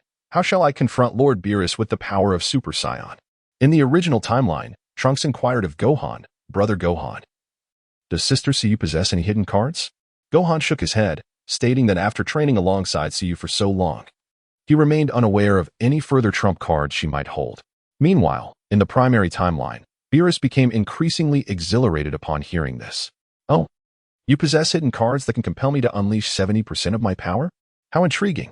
Based on Beerus's calculations, the Super Saiyan God likely wielded approximately 60% of his ordinary strength, sparking his curiosity about what extent of power Suyu could manifest with her hidden card and whether she could force him to employ divine techniques. The Kaishin of Time exhibited a resigned expression, furrowing his brow as he sighed. I knew you Saiyans were combative. Even you, as a girl, are no exception. Very well. If you crave battle, proceed, but do not fight here. This place cannot withstand your continued clash. With that, the Kaishin of Time snapped his fingers, and the group was transported to a vast, ethereal expanse. He gently gestured, revealing a sprawling plain. This is a temporal rift I occasionally discover. The spatial integrity here can accommodate your conflict, so you may battle freely. Splendid. Thank you, Master. However, could you conjure a sun similar to Earth's distance? Upon hearing his disciple's request, the Kaishin of Time nodded, creating a sun within the space. Humph, this is quite a fine location. Beerus surveyed his surroundings, a satisfied expression crossing his face. As the two landed on the plain, Beerus smirked wickedly, saying, Come, little girl, let me witness this so-called hidden card of yours. Very well, Lord Beerus, do observe closely. In truth, Suyu's decision to reveal her hidden card stemmed from the fact that no adversary had ever compelled her to exert her full strength. Thus she had retained it all along. Gathering energy in her hands, the onlookers were puzzled by her intentions, while Vegeta, arms crossed, recalled Suyu's request for the Kaishin of Time to create a sun, realizing her plan. Could she be transforming into a great ape? Upon hearing Vegeta's words, the others finally noticed the silver tail that had been coiled around Suyu's waist. Indeed, Saiyans with tails can still undergo great ape transformations. How could we have forgotten? However, Goku expressed his doubts. Vegeta, didn't you mention that the great ape transformation only increases power tenfold? Foolish. I was referring to my state back then. Theoretically, a normal adult Saiyan transforms into a great ape with a tenfold increase, but this does not mean it remains fixed at that multiplier. A Saiyan's great ape transformation as a child only yields a threefold increase, which grows with age. Note, this is not mere conjecture. In early Dragon Ball manga, Goku and Master Roshi noted that the great ape transformation only granted a threefold increase during the World Martial Arts Tournament, while Broly's transformation in Super exceeded numerous multipliers. Thus, I speculate that tenfold is merely the multiplier for a typical adult Saiyan's transformation, similar to the Super Saiyan 4 in GT. The scientists on Vegeta's planet studied the great ape transformation, concluding that the multiplier theoretically increases with foundational strength, though the method of enhancement remains unknown. I simply know that the female Saiyan's multiplier is certainly not tenfold. Meanwhile, Suyu hurled the energy sphere into the sky, and upon its explosion, an artificial moon materialized. Gazing up at the moon, an immense surge of energy coursed through her tail, igniting a fiery heat within her body. And her heart raced. Suyu's form began to swell rapidly, silver fur sprouting across her skin. Fortunately, the garments bestowed by the Kaishin were divine in nature, capable of expanding alongside her physique. Observing Suyu's transformation into a great ape, Krillin suddenly recalled, wait, I remember that the great ape transformation leads to a loss of reason. Will Suyu lose her mind as well? Strength is futile if one loses rationality. To Krillin's astonishment, upon completing her transformation, Suyu spoke with clarity. Fear not, I shall not lose my mind. I possess a portion of Vegeta's genes, allowing me to maintain my reasoning even in this form. In truth, Suyu felt a bead of cold sweat. She could not be entirely certain that Vegeta's genes would function as anticipated, but it seemed her worries were unfounded. Meanwhile, Beerus floated in midair, remarking, quite the transformation. However, it appears that this form does not surpass your Super Saiyan God transformation. Indeed, thus the Great Ape transformation is merely the first step. The second step is paramount. Suyu then began to compress the immense power of the Great Ape within her. Yes, Scions can enhance their battle prowess during the Great Ape transformation, and compressing the power can similarly amplify their strength. As Suyu focused on condensing her Great Ape energy, her gigantic form began to shrink. To the astonishment of the onlookers, Suyu reverted back to her original shape. Once the dust settled, the Great Ape had vanished, replaced by a striking woman with flowing black hair. Indeed, the once silver-haired girl, petite and youthful in appearance, had transformed into a statuesque figure with luscious black locks cascading down, embodying an alluring presence. Suyu examined her new form, aside from her tail turning red. She appeared unchanged, likely a consequence of Dr. Gero's genetic modifications. Nevertheless, Suyu found this transformation agreeable. After all, aside from the red fur on her upper body, which might be acceptable to boys, it could be less than favorable for girls.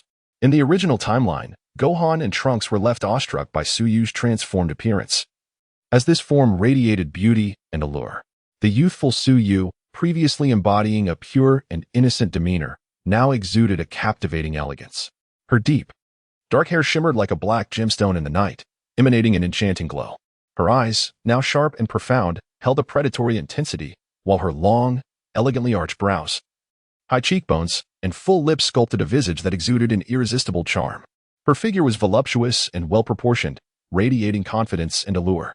Suyu gazed at her newly acquired form and declared, "This is the hidden card I have long withheld. Although I have been unable to transform into a Super Saiyan due to genetic defects, I shall name this form Super Saiyan 4. Beerus, observing her transformation, nodded in approval. Unlike the Super Saiyan God, which enhances key levels, this transformation purely augments raw power, and it can indeed contend with the Super Saiyan God, perhaps even surpassing it in strength. Well done. Thank you for your kind words, Lord Beerus. However, Beerus inquired, but your trump card is quite similar to that of the Super Saiyan God, is it not? If I were to combine the Super Saiyan God with my own abilities, how would you respond?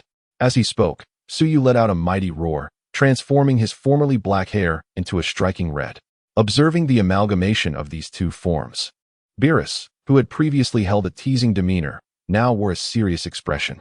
Suyu then assumed a combat stance, declaring, Lord Beerus, you must not employ any divine techniques, such as the Ultra Instinct or the Self-Instinct. Beerus smiled faintly and took a defensive posture, responding, it seems you possess considerable knowledge. I have heard of Ultra Instinct. What is this Self-Instinct you speak of? Could it be a reference to my destruction form? Fear not. I have promised not to use divine techniques against you, which naturally includes destruction. Come, let me witness just how powerful you truly are with this combination of forms. Chapter 50. The envious Beerus confronted with Suyu's newly evolved form. Beerus initially intended to launch an attack. However, Suyu's speed astonished him. By the time he reacted, Suyu's fist was already upon him. Consequently, Beerus was compelled to shift from offense to defense, crossing his arms to shield himself from Suyu's strike. Yet, the force of the punch exceeded Beerus's expectations, causing him to stagger back several steps. He had anticipated that he could suppress his opponent with merely 70% of his power, but he never imagined that he would struggle to withstand even 80% after Suyu's transformation. Lord Beerus, it would be wise to unleash your full power. As long as you refrain from resorting to unfair divine techniques, I assure you, I will not be defeated. Beerus glanced at his arms and then at Suyu, responding, Is that so? You seem quite confident. What do you call this stance? I have named it Super Saiyan 4 Limit Breakthrough.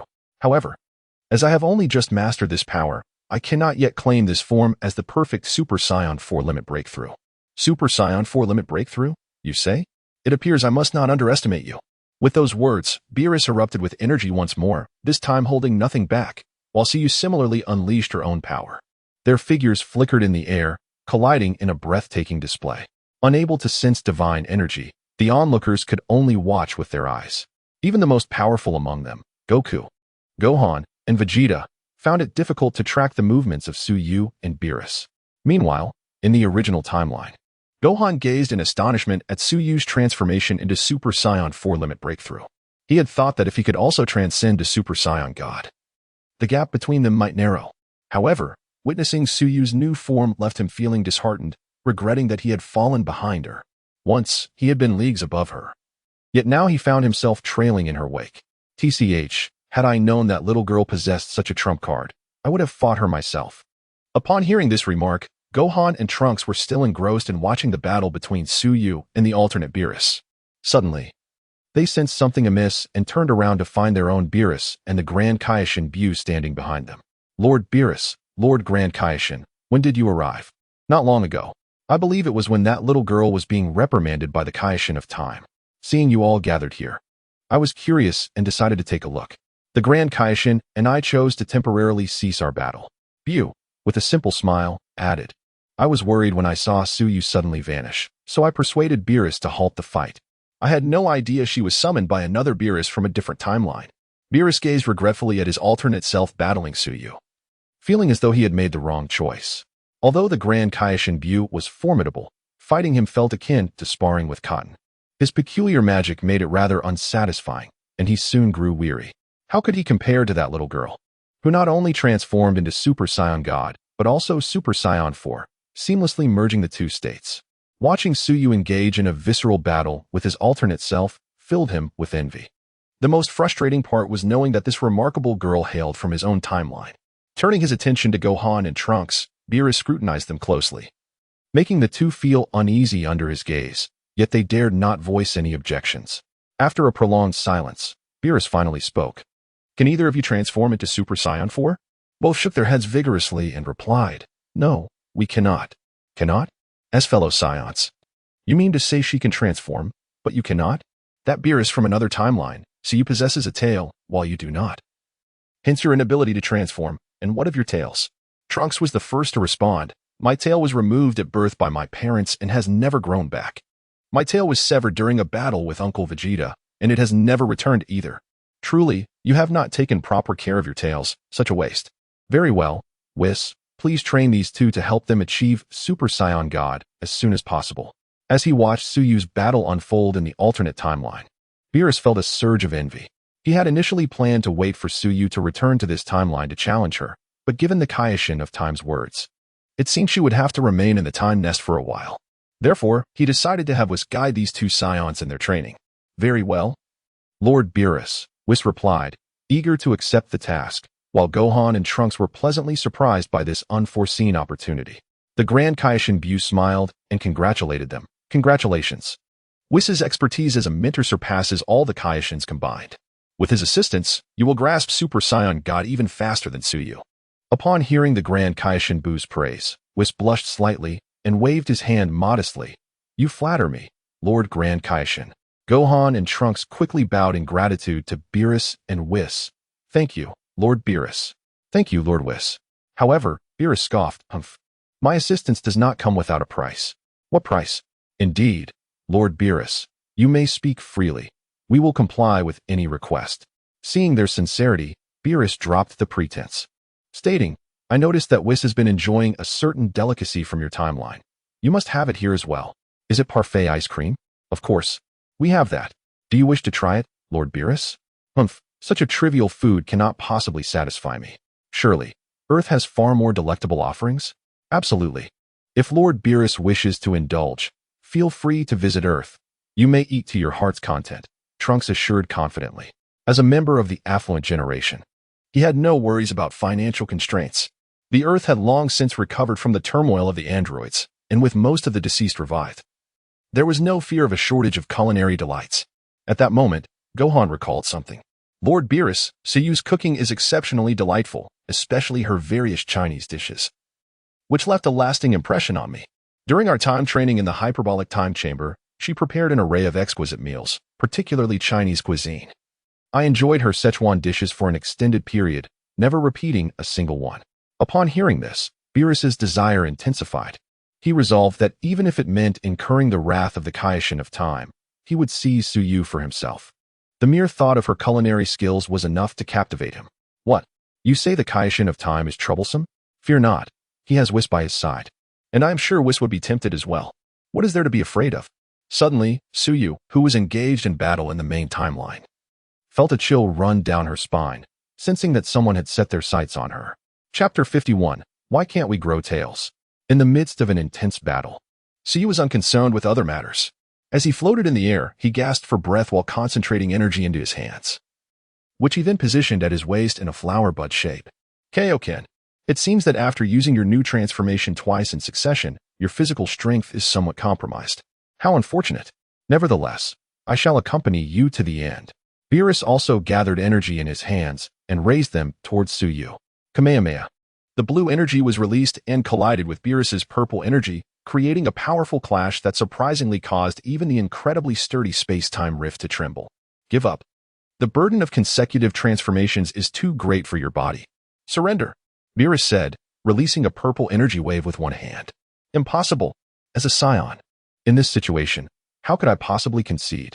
Though I am merely an artificial scion, I possess the pride of a warrior race. If my stamina is waning, then I shall unleash everything. Suyu shouted, his aura exploding once more. The energy output from his hands surged, and the previously evenly matched energy wave shifted as Suyu's blue energy wave pushed back Beerus's purple wave. Just as it seemed that his Kamehameha would engulf Beerus, the energy wave suddenly vanished. Suyu was momentarily taken aback, but soon understood and smiled with relief as his body reverted to that of the original silver-haired girl. Lord Beerus has utilized divine power. You have lost. With that, Suyu closed his eyes and began to fall from the air. Beerus could not help but click his tongue, realizing that he had been careless and had instinctively used destruction to neutralize Suyu's Kamehameha. During the descent, Suyu felt someone catch her. Struggling to open her eyes, she saw the person holding her and called out Master before succumbing to unconsciousness. Honestly, why are all you scions like this? The Kaishin of time, Kane, remarked with exasperation as he looked at the silver-haired girl in his arms. Meanwhile, Whis approached Beerus with a smile. How do you feel, Lord Beerus? Quite well, though in the final moments, I was careless and habitually used destruction. It was not intentional. Even if I had been struck by that energy, I could have endured it. Regardless, since I used destruction, it signifies my defeat. And thus I shall not destroy the earth. Upon hearing Beerus's words, the warriors of Earth finally felt a sense of relief. At that moment, Goku raised his hand and called out to the Kaishin of time, Lord Kaishin, you mentioned that aside from training, there are other ways to achieve Super Saiyan God.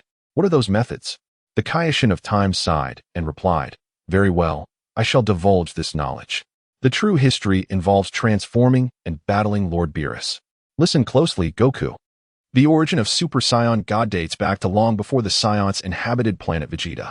A Scion named Yamoshi, possessing a righteous heart, along with 5 companions, rebelled against a tyrannical ruler. He was pursued by warriors, and at a critical moment, Yamoshi transformed into a Super Saiyan for the first time, breaking through the encirclement. His transformation and formidable fighting power shocked the other Scions. Although Yamoshi was eventually defeated by a tactic of overwhelming numbers, he became the beginning of a legend. Subsequently, Yamoshi's spirit wandered, seeking 6 Scions with hearts of justice to pursue a more powerful savior, Super Saiyan God. In addition to training, one can transform into Super Saiyan God through a special ritual, during which 6 Scions with righteous hearts concentrate their energy onto one individual. Upon hearing this, everyone's eyes lit up. This method seemed straightforward. Is it really that simple to become a Super Saiyan God? Piccolo nodded, while Krillin excitedly clenched his fists. Goku, you should try this method to transform. Sorry, Krillin, but I don't want to transform that way. Before Krillin could finish, Goku decisively refused, leaving Krillin and the others puzzled. Goku, don't you want to become a Super Saiyan God? Of course I do. However, I prefer to transform without relying on other strength. Vegeta clenched his fist in agreement. Indeed. Regardless of what Yamoshi thought, I only want to rely on my own power to transform. If that female Scion can achieve it as the Prince of the Scions, I have no reason not to. Exactly. Besides, it requires 6 Scions, and with Suyu unconscious, we only have 5 left, far from enough. Goku's words plunged the gathered crowd into contemplation. At that moment, Biddy raised her hand and said, actually, there is another Scion, she is within me. Gohan. Astonished, exclaimed, Biddy, why didn't you tell me you were pregnant?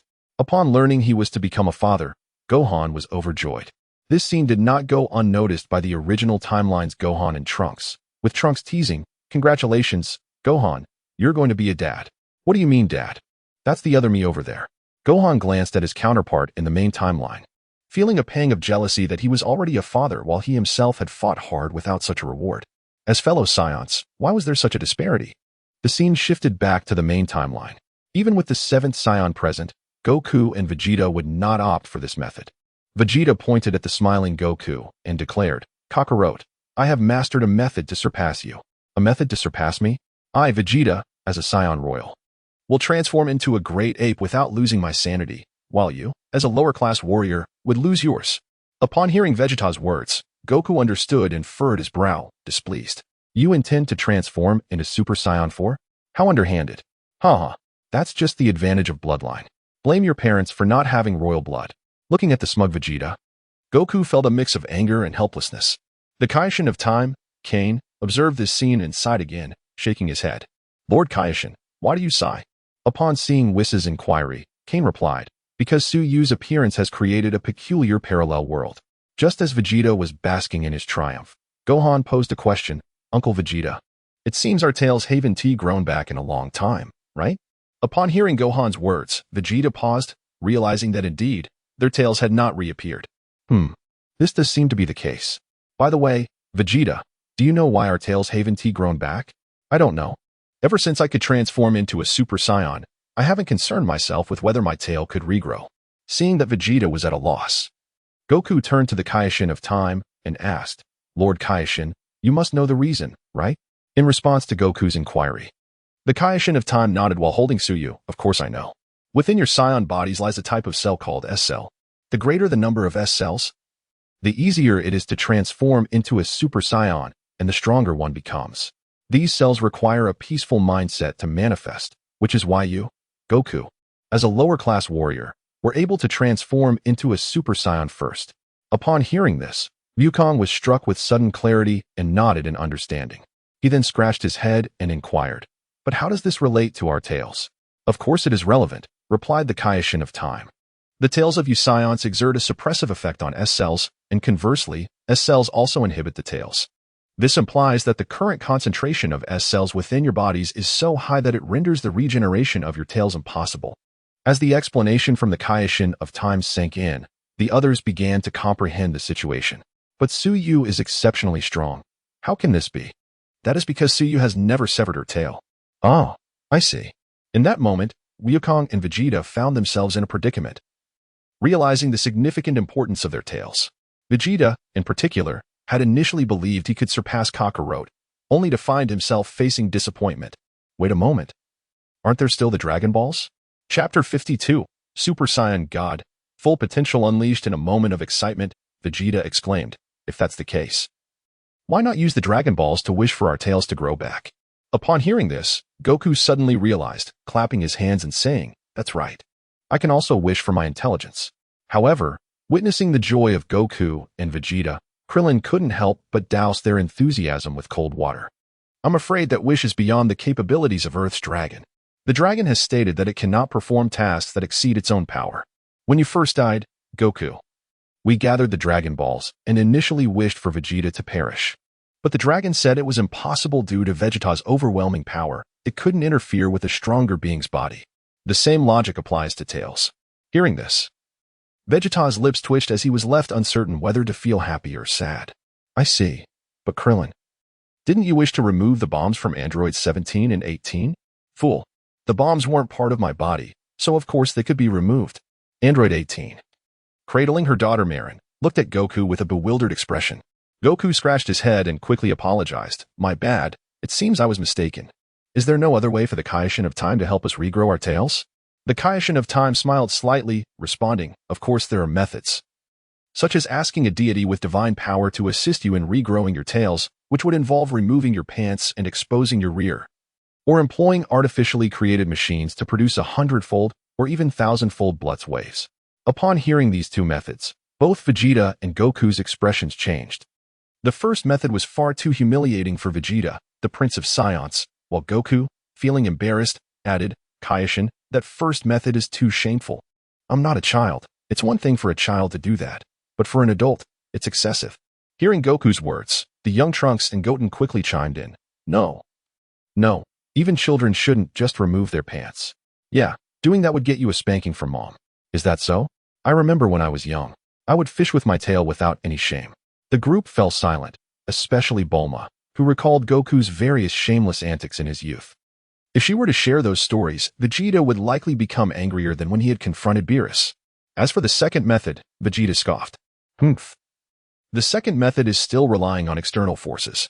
If it isn't absolutely necessary, we Saiyans would never stoop to such cheating. Cheating? Does that mean wishing for our tails to grow back is also cheating?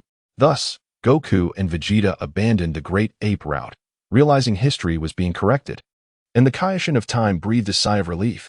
I hope to see you all again. With that, she waved her hand, sending everyone back to the main timeline of Earth, while she took Suyu back to the time nest. Logically, Suyu should rest for a period before waking up. However, for the Kaioshin of Time, time was not an issue. She accelerated time around Suyu, and in the blink of an eye. A day and night passed for Suyu. Once she saw her disciple's strength restored, the Kaioshin of Time decisively dropped the silver-haired girl onto the ground. The previously sleeping Suyu couldn't help but groan, waking up to clutch her backside. Ouch, who lacks compassion so early in the morning? That would be me. Upon seeing the grim expression on Kane's face, the still-dazed Suyu instantly became alert. Master, it's you. You're aware that I am your master. Do you remember what your duty is? Suyu, feeling somewhat guilty, replied, to maintain the stability of time and ensure the normal flow of history. And what have you done? I was summoned by Lord Beerus. Why didn't you inform them of the method to become a god? Why did you have to fight alongside Beerus? Suyu hesitated, realizing that in her excitement, she had forgotten. You should understand that as a guardian of time, disrupting the timeline comes with consequences, correct? Master, please forgive me this time. It was my first offense. Looking at the silver-haired girl with her hands clasped together, looking pitiful, the Kaioshin of Time sighed. Very well, I will let it slide this time.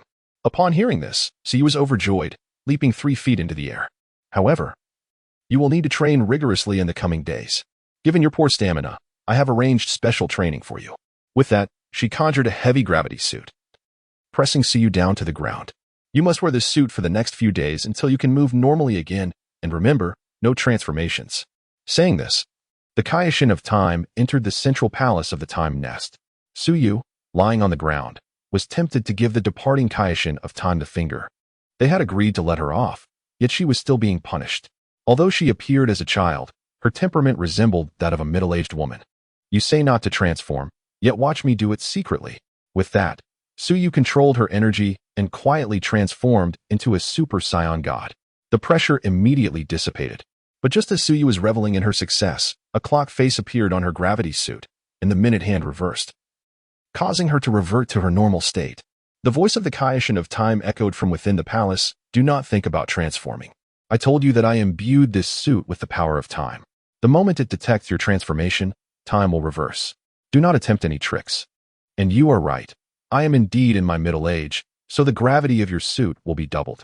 Thus, Suyu, who had finally managed to stand, found herself collapsing once more, her body feeling even heavier.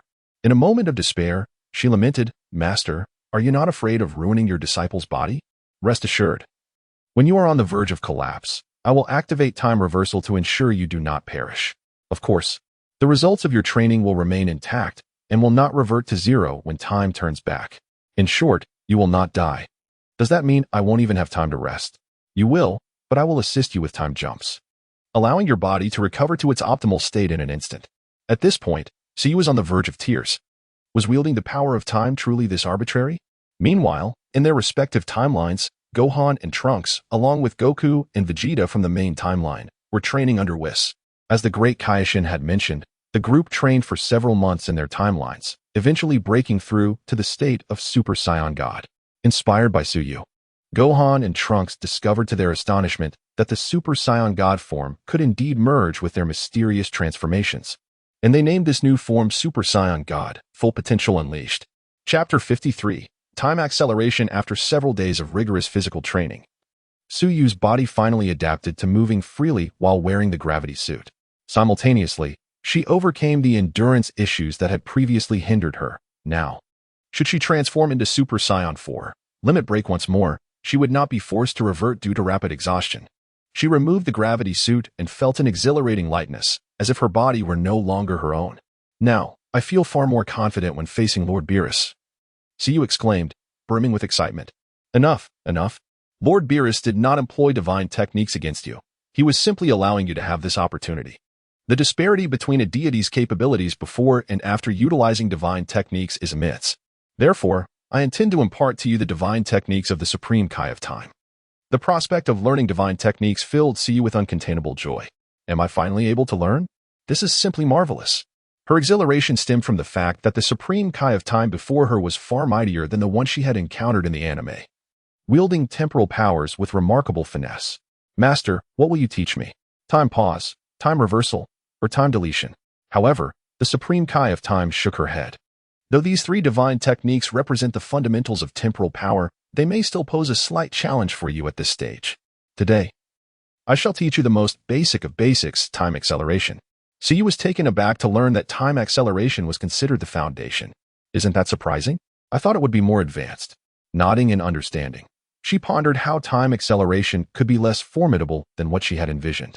Yet, the Supreme Kai of Time retrieved a seed, which promptly sprouted, blossomed, bore fruit, and then rapidly withered away, disintegrating into a cloud of white dust. What did you observe? Suyu gulped, cautiously stating, I saw the life cycle from birth to death under time acceleration. Indeed, the Supreme Kai of Time confirmed. But have you contemplated whether this life cycle would still occur without time acceleration? Of course, that is simply the normal progression of life, Suyu replied, puzzled. Yes, and it is the result of time flowing normally. I merely expedited the process. Now, do you comprehend why time acceleration is the simplest divine technique within the realm of time? Suyu now grasped the concept fully. Both time pause and time reversal were actions that countered the natural flow of time, making them inherently more challenging. The Supreme Kai of Time continued. While time acceleration is merely the most basic of techniques, mastering it to perfection can pose considerable challenges for your foes. After all, nothing in the universe remains unchanged in the face of time. Suyu understood the implication. Although time acceleration was fundamental, its potential was vast, enabling one to defeat adversaries with a single, perfected strike. Master, please teach me quickly. If I can accelerate time, I could reduce my opponent to mere bones, ensuring victory. However, as soon as you finished speaking, the Supreme Kai of Time delivered a swift strike to her head. What are you doing, Master? Suyu protested, rubbing her head in indignation. Why rush? You wish to run before you can walk. Accelerating your enemy's time is less effective than first learning to accelerate your own. Accelerate my own time? Precisely. While hastening your opponent's time can often result in a swift defeat, it is too challenging for you at present. Moreover, you must ensure that the acceleration is sufficiently rapid. Otherwise, it may become a boon for your enemy rather than a burden. Thus, you must first practice time acceleration on yourself. Realizing this, Suyu nodded. I understand, Master. You mean to enhance my own speed through time acceleration, correct? Indeed. Time acceleration will naturally enhance your speed, but do you believe that is all there is to it? What else could there be? If you accelerate time upon yourself, in addition to boosting your speed, what else might occur? Very well, then, you may attack me. I will only utilize basic time acceleration to respond. With the Supreme Kai of Time's challenge, Suyu, fueled by the frustrations amassed during her training, transformed into the strongest Super Saiyan 4, Limit Break. However, her punches missed their target entirely, and each subsequent strike was effortlessly intercepted by the Supreme Kai of Time, leaving her unable to land a blow. What you refer to as acceleration is merely a fraction of what is possible. While you must gather energy to unleash your Kamehameha, I require no such preparation. I can unleash it instantaneously after gathering energy. With that, a powerful Kamehameha struck Suyu, leaving her reeling. Even your so-called instantaneous movement requires preparation time. Yet, with time acceleration, that movement becomes truly instantaneous. Do you understand? Upon hearing the Supreme Kai of Time's teachings, Suyu comprehended that time acceleration could also eliminate the casting delay, allowing charged skills to be unleashed in an instant. But that's not all. If executed swiftly enough, one can achieve this. In an instant, the Supreme Kai of Time multiplied into 10 identical figures, surrounding Suyu from all directions. Is that an afterimage technique? No. It can't be. Correct. This is neither an afterimage technique nor a clone technique. Each of these figures before you is my true self, merely accelerated. Thus, I can unleash a genuine tenfold Kamehameha. In unison, the 10 Supreme Kais unleashed their Kamehameha at Suyu, who found herself struck down without even grazing the hem of their garments. As the dust settled, Suyu reverted to her normal form, a silver-haired girl in disarray. It seems I still have much to learn. With that, she slowly closed her eyes and began to fall, feeling the familiar warmth of an embrace. After all this effort, perhaps I needn't use time acceleration. It's time for you to rest well. The Supreme Kai of Time gazed at the slumbering silver-haired girl in her arms, a gentle smile gracing her face. Chapter 54. The Dark Super One-Star Dragon Within the Time Nest. After months of diligent training, Suyu had begun to master the skill of time acceleration. Suddenly, 5 identical Su-Yes appeared in the air above the time nest, each unleashing the Kamehameha towards the center where 5 individuals stood. Ultimately, their energies neutralized each other, and 4 of the Su-Yes vanished, leaving only 1 to descend to the ground. At that moment, the God of Time approached, remarking, "Well done. You have grasped time acceleration. It is thanks to your teachings, Master. By the way, when can I learn time reversal, time suspension, or time deletion? When you have sufficiently mastered time acceleration, we will discuss it further. But for now, I have a task for you." Upon hearing of a task, Suyu speculated. Could it be the discovery of a new Dark Dragon Ball? To Suyu's surprise, the God of Time shook his head. No, locating a Dark Dragon Ball is not so easily accomplished.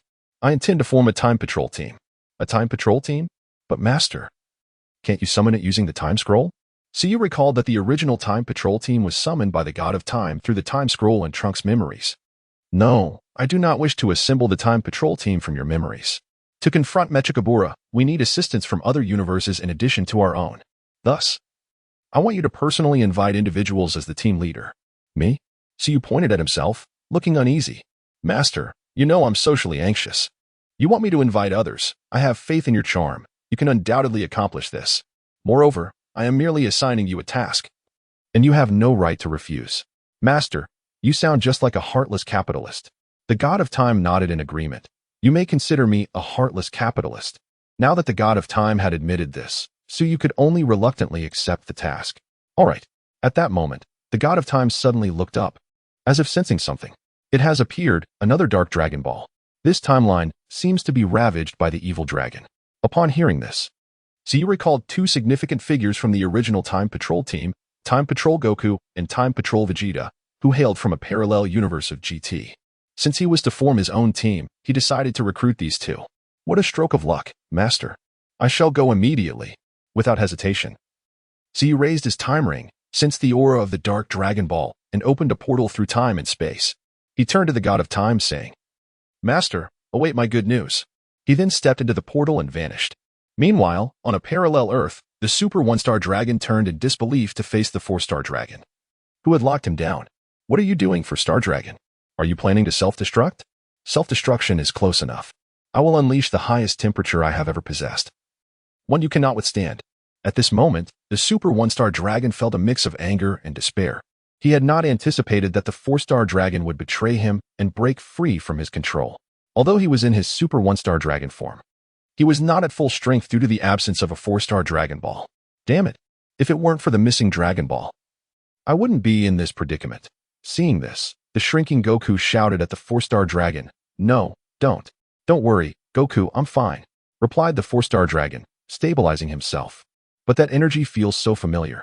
At that moment, the Super One-Star Dragon, now possessing the Dark Dragon Ball, transformed into a red-black form. Ha ha ha, splendid. This is the power I sought. For Star Dragon, even without your 4-Star Ball, what does it matter? I am now stronger than ever. And even if Goku and Vegeta were to fuse again, I wouldn't fear them. Observing the dark 5-Star Dragon on the chest of the Super One-Star Dragon, the 4-Star Dragon suddenly recalled, I remember. This Dark Dragon Ball is the source of all evil dragons' birth, including mine. In the past timeline, we were influenced by the Dark Dragon Ball, which accumulated negative energy. Upon hearing this, everyone understood the terrifying nature of the Dark Dragon Ball. Just as the Dark Super One-Star Dragon had claimed, he had grown powerful to a certain extent, although he had not surpassed the fused Super Saiyan 4 Gogeta in energy. The gap was no longer as pronounced. However, with Goku and Vegeta unable to fuse, and the Super One-Star Dragon evolving into the Dark Super One-Star Dragon, their original disadvantage had widened even further. Looks like this time, I win, Goku declared. What should we do? As despair enveloped the group, including little Goku, oh? Who are you saying has won? At that moment, another rift in time appeared, and a silver-haired girl stepped through. Sensing the girl's aura, the group found themselves unable to discern her energy. Only little Goku felt the energy emanating from Suyu, and he wondered if the girl before him was the Super Saiyan God. However, the girl's attire and earrings suggested she was a god of destruction, while her tail indicated she was a Saiyan. Meanwhile, in the god of destruction realm, Jebet God mused, old ancestor, her outfit should belong to a god of destruction. But I have no recollection of her. The old god of destruction promptly struck Jebet on the head. Fool, given the timing of her appearance with the rift, did you not think of who she might be? Rubbing his head, Jebet suddenly recalled, old ancestor, are you implying this girl is connected to the god of time? Of course. Finally, I can breathe easy. The old god of destruction smiled. Meanwhile, the dark Super One-Star Dragon regarded Suyu with a serious expression, unable to gauge her strength, and asked, who exactly are you? I am merely a passing candidate for a god of destruction. Hearing her claim to be a god of destruction, the dark Super One-Star Dragon dismissed her with disdain. A god of destruction? Just a bunch of weaklings. A candidate for a god of destruction? An insect. Die. The dark Super One-Star Dragon raised his hand and unleashed a dark energy beam towards Suyu. To his astonishment, the beam missed entirely. Suyu's speed was so swift that he could not even perceive it. And she swiftly delivered a kick that sent the dark Super One-Star Dragon crashing to the ground amidst debris. What? The onlooking GT warriors, who had felt despair, were deeply shocked. The powerful dark Super One-Star Dragon had been felled by a single kick? Chapter 55, Suyu's astonishment amidst the darkness of the ruins. The dark Super One-Star Dragon unleashed a powerful surge of energy, reducing the debris surrounding him to mere dust. He glared at Suyu, who had just kicked him to the ground, feeling an intense fury. Despite being knocked down, he was unscathed, indicating that while his opponent was swift, their strength was lacking and utter humiliation. Such a feeble being should have been as insignificant as an insect before him, yet here he lay amidst the rubble. In a fit of rage, the dark Super One-Star Dragon charged at Suyu once more, vowing to crush this insect. However, his full-force punch again met nothing but air. Searching for Suyu, he suddenly heard a voice behind him. Looking for me. The dark Super One-Star Dragon swiftly turned, only to face another missed punch. Sensing that Suyu would likely appear behind him again, he executed a spinning kick, but it too failed to connect. Frustrated, the dark Super One-Star Dragon launched a relentless barrage of attacks, yet he could not even graze a single hair on Suyu. Meanwhile, Suyu yawned, clearly unbothered. This uncle is far too slow. Unable to land a hit. Could it be that you, who claim to be a dragon, are merely a fish out of water? From now on, I shall call you the dark Super One-Star Fish. The dark Super One-Star Dragon felt his fists clench in frustration, yearning to deliver a few blows to the silver-haired girl before him, yet he could not land a single strike. Damn it, you insect. You shall perish along with this planet. Enraged, he decided to escalate the situation, conjuring a massive orb of dark energy and laughing maniacally. Haha, what does your speed matter? If I destroy this planet, you will perish too. In the face of absolute power, any technique, including your speed, is utterly futile. Ah, indeed, before absolute power. Speed may as well be a mere tickle. But, how do you know I lack strength? Did you not see my tail? At that moment, the dark Super One-Star Dragon realized that this woman was also a Saiyan. So you shouted and transformed into Super Saiyan 4. That is Super Saiyan 4. It feels a bit different from our transformations. Little Goku observed, noting the significant increase in her muscle mass. Little Fong exclaimed in admiration, wow, so beautiful. Such an impressive physique. Can I look like that in the future? Hearing Little Fong's words, Suyu turned and replied, of course, Little Fong. After all, your talent is no less than that of your father. Yay, but it seems you know about us. Of course, but let's deal with this guy first. Suyu pointed at the dark Super One-Star Dragon, who was still gathering the negative energy orb in midair. The dark Super One-Star Dragon sneered, humph. So what if you're Super Saiyan 4? Even two Super Saiyan 4s together were no match for me. Now that I've grown this powerful, Super Saiyan 4 is even less of a threat. Oh, you're right. This form is indeed difficult for Super Saiyan 4 to handle, unless one were to transform further. Seeing Suyu smile, the dark Super One-Star Dragon suddenly felt alarmed. Could this mysterious female Saiyan possess an even greater transformation? Little Goku expressed his surprise. A further transformation? Could it be Super Saiyan 5? However, Suyu shook her head. No. I have not yet mastered Super Saiyan 5. Hearing this, The dark super one-star dragon, who had been somewhat anxious, breathed a sigh of relief. Humph, I thought you were something special. Turns out you're just putting on a show. You will become nothing but cosmic dust along with this planet. With that, the dark super one-star dragon hurled the dark energy orb downward, causing everyone present to tense up once more. But you seem to have misunderstood. While I may not transform into Super Saiyan 5, I can layer other transformations to surpass Super Saiyan 4. With these words, a vibrant red aura erupted from Suyu, and her previously black hair transformed to a brilliant red. Super Saiyan 4, Limit Break. Suyu then approached the dark energy orb and shattered it with a single punch. Observing Suyu's new transformation and witnessing her obliterate his dark energy orb, the dark Super One-Star Dragon felt the same pressure he had faced against Super Saiyan 4 Gogeta. Though he had boasted of not fearing Gogeta, it was merely bravado. After all, having gained such immense power, he could not admit he was still inferior to Gogeta. Little did he expect, without Gogeta, another unknown female Saiyan would emerge, her presence exerting pressure comparable to Gogeta's. Little Goku and Vegeta were equally astonished to discover this new transformation that surpassed Super Saiyan 4, igniting their curiosity about how it was achieved. You are correct. Dark Super One-Star Fish. In the face of absolute power, any technique is indeed futile. Yet, what you fail to comprehend is who possesses that absolute power. With that, Suyu instantaneously appeared before the dark Super One-Star Dragon, delivering a powerful punch to his abdomen, feeling the pain in his gut. The dark Super One-Star Dragon realized this sensation was reminiscent of the earlier blow from Super Saiyan 4 Gogeta. Suyu then unleashed a flurry of punches and kicks upon him. The dark Super One-Star Dragon attempted to retaliate, but it was futile. Suyu's speed was overwhelming. In the realm of martial arts, speed reigned supreme, combined with absolute power, leaving the dark Super One-Star Dragon helplessly beaten. As they watched the dark Super One-Star Dragon being thoroughly dominated, little Goku and Vegeta were left in shock.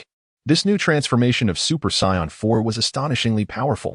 After thoroughly thrashing the dark Super One-Star Dragon, Suyu activated time acceleration, creating 10 copies of herself that surrounded the dark Super One-Star Dragon. While my stamina far exceeds that of Super Saiyan 4 Gogeta, I won't hold back. Prepare to meet your end, dark Super One-Star Dragon. True tenfold Kamehameha. As the Kamehameha wave surged from all directions, the dark Super One-Star Dragon had nowhere to escape. Amidst his anguished cries, he was gradually obliterated. Dark Super One-Star Dragon, defeated. After vanquishing the dark Super One-Star Dragon, the dark 5-star Dragon Ball, and others emerged, which Suyu grasped eagerly. However, upon inspection, the dark 5-star Dragon Ball crumbled into sand within her palm. A counterfeit? Its enhancement is minimal. As they beheld the defeated dark Super One-Star Dragon, the crowd erupted in cheers. Little Goku approached Suyu, intrigued by her transformation, and cautiously asked, "Was that form of yours a combination of Super Saiyan God and Super Saiyan 4? You know about Super Saiyan God?" Suyu was now perplexed. Is this GT? How can there be talk of gods here? Of course. Lord Beerus made me suffer greatly back in the day. Then did you not accompany Whis to train on the Destroyer planet? No. After that, I never saw Lord Beerus again. Now, Suyu finally understood that Super Saiyan 4 and Super Saiyan Blue were indeed branches of evolution. Ahem, this is not mere fabrication. Time travelers have mentioned encountering Beerus and transforming into Super Saiyan God. Chapter 56. The distressed Xiaofang upon hearing Wukong and the others recount their tale, Suyu nodded in understanding. Ah, I see. You did not accompany Whis for training. Hence you have not achieved the form of Super Saiyan God, nor the transformation beyond it. Furthermore, without any prior training, you were unable to transform into Super Saiyan God at will? Little Wukong, astonished, exclaimed, "Is there truly a power beyond Super Saiyan God?" Indeed. Suyu replied, "In a parallel universe, you all trained under Whis on the God of Destruction's planet, developing the form that surpasses Super Saiyan God." Upon hearing this, Vegeta clenched his fists in frustration. So, Super Saiyan God is still a form that can be cultivated. How infuriating. At that moment, the sky suddenly darkened. The 6 Dragon Balls lying on the ground emitted a golden light, and the body of the 4-star dragon also shone with a golden glow. Before the 4-star dragon could utter a word, the 6 Dragon Balls flew towards it, and with a burst of golden light, the eternal dragon appeared. Everyone was momentarily taken aback, as they had not summoned the dragon. How could it appear of its own accord? Perhaps sensing their confusion, the eternal dragon spoke. "I have come forth to apologize. I regret that my actions brought Earth to the brink of destruction." Little Wukong waved his hands in dismissal. No. It's not your fault, Eternal Dragon. Perhaps we did indeed misuse the Dragon Balls excessively, and that black Dragon Ball is the true culprit, is it not? Thank you for your understanding. Rest assured, that dark Dragon Ball has been destroyed. Henceforth, the evil dragon shall no longer manifest, and you may use the Dragon Balls freely and without fear. Upon hearing the dragon's reassurances, everyone erupted in cheers. If the evil dragon would no longer appear, then there was nothing to worry about. At this juncture, little Wukong eagerly asked, Eternal Dragon, what about the 4-star dragon? Do not worry. The 4-star dragon is no longer an evil entity. It will automatically manifest once I disband, the Eternal Dragon reassured. Finally, little Wukong's anxious heart was put at ease. Then, Eternal Dragon, can you restore the damaged earth and resurrect those who have perished? Of course, that is my duty. At this moment, Bulma suddenly recalled something and inquired. Eternal Dragon, I remember you cannot resurrect someone who has died once before, right? What about Krillin? Fear not. This time, your defeat of the evil dragon has enabled me to upgrade my abilities. I can now resurrect those who have died multiple times. With a flash of red in its eyes, the Eternal Dragon restored the devastated cities, and Wukong closed his eyes, sensing Krillin's energy. And I have a surprise for you. As the dragon spoke, a green figure appeared before everyone, and Gohan rushed forward to embrace the figure. Uncle Piccolo. Gohan? Piccolo was equally astonished. Wasn't I maintaining order in the afterlife? How have I suddenly returned? Looking up, he saw the Eternal Dragon and recalled that it could only resurrect an individual once. Did the Eternal Dragon resurrect me? Gohan nodded. Yes, Uncle Piccolo. The Eternal Dragon has upgraded and can now resurrect those who have died multiple times. Wait a minute. If I were to be resurrected, then what about the Black Star Dragon Balls? Do not worry. I have gathered the Black Star Dragon Balls. It is now up to you whether to destroy or seal them, the Eternal Dragon stated. As it spoke, 7 Black Star Dragon Balls floated before Piccolo. Without hesitation, Piccolo raised his hand and shattered the 7 Black Star Dragon Balls. 3 wishes fulfilled. Farewell. With that, the Eternal Dragon transformed into 7 Dragon Balls, 6 of which flew across the globe, leaving only the 4-star ball, which reverted to the 4-star dragon. As the Dragon Balls soared away, Xiao Fang shouted, Wait. Yet, the dragon's figure had already vanished. Little Wukong, puzzled, asked, Xiao Fang, what are you waiting for? Seeing the confusion on little Wukong's face, Xiao Fang was filled with frustration. She placed her hands on her hips and pointed at his nose, exclaiming, Grandpa, how can you still say that? Don't forget, you are still in a child's body. You must transform back into your original form. This is driving me crazy. Xiao Fang clenched her fists, fuming, while little Wukong remained unfazed, casually placing his hands behind his head. What is so bad about being crazy? Xiao Fang, if you want me to meet your classmates, I can transform into Super Saiyan 4. In response, Xiao Fang, whether out of anger or another reason, shouted, It's not about meeting classmates. Grandpa, you absolutely must return to being an adult. Little Wukong, startled by Xiao Fang's outburst, quickly raised his hands to shield himself, retreating slightly as he promised, I know. Once the year-long cooling period passes, I will gather the Dragon Balls to return to my adult form. A year? I have to endure another year with a grandpa who looks like this? Xiao Fang's face fell in disappointment. Little Wukong scratched his face, perplexed. Does Xiao Fang dislike my childlike appearance so much? We've spent some time together already. Little Wukong found it hard to comprehend, while Suyu, observing Xiao Fang's unusual demeanor, suddenly entertained a bold conjecture. Perhaps Xiao Fang's irritation did not stem from a disdain for childlike Wukong, but rather a deeper affection for his youthful form, which she felt compelled to express through annoyance. Of course, Suyu chose to remain silent on this matter. Some things are better left unspoken. He then remarked, Actually, Wukong, your predicament doesn't solely rely on the Dragon Balls for resolution. The Kaishin of Time, my master, can also assist you in returning to your original form. Is that true? That would be wonderful. Could you let me meet the esteemed Kaishin of Time? Seeing little Wukong so excited, Suyu cleared his throat and said, Meeting the Kaishin of Time is certainly possible. But first, Mr. Wukong, would you consider joining the Time Patrol team that the Kaishin of Time has established? The Time Patrol team? What is that? As he explained, the Dark Dragon Balls are a product of the Dark Demon Realm. They seek to interfere with the timelines of the multiverse using these Dark Dragon Balls. Naturally, the Kaishin of Time must maintain the stability of the multiverse and has formed a team to combat various time-related crimes and restore the timeline. In simple terms, by joining the Time Patrol, you may traverse through time and encounter enemies you have faced before or have yet to meet. Their powers will also be enhanced by the Dark Dragon Balls. And defeating them will allow you to collect the Dark Dragon Balls and return them to the Kaishin of Time for sealing. So you added, by joining the Time Patrol. You can also train in Divine Powers, breaking through to Super Saiyan 4, much like how I just transformed into Super Saiyan 4 Limit Break. Upon hearing this, both Wukong and Vegeta were captivated by the prospect of gaining strength and battling formidable foes across various timelines, as if it were a dream come true. Fantastic. I want to join the Time Patrol. How interesting. Kakarot, I won't let you gain strength alone. I shall join as well. However, at that moment, a voice of dissent emerged. No, I oppose this. Chapter 57. An encounter across time and space naturally. It was Chi-Chi, the wife of Goku, who voiced her objections. Goku, perplexed, scratched his head and asked, "What is wrong, Chi-Chi? What is the matter? What is the matter?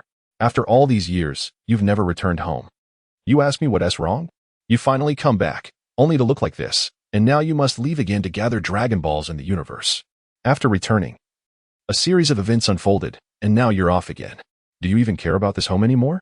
Or do you find me unappealing now that I've aged and no longer wish to return? As she spoke, the grievances Chi-Chi had endured over the years welled up, and she felt the urge to cry.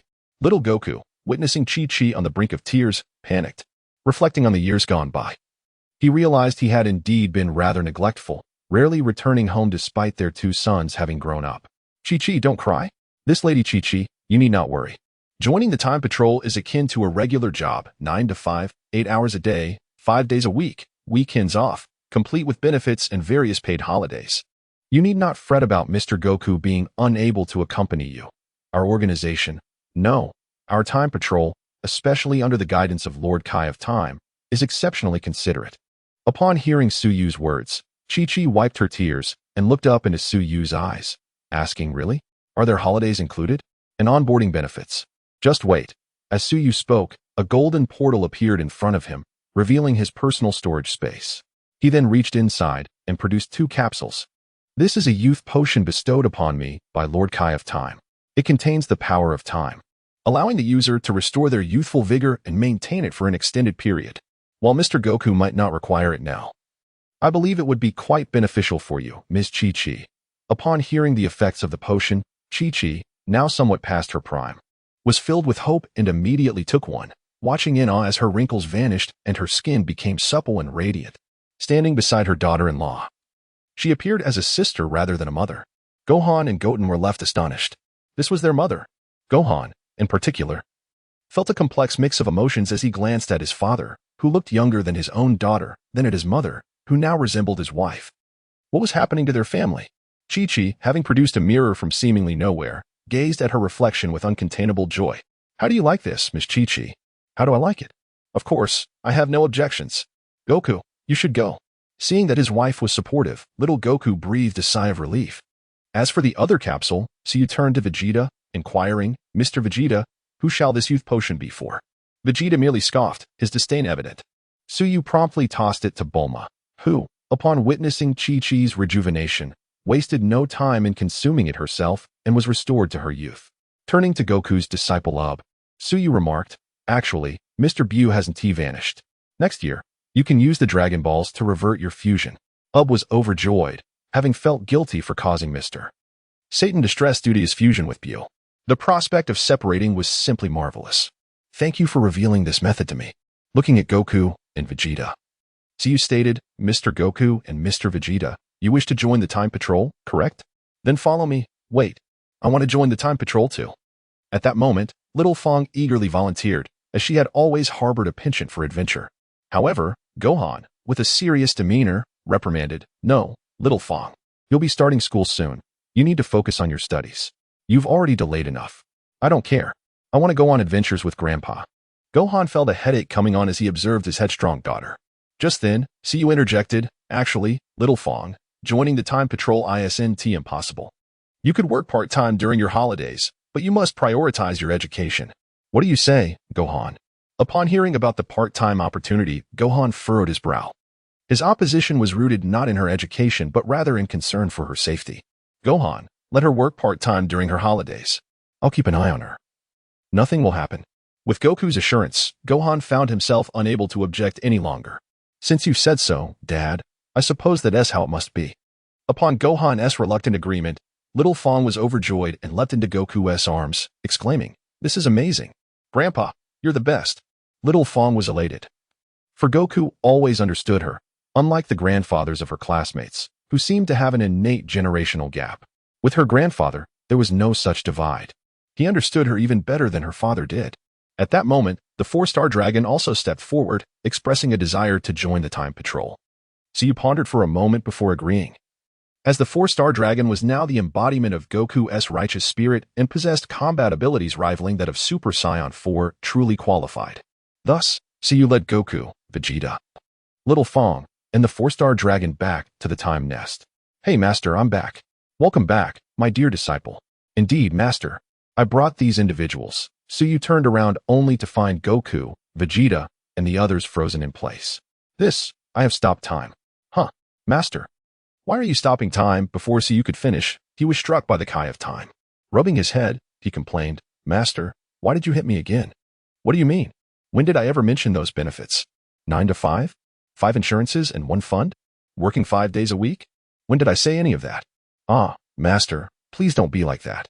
The timeline for their return isn't years to dictate. And how long this takes isn't up to you either. Is that why I'm angry? I'm upset because of your reckless promises." So you scratched his head. "Master, you can't blame me. If I didn't say it, they wouldn't have come." Seeing his disciple's pitiful expression, the Kai of Time sighed in resignation. "Fine, just remember not to make such wild claims next time." "All right." With a wave of his hand, the Kai of Time resumed the flow of time. Once time resumed, Suyu introduced the Kai of Time to the group. Given little Goku's previous experience, everyone regarded the Kai of Time with newfound respect. However, little Fong pondered why both the Kai of Time and the candidate for the Kai of Time appeared to be of a similar age to her, seemingly unchanged. "Lord Kai of Time, I hear you can return me to my normal state?" "Of course, it's a piece of cake for me." With a gentle touch, the Kai of Time transformed little Goku into an adult, restoring him to his prime. "Wow, that's incredible. Little Fong, look, I'm back." "You are back." Goku observed little Fong's puzzled expression, wondering why she didn't seem thrilled. Shouldn't she be joyous? Instead, she appeared somewhat let down. Meanwhile, so you interjected, "You all catch up. I'll go recruit 2 more members." With that, he opened another portal and stepped through. Moments later, the portal opened again, and Suyu emerged with 2 familiar young men in tow. Goku, spotting the scarred young man, exclaimed, "You're Gohan?" Little Fong, equally bewildered, asked, "Your dad? What happened to you?" Upon seeing Goku, Gohan, whose face bore the scars of battle, could not help but be momentarily taken aback. "Father?"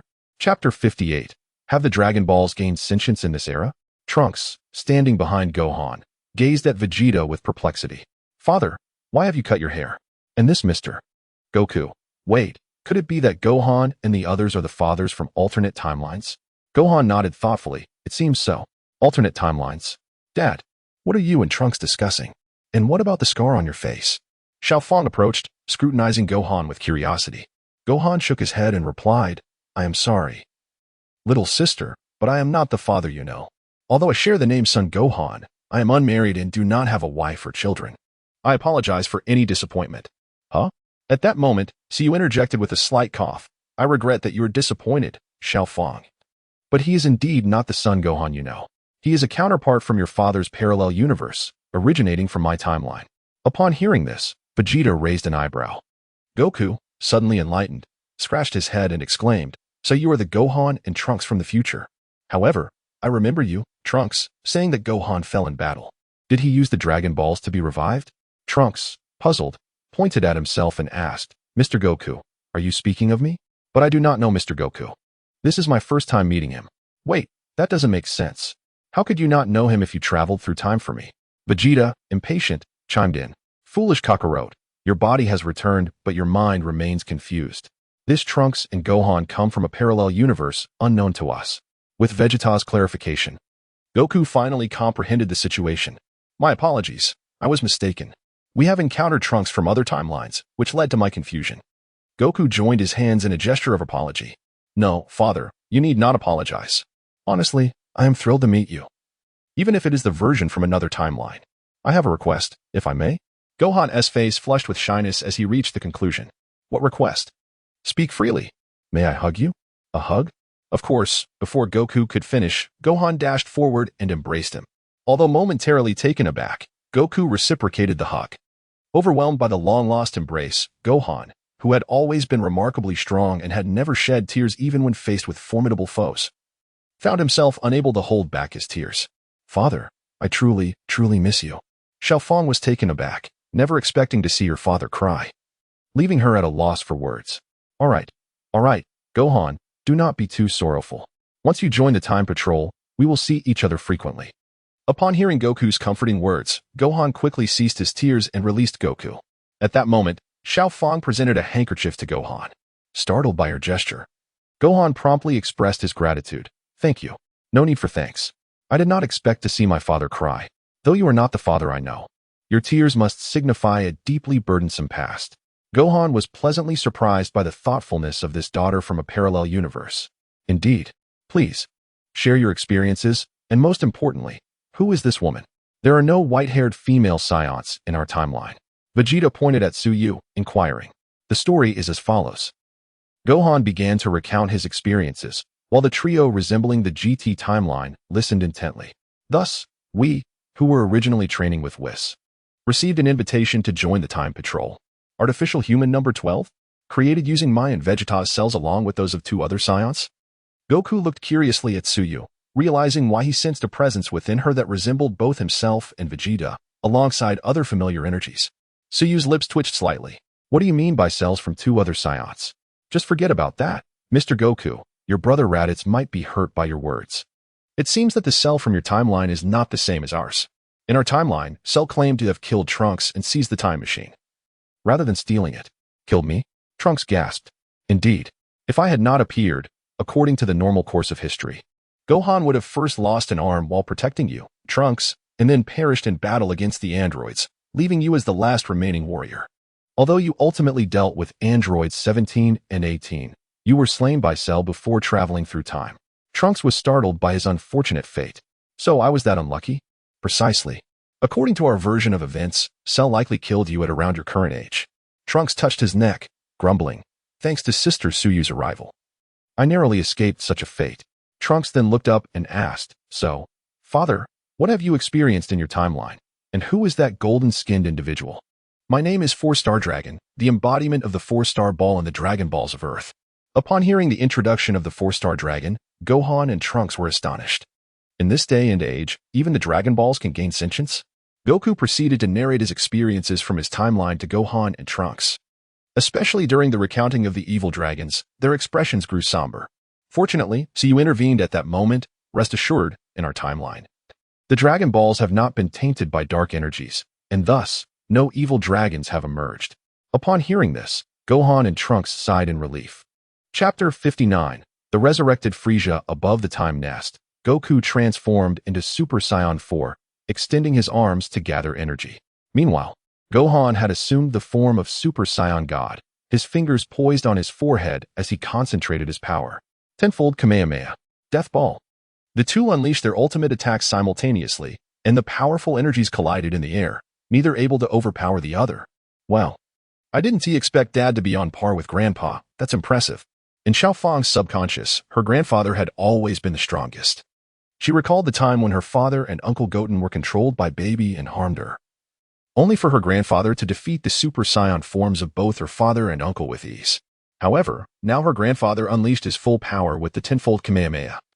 Yet he could only match another version of her father from a different timeline. Eventually, they both landed on the ground, returning to their normal states. Goku couldn't help but exclaim, Gohan, you're incredible. No, you haven't truly unleashed your full strength yet, father. On the contrary, I have. Unless I draw upon their power, I cannot grow any stronger. In addition to the clash between Goku and Gohan, Vegeta and his son also engaged in battle. After arriving at the Time Nest, and with the assistance of the Supreme Kai of Time, Vegeta had sprouted a tail, allowing him to transform into Super Saiyan 4 without the aid of machinery. However, the outcome was the same. They fought to a standstill. Once they landed, Vegeta snorted. I didn't expect you and Gohan to master that peculiar transformation as well. Thanks to Sister Suyu and the old Kai, otherwise. Gohan and I wouldn't have attained our unlocked potential forms. Then Trunks instinctively glanced around, noticing the absence of the silver-haired girl. "Where's Sister Suyu?" At that moment, Xiaofang chimed in. Sister Suyu went to recruit people from other multiverses. She is quite busy. Vegeta, growing impatient, retorted, "Forget about that woman for now. Trunks, quickly tell me how to transform into Super Saiyan God through training, so I can surpass that cockroach guy." Goku, arms crossed behind his head, wore a look of dissatisfaction. "Vegeta, you're too cunning. You actually want to become Super Saiyan God first." Yet Vegeta pointed an accusing finger at Goku. "Humph, what do you know? You've previously transformed through a ritual and experienced that form, while I haven't. I want to prove that as the Prince of Science, my talent surpasses yours. Hey, if it weren't for Lord Beerus pressing me, I wouldn't have chosen to borrow someone else's power to become Super Saiyan God." Although Goku admitted that fighting as Super Saiyan God was exhilarating, it was ultimately not his own strength, leaving him somewhat dissatisfied. "In any case, Kakarot, I will be the first to transform into Super Saiyan 4. Limit break. Come on, Vegeta, let us see who can break through first." As Goku and Vegeta argued, Gohan and Trunks exchanged helpless glances. Just then, the Supreme Kai of Time stepped forward. Another Dark Dragon Ball has appeared. "Suyu has gone to other multiverses to recruit allies, so Gohan, you will collect the Dark Dragon Balls first." "Hand it over to Gohan? That sounds good." Goku replied eagerly, as his primary motive for joining the Time Patrol was to engage in battle. "The task is assigned to Gohan because he is the strongest among you," the Supreme Kai of Time stated. Upon hearing this, Goku, Vegeta, and Xiaofang looked at Gohan in disbelief. Gohan merely smiled wryly. As expected of the Supreme Kai of Time, nothing escapes your notice.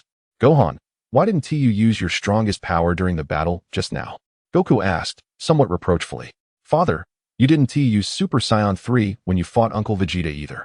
Gohan replied, feeling somewhat helpless. Goku was momentarily at a loss for words, while Vegeta nearly lost his composure. "Humph, like father, like son. Let us collect the Dark Dragon Balls first. We can discuss the rest upon our return." "All right." The Supreme Kai of Time handed a time ring to Gohan. Familiar with how Suyu used the time ring, Gohan activated it, opening a spatial rift and stepping through. At that moment, Goku couldn't help but ask, "Supreme Kai of Time, who is Gohan facing?" "He is up against Frieza, who has been resurrected in another timeline." "Frieza? Does Gohan really need to confront him?" Goku pondered, struggling to comprehend, as Frieza and Cell combined were no match for him. He wouldn't even need to transform into a regular Super Saiyan. However, the Supreme Kai of Time's next words astonished both Goku and Vegeta. "After 4 months of training, Frieza's strength has become comparable to yours." The first to express disbelief was Vegeta. "What nonsense!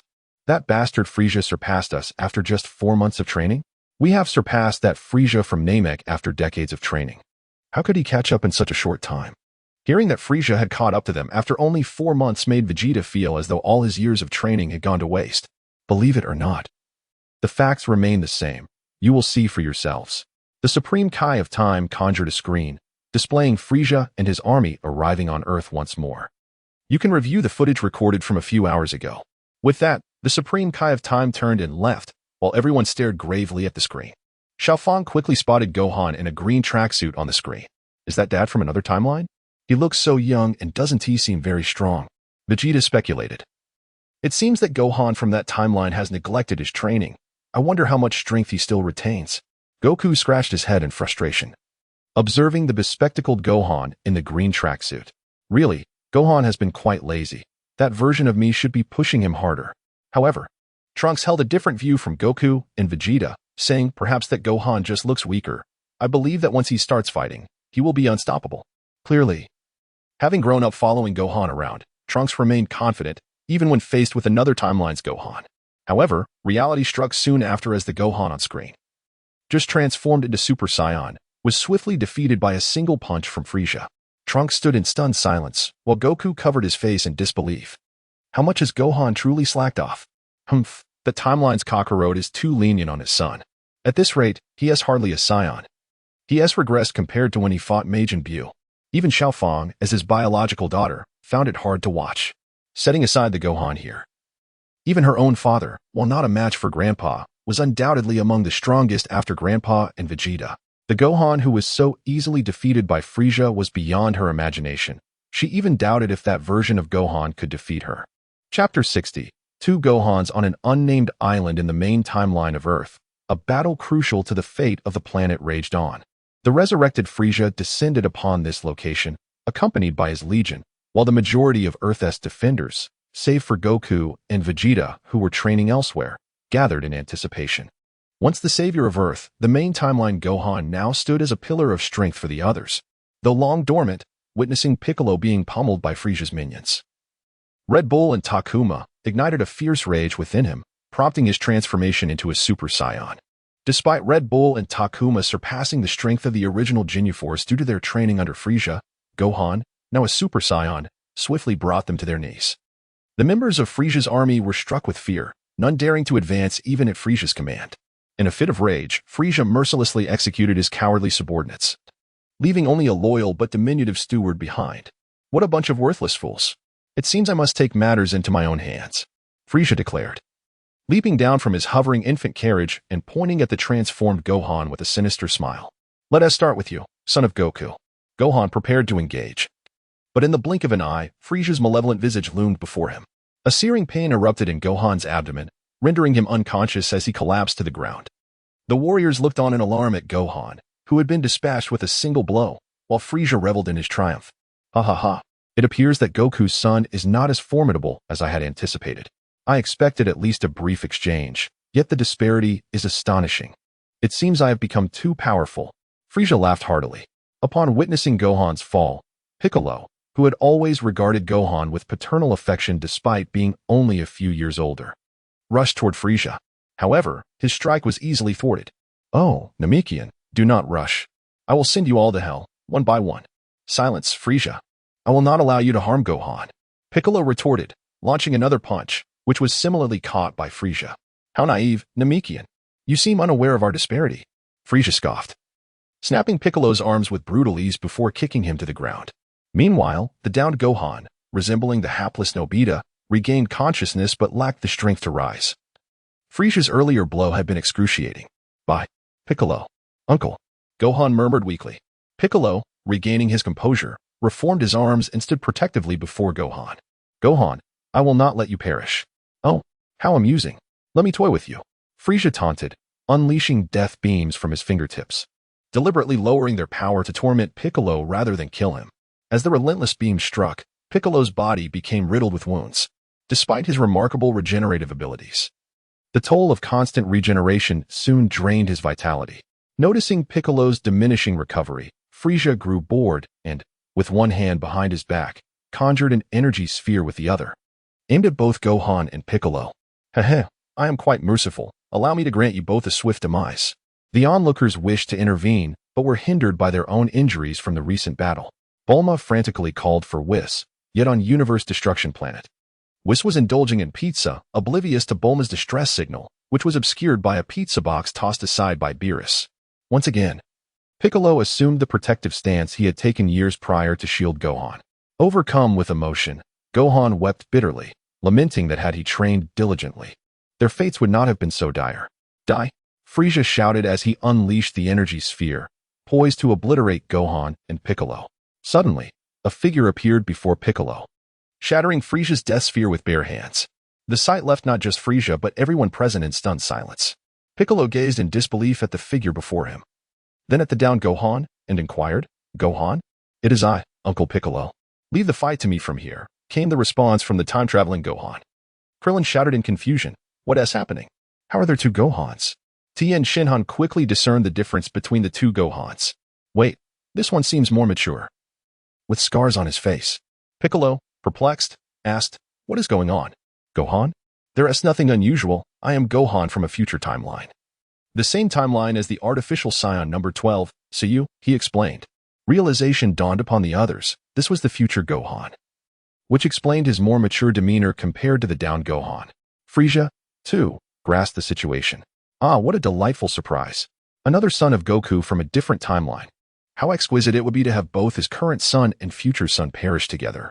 The pain it would bring him would be delightful. Ha ha ha ha. Frieza cackled with glee.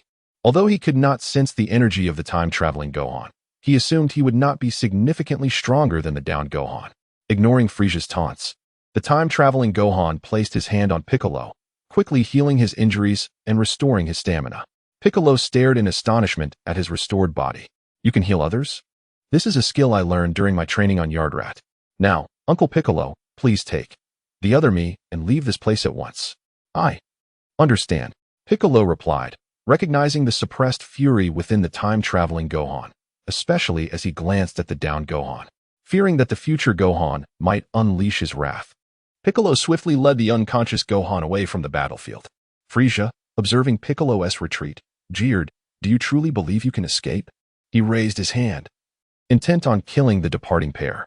However, as he lifted his arm, it was suddenly seized with painful force by the time-traveling Gohan, whose calm demeanor belied the fury in his eyes. Frieza, do not force me to unleash my full wrath. The look in the time-traveling Gohan's eyes evoked memories of the fear Frieza had once felt at the hands of Super Saiyan Goku on Namek, causing a tremor of dread to course through him once more. Chapter 61.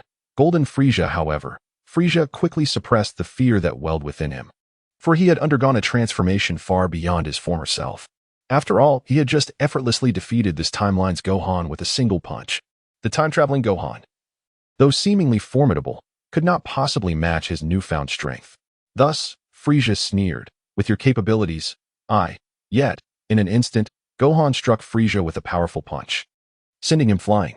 Blood trickled from Frieza's lips as he stabilized himself mid-air, only to be met with a kick from Gohan that sent him crashing down again.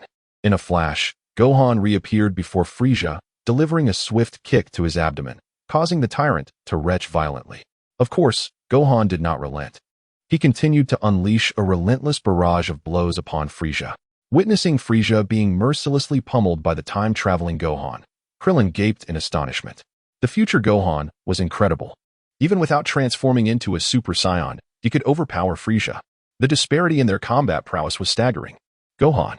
Though Piccolo had never encountered the time-traveling Gohan before, he could surmise, based on his knowledge of this timeline's Gohan, that the latter was profoundly enraged, and he could guess that the cause of such fury was related to him. Meanwhile, in the time nest, Trunks, who had long been acquainted with Gohan, swallowed hard as he observed his brother's ferocity. Gohan seems genuinely angry. I have rarely seen him like this. While Gohan had previously expressed disdain for androids 17 and 18 in front of Trunks, he had never been driven to such a level of rage. After delivering a severe beating to Frieza, Gohan kicked him from the air down to the ground. As Frieza lay sprawled on the earth, Gohan descended before him and declared, "Transform. Let me see just how strong you've become this time." Upon hearing this, Piccolo immediately shouted, "Gohan, finish him off. Don't let him transform, otherwise it will become troublesome." However, Gohan simply smirked and replied, "Rest assured, Uncle Piccolo, everything is proceeding as I anticipated. I won't allow him to perish easily. I intend to crush him with absolute power. Shattering his pride will be far more painful than killing him." Seeing Gohan in such a demeanor, everyone was reminded of the time when young Gohan had defeated Cell. Was history about to repeat itself? Don't get too cocky, Saiyan. The power I wield in my transformed state is unimaginable. Frieza roared, rising to his feet as a white aura enveloped him. He transformed into his ultimate form, which was also his original appearance. Feeling Frieza's overwhelming presence, beads of cold sweat appeared on the foreheads of Krillin, Tien, and the others. What an immense power!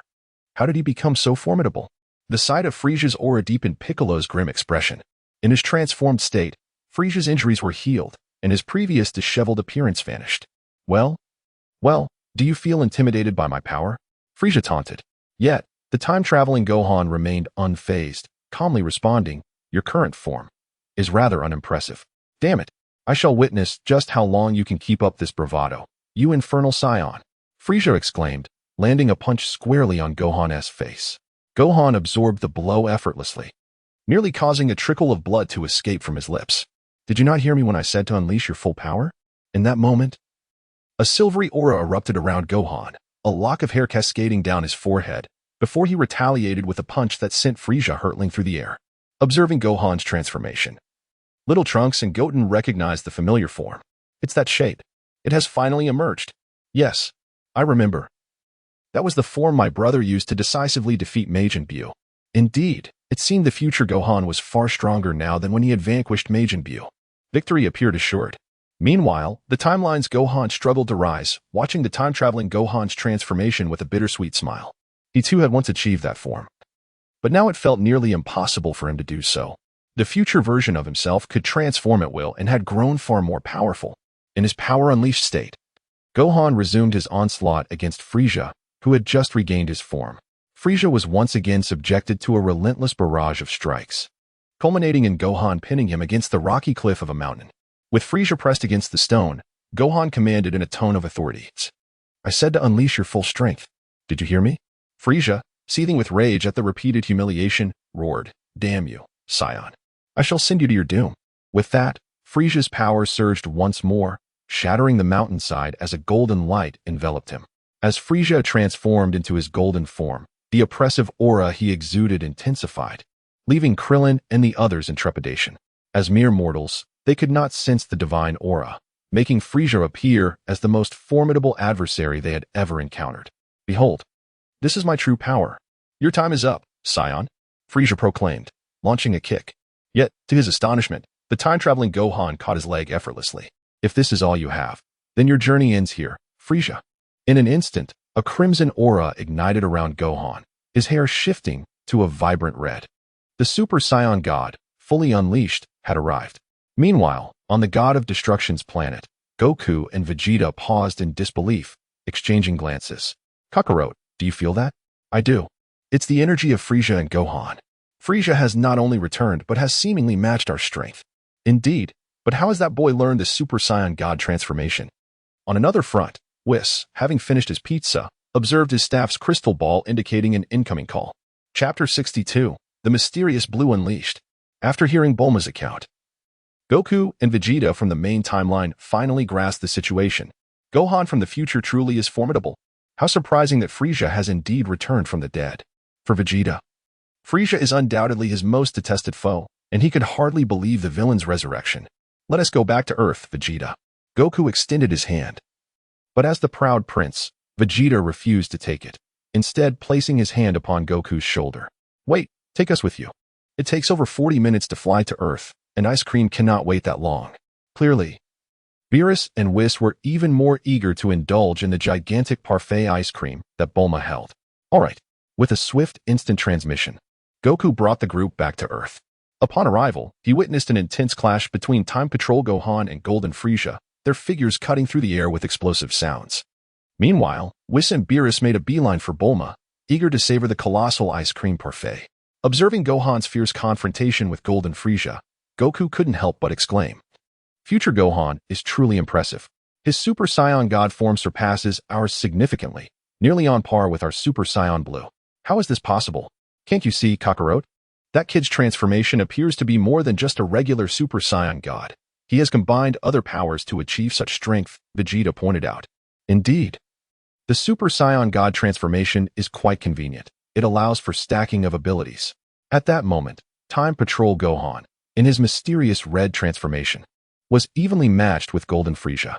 Unlike in previous forms where he was overwhelmed, Frieza was now holding his own.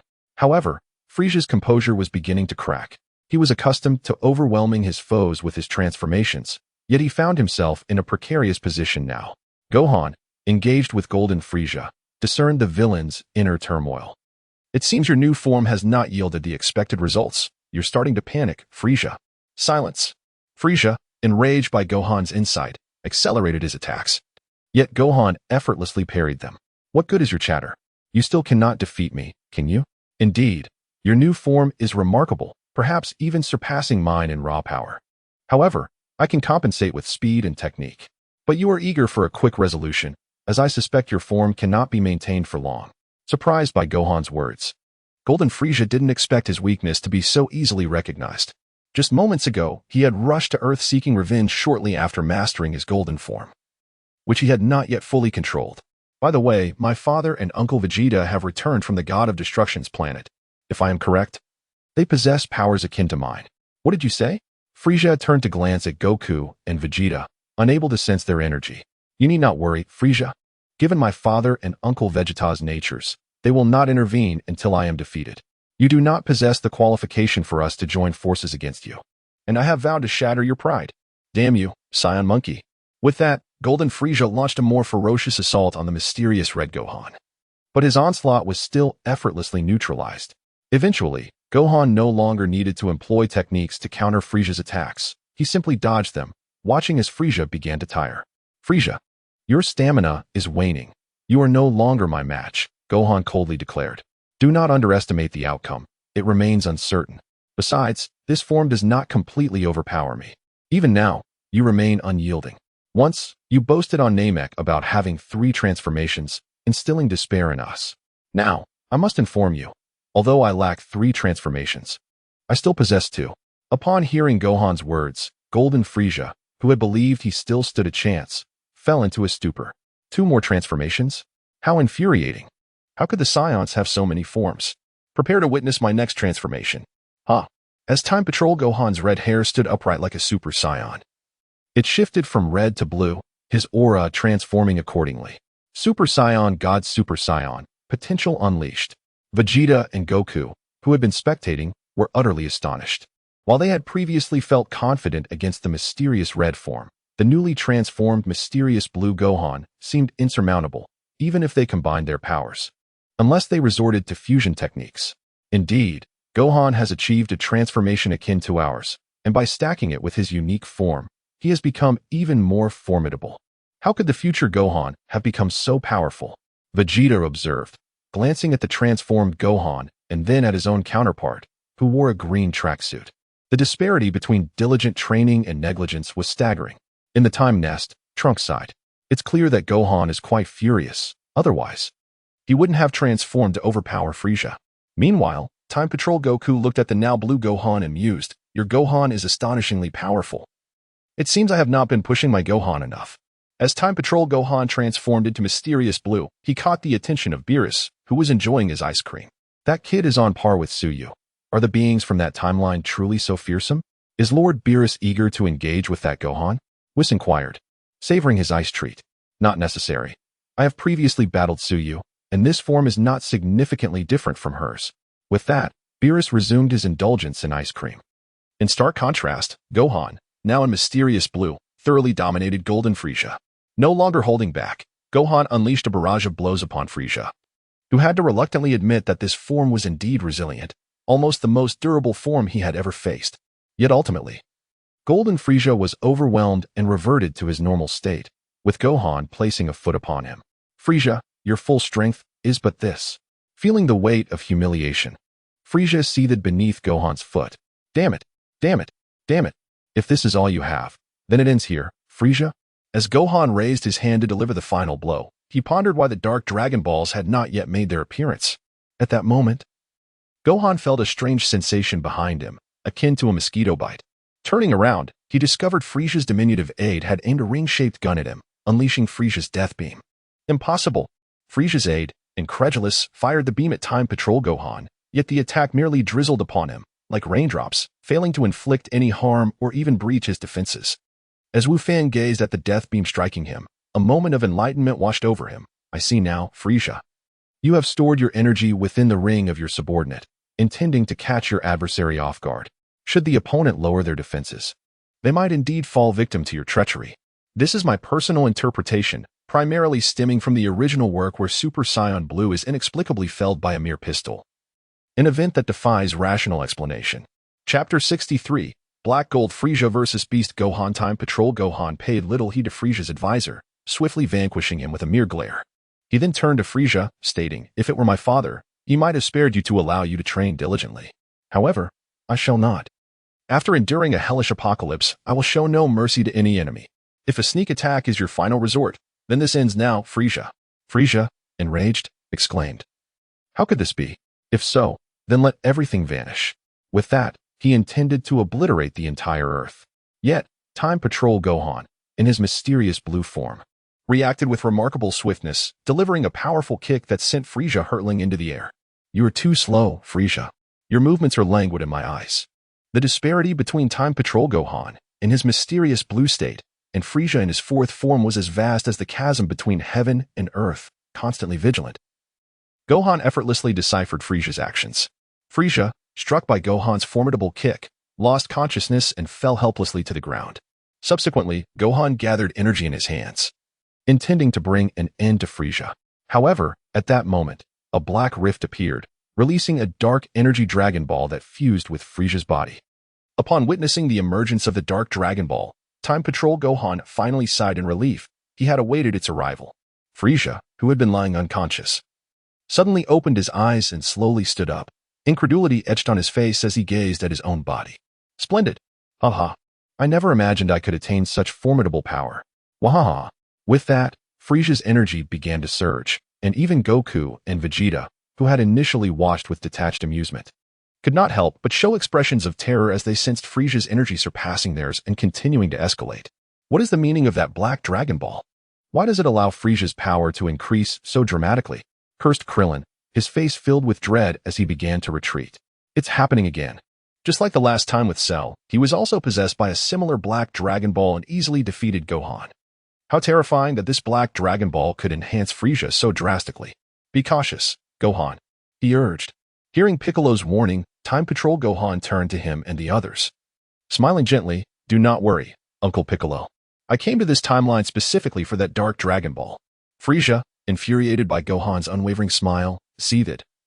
How can you still smile at this juncture? Damn Saiyan monkey. Today I shall show you the true terror of my fully unleashed potential. As Frisia's energy escalated, he transformed into Golden Frisia once more.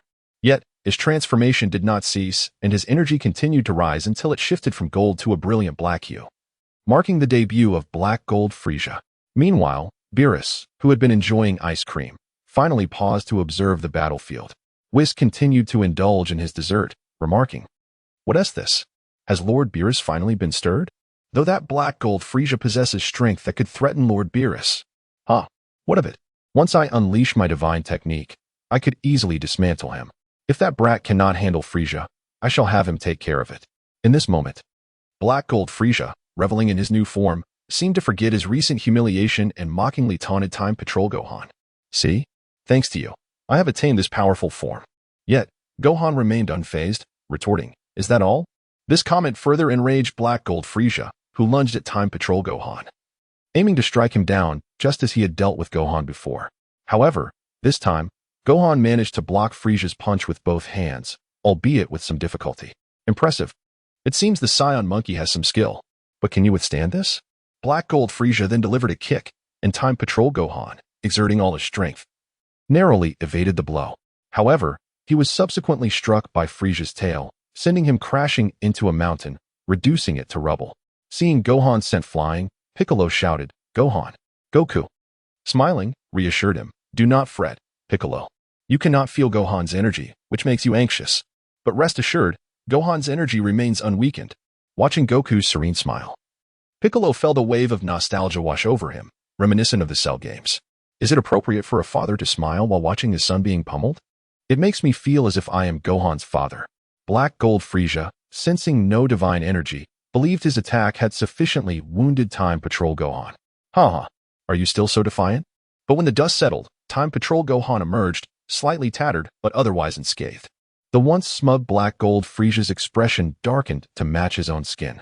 "Saiyan monkey you," Frisia began, but Gohan interjected, "Have you forgotten something, Frisia? I previously stated that I have 2 transformations remaining. What you see now is my penultimate form. The next will be my ultimate transformation." The overly confident Black Gold Frisia suddenly remembered this detail, yet he reassured himself that his Black Gold form far surpassed his previous golden form. "I am not afraid. I will prevail." With that, Gohan erupted with a surge of power, leaving Vegeta astonished. Could that brat continue to transform? Goku, however, bore a knowing expression. Indeed, Gohan still has transformations left. Whis, still enjoying his ice cream, remarked, "Oh my, this is quite unexpected. Lord Beerus, you must be feeling a bit anxious now. If Mr. Son Gohan masters the divine technique of the Kaishin of Time, you will have lost all advantages. Let him learn it first. I wish to see just how strong he is without divine techniques." At this moment, Beerus set down his spoon and turned his attention to the battlefield. After a flash of white light, Time Patrol Gohan transformed into a new form, reminiscent of his teenage Super Saiyan 2 appearance from the Cell Games era. With silver hair and eyebrows, surrounded by a silver aura laced with pink lightning. The Super Saiyan God, potential unleashed, evolution had arrived. Time Patrol Gohan gazed at his new form, declaring, "This is the transformation I recently mastered, born from my refusal to be protected and fueled by years of pent-up anger. Developed under the guidance of Lord Whis and Lord Beerus, I have named this form Beast Form. Come, Frieza, let us see who among us is truly the strongest. While I remain skeptical about whether Beast Gohan surpasses Black Gold Frieza in the original work, after all, defeating a red cell controlled by Piccolo holds little merit, and the full form of Cell would likely exceed Broly's capacity, especially considering he was defeated by a pudgy Gotenks. I have designed this Beast Gohan to amalgamate various forms, from Mysterious to Super Red, then to Super Blue, and finally to Beast, which should allow him to surpass Black Gold Frieza. As the colors available to the Saiyans dwindled, Frieza gazed at Gohan, now transformed into this beastly form, with a sense of discomfort. How many hues could the Saiyan hair possibly take on? Black, gold, red, blue, and white. Was there no end to it? Meanwhile, Gohan, having witnessed the Dark Dragon Balls manifest and remembering the torment he had inflicted upon Frieza previously, felt that his rage had been sufficiently vented. With his beastly transformation, he launched an immediate assault. Just as Frieza had once attempted to eliminate Gohan in an instant, Gohan, in his beastly state, landed a powerful punch directly into Frieza's abdomen, catching the Black Gold Frieza completely off guard. Then, with a surge of power, Beast Gohan sent Black Gold Frieza soaring into the sky. In a flash, he appeared behind Frieza, turning his back to him. Suddenly, multiple explosions erupted from Frieza's body, sending him crashing back to the ground. Struggling to rise, Black Gold Frieza saw Beast Gohan charging at him once more. Yet, without even a glance, Gohan raised his arm and delivered a hammering blow to Frieza's face. Clutching his aching visage, Black Gold Frieza writhed in pain, but Beast Gohan offered him no respite, delivering a fierce kick that sent Frieza hurtling skyward. Clenching his teeth, Frieza raised a finger to gather an energy sphere. Damn Saiyan monkey, perish. But just as Black Gold Frieza was accumulating energy, Beast Gohan appeared before him, already charged with power, and declared, Frieza, I am weary of this. Return to your hell. In that moment, Frieza realized defeat was inevitable. Kamehameha. Beast Gohan unleashed a Kamehameha wave that engulfed Black Gold Frieza. After a brief struggle, Frieza was obliterated by the force of Gohan's attack, marking his return to the underworld after 4 months of resurrection. The Dark Dragon Balls were reclaimed by the time-traveling Gohan. Observing the vanquished Frieza, Beerus turned to Whis and resumed their enjoyment of ice cream.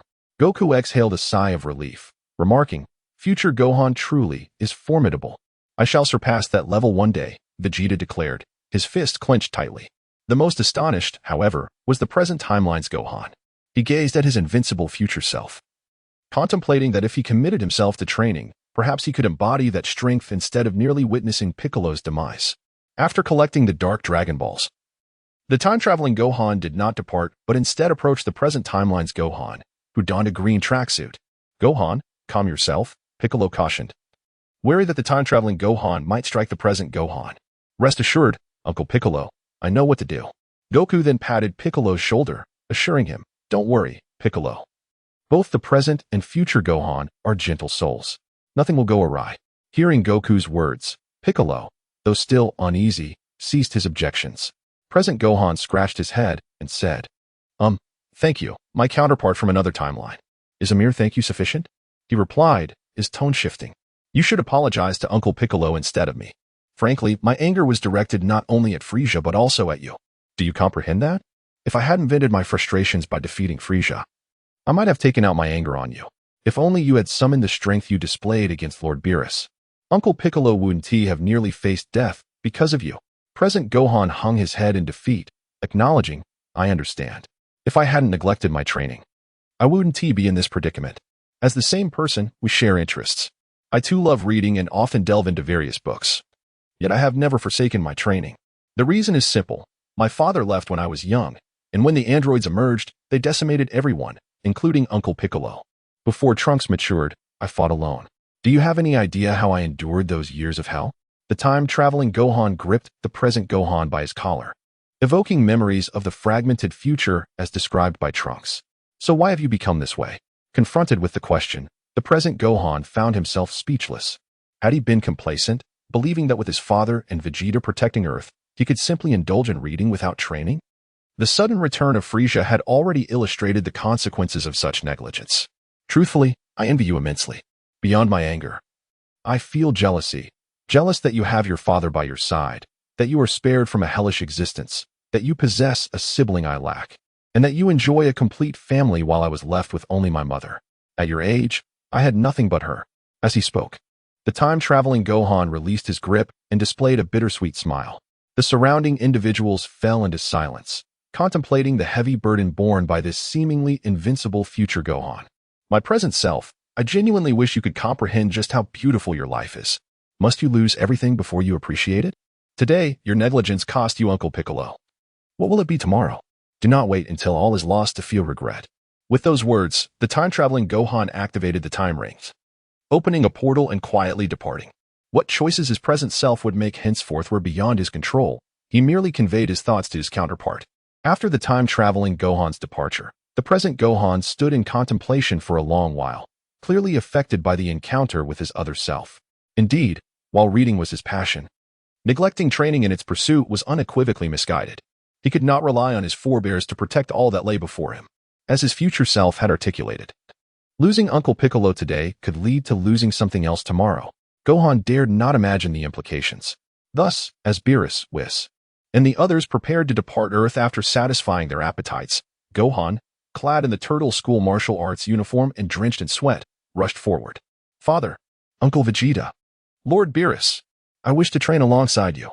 Upon the time-traveling Gohan's return to the Time Nest, he was met with the exuberant embrace of his daughter from another timeline, who clung to his waist affectionately. "Daddy, you are truly incredible. No wonder Grandpa said that with diligent training, you would be the strongest." It appears he was right. Gohan gently ruffled the hair of his alternate timeline daughter, feeling rejuvenated, as Goku patted Gohan's shoulder, giving him an approving thumbs up. "Gohan, you are truly remarkable. It seems I must strive harder." No. "In my eyes, you will always be the strongest, father." Where? Wukong scratched his head and chuckled, astonished that that scoundrel, could become so formidable. TSK, if Frieza is resurrected next time, he is mine to deal with. None of you are allowed to interfere, do you understand? Wukong's words resonated with Vegeta's past, prompting both him and Gohan to nod in agreement. Subsequently, Gohan entrusted the Dark Dragon Balls to the King Kai of Time for sealing. At this point, 3 of the Dark Dragon Balls had been successfully sealed. The King Kai of Time then commenced the instruction of Wukong, Vegeta, and Xiao Fong in the cultivation methods of Super Saiyan God, while also imparting Gohan the techniques of the gods. A day later, Suyu returned from other multiverses, accompanied by a tall, muscular man with sharp features. "Hello everyone, I'm back." Suyu greeted the group. Gohan, noticing the imposing figure behind Suyu, inquired, "Who is this?" "Oh, he is a team member I brought from another multiverse, named Jonathan Joestar." Jonathan stepped forward to introduce himself, extending his hand to Gohan. "Greetings. My name is Jonathan Joestar. You may call me Jojo. I was originally a Ripple warrior and have now become a stand user." Gohan shook Jonathan's hand, introducing himself in turn. "I am Son Gohan, a martial artist. This is my father, Son Wukong. Standing beside him is my father's friend, Vegeta. That child is my daughter, Son Xiaofang, and the young man with purple hair is Trunks." Wukong regarded Jonathan with curiosity, sensing that Jonathan's aura wasn't particularly strong, and asked, "So you're Jojo, right? What exactly are Ripple warriors and stand users?" At that moment, Suyu interjected, "A Ripple warrior is someone who fights using the Ripple technique, which you can think of as a unique form of energy. This energy, while not externally emitted, possesses the power to enhance physical strength, slow aging, and prolong life." Upon hearing this, Wukong couldn't help but exclaim, "That's impressive. If one practices this energy, could everyone achieve longevity like Master Roshi?" Vegeta retorted, "Humph. We Saiyans do not require any means to delay aging. Our race naturally maintains eternal youth." However, Wukong countered, "But Vegeta, the Ripple can extend life. And I feel that alone is worth learning about." Vegeta chose not to respond further, acknowledging the merit in life extension. "So, what is a stand user?" "A stand user is." So you turned to Jonathan and said, "Jojo, why don't you show them your stand and see if they can perceive it?" "Understood." Jonathan summoned his stand, revealing a golden figure that materialized behind him. Gohan, Trunks, and Wukong beheld the imposing silhouette, which bore a resemblance to a muscular being. This figure wore a headpiece that obscured the lower part of its face, and its visage bore an eerie resemblance to an Egyptian red crown. Indeed, it was the stand originally belonging to Dio. When Suyu ventured into Jonathan's world, he intended to recruit Jonathan, but unexpectedly encountered Dio, specifically, Dio from another parallel JoJo universe, endowed with the stand known as the world. Ultimately, the various JoJo from parallel timelines united and successfully defeated Heaven Dio. After this victory, Jonathan inexplicably awakened his stand, manifesting a perfect version capable of stopping time for 9 seconds. Is this truly a stand? It appears remarkably powerful. However, Vegeta and Xiao Fong were left bewildered, unable to perceive anything. Hearing Wukong's admiration, they could not help but ask, "Kakarot, what are you talking about?" Wukong scratched his head in confusion. "You can't see it? How can you miss such a large figure?" Suyu, resting his chin on his hand, pondered, as I suspected. Only those with divine energy or who have transformed into Super Saiyan gods can see stands. Vegeta, Xiao Fong, since you have never transformed into a Super Saiyan God, you cannot perceive the stand. I see. By the way, does this stand possess any special abilities, Jojo? Jonathan responded, "My stand is connected to me, essentially serving as another version of myself, but it cannot stray too far. Its special ability is the power to stop time for 9 seconds. Stopping time for 9 seconds is truly remarkable." Wukong marveled, realizing that if he could halt time, it would significantly enhance his combat prowess. Vegeta understood the implications of being able to stop time during a battle. Indeed, a stand is quite formidable, effectively doubling one's combat capabilities while allowing for a 9-second time stop. It's almost cheating. By the way, Suyu, do you have a stand as well? Xiao Fong speculated that Suyu's journey to that world might have yielded some unique abilities. Suyu smiled, surprisingly. I too awakened a stand in that world due to certain fortuitous circumstances. As she spoke, Suyu revealed her stand, which appeared as a smooth, silver female mannequin. Though Xiao Fong could not see it, she continued to inquire, "What abilities does your stand possess?" With a proud smile, Suyu replied, "Currently, my stand has 2 abilities. The first is disguise." Disguise? Xiao Fong echoed, turning around to find a replica of herself standing behind her, mirroring her every movement and expression. Startled, she exclaimed, "Who are you?" The girl behind her responded in identical words and mannerisms. Realizing it was a disguise, Xiao Fong quickly grasped the situation. "So that's how it works. Suyu, don't move. Let me see how the disguise looks." "All right." Suyu anticipated that Xiao Fong merely wanted to observe, but to her surprise, after a moment of examination, Xiao Fong engaged in playful interaction with the disguised stand, exploring it with her hands. Fortunately, the figure was just a little girl, and the exploration was not too invasive. If it had been a rough man, Suyu feared she might have instinctively retaliated. Wow, it's truly identical. What an impressive disguise. No, it cannot be said to be identical. In fact, there are subtle differences that you have simply overlooked. My disguise appears flawless. Yet there are always slight discrepancies in certain aspects when compared to the original. The nuances differ due to the unique nature of the impersonator. Xiao Fong, do you not perceive any distinctions between my replica and yourself? No differences at all. At that moment, Wukong interjected, "I am aware of this." The disguised Xiao Fong has a different hue in her pupils. Hers are somewhat more crimson, having spent considerable time with his granddaughter. Wukong immediately discerned the disparity between the false Xiao Fong and the genuine one. "Oh, is that so?" It seems true, as expected of grandfather. After Wukong's observation, Xiao Fong noticed the difference in the eye color of the imposter before her. Moreover, if the counterpart possesses greater strength than I do, I would be unable to replicate them. However, mimicking my own characteristics would yield a perfect resemblance. And what about your second ability, dear sister? This second ability is more abstract. My doppelganger can randomly extract an attribute card from an individual, with each person being allowed to draw only once. And the attributes are random. Of course, the one being drawn from does not lose their attributes. I can then bestow this randomly drawn attribute card onto another, granting them the corresponding trait. Randomly extracting and bestowing attributes? Seeing Xiao Fong's confusion, Suyu had to demonstrate once more. I will extract a random attribute from myself, silver hair and red eyes, and I shall grant you this attribute card. Suyu's doppelganger produced a card and inserted it into the back of Xiao Fong, transforming her from having black hair and black eyes to resembling Suyu with silver hair and red eyes. Observing her altered appearance, Xiao Fong felt a surge of excitement. Hooray! Have I become as formidable as Sister Suyu? As she exclaimed, Xiao Fong began to radiate energy, only to discover that her strength had not increased. How can this be? I have transformed to look like Sister Suyu. Xiao Fong, have you not heard? The attribute card you possess only grants you the trait of silver hair and red eyes. You have not gained any strength. Is that so? Then it is rather disappointing. Do you think that drawing random cards will yield anything exceptional? This silver hair and red eyes card is merely a white attribute card, equivalent to a rarity Rin mobile games. Having played mobile games, Xiaofang understood what Suyu meant. No wonder it can only alter my appearance. It turns out to be just a card. Sister Suyu, you must tell me if you draw an SSR one day. Suyu's lips twitched as she replied, SSR cards are not so easily obtained. Firstly, not everyone possesses SSR attributes. Those who do are exceptional individuals. Additionally, a person's attributes are quite complex, making it exceedingly challenging to draw the desired trait. Is that so? Sister Suyu, how many cards can you hold at most? Theoretically, a single person can hold 2 cards, and if one has good aptitude, they might manage 3. By the way, enough of this. Allow me to draw attributes from Gohan, Trunks, and the 4-star dragon, as well as Vegeta, to see what their attributes are. I wonder if everyone is satisfied with this doppelganger's abilities? Don't ask why it's random. If it weren't, the protagonist would be invincible. By the way, could you help me name this doppelganger? 67. Phantom U Disc. Of course, while Suyu expressed this, the proud Vegeta would never step forward willingly.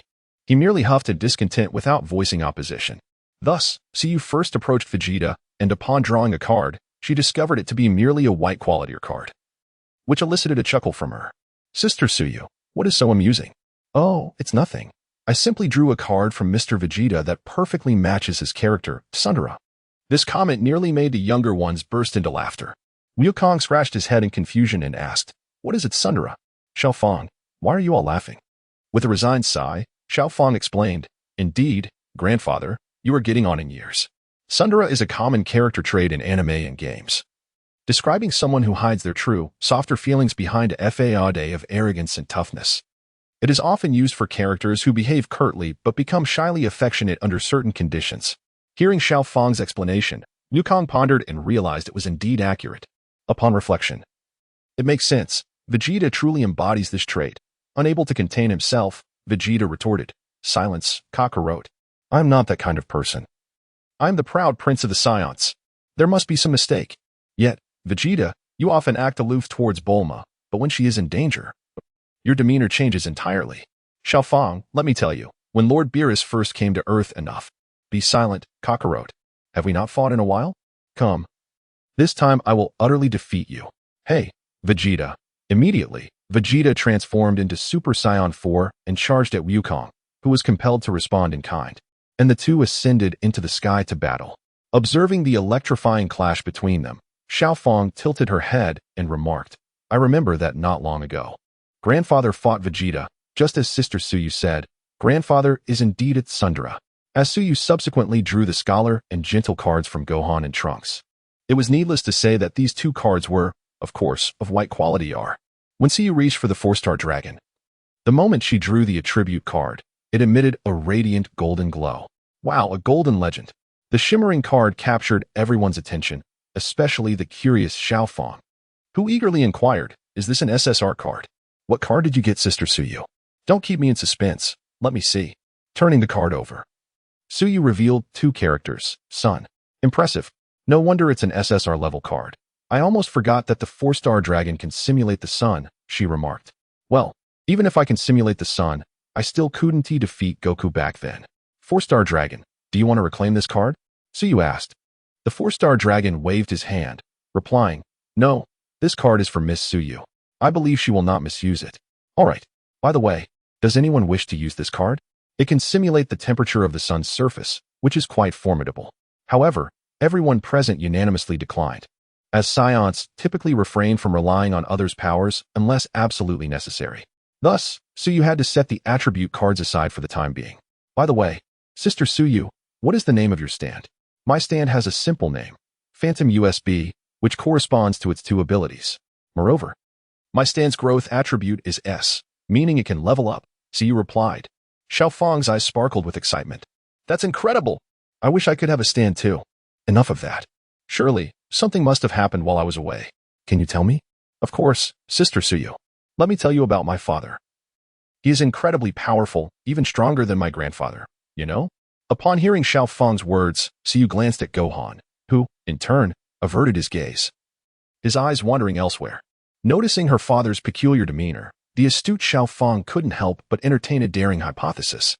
Could it be that my father in this timeline has feelings for Sister Suyu? However, upon reflection, it seemed quite plausible. She recalled her father's past experiences, knowing that Sister Suyu had appeared during his most desperate moments, not only vanquishing the androids and alleviating despair, but also bringing forth new hope by resurrecting all of his relatives and friends, except for grandfather. Moreover, Sister Suyu was exceedingly charming, with a figure that, although comparable to her own youthful form, was stunning post-transformation. Nevertheless, the dilemma arose that Sister Suyu was, by blood, akin to her father, making her feelings somewhat complicated. Upon hearing that Gohan had grown stronger than Super Saiyan 4 Goku, Suyu inquired, Xiao Fang, please elaborate on what has transpired during my absence. Xiao Fang? Noticing Xiao Fang lost in thought, Suyu couldn't help but clear her throat. Ahem. Xiao Fang? This jolted Xiao Fang back to reality, and she asked, Huh? Sister Suyu, what's wrong? What do you mean? What's wrong? You seem so distracted. What were you thinking about? Oh, nothing. Ahem. Let me tell you. Xiao Fang then recounted the events that had unfolded during Suyu's absence. Suyu listened in astonishment, raising her gaze to Gohan. You actually defeated Black Gold Frieza? Gohan scratched his nose and replied, it was merely luck. I sensed that Frieza hadn't fully mastered his Black Gold form. Otherwise, I would have faced a tough battle. Is that so? That's no small feat, Suyu noted. Recalling that in the manga, Black Gold Frieza had vanquished the dual polarities, establishing him as the foremost among the divine. She was astonished to learn that Gohan had triumphed over him. Yet considering Gohan had grasped the essence of divinity, it was not entirely implausible. Excellent, Gohan. It has been quite some time since we last sparred. Shall we engage in an exhilarating clash? Gohan observed Suyu's fervor with a touch of helplessness. Why is it that while other girls are enamored with makeup and shopping, this one seems so keen on fighting? Suyu felt a sense of pride, watching Gohan grow, realizing how his dedication to training surpassed her expectations. Meanwhile, Xiao Fang discerned that her worries were unfounded. Sister Suyu shared a striking resemblance to her grandfather in certain aspects, particularly in her muscle-headedness, rendering romantic pursuits nearly impossible. As the sun set, casting a crimson hue over the sparsely populated street, a time portal abruptly appeared in a corner, from which emerged a silver-haired maiden. Upon surveying her surroundings, the silver-haired girl sighed. Why do I feel like I've joined a company more unscrupulous than 050? I return only to be thrust into a mission, Suyu lamented. Recalling her intention to engage in a satisfying battle with Gohan, only to be interrupted by her master, the Kaioshin of Time, who had informed her of the discovery of dark Dragon Balls in another multiverse, commanding her to embark immediately to collect them. This revelation dashed her hopes for a duel with Gohan. Reluctantly, she arrived in a parallel world within a different multiverse, her curiosity piqued by the peculiarities of this realm. Closing her eyes to sense the energies around her, she soon detected a chaotic and malevolent aura, reminiscent of the evil dragon she had encountered before, albeit considerably weaker. This dark energy seemed to attract the essence of many ordinary humans nearby. Recognizing the gravity of the situation, Suyu could not remain idle and instantaneously teleported to the source of the ominous presence. Meanwhile, at the sight of the dark energy, a petite and adorable girl with pink hair tied into twin tails by red ribbons was anxiously scanning her surroundings. Her name was Madoka Kane, an ordinary second-year student at Mitakahara Middle School. Madoka was on edge due to the bizarre environment, where the walls resembled an oil painting by Picasso, vivid yet inexplicably eerie, with the ink appearing to flow and shift, enhancing the unsettling atmosphere. Moreover, strange creatures with human bodies and blackbird heads occasionally traversed the ground, causing her considerable fear. The reason for her predicament stemmed from a recent encounter with a white-haired girl claiming to be America's Wriggle, who had pursued her, alleging that Madoka would bring about the world's destruction, had it not been for her ability to emit lasers from a spherical gemstone. Madoka might have believed she was facing a girl afflicted with an overactive imagination. Logically, she should have had no chance to escape. However, a girl with orange hair and a chain had intervened, ensnaring America's Wriggle, granting Madoka the opportunity to flee. Yet, as she fled, she inexplicably found herself in this strange place. Not far into her escape, she encountered a throng of individuals, their expressions vacant, all walking in the same direction. And despite her inquiries, they remained unresponsive to her questions. Do not shout. They have all been controlled by the witch, and your cries will yield no results. A voice suddenly echoed in Madoka Kanemi's mind, startling her. At that moment, a peculiar creature resembling a rabbit leaped forth. Hello, Madoka Kine. A talking rabbit? She exclaimed in disbelief. No, I am not a rabbit. My name is QB, the charming little creature introduced itself. Overwhelmed by the day's events, the strange magic of the white-haired girl, this bizarre realm, and now this odd creature, Madoka was at a loss. What on earth is happening? Follow me. It is not safe here, QB urged, dashing in a certain direction. Hesitant and fearful, Madoka glanced around before reluctantly following. They arrived at a secluded corner where Madoka, feeling either exhausted from climbing stairs or anxious, began to gasp for breath. What is going on? What is a witch? As you can see, a witch embodies despair. And this is her barrier. Typically, witches hide within their barriers, spreading despair far and wide. A barrier? Indeed, as an ordinary person, once you enter this barrier, you cannot leave. Hearing this, a wave of despair washed over Madoka, prompting her to ask, can witches do as they please? Does the government and the nation not notice? They cannot perceive witches. Ordinary humans are blind to them. Witches employ the witch's kiss to control humans. Just as you have seen those vacant-eyed individuals, they have already been hypnotized by the witch. Madoka's pupils dilated in fear. You mean those people will die? Indeed. Though trembling at the eerie scene, Madoka shouted defiantly no. Resolute, she intended to turn back and intervene. Observing her departure, QB leaped onto her shoulder. Why do you wish to stop them when you are so frightened? Of course, I am scared of such bizarre things, but I absolutely cannot stand idly by. I do not want to witness anyone perish before my eyes. Well, there is a way to defeat the witch. At QB's words, Madoka halted and turned to inquire. What is that way? Become a magical girl. A magical girl? Madoka was taken aback. She had never imagined such beings truly existed. Indeed. If you make a contract with me, Madoka, I can assist you in becoming a magical girl and grant you one wish. What do you say? As a second-year middle school student, Madoka was at the age of youthful fantasies and had often dreamed of becoming a magical girl, even drawing her transformed self in her notebook. Thus, upon hearing the opportunity to become one, she instinctively wanted to agree. However, a vague image suddenly flashed in her mind, a dark-haired figure warning her against becoming a magical girl. Consequently, the words almost on her lips were swallowed back, replaced with, "Let me think about it." QB, sensing her desire to become a magical girl had shifted, was intrigued. Nevertheless, it mattered not. It only needed to apply more effort. Assured that Madoka would ultimately agree to the contract, Madoka approached the vacant-eyed individuals, attempting to awaken them, but those under the witch's kiss were listless, trudging towards a grand hall. Thus, Madoka was compelled to enter the hall, where countless shadows coalesced into a massive black creature, resembling a bird-like doctor with enormous scissors for hands. At that moment, QB leaped before Madoka, exclaiming, "This is bad. The witch has appeared. Madoka, quickly sign the contract with me to become a magical girl." In that instant, Madoka hesitated. Should she truly become a magical girl? Just then, a silver-haired girl appeared, startling her. "Are you capable, QB?" The sudden arrival of the silver-haired girl shocked Madoka, especially since she had just been pursued by a white-haired girl, inadvertently entering the witch's barrier. However, upon realizing the newcomer was not the same girl clad in a white Gothic Lolita dress, she sighed in relief. "Who? Are you? Me?" The silver-haired girl hesitated before replying. "I am merely a wandering martial artist." A martial artist? As Madoka pondered the meaning of a martial artist, the bird beaked which raised its enormous scissors, aiming for the silver-haired girl's delicate neck. In a panic, Madoka shouted, "Watch out behind you, smile." As the giant scissors threatened to sever the silver-haired girl's head, Madoka covered her eyes, terrified of witnessing the gruesome scene of the girl's head rolling away, blood spraying forth. However, a sharp metallic snap echoed through the hall.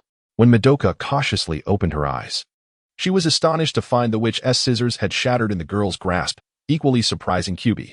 The silver-haired girl turned to face the creature that had attempted to ambush her, rubbing her neck as she remarked, "How foolish. I suppose you cannot provide any useful information.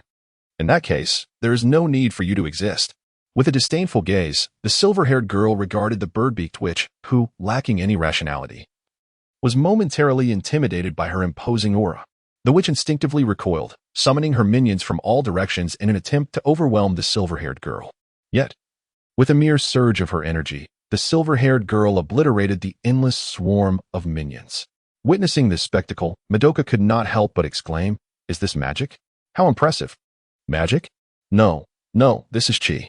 Mastery of chi is fundamental for martial artists." As she spoke, Siyu swiftly approached the fleeing witch. Seeing this, The witch, desperate, attempted to slash with her other scissor hand, but the silver-haired girl effortlessly pinched the witch's scissors between 2 fingers. The witch struggled to reclaim her immobilized weapon, yet found it utterly futile against the steadfast silver-haired girl. Your scissors are neither sharp nor sturdy. With seemingly minimal effort, the silver-haired girl shattered another scissor. Defenseless, the witch lunged at her with a gaping maw. However, the silver-haired girl merely shot her a glare, sending the massive witch hurtling through the air. Gazing at the airborne witch, the silver-haired girl wore a mocking expression. Humph, it seems you are unaware of the chasm between us. Alas, it's time for you to perish. Pointing at the witch, the silver-haired girl halted the witch midair, causing her body to swell and ultimately explode with a resounding bang. The surrounding peculiar scenery vanished, replaced by an ordinary abandoned factory.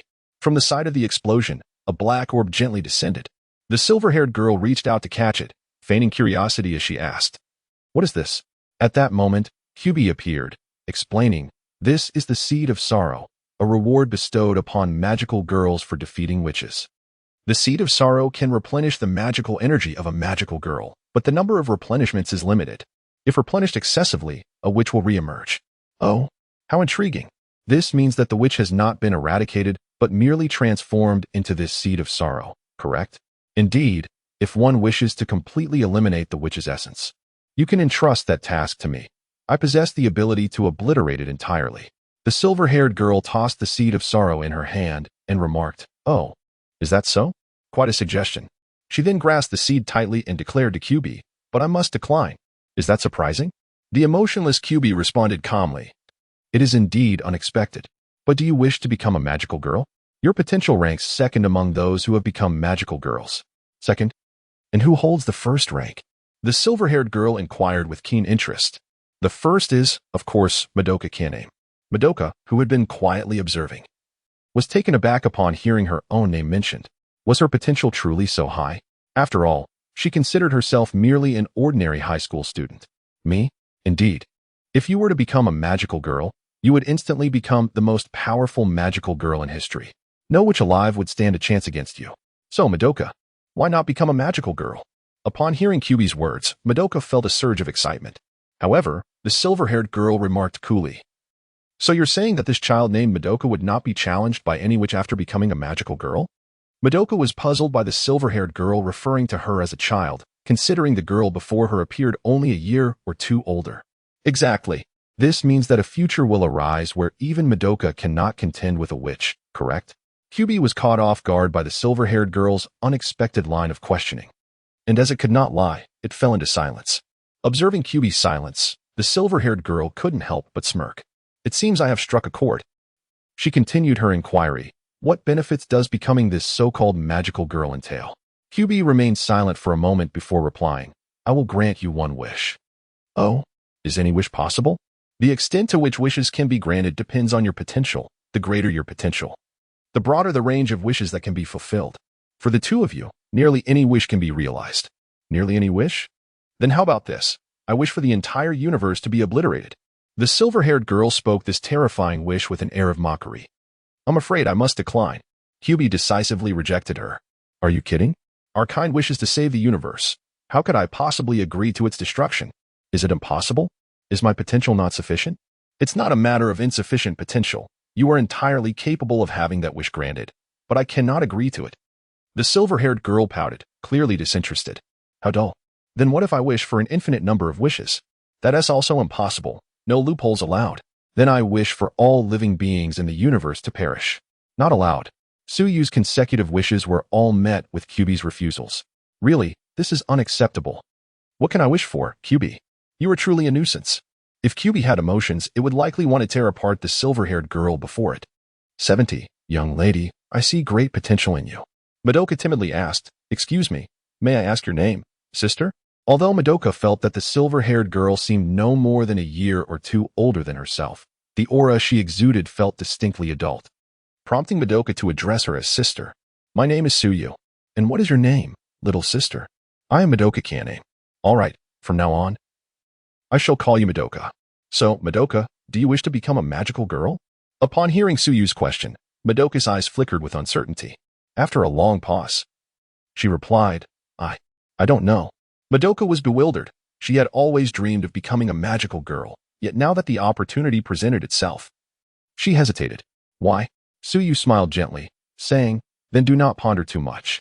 Trusting your instincts is never a mistake. Furthermore, I believe becoming this so-called magical girl must come at a price, right, Kyubi? Suyu's gaze shifted to Kyubi, which chose to remain silent once more. At that moment, a crystal ball suddenly hurtled towards Madoka with such speed that she could not react in time. However, Suyu swiftly intercepted it, and the crystal ball exploded.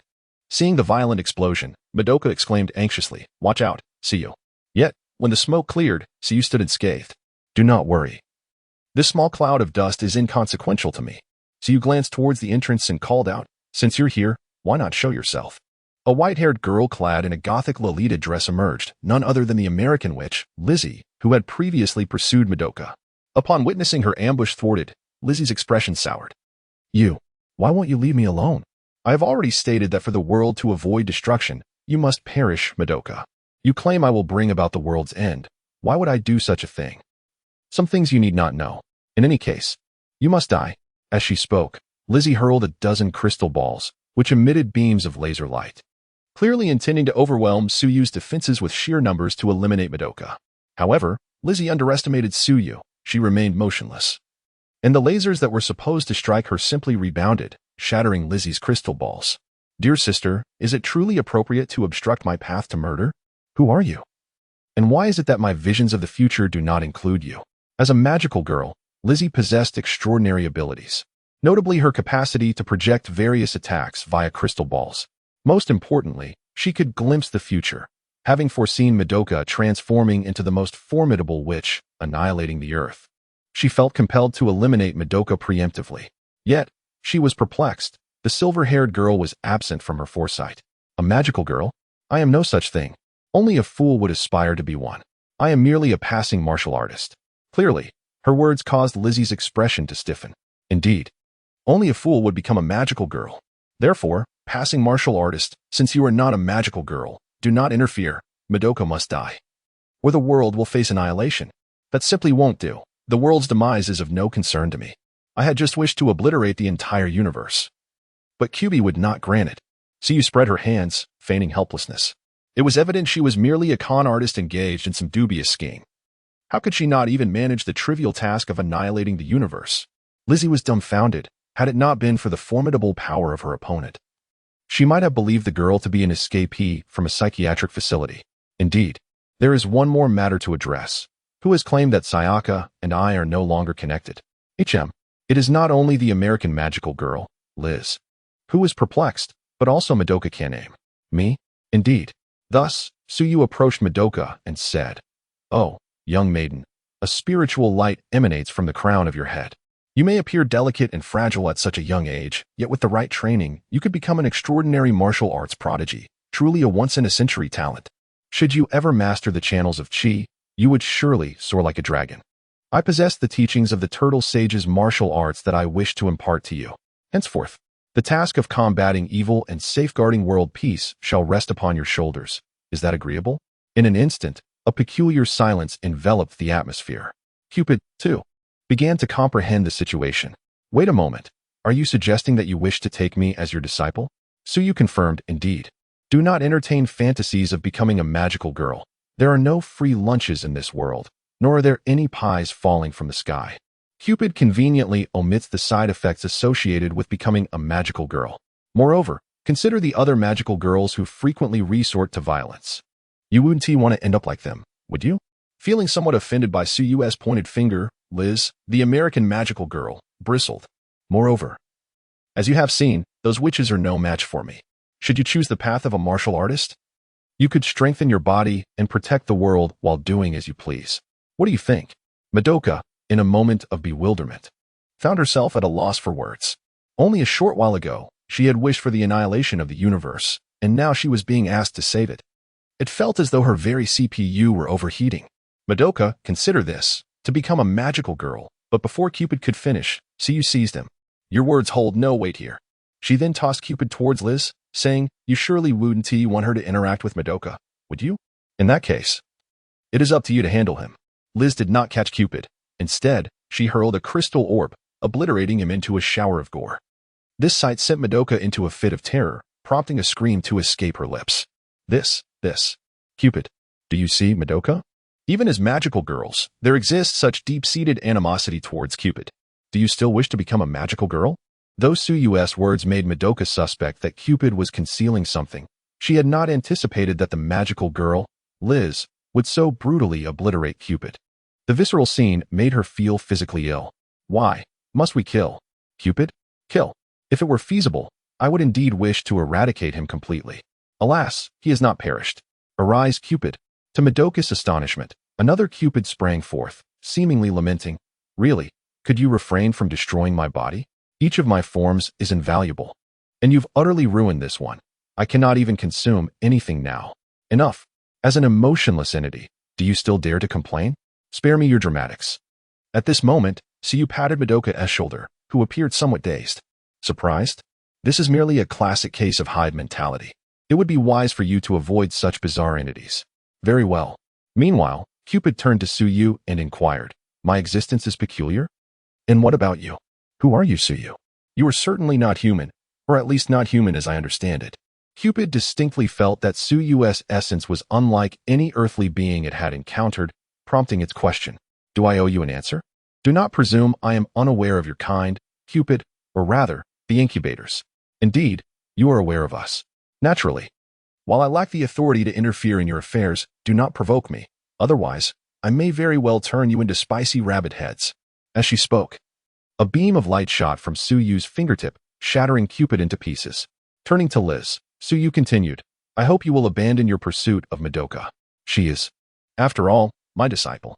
With my arrival, your foresight has become unreliable. She will not become a magical girl. I understand your deep-seated obsession. Words may be futile. Yet you must know that you are no match for me. At that moment, Madoka could not restrain herself from asking Liz, Where did the magical girl who just saved me go? The magical girl has been killed by me, Liz responded in an exceedingly calm tone. The words struck Madoka like a dagger, leaving her in shock. Dead? Dead? Is that so surprising? Becoming a magical girl is inherently brutal. Wandering on the precipice of death is the norm for magical girls. Do not conflate the depictions in games and anime with reality. But as magical girls, aren't you supposed to unite against witches? Why must you turn against one another? Madoka cried out, overwhelmed with emotion at the thought of the orange-haired magical girl who had sacrificed herself to save her. You do not understand what it means to be a magical girl. I have told you. You are too naive, a sentiment only those newly initiated into the ranks of magical girls would harbor, like that rookie who just saved you. The cruelty among magical girls is beyond the comprehension of someone sheltered like you. Moreover, her death at my hands is far preferable to her learning the grim truth of being a magical girl. For me, witches must be eradicated. And other magical girls as well, including you. Madoka was left reeling from Liz's words, unable to grasp their meaning, yet profoundly shaken. I did not expect you to be a radical magical girl. It seems reconciliation is out of the question. So you perceive that Liz's future would likely lead only to destruction. In any case, today you are fortunate to have escaped with your life. Should you ever harbor thoughts of becoming a magical girl, I will not hesitate to eliminate you.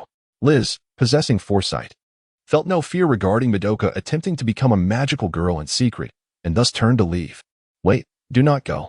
Madoka unexpectedly called out to Liz, trembling all over in the presence of a killer. What do you wish to do? If you were merely to strike at me, it would not matter. But you have just killed someone who tried to save me. I will not let you go unpunished. I absolutely will not. The thought of the one who had just saved her now dead filled Madoka with an overwhelming resolve for vengeance.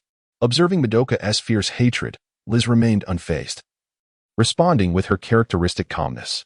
You are not the first to seek my demise, nor will you be the last. I am prepared. Come whenever you wish to kill me.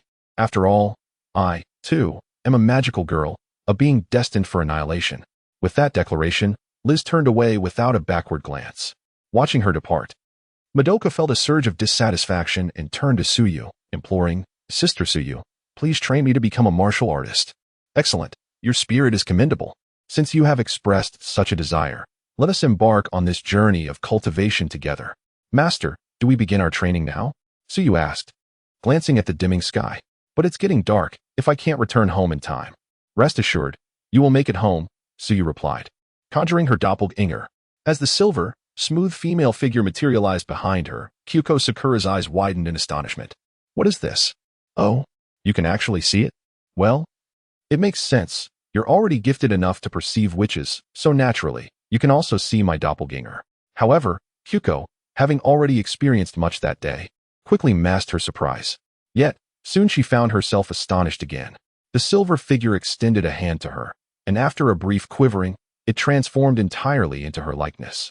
Though there may be slight discrepancies, it should suffice to deceive your parents and those around you for a few days, Suyu assured. Wait, does she possess my memories? Indeed, she does. I mentioned that my doppelganger can mimic your appearance and essence, including your memories. Upon hearing this, Kyuko felt a pang of anxiety. Would Suyu learn her secrets? Fear not. While my doppelganger can imitate you perfectly, I will not gain access to your memories. You can feel at ease as you accompany me in your training for the next few days. Relieved by Suyu's words, Kyuko nodded resolutely. Of course. I will ensure she pays the price. To protect herself from someone who would harm her, Kyuko vowed not to ignore the threat. If she could not become a magical girl, she would become a martial artist. Meanwhile, in the realm of the Time Kaishin, Gohan and Trunks were interrupted in their training by the Time Kaishin, who called them over. What is it, Lord Kai? Gohan and Trunks inquired. Is it another appearance of the Dark Dragon Balls? The Time Kaishin nodded slowly. Indeed, but in addition to the Dark Dragon Balls, there are individuals committing crimes across time. As members of the Time Patrol, it is imperative that you punish these offenders. Goku, Vegeta, and Jonathan are currently on missions, so the task now falls to you too. With a gesture, Kai projected an image onto a screen, revealing a scene of Super Saiyan Blue Goku being pierced through the body and plummeting from the sky. To their shock, the figure responsible for his plight was another Goku clad in black, with pink-tinted hair. Two Gokus? Trunks interjected, shaking his head. No. The blue-haired one is my father, but the pink-haired figure is definitely not. My father would never display such a wicked grin. The Time Kaishin confirmed, correct. The so-called Black Goku is named Zamasu. What you see is the result of Zamasu from Universe 10 wishing upon the Super Dragon Balls to exchange bodies with Goku from Universe 7, 1 year into the future. Gohan was taken aback. So this person has stolen my father's body? Let me explain the situation thoroughly, but do not lose your composure in your anger, the Kai cautioned. Understood. The Kai began to narrate Zamasu's origin. Originally the North Kai of Universe 10. Zamasu was recognized for his immense power and strong sense of justice by the current Kai, Gaosu, who was grooming him to become the next Kai. However, Zamasu harbored a deep-seated prejudice against humanity, viewing them as savage and unworthy of divine protection. Gaosu, unaware of his apprentice's twisted mindset, failed to see the danger. Upon discovering Goku's existence, Zamasu devised a plan to murder his master, which he executed successfully. He seized the Pot-era earrings in the time ring, becoming the Kai of Universe 10. Subsequently, he wished for a body swap with Goku from another timeline, thus creating the Zamasu who bore Goku's visage and the Goku who embodied Zamasu's essence. As the Kai spoke, he displayed footage of Zamasu's takeover of Goku's body, depicting not only the murder of Gohan's father, but also the slaughter of his mother and Goten. Gohan trembled with rage. Stay calm, Gohan. Do not lose your reason. Trunks urged. I know, don't worry, Trunks. I won't lose control. The Time Kaishin continued, explaining how Black Goku exterminated all the Kai in his universe before traversing time to encounter another Zamasu, the very one who had given Goku a special potion in the past, and together, they executed their plan to eradicate humanity. As they watched Zamasu's rampage on the screen, Trunks interjected, what about Lord Beerus? Surely he would not stand idly by. Regrettably, that universe's Beerus has already perished. Perished? How could anyone kill Lord Beerus? Gohan and Trunks exchanged incredulous glances, struggling to fathom the notion that someone could defeat the god of destruction. However, the Kai clarified, no one killed Beerus. Rather, the death of that universe's Kai led to his demise. The lives of the god of destruction and the Kai are intertwined. When one dies, so too does the other. Gohan and Trunks were taken aback by this revelation, and the Kai proceeded to show them how the other timeline's Kai met his end. In that timeline, the villain Majin Buu emerged, but without Suyu's intervention, only Trunks remained. After a fierce battle, Trunks vanquished Babidi and Dabura, preventing Buu's revival. Yet, the Kai was petrified by Dabura's magic before he could release the Elder Kai, leading to the deaths of the East Kai and Jebat. Ultimately, Beerus passed away in his slumber, and with him, the angel fell into an eternal rest. Trunks nearly lost his composure upon witnessing another timeline's Bulma fall victim to Black Goku's hand, but Gohan managed to restrain him. Understanding why the Kai had warned them against losing control, Eager to confront this new threat, the duo implored the Kai to transport them to that timeline. Watching them depart, the Kai expressed a heavy heart. I hope that timeline does not attract the attention of the Grand Minister. In another future timeline, Trunks glared furiously at Black Goku and Zamasu, while Vegeta carried the unconscious Goku on his shoulder. Bulma, quickly activate the time machine, Vegeta urged. Right. Bulma produced a capsule and tossed it onto the ground, revealing a time machine, the very same one that Cell had once used, now repaired by her. Together, they ventured into this new timeline, initially believing in Beerus's assurance that anyone he destroyed would vanish from any future, Zamasu included. Upon their return to this timeline, Zama's remained lively and vigorous. It turned out that Black Goku and Zama's, equipped with time rings, were unaffected by the alterations in the timeline. Consequently, the group found themselves compelled to engage in battle once more. However, Black Goku appeared to grow stronger with every strike he received, and Zama's, utilizing his immortal form to hinder their efforts, plunged them into a dire predicament. In a bid to secure an escape for Goku and his parents from another dimension, Trunks valiantly occupied Black Goku and Zama's alone. Yet, this decision placed him in peril, witnessing Goku, Vegeta, and Bulma fleeing enraged Black Goku, who then mercilessly assaulted Trunks with the intent to finish him off. Suddenly, a figure emerged and sent Black Goku flying. Trunks, struggling to lift his head, beheld an unexpected sight. Gohan? Compared to the Gohan of the primary timeline, this scarred version was far more familiar to him, leaving Trunks questioning his reality. In another tale, after Madoka Kaname resolved to embrace her destiny, Suyu was quite pleased, though Madoka raised a query regarding her Master's training destination. Of course, it's to a secluded paradise. With a snap of his fingers, a portal materialized before them. Is this magic? Madoka inquired. Magic? Well, more accurately, it is a spell. But let us not dwell on semantics. The outcome remains the same. Yet, Madoka questioned, but Master, aren't you a magical girl? Why would you use magic? Suyu replied with a wry smile, whoever said that those who wield magic must be magical girls? Just as riding a white horse does not exclusively make one a prince, engaging in genocide does not limit one to a specific ethnicity. Madoka paused, realizing the truth in his words. Given your current frail state, entering the hyperbolic time chamber would be perilous. Therefore, I shall assist you, Suyu declared, infusing Madoka with the strength of a superhuman girl and a martial artist he had obtained from Goku and Xiao Fang. After receiving the cards, Madoka felt an overwhelming surge of power and knowledge flooding her mind. These attribute cards are merely temporary. They are external aids. True strength must arise from within. Now, follow me, and I shall train you to integrate these attributes into your essence. All right, Madoka exclaimed, following Suyu into the chamber. Once inside, Madoka quickly understood Suyu's reasoning for bestowing her the attribute cards. Despite the newfound power, she struggled against the intense gravity, feeling her body grow heavy. Master, it's so heavy here, she gasped after a few steps, drenched in sweat. Indeed, the gravity here is tenfold that of the outside world, and the air is considerably thinner. You will train here until you fully master your newfound strength. Will it be like this for the next few days? No, in fact, for the next few years. And by the way, 1 year in here equates to just 1 day outside. 1 year equals 1 day? How astonishing. Indeed. However, there is another point to consider. You are currently in a growth phase. Spending several years in here will likely draw attention to your rapid development. Madoka pondered this, aware that as a second-year middle schooler, her body was maturing swiftly. Remaining in the chamber for 3 or 4 years would effectively make her appear as a high school student, making it difficult not to attract notice. Seemingly struck by an idea, Suyu produced another attribute card.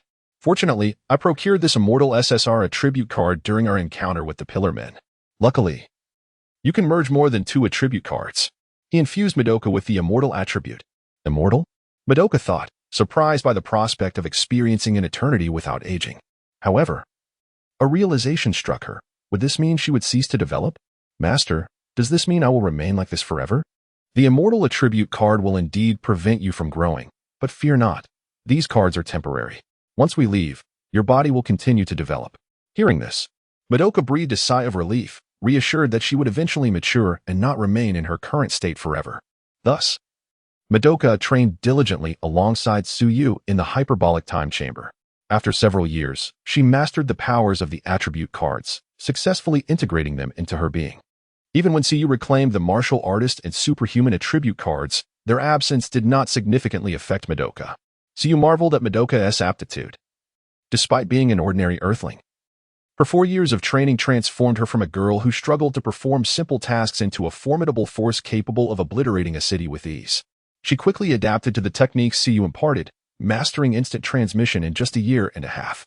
After 4 days had elapsed in the outside world, Madoka returned home.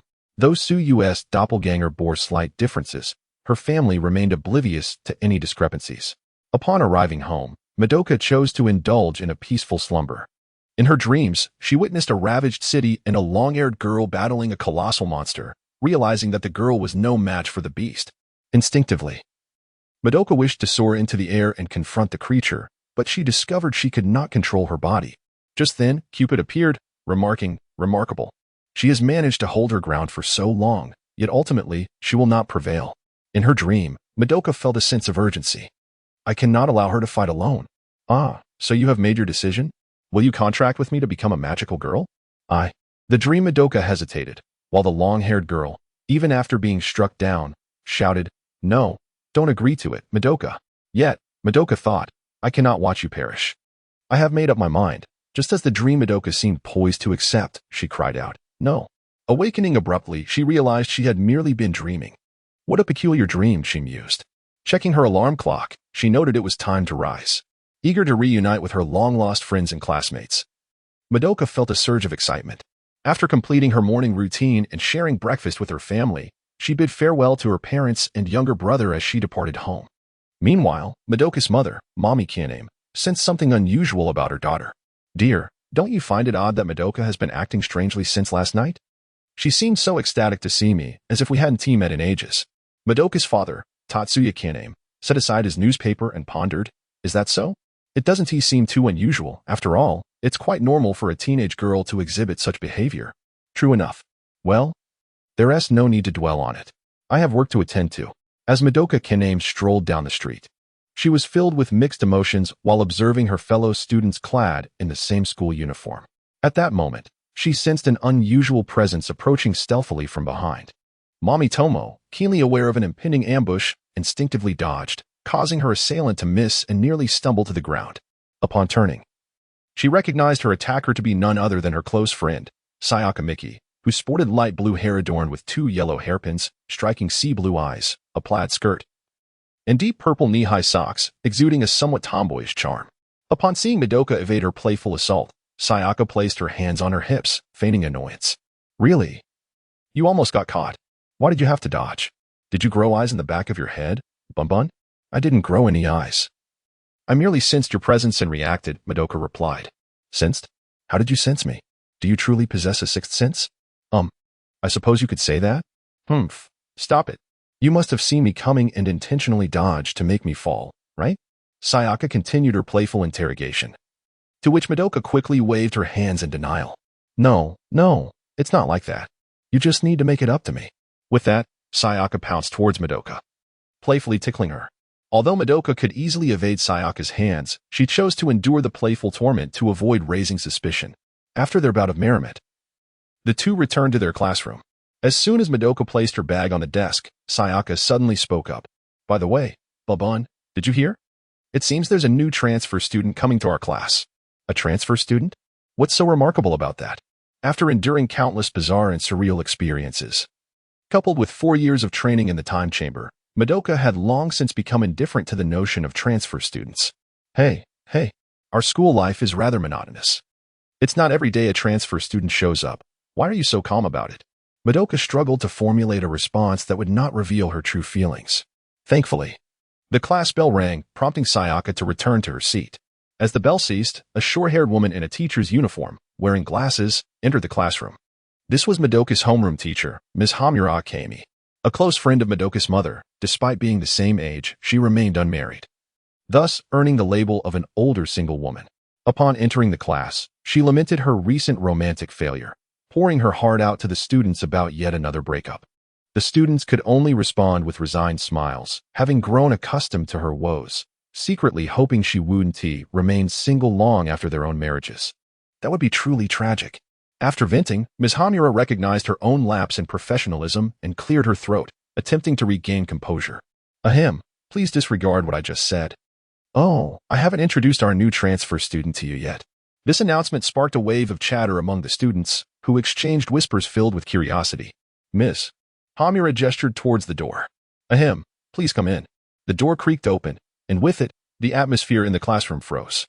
The arrival of a transfer student always piqued interest, especially when it concerned an extraordinary girl. She walked gracefully to the podium, emanating an air of mystery with her long black hair cascading down her back. Her violet eyes sparkled like precious gems, and her fair skin radiated a refreshing aura, akin to a princess emerging from an ice castle. A black headband accentuated her flawless hairline, exuding an indescribable elegance. Standing straight at the podium, she inscribed her name, Hamura Akemi, in beautiful handwriting. Her voice, while frosty, captivated Madoka, who found herself momentarily entranced, feeling a strange familiarity with this girl. Suddenly, it struck her. This girl with long black hair was the same one she had encountered in her dreams the previous night. Yet, how could that be? She had never met her before. As Madoka pondered this perplexity, she felt the penetrating gaze of Hamura directed at her. In the past, such a cold stare would have rendered Madoka uneasy, but now she was no longer the same as a high school student. She bore the confidence that came with maturity and dismissed the chill of Hamura's gaze. Hamura, too, sensed something peculiar about Madoka's demeanor. Regardless, she was swiftly assigned a seat by the teacher. In truth, even without a formal arrangement, she already knew where she would sit, having navigated countless cycles before. After class, several girls approached Hamura, eager to greet her and inquire about her background. Hamura, which school did you come from? Tokyo Church School, Hamura replied with calm composure. What clubs did you participate in? Sports or cultural? I did not participate in any. Your hair is so beautiful and smooth. What shampoo do you use? The girls crowded around Hamura, bombarding her with questions, to which she responded with poise. Observing the scene, Sayaka turned to Madoka. Wow, she's really popular. By the way, Bun. Do you know her? It seemed like she looked at you specifically during class. I don't know her, not really, Madoka replied with certainty. Although she had seen her in a dream, it hardly constituted a formal introduction. Is that true? Sayaka pressed, perhaps a hint of impatience creeping into her tone. Meanwhile, Hamura, feigning discomfort by covering her head, brushed aside the surrounding girls and approached Madoka. Kane Madoka, you are the class health committee member, right? Yes, that is correct. Is there something you need? Madoka observed the newcomer, suspecting that Hamura might indeed recognize her. Could you take me to the infirmary? Hamura asked in a remarkably flat tone. Of course, Hamura. Given her direct approach, Madoka felt compelled to comply, curious about the intentions of this new transfer student. As they walked towards the infirmary, Madoka deliberately slowed her pace, only to notice that, despite being new to the school, Hamura seemed to know exactly where to go. This revelation deepened her suspicions, prompting her to inquire, how did you know I was the health committee member? I heard from teacher Saton that after Kane Madoka noticed the corridor was empty. She decisively halted her steps and proclaimed, Hamura-chan, you are lying. Upon hearing this, Akemi Hamura paused, her heart filled with astonishment. Such a situation had never occurred in previous timelines, as she had always managed to evade detection with similar fabrications. From the outset, the Madoka before her seemed distinct from the Madoka she had encountered in past cycles. She appeared more mature, exuding a newfound confidence, reminiscent of a magical girl who had acquired her powers. However, the dilemma remained. This Madoka had not contracted with Kyuubi. Thus, Hamura maintained her faade of emotional neutrality and turned her head, stating, I am not lying. No, you are indeed lying, Hamura-chan. Firstly, if the teacher had informed the new students that they could seek assistance from me, the health committee member, how would you know that I am Kane Madoka? Let us assume the teacher described my physical characteristics to you. Yet, you didn't even confirm before asking me to guide you, as if you were already acquainted with me. As Madoka articulated these words, she caught a glimpse of Hamura's clenched fist from the corner of her eye, seemingly confirming her suspicions. She continued, most importantly, since leaving the classroom, why is it you, Hamura-chan, who leads the way? If you are aware of the health room's location, why do you require my guidance? Madoka's barrage of inquiries left Hamura momentarily at a loss for a suitable excuse. I have another question, although this is our first meeting. Why do I feel an overwhelming sense of familiarity with you? What is the meaning of this? Madoka's probing made Hamura realize that this version of Madoka was entirely different from the one she had previously encountered. Was it the result of her countless reincarnations that had altered this Madoka? Nevertheless, This question seemed trivial compared to the vital issue of whether there remained a chance for change in the future. Hamura lifted her gaze to meet Madoka's, inhaled deeply, and adopted a serious tone. "Kane Madoka, do you consider your life precious? Do you care for your family and friends?" Madoka nodded vigorously, replying, "Of course. My friends and family are incredibly important to me." After a moment of contemplation, Hamura continued, "Then if you truly cherish all of this, you must never become another version of yourself. Otherwise, you will lose everything." Madoka fell silent, seemingly pondering Hamura's words. Observing her, Hamura sensed an internal struggle within Madoka, prompting her to reiterate, "Just live as an ordinary person, leading a mundane life. Do not seek any changes." With that, Hamura turned to leave. However, as she took a step forward, she suddenly heard Madoka say, "To be honest, I do not quite understand your meaning. Indeed, I yearn for a peaceful and happy life with my family and friends. If anyone threatens that peace, I will surely eliminate the threat at its inception." Hamura was taken aback. She had not anticipated such a response from Madoka. She turned to face her, and Madoka met her gaze with equal intensity. In Madoka's eyes, Hamura discerned a reflection of Madoka's own awakening. "There are things I must do, otherwise my heart will remain restless." At that moment, Madoka recalled the magical girl who had been slain by American Wrigley in her quest for self-preservation. She could never forget that girl and felt compelled to seek justice from Wrigley for her sake. "Hamura-chan, though I am unaware of your experiences, you certainly possess knowledge of many matters. Please, do not keep anything bottled up inside. How should I put it?" Madoka turned to gaze out of the corridor window at the blue sky and white clouds. "Although this is our first encounter, it feels as if we have been friends for a long time. It is quite extraordinary. Therefore, if there is anything troubling you, do not hesitate to share it with me." Before Madoka could finish her sentence, Hamura enveloped her in a tight embrace. Madoka felt the girl behind her trembling, and fortunately, the corridor was nearly devoid of people. After what felt like an eternity, Hamura finally released Madoka and wiped away her tears. "I am sorry. You will come to understand everything in due time." The dark-haired girl regained her characteristic aloofness and turned to leave. Watching the departing figure, Madoka felt a pang of unease within her, grappling with the confusion of the situation. However, since Hamura was unwilling to disclose anything, Madoka resolved not to press her further. Shortly after, the bell rang, signaling the return to class. As they resumed their studies, Hamura soon became the center of attention, confidently answering the teacher's questions with remarkable poise. Akin to a top student. Of course, the questions posed were not particularly challenging for Madoka, who had not fallen behind despite spending 4 years in the mental training room. After all, Siyu had repeatedly emphasized that the core principles of turtle immortal martial arts were to train diligently, eat well, study effectively, relax properly, and rest adequately, advocating for a well-rounded development of virtue, intelligence, physicality, aesthetics, and labor. Next came physical education class, but this time, the spotlight was not on Hamura, despite her outstanding athletic performance, even breaking records. Rather, Madoka inadvertently surpassed her, especially during a baseball game when she leaped several meters high, leaving her peers, including Hamura, in stunned silence. Madoka finally realized that she might have unintentionally overexerted herself. It was unintentional, she did not mean to, but her physique was already beyond the ordinary, and attempting to downplay her abilities would require greater effort. How should she explain this? As Madoka reflected on her extraordinary leap, she struggled to find a plausible explanation. The students in the playground were equally dumbfounded by the spectacle. "Did I just see Kanami-san jump several meters high? I saw it too. That height is unachievable even for our school's high jump specialists. Wow, she is simply superhuman." In an instant, the students began to murmur excitedly, while Madoka's friends, Miki Sayaka and Suzuki Hitomi, approached her with inquiries. "Kaname, how did you manage to jump that high?"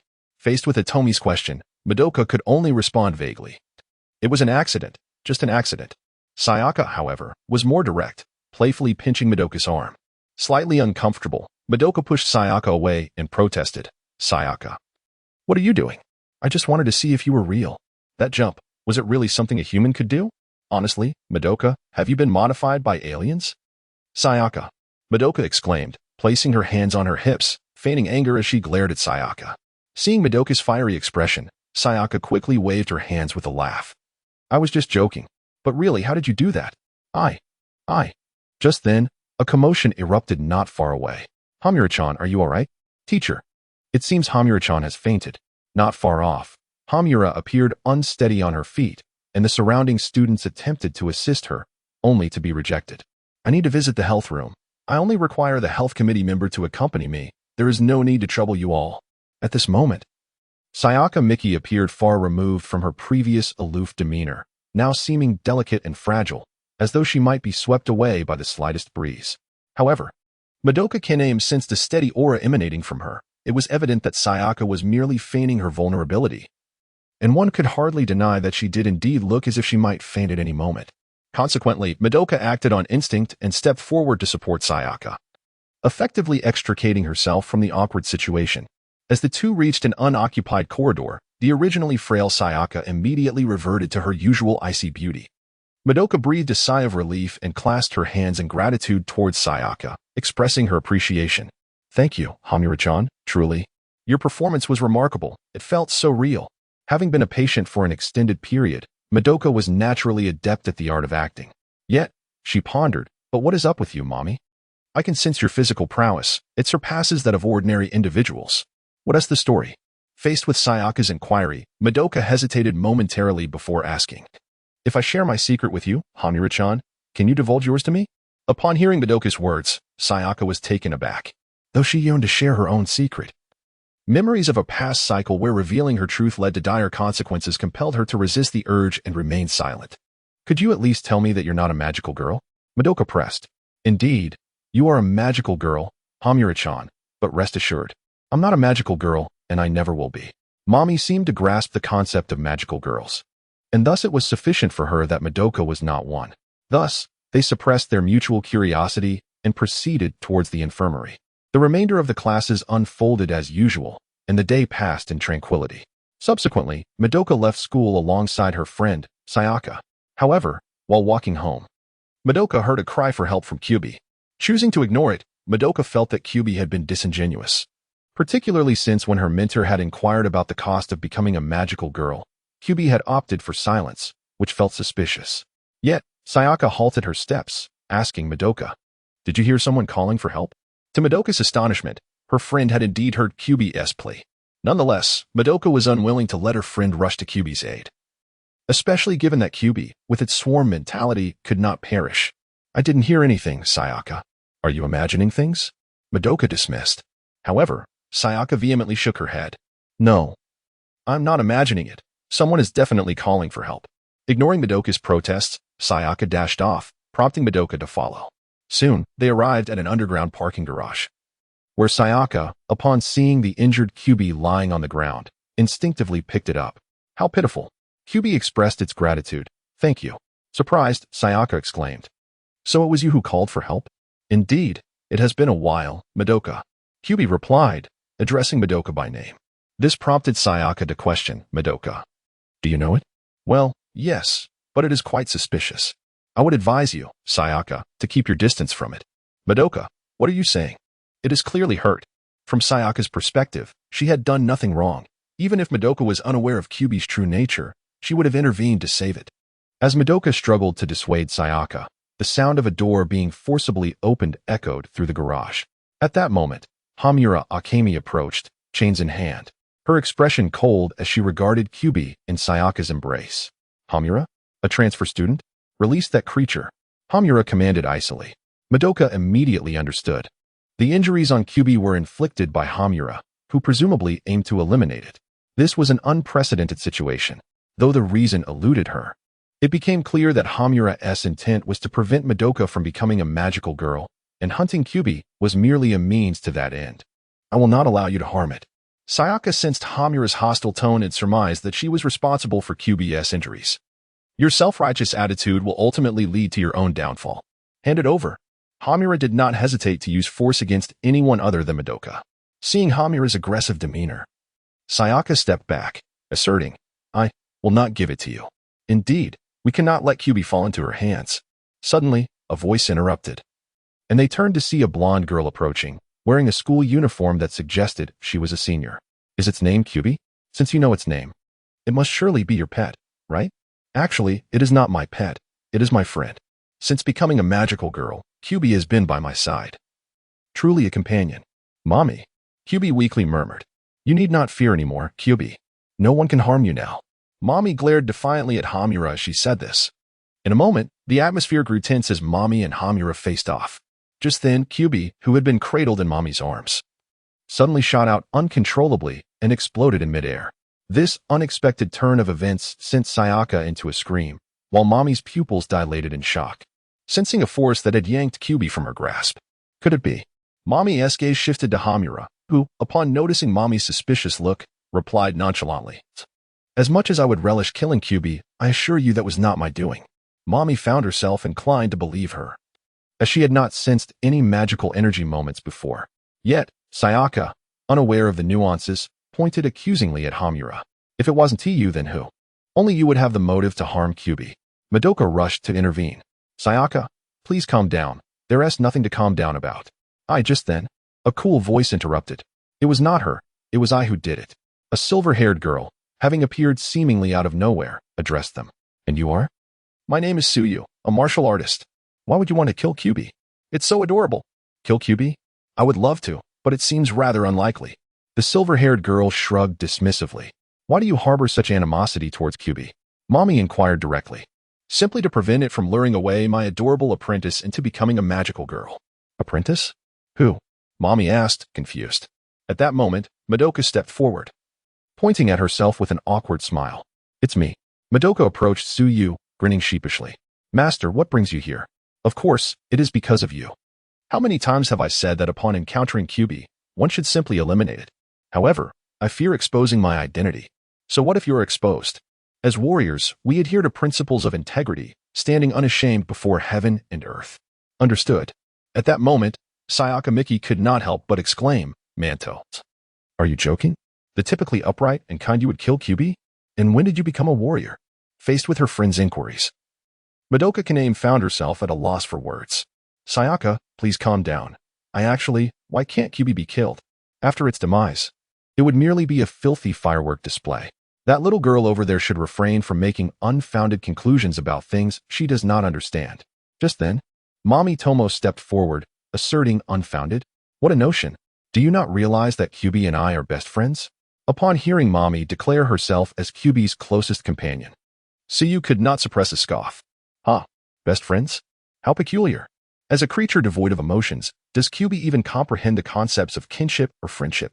What you call friendship is merely your own delusion." Provoked by Tsuyu's mockery, Mommy finally succumbed to her fury.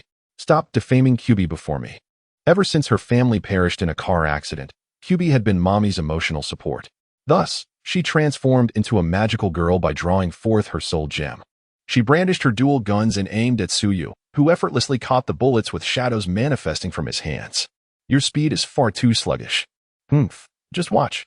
Mommy leapt into the air, summoning countless firearms behind her in an instant. "Let us see how you handle this." Fire at will. In an explosive display, an array of bullets surged forth, unleashing fireballs directed at Tsuyu, who made no attempt to evade. A tremendous explosion ensued, enveloping the area in a cloud of smoke. Did it work?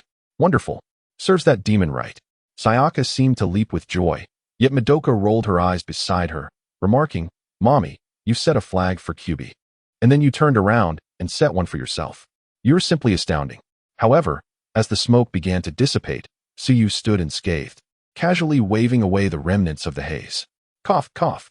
What a dense fog you've created. It's quite suffocating." Upon hearing Tsuyu's words, Mommy became even more incensed.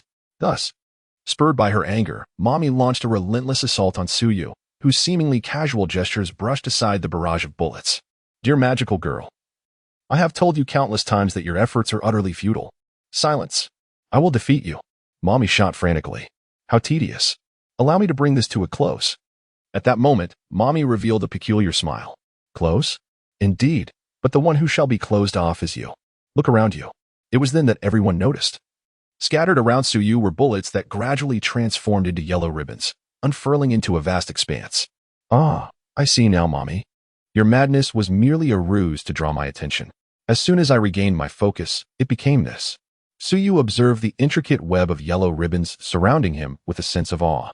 "Precisely. Brace yourself, you killer of Kyuubi." The 20-meter radius of the yellow ribbon barrier.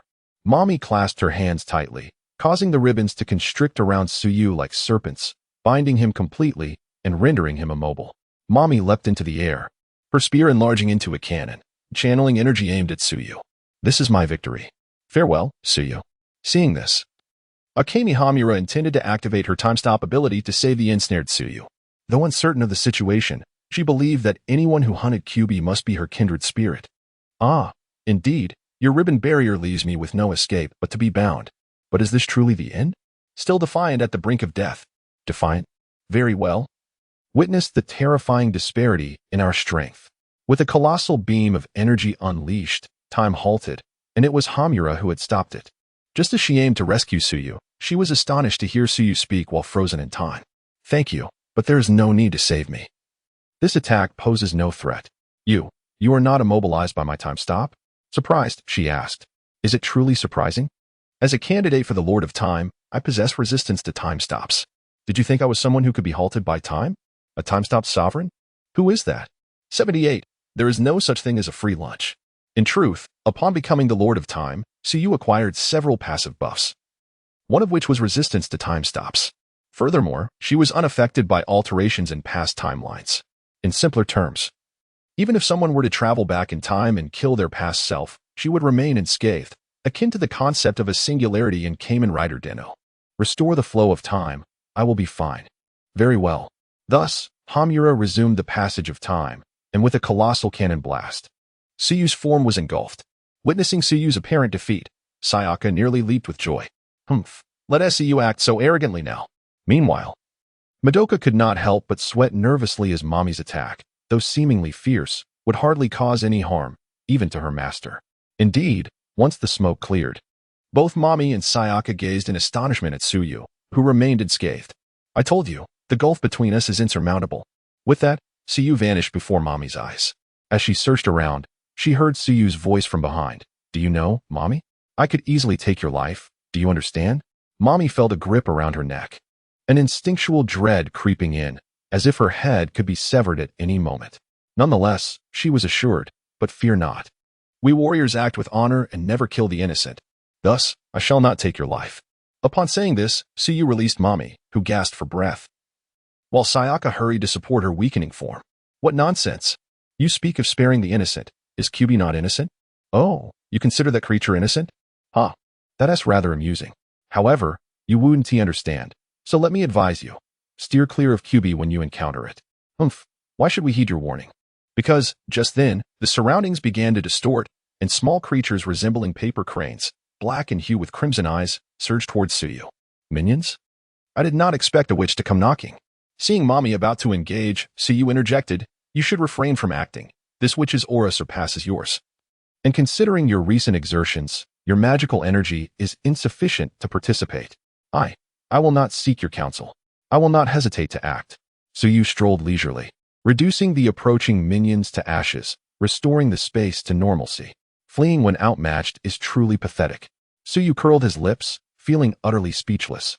Normally, when a familiar is vanquished, the witch would emerge, yet this witch had the audacity to flee without a moment's hesitation, performing a swift escape as if she were merely avoiding a nuisance. I'm going after her, and don't you dare think about becoming magical girls. I will eliminate all witches myself. Akemi Hamura resolutely chased after the direction in which the witch had fled. Watching Hamura depart, Miki Sayaka muttered in frustration, What's with the arrogance? She must be afraid we'll surpass her as magical girls. Hearing Sayaka's words, Tsuyu burst into laughter. What are you laughing at? Sayaka inquired. Oh, it's nothing. That dark-haired little sister was only trying to give you a kind reminder. It would be best if you refrained from transforming into magical girls, understand? It's not a good idea. I advise you not to endanger others due to personal reasons. You're no better than her. I won't trust what you say. Tsuyu felt that Sayaka was acting irrationally, as if she were incensed over the demise of a mere familiar. Truly, a case of a dog biting the hand that feeds it.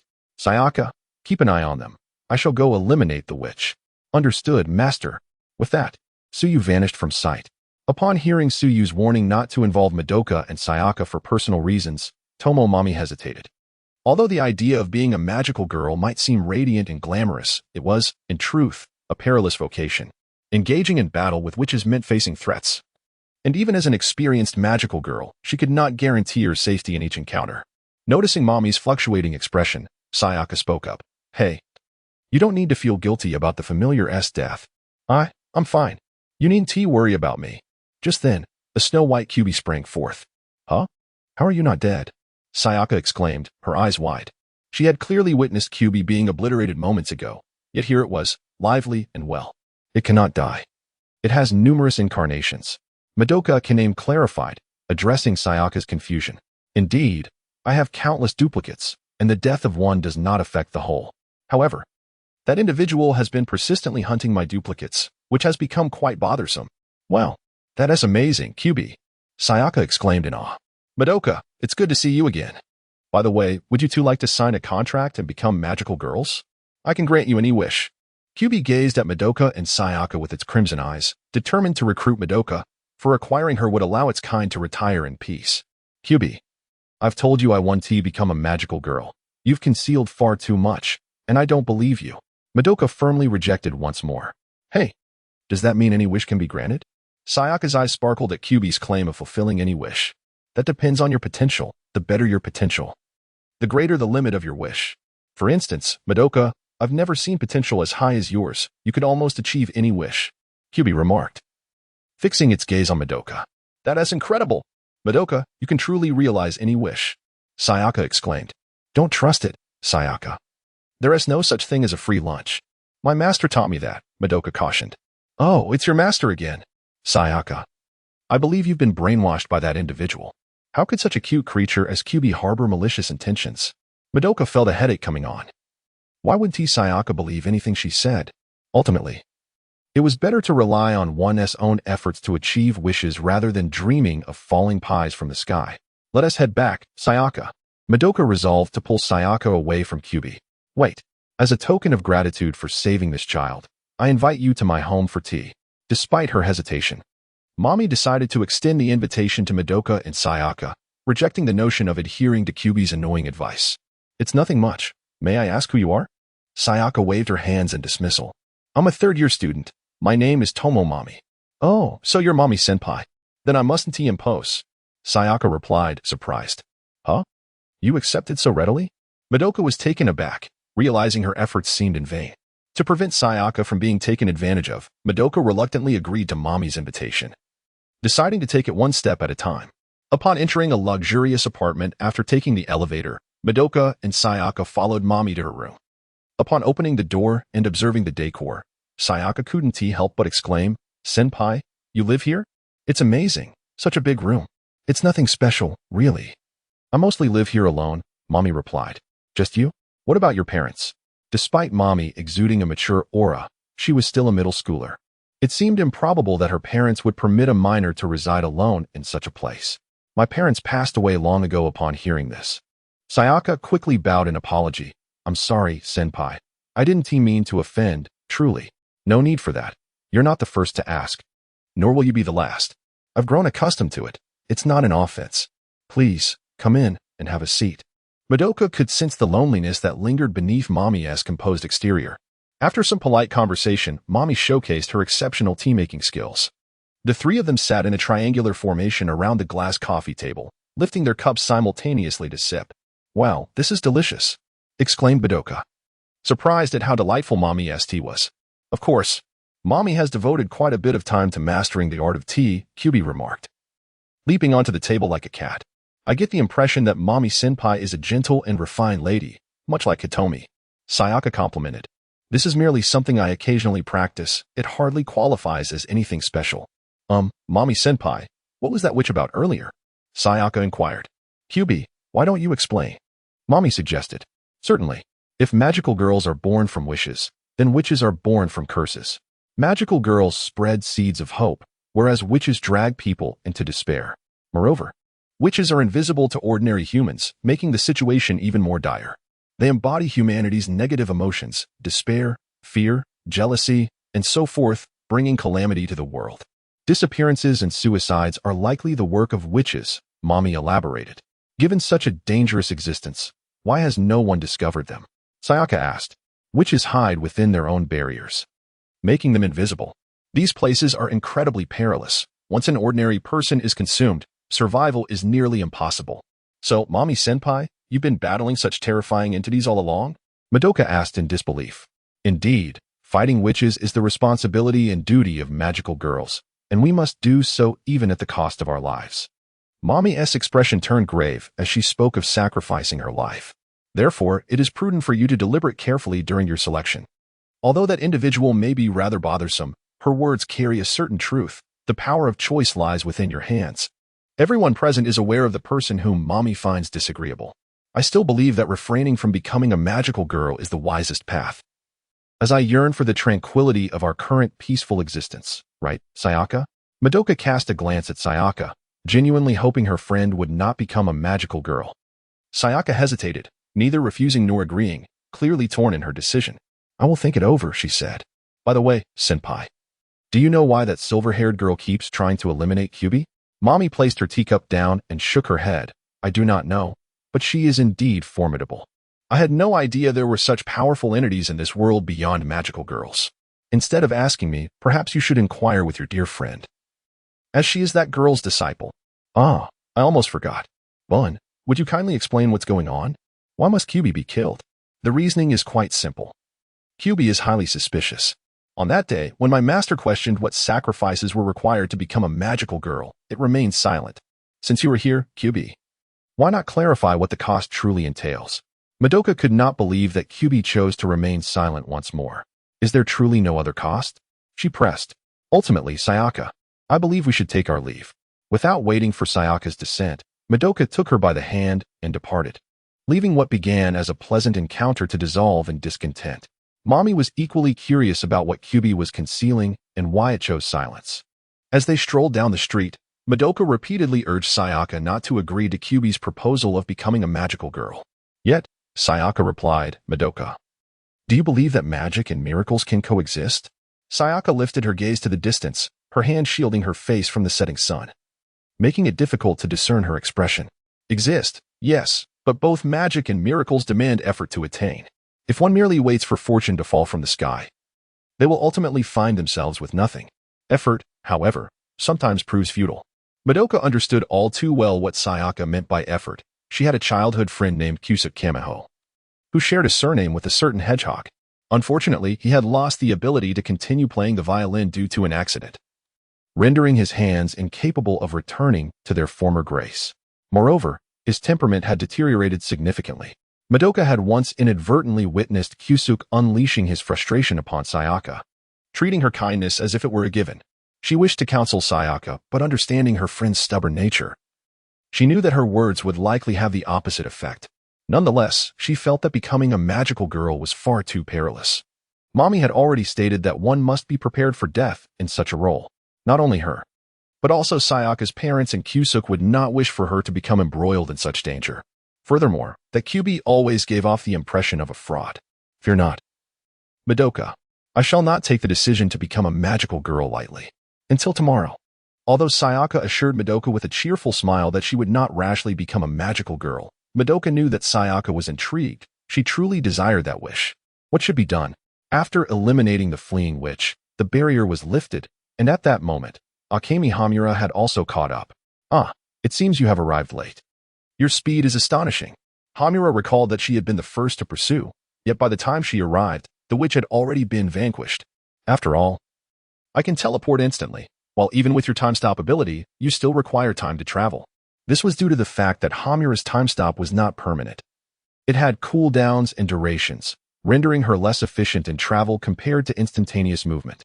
Who exactly are you, and why have I never encountered you in all my cycles? Moreover, your power is not that of a magical girl. What is the meaning of this? You ask so many questions. Do you expect me to answer them all? In any case, rest assured, under my influence, Madoka will not become a magical girl, and you need not worry about her transforming into a grief-stricken witch. Upon hearing Suwa's words, the previously expressionless Hamura finally displayed a look of surprise. You know that Madoka will become a witch? Of course. I know far more than you do. Just rest easy. Noticing the other party's continued silence regarding her inquiries, Hamura decided to abandon her questioning. As long as Madoka remained safe, that was sufficient. However, at that moment, Suwa's figure vanished, only for Hamura to hear Suwa's voice from a corner behind her. Oh, the incubator has come to observe us again? Suwa emerged from the shadows, casually dragging a Kyubi by its right hand. Why are you? But before QB could finish its sentence, Suwa swiftly snapped its neck. Who wants to hear your incessant babble? Suwa scoffed, then turned to Hamura. By the way, have you ever tasted QB's flesh? No, I usually eliminate it directly. While Hamura had seen QB consume its own flesh, she had never considered eating QB itself. How about today I treat you to some spicy QB head and roasted QB skewers? That sounds fine. But one QB might be a bit insufficient. Do not worry. There are plenty of QB wandering about the city. Just wait. With that, Suwa utilized her teleportation ability to hunt down QB throughout the city, and soon enough, piles of QB corpses began to accumulate. At last, Suwa looked at the mountain of QB and declared, "This will suffice for today's provisions. We shall continue the hunt tomorrow. Since the meat is freshly slain, we should prepare it promptly. By the way, Hamura, may I borrow your kitchen?" "No problem, just follow me." "Thank you." Thus, Suwa followed Hamura to her home, where, after a flurry of activity in the kitchen, she expertly prepared the QB, removing its fur and cutting it into appropriately sized pieces. After marinating it in a special sauce, the two soon found themselves gathered around a small grill filled with glowing red charcoal. Suwa placed the slices of QB meat onto the grill, and soon the sizzling sounds filled the air as droplets of hot oil glided down the succulent meat, an intoxicating aroma wafting around them.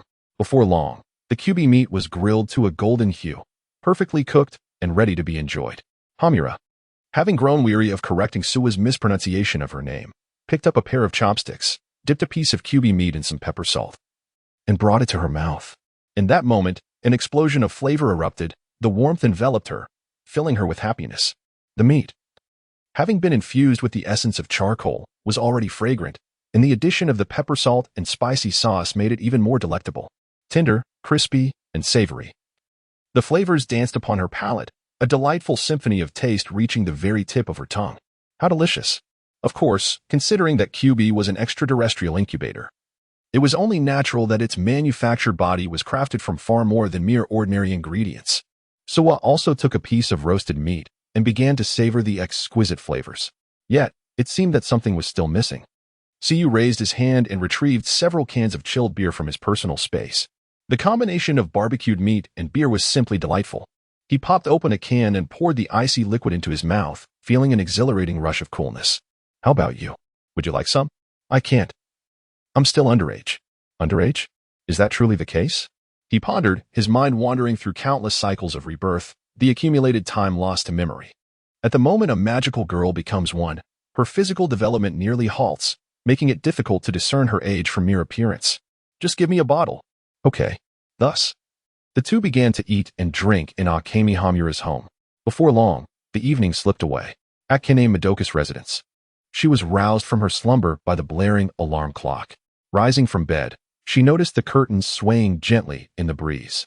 Upon drawing them open, she glimpsed the sun hiding behind clouds, casting only a faint glimmer of light. Gradually, the sunlight broke through, painting the gloomy clouds in vibrant hues. It seemed today would be filled with promise. After breakfast, Madoka grabbed her backpack and set off for school. Along the way, she encountered Tomo Mami, and after exchanging pleasantries, they walked together. Midway, they heard the cheerful voice of Miki Sayaka. "Good morning." Upon hearing the greeting, Madoka and Mami turned around. "Good morning." "Good morning." Madoka noticed QB lounging on Sayaka's shoulder, a wave of discomfort washing over her. She hadn't anticipated QB's cunning maneuver to exert pressure on her through Sayaka. "What's wrong, Madoka?" Mami inquired, observing her friend's troubled expression. "Nothing. Just nothing." Madoka forced a smile and approached Sayaka. "Hey Sayaka, why did you bring him along?" "Hee, don't worry. Mami can't see QB. She is oblivious to his presence." Sayaka communicated silently with Madoka, who found this mental dialogue rather basic and unremarkable.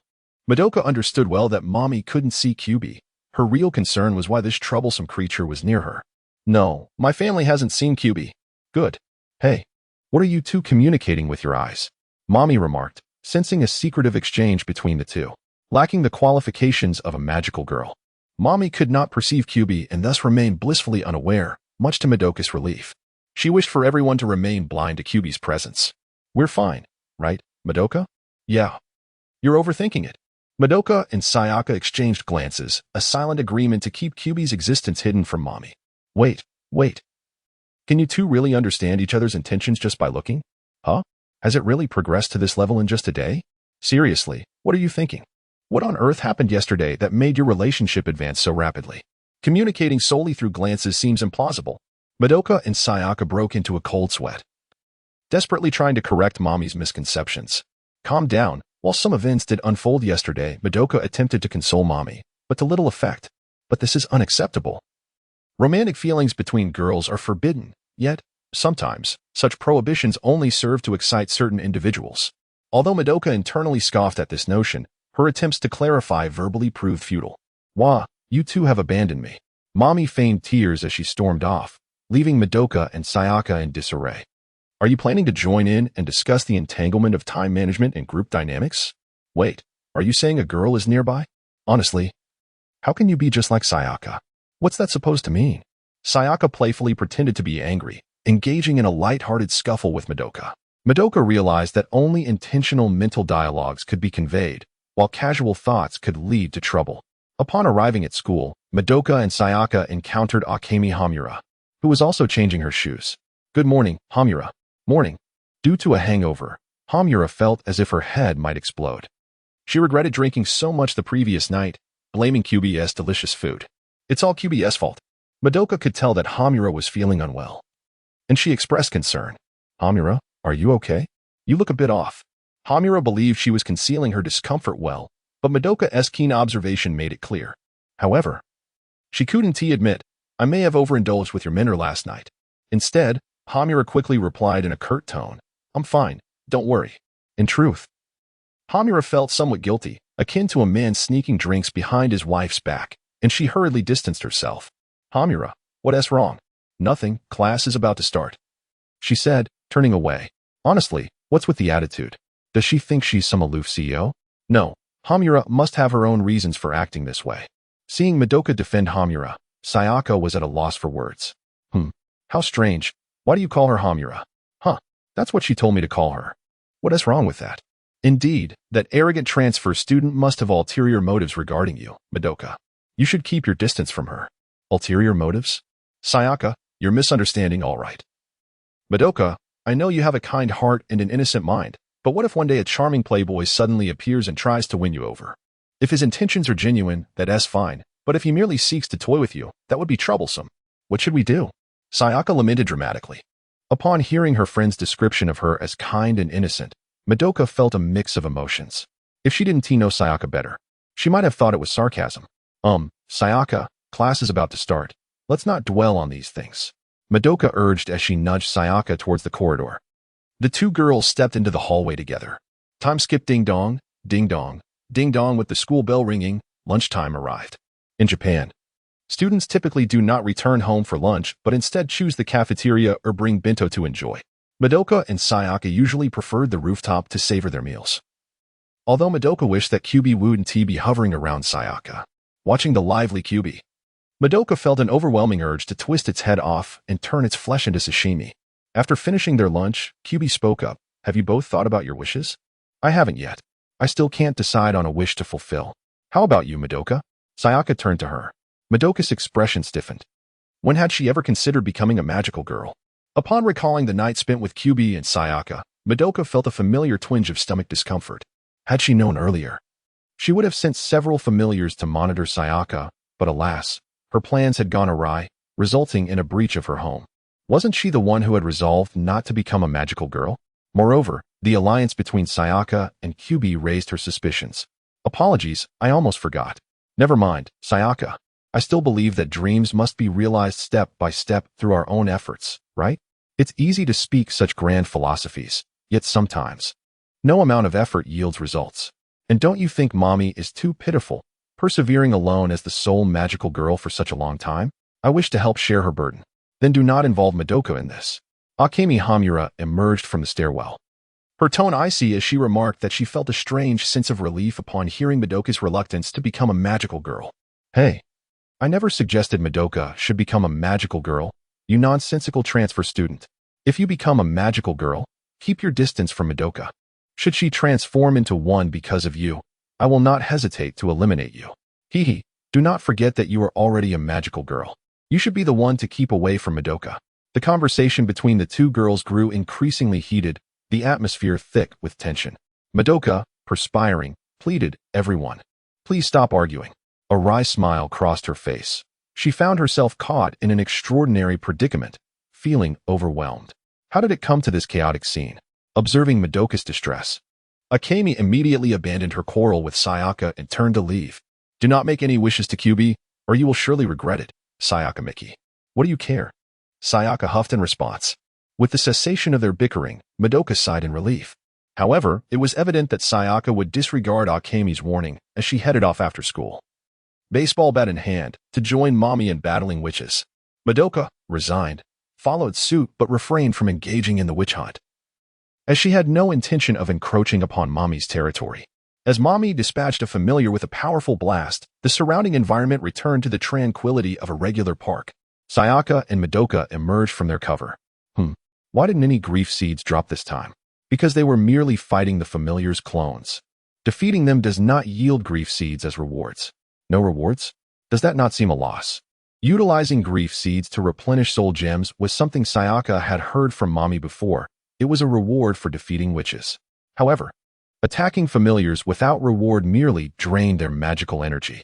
Yet, Sayaka knew that allowing familiars to roam unchecked would ultimately lead to human casualties, evolving into troublesome witches. Thus, it was imperative to eliminate them while they were still familiars. Despite her disappointment over the lack of grief seeds, letting familiars harm others was absolutely unacceptable. This was Mommy's unwavering principle of justice. Indeed, you still enjoy undertaking such thankless tasks. Following the voice, they spotted a girl with flowing crimson hair, tied with a black bow, a center-parted fringe, and crimson eyes, clad in a light green casual outfit and blue jeans. She held an apple in one hand, taking bites, while the other hand grasped a little girl. "Long time no see, Mommy." Upon seeing the girl, Madoka was momentarily taken aback. What a small world it was to encounter familiar faces again, and this time, two of them. "Long time no see." Mommy smiled and nodded. With the addition of Sakura Kyoko, their chances against the warrior named Suya had strengthened. "Mommy, who is she?" Mommy introduced Kyoko to Sayaka and Madoka, explaining, "This is Kyoko Sakura, a magical girl from the nearby city of Kazumino.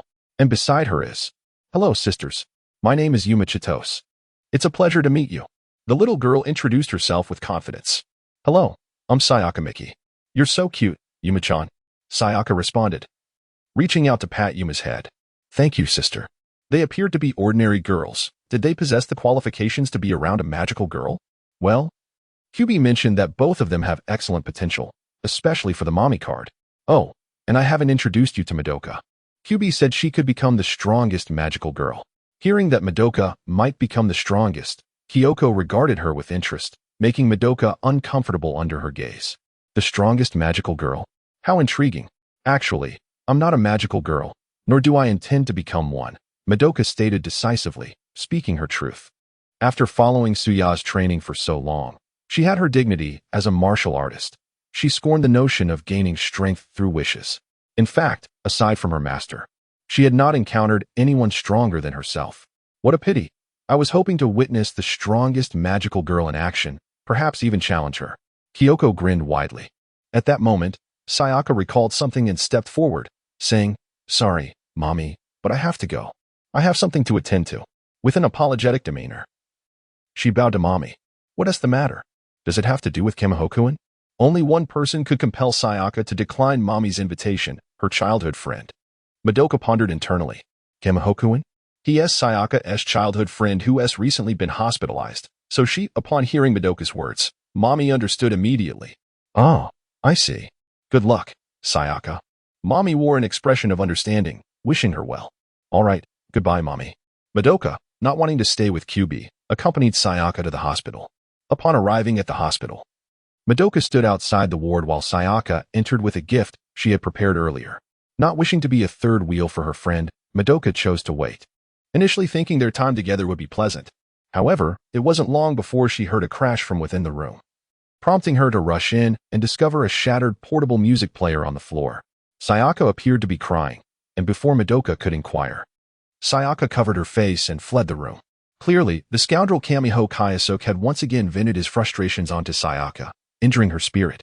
In the past, Madoka would have chased after Sayaka, but now she could no longer endure it. This was not the first occurrence, and her time training in the mental sanctuary had eradicated her once timid nature. Thus, even the normally gentle Madoka found herself enraged on behalf of her friend. After Sayaka left, Madoka stormed into the room and, in a fit of anger, lifted Kamiho from his bed.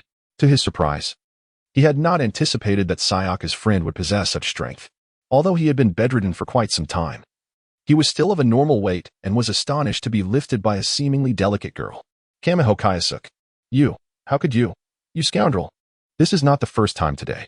You wretched man, taking advantage of Sayaka's affection, repeatedly unleashing your anger upon her until she weeps. Upon hearing Madoka's words, Kyosuke's expression turned to one of shock, incredulity spilling from his lips. Love? You truly know nothing, do you? Do you believe that a girl would care for a boy merely out of friendship? Everyone in class knows that Sayaka likes you, which is why she goes to such lengths for you. Yet you, always venting your frustrations on her, are disgraceful. As a boy, to unleash your grievances upon a girl who harbors affection for you is utterly pathetic. Madoka, raised with impeccable manners, could not utter a single curse even in her fury.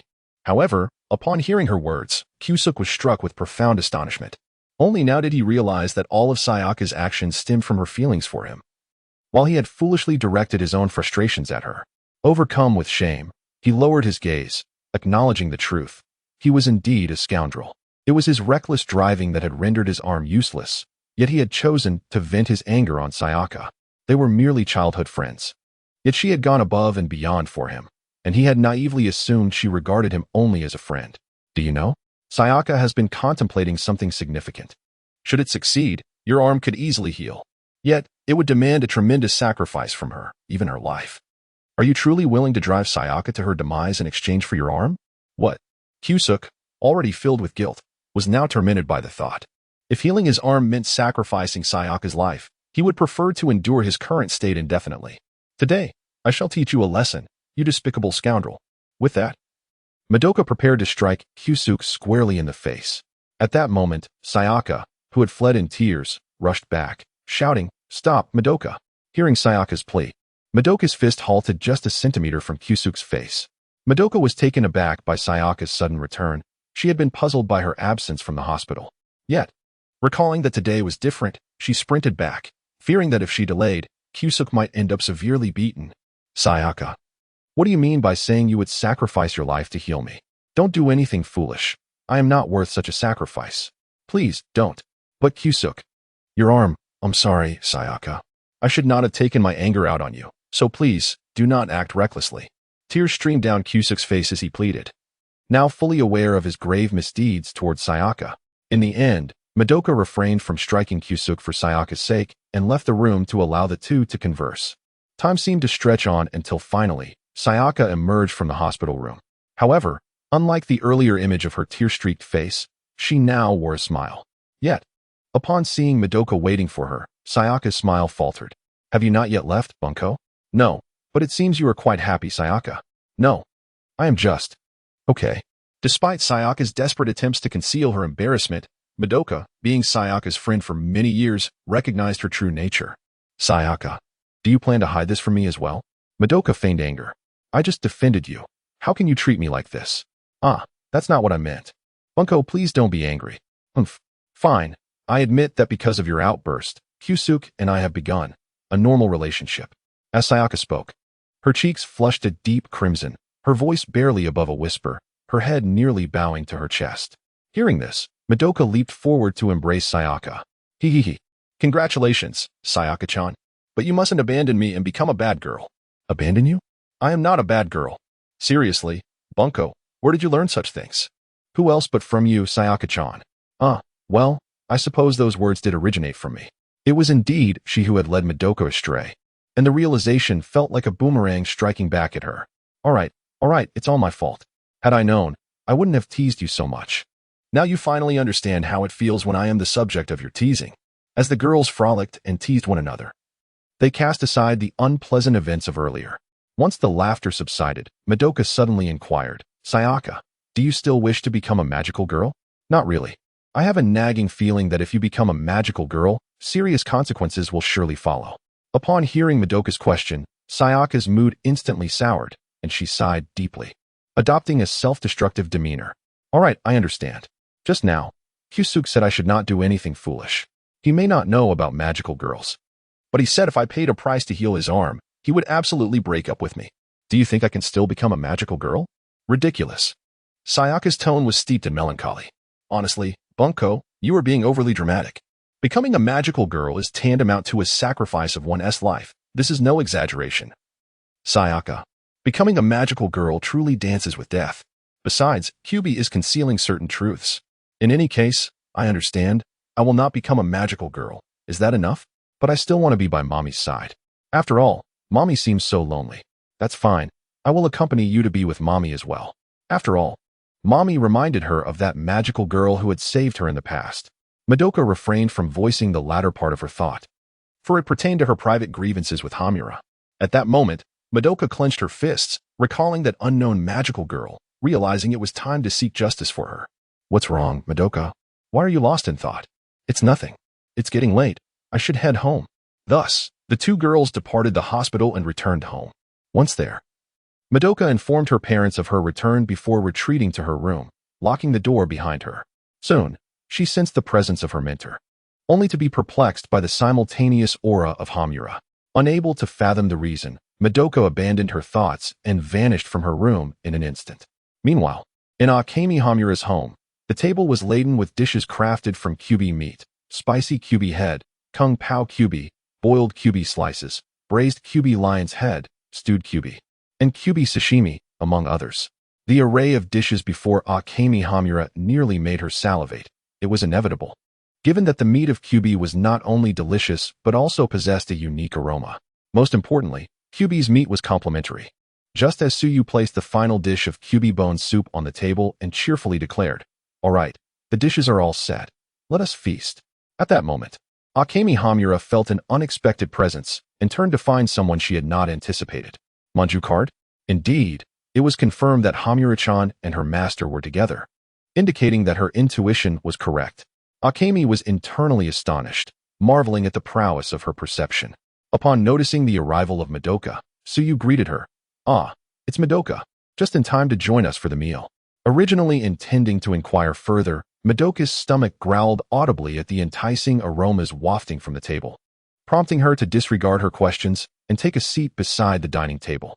"I'm diving in." Shortly thereafter, the group began to indulge in their meal. And for Madoka, who was tasting Kyubi meat for the first time, it was a delightful revelation, as she had never encountered such exquisite meat before. "Incredible! What kind of meat is this? This sashimi surpasses any I have ever tasted. Delicious, isn't it? If you find it tasty, indulge yourself. As for what kind of meat it is, we can discuss that later. But rest assured, this sashimi is absolutely safe, free from any parasites or bacterial contamination." All right then. Before long, after the three had feasted heartily, the spread of dishes was entirely consumed. "Indeed, your Chinese cuisine is exceptional, master.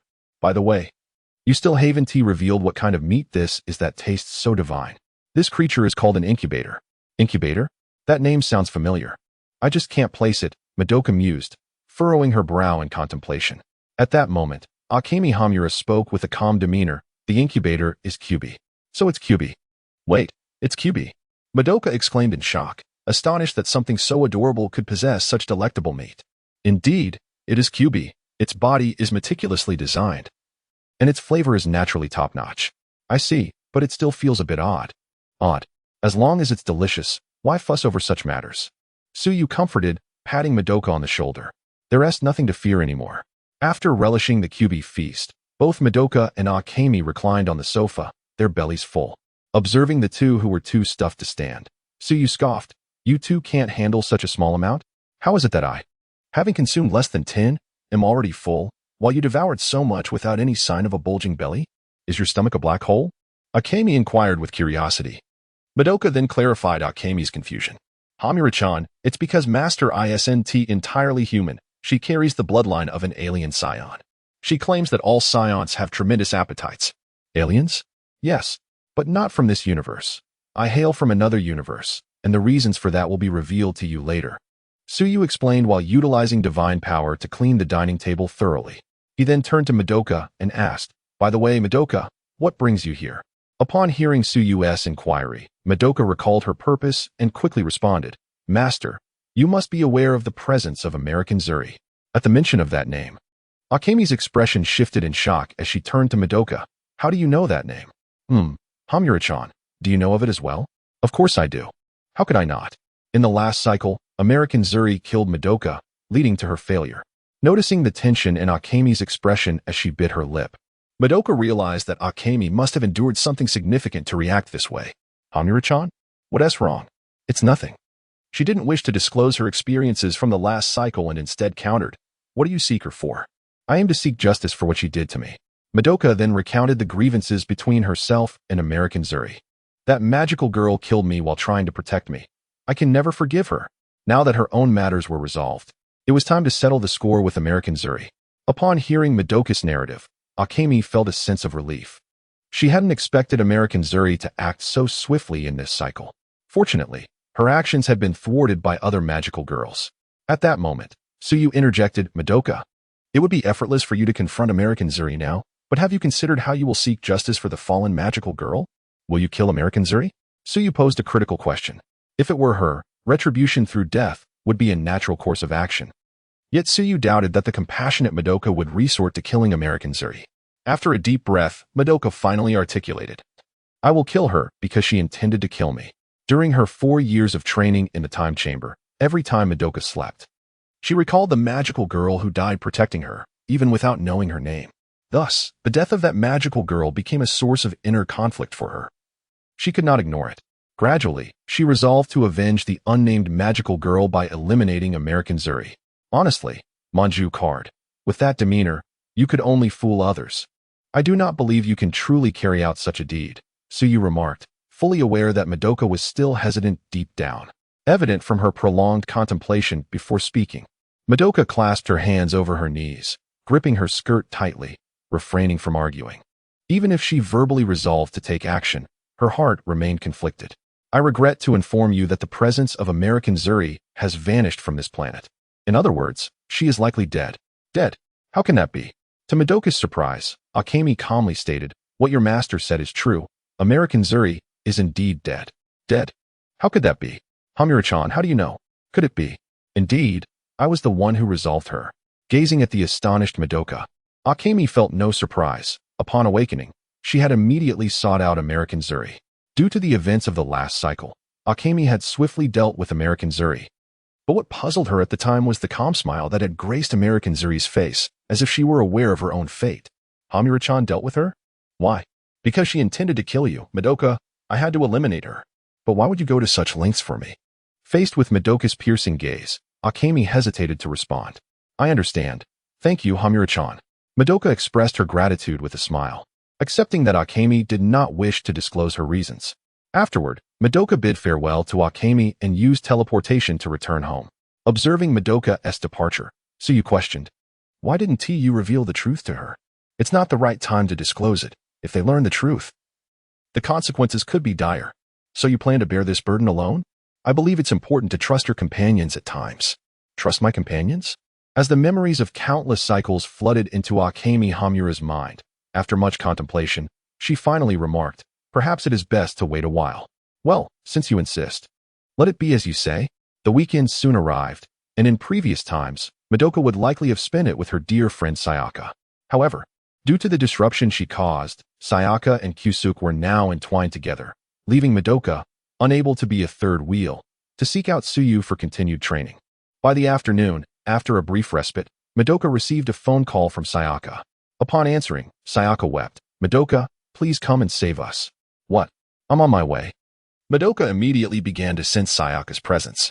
Meanwhile, in the witch's barrier, Sayaka anxiously warned, "Mommy, please be careful. This witch could be quite dangerous."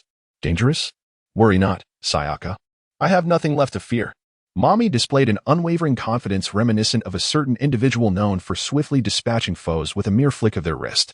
She summoned an array of firearms and charged at the snack which in its doll-like form, unleashing a torrent of firepower.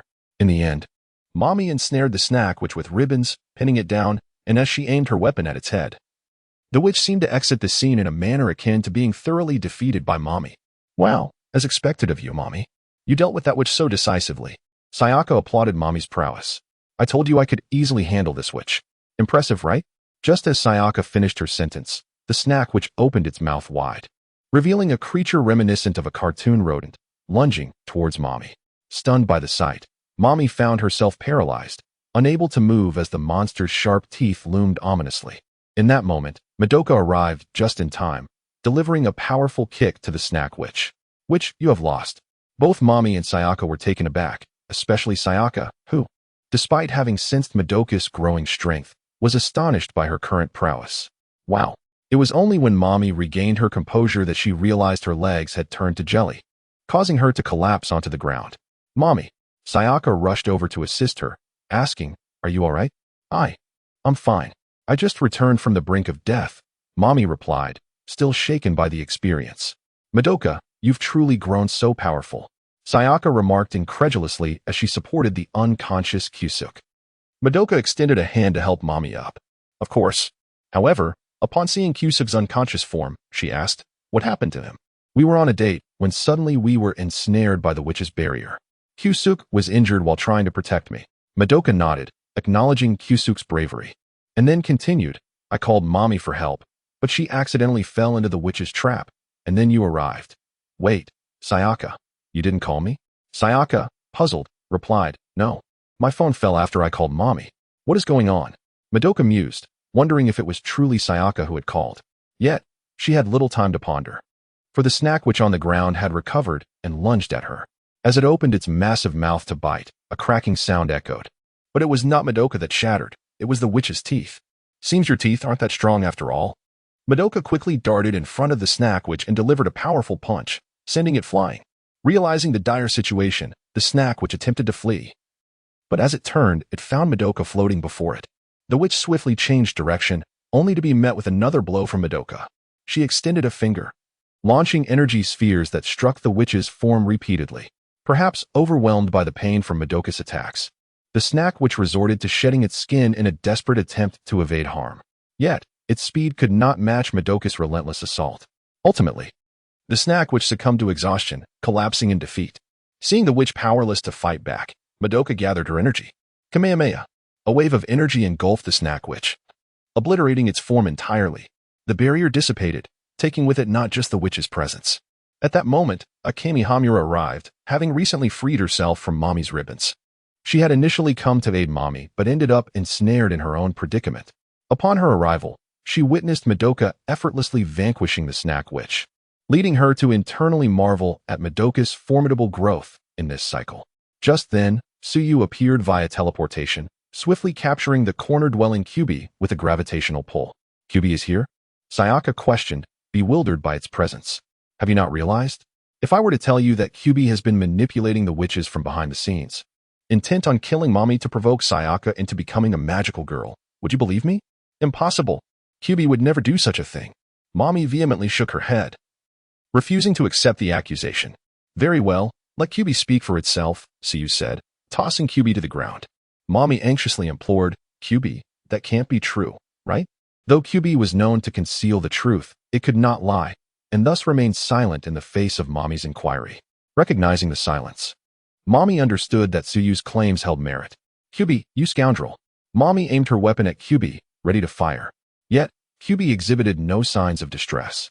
Humans are indeed easily swayed by their emotions, it remarked coolly. Tsuyu scoffed. Indeed, you Kyubi take advantage of your emotional detachment to act without consequence. Emotions are something our kind has long since discarded in the evolutionary process. Oh, then how about I grant you emotions? With that, Tsuyu summoned a replica of himself, producing a card labeled emotion. Given that most of the beings Tsuyu encountered possessed feelings, drawing a few cards was not unexpected. Tsuyu inserted the emotion card into Kyubi's body.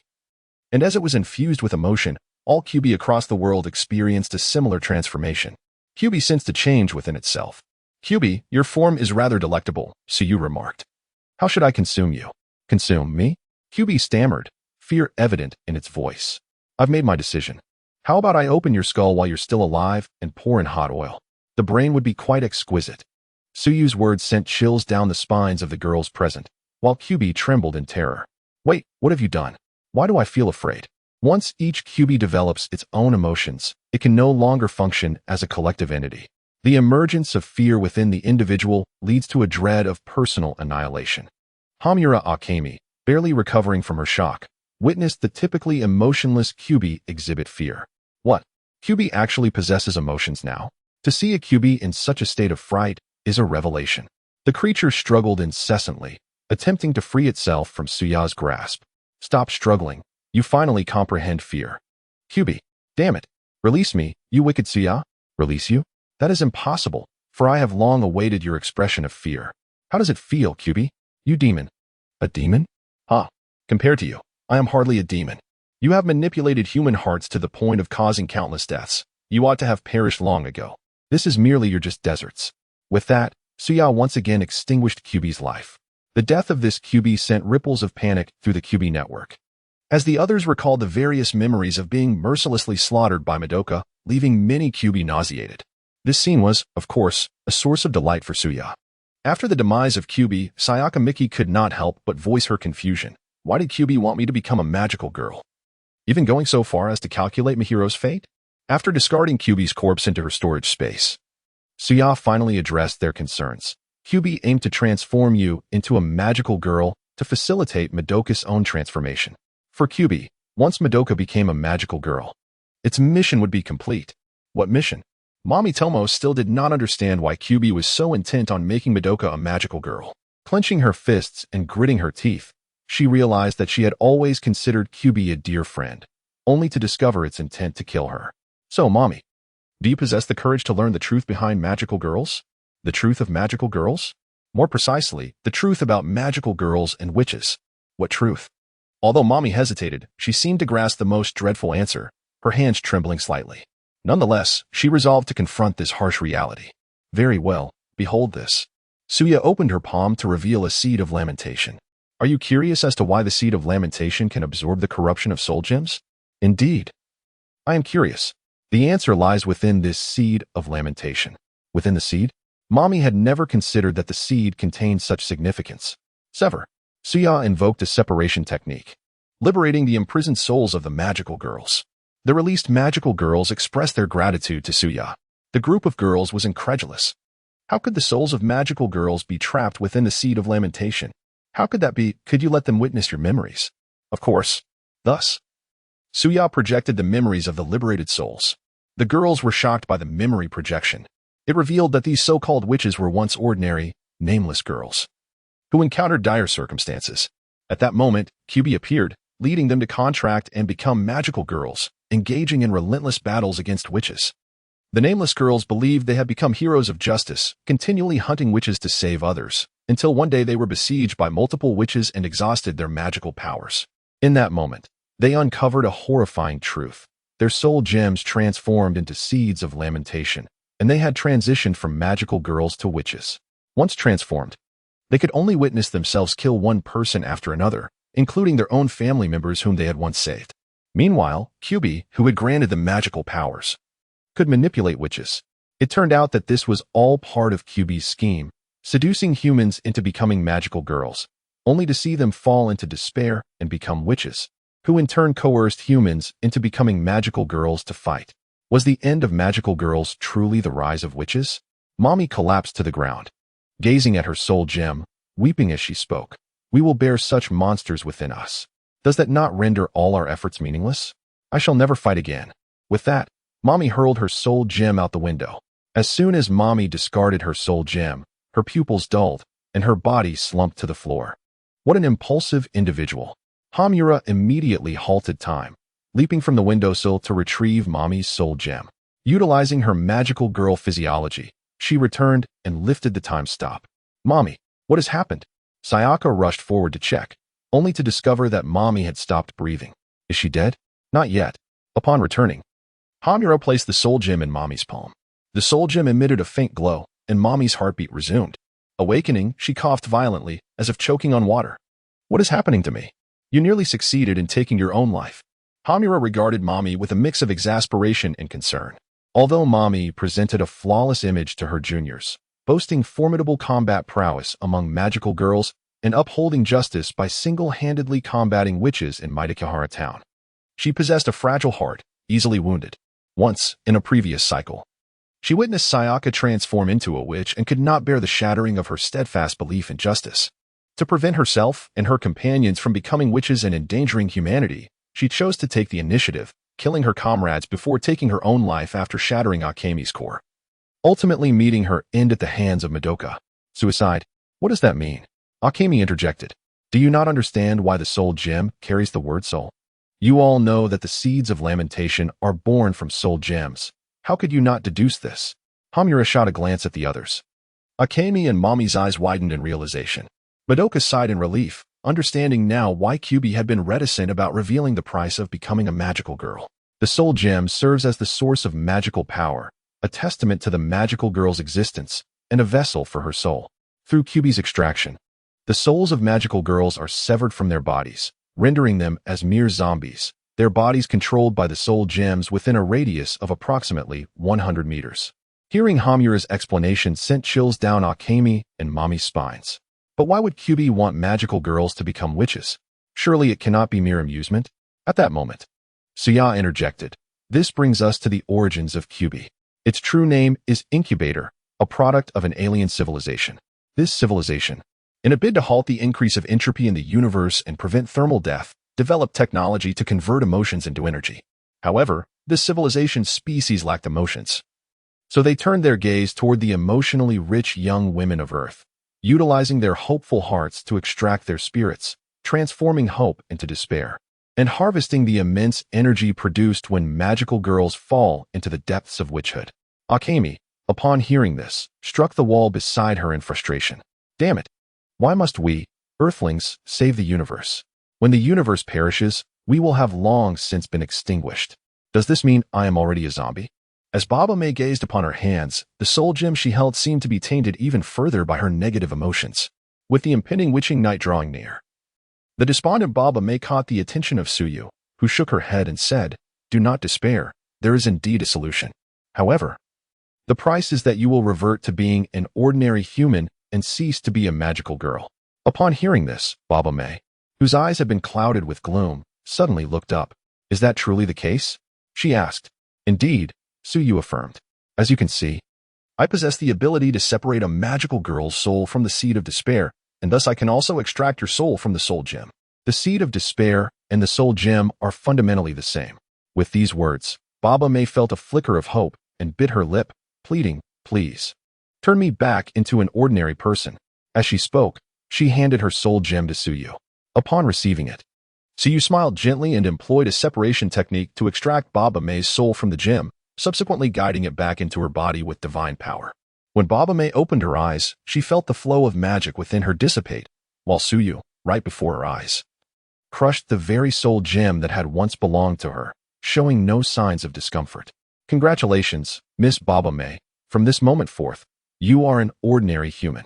Overwhelmed with a sense of rebirth, Baba May could not help but weep.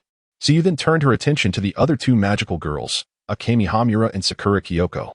Hamura coldly declared, I have no need for that. This left Madoka puzzled. Hamura, why not?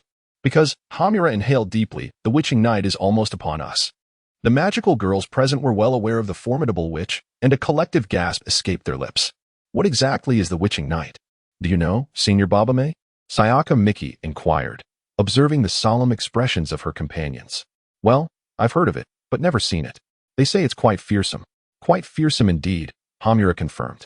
For her, the witching night represented a nightmarish presence that she could not hope to conquer alone, unless Madoka transformed into a magical girl.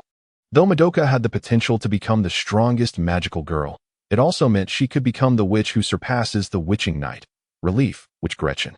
That which could annihilate the planet with a mere hand, which is why the likes of Kyuubi had fixated on Madoka. One question has lingered in my mind. How do you seem to possess foreknowledge of everything? Kyuubi. No, the incubator told me it had never contracted with you, Baba May questioned. Hamura's lips moved slightly. Once, in her innocence, she had shared her origins with Baba May, only to be met with suspicion. After countless cycles of reincarnation, she had grown reticent about her past. However, with Kyuubi's machinations now exposed, she felt secure enough to reveal, I come from the future. The future? Is such a power truly possible? Yes, my abilities allow me to pause time and even reverse it, enabling me to return from the future to the present. I have lost count of how many times I have returned. Hamura had become numb to the notion, given the sheer number of reincarnations she had endured. After so many cycles, it must be quite a hassle. Why not allow everyone to witness your memories instead? Very well, can you truly do that? Of course. Over the past few days, I have extracted numerous attribute cards from magical girls around the world. Although most were common, the sheer volume ensured some would be useful. And since broadcasting memories required the original owner's consent, the quality of the cards was not a concern. Thus, Suyu activated the memory reading attribute card, projecting Hamura's memories for all to see. As the girls watched the projection of Hamura's past, they felt a wave of nostalgia wash over them. The first image displayed was of a younger Hamura, wearing glasses and sporting braided pigtails. The girls gradually began to understand the backstory of this seemingly icy beauty, realizing that Hamura had once been an utterly timid girl. However, under Madoka's influence, she had slowly shed her self-doubt and transformed from a recipient of aid into a provider. Wishing to rewrite Madoka's tragic fate. By wishing to return a month into the past to alter history, she gained the ability to control time, capable of pausing and even reversing it. Through her countless reincarnations filled with trials and failures, she bore witness to all truths, growing stronger yet colder, learning not to trust others, and becoming a lone warrior determined to save Madoka at any cost. Simultaneously, those witnessing the memories beheld the formidable nature of the witching night. When the memory playback concluded, the group returned to reality, and the first to speak was Sayaka. I am deeply sorry for how I treated you, for assuming you were the villain. In the memories, Sayaka had seen her past self, a magical girl, hurling harsh words at the very Hamura who sought to save them.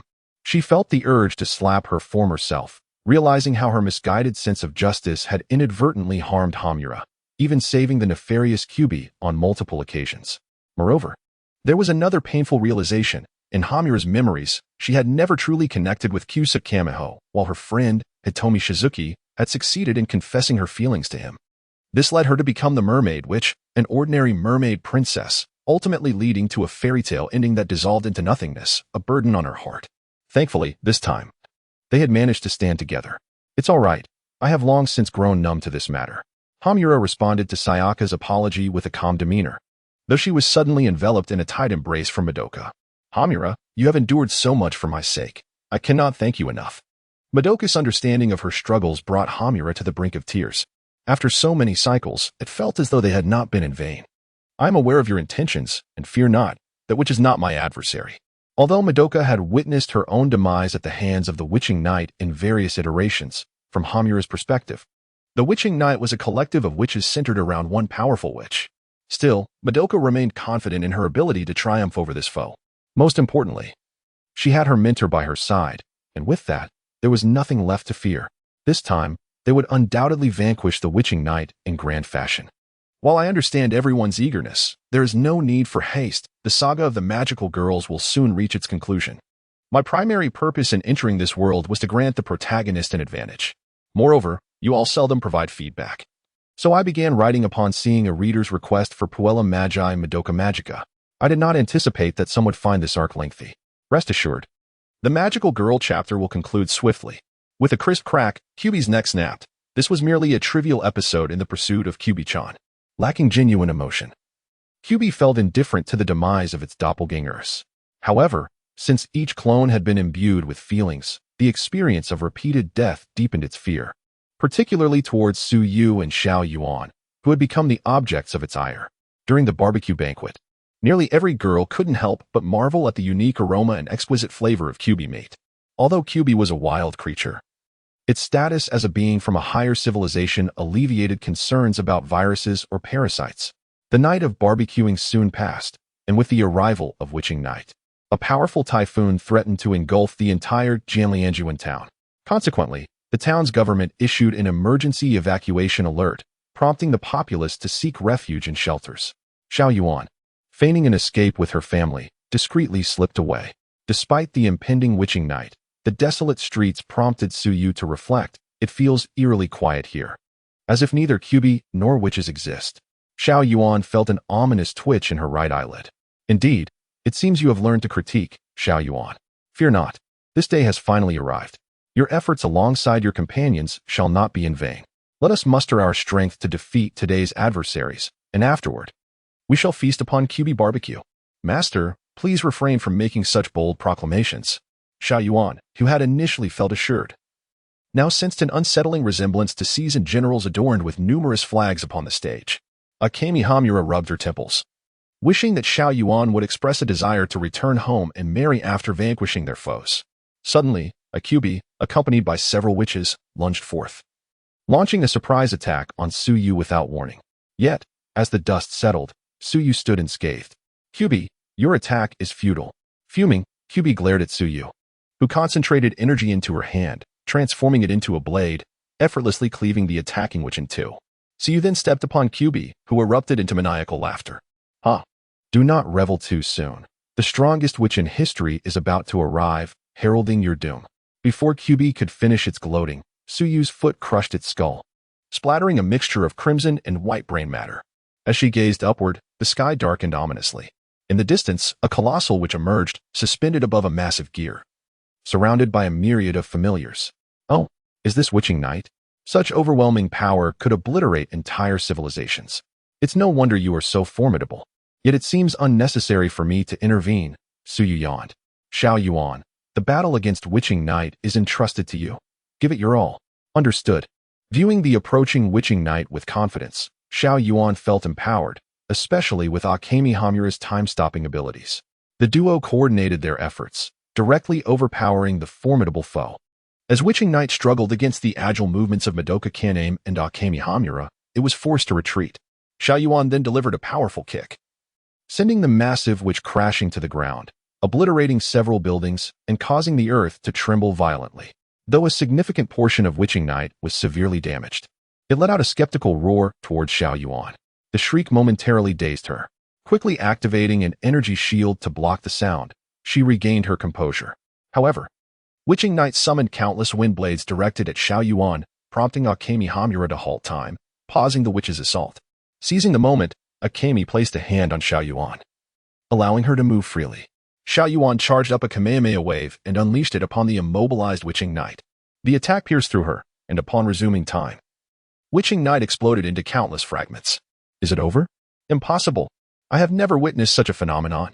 Akemi Hamura sighed in relief, only for the situation to escalate. The fragments of the stage which transformed into countless new witches. Haha, this is my trump card. Thanks to the mysterious black orbs, my Witching Night has gained immortality. You cannot eradicate the stage witch. She will only multiply. Madoka Kaname, unless you sign a contract and become a magical girl. The stage witch will proliferate across the entire earth. A Kyuubi, appearing from nowhere, chuckled triumphantly. You fiend. Akemi Hamura seethed, immortal and endlessly proliferating. How reminiscent of a certain individual. However, Kyuubi, have you considered that Madoka possesses the potential to ascend to divinity? Once she becomes a deity, your fortunes will come to an end. Become a deity? Impossible. Kyuubi was aware of Xiao Yuan's extraordinary abilities, never expecting she could ascend to such heights. I can become a deity? Indeed. Furthermore, once you attain divinity, even I would appear insignificant before you. The revelation shocked Xiao Yuan. Suyu, in her eyes, was invincible. Yet the prospect of surpassing her was astonishing.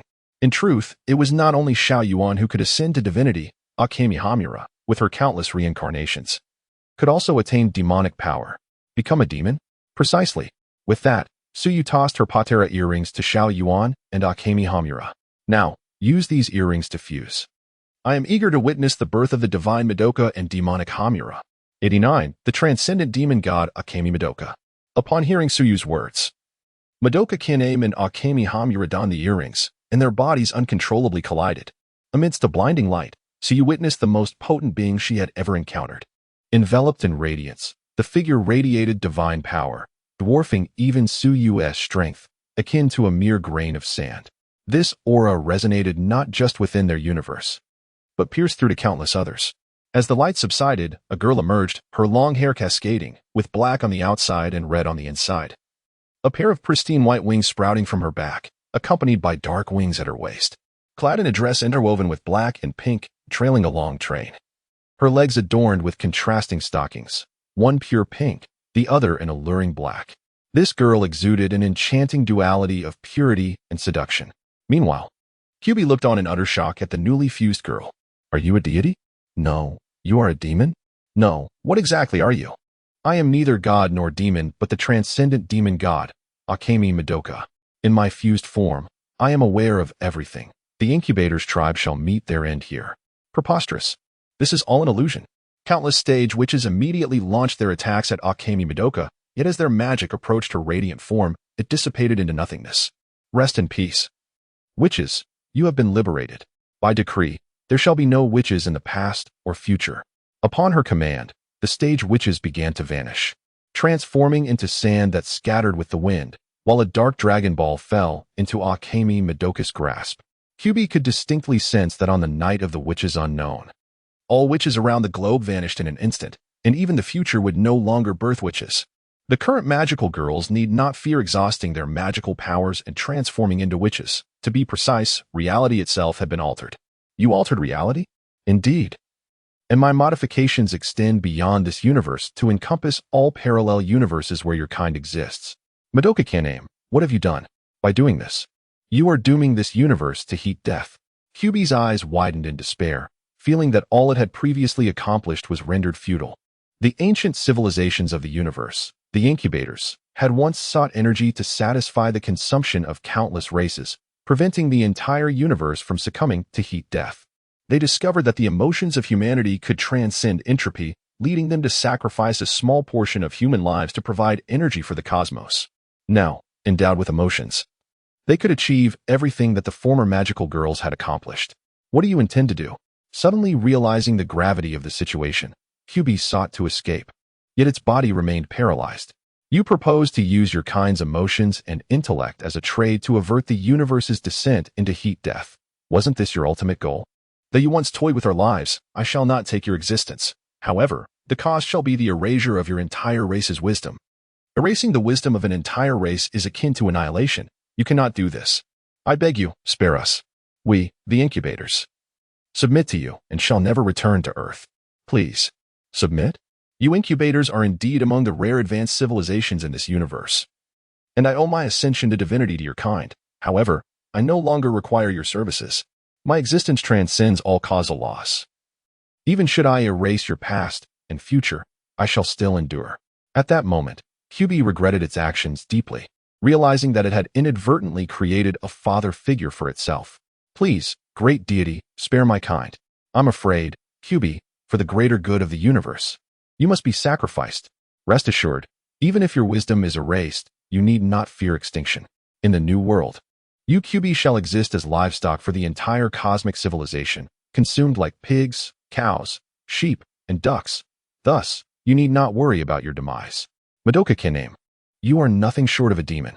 Kyuubi screamed in despair. Indeed, I am a complete demon to your kind, yet to the universe at large, I am a savior. And the union of both makes me a demon god. Kyuubi, let us meet again in this new world. By my decree, recreate this world according to my will. No. Accompanied by screams, Kyuubi felt its wisdom gradually erased as the radiance emanating from Madoka enveloped the entire Earth, then the solar system, then the Milky Way, until the entire universe was transformed, altering its past and future. Subsequently, Suyu found himself in a daze, led by the demon god Madoka to the realm beyond the multiverse. Observing the multiverse being reshaped, Suyu couldn't help but ponder when he would attain the height of altering the multiverse with a mere thought. Madoka Kaname, what brings you here? Naturally, to prevent our battle. Our battle? You refer to the conflict between the ring god and flame demon? Madoka nodded. Indeed. Master, are you not curious? According to the laws of the ring, you cannot see a witch unless the ring intentionally or cannot intervene in this universe. It seems unlikely that it would intentionally refrain, suggesting that the current ring cannot intervene? Not long ago, a parallel universe birthed the flame demon, causing the ring to falter. Which is why you and the Dark Dragon Pearl can interfere in my universe. I see. Currently, the original amnesiac Madoka has awakened as a deity and is battling the transformed flame. Thus, I must intervene. But how do you intend to stop the conflict between the ring god and flame demon? Will you suppress them? Madoka shook her head. Suppressing them would be a trivial task for me, as I am their amalgamation, endowed with divine power far surpassing theirs. However, this would not fundamentally resolve the issue. To do so, I must replace the ring. Wait, wouldn't that make you akin to the Madoka who became the ring god? Fear not, master. As I have transcended all causal laws. Madoka then emitted two beams of light, splitting into the forms of Madoka and Akemi Hamura. Both gazed at Madoka in astonishment. Suyu, realizing the implication, nodded. You have disintegrated yet remain as the amalgamation? So this is what it means to transcend all causal laws. Indeed. From the moment of my inception, my existence became indestructible. No causal law can affect me.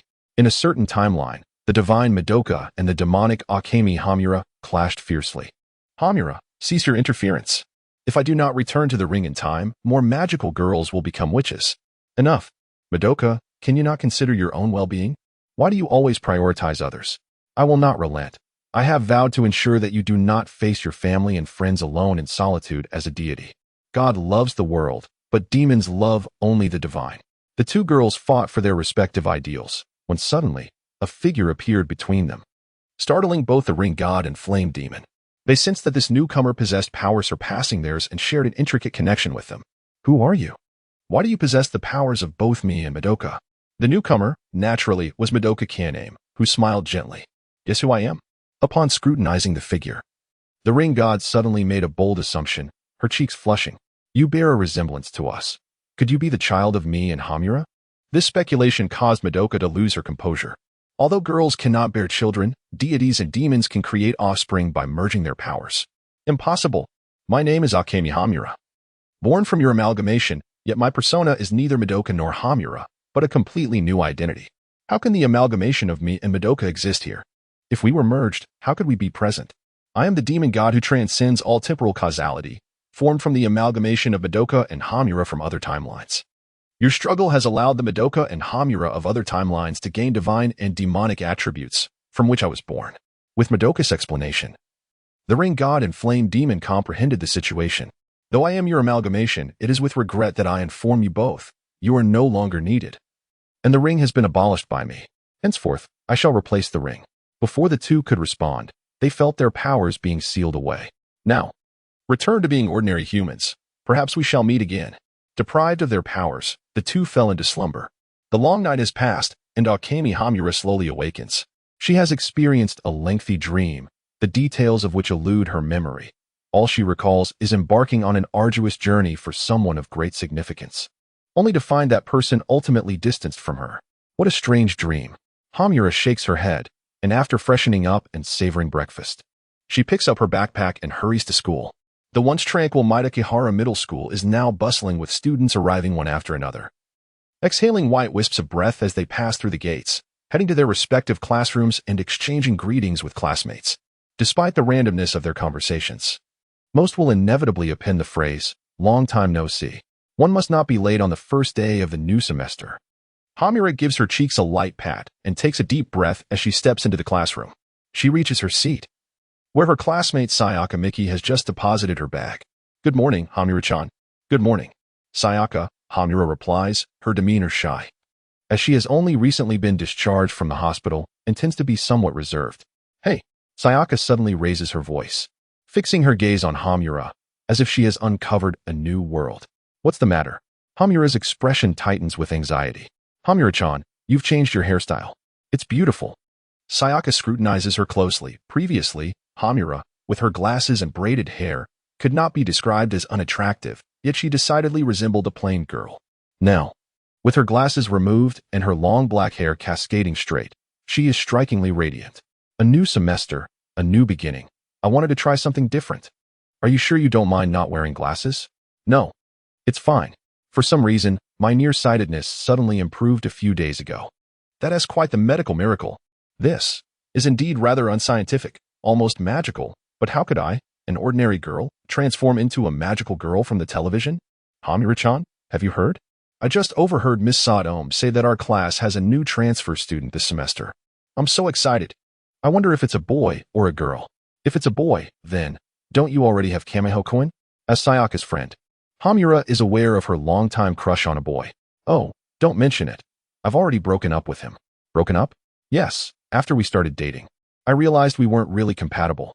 It's better to remain just friends. Plus, after learning about our breakup, Hitomi hesitated before asking if I wanted Kameho-kun to confess to me. Hitomi likes Kameho-kun too. This revelation leaves Hamura momentarily stunned. Shoo, keep it down. All right. By the way, Hamura-chan, do you have someone you like? As Sayaka poses this question, a pink figure suddenly materializes in Hamura's mind, though she cannot discern the person's face. I don't know. Don't know? Usually, when someone asks if you have a crush, the answer is either yes or no, right? I really don't know. Hamura's expression reflects her confusion. Don't know? Really? Sayaka ponders for a moment, then her eyes widen. Could it be, Hamura-chan, that you like a girl? No, it's not like that. That pink figure does seem to resemble a girl, Hamura stammers, unsure how to respond.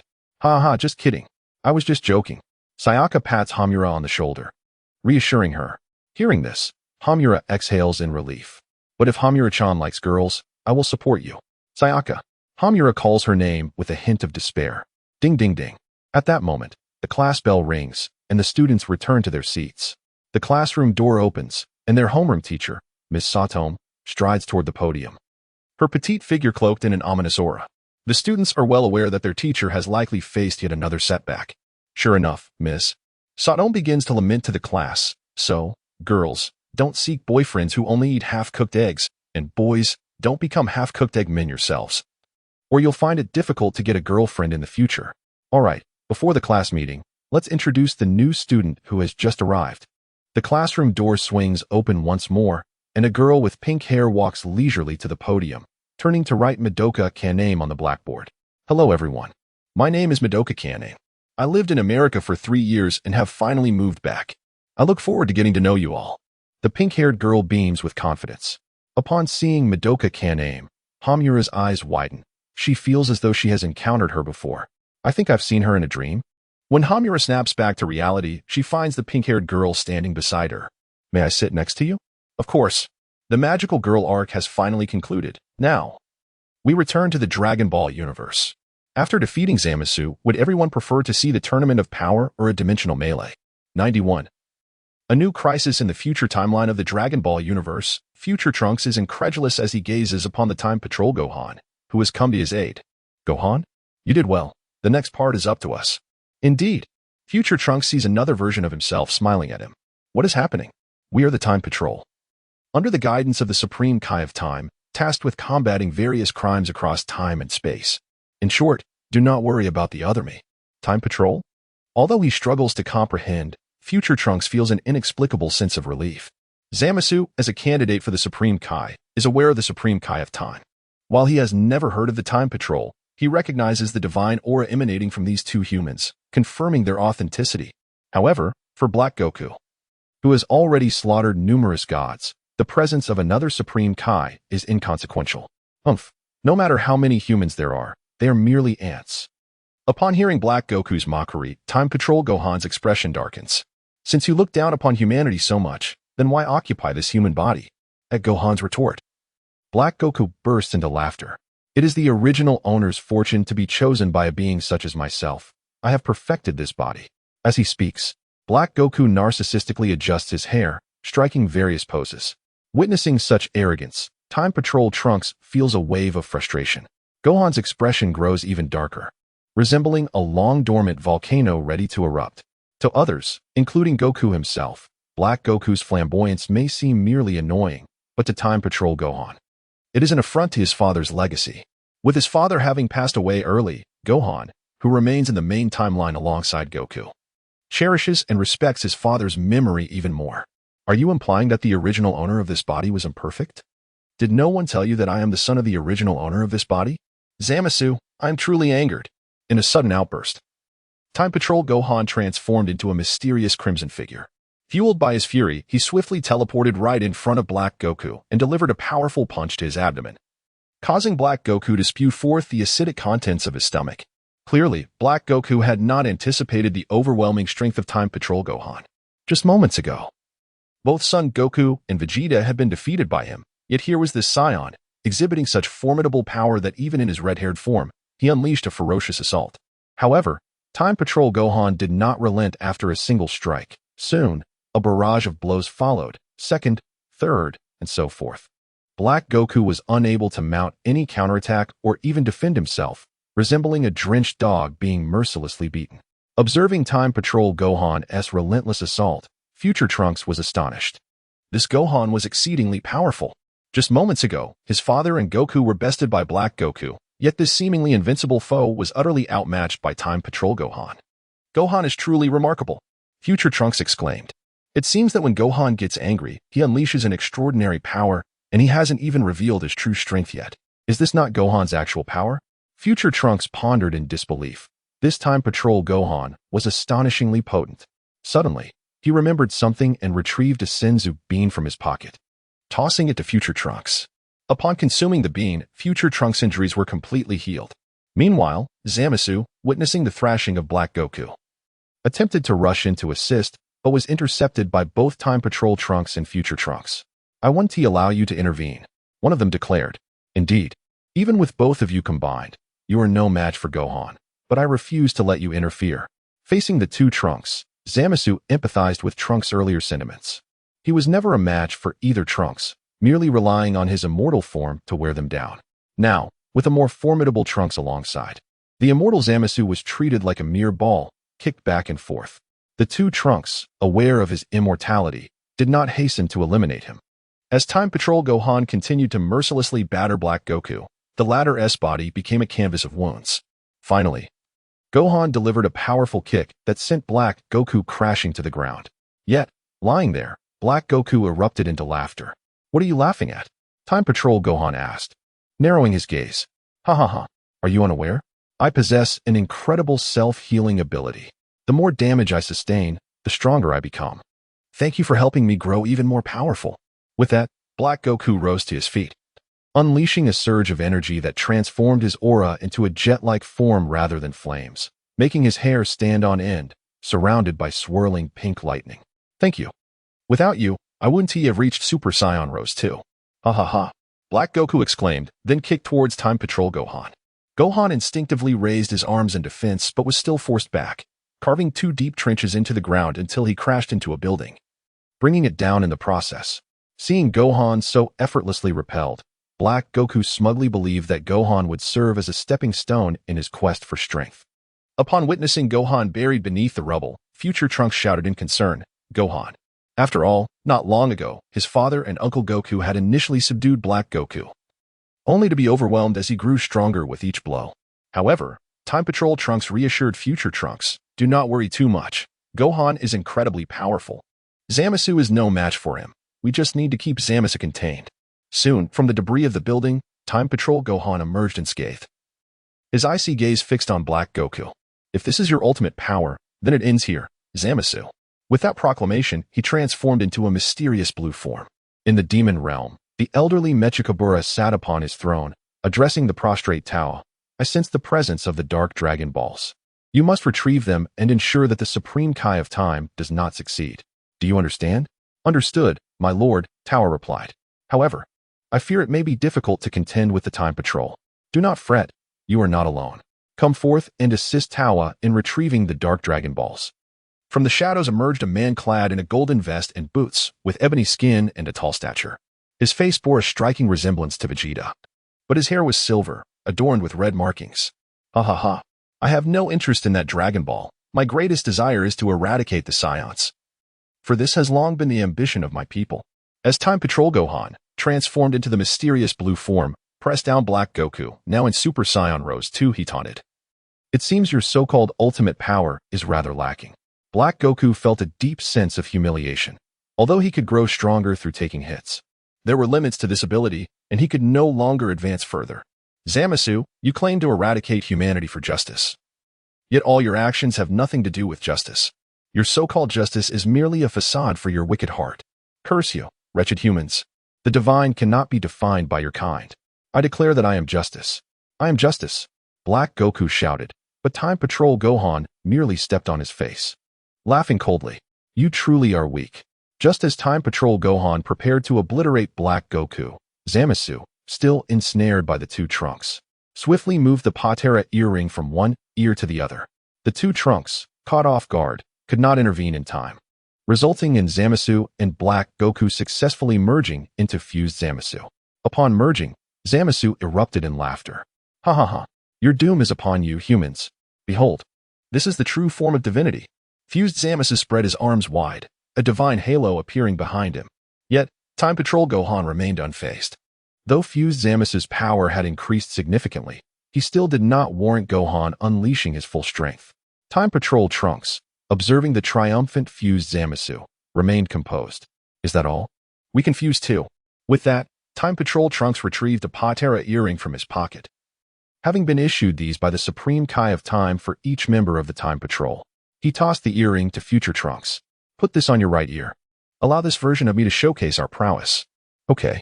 Future Trunks complied, placing the earring on his right ear while Time Patrol Trunks donned his on the left. In an instant, the battlefield witnessed the emergence of a second fused warrior.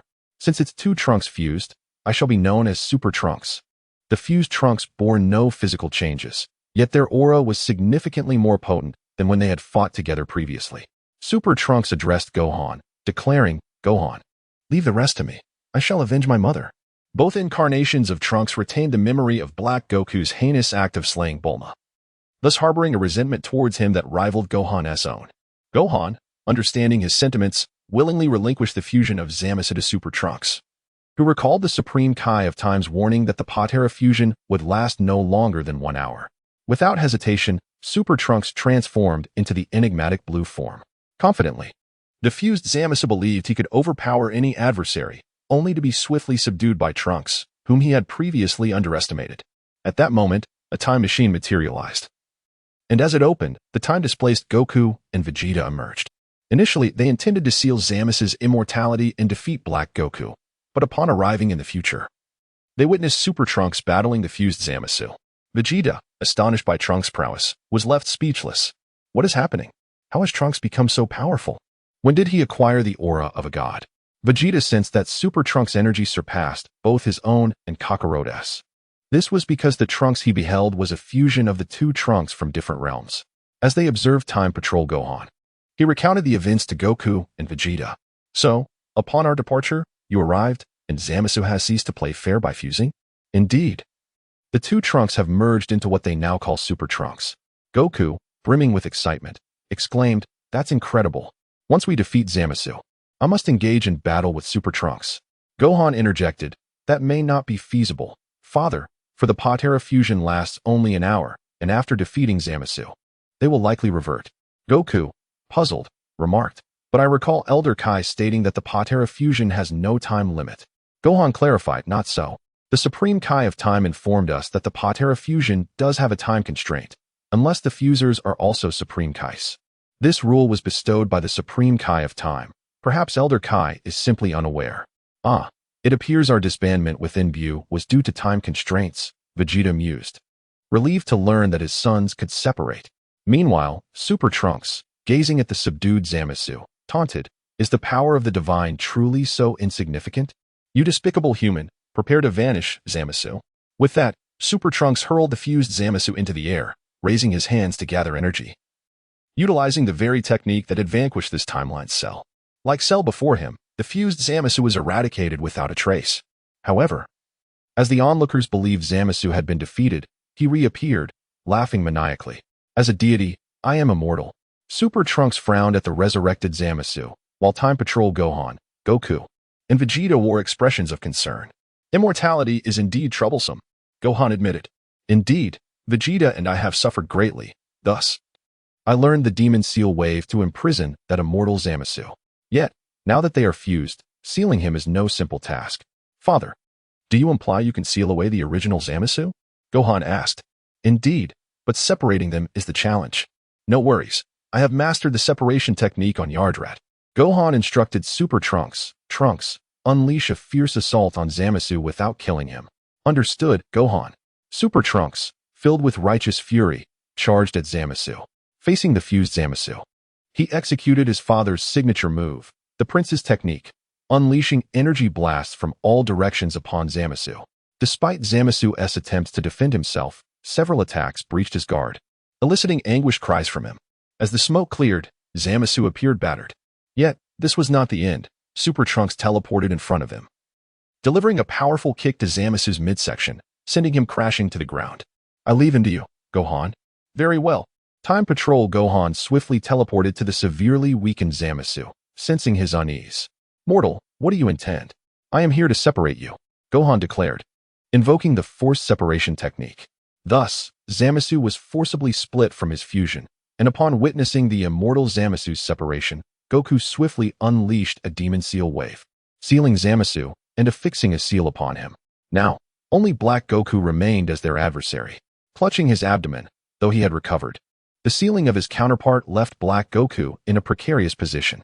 Suddenly, a familiar spatial rift appeared, and a dark Dragon Ball entered Black Goku's body, triggering a transformation into Super Saiyan Rose 3. Ha ha ha. Marvelous. I have regained immense power, he exclaimed. Yet Super Trunks retorted, you speak of justice while relying on the forces of the Dark Realm. Zamasu, where is your justice? Zamasu countered, as long as I can annihilate you humans. What does it matter if I draw upon the power of the Dark Realm? To me, exterminating humanity is justice, and the means are not for you to judge. Before Black Goku could revel in his transformation, Super Trunks kicked him into the air, followed by an elbow strike that sent him crashing down. What a fool.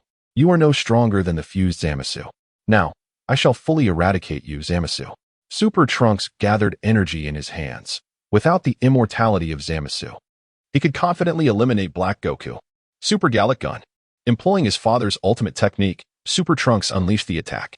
Black Goku, in his Rose 3 form, attempted to counter with a Dark Kamehameha, but even with the Dark Dragon Ball's enhancement, he could not withstand the onslaught. As Super Trunks' Gallic Gun threatened to engulf Black Goku, a figure suddenly appeared beside him and teleported him away. The Gallic Gun veered off into the cosmos.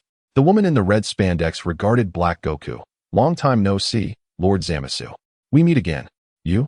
Super Trunks demanded, confronting the one who had rescued Black Goku. Your energy suggests you are from the Dark Realm, as mentioned by the Supreme Kai of Time. Indeed, I am Tawa, the servant of Lord Mechikabura. And the minions of the Time Patrol shall not seize the Dark Dragon Balls from him again. Upon the appearance of Tawa, Time Patroller Gohan's expression grew grave. This was his first encounter with their adversary. Sensing Tawa's presence, Goku remarked to Vegeta, Vegeta, this woman's aura feels strangely familiar. How foolish, Kakarot. Have you forgotten? She hails from the Dark Demon Realm. Do you not recall our meeting with that Demon King, Dabura? Ah, now I remember. His saliva was utterly disgusting, capable of turning one to stone. At Goku's words, Tawa, being Dabura's sister, could no longer contain herself. Silence, Son Goku. Today, I shall avenge my brother by eliminating you wretches. Goku, appearing innocent, scratched his head. So you are Dabura's sister. But why seek vengeance against us? It was Babidi and the original Fat Buu who caused your brother's demise, not us. Tawa nearly choked on Goku's statement, while it was indeed the truth. She clenched her teeth and declared, I care not. As the enemy of Lord Mechikabura, you all shall perish today. Such arrogance. Do you rely on the fallen minions of that side? Vegeta mocked. Certainly not. I have my own power. At that moment, a figure emerged from a dark rift. Upon seeing this individual, Vegeta's pupils dilated in disbelief. How is this possible? The newcomer, reveling in Vegeta's astonishment, introduced himself. Ah, it seems our Prince Vegeta is quite surprised. Allow me to introduce myself. I am Baby, an artificial life form created by the Tuffles to exact revenge on you Saiyans.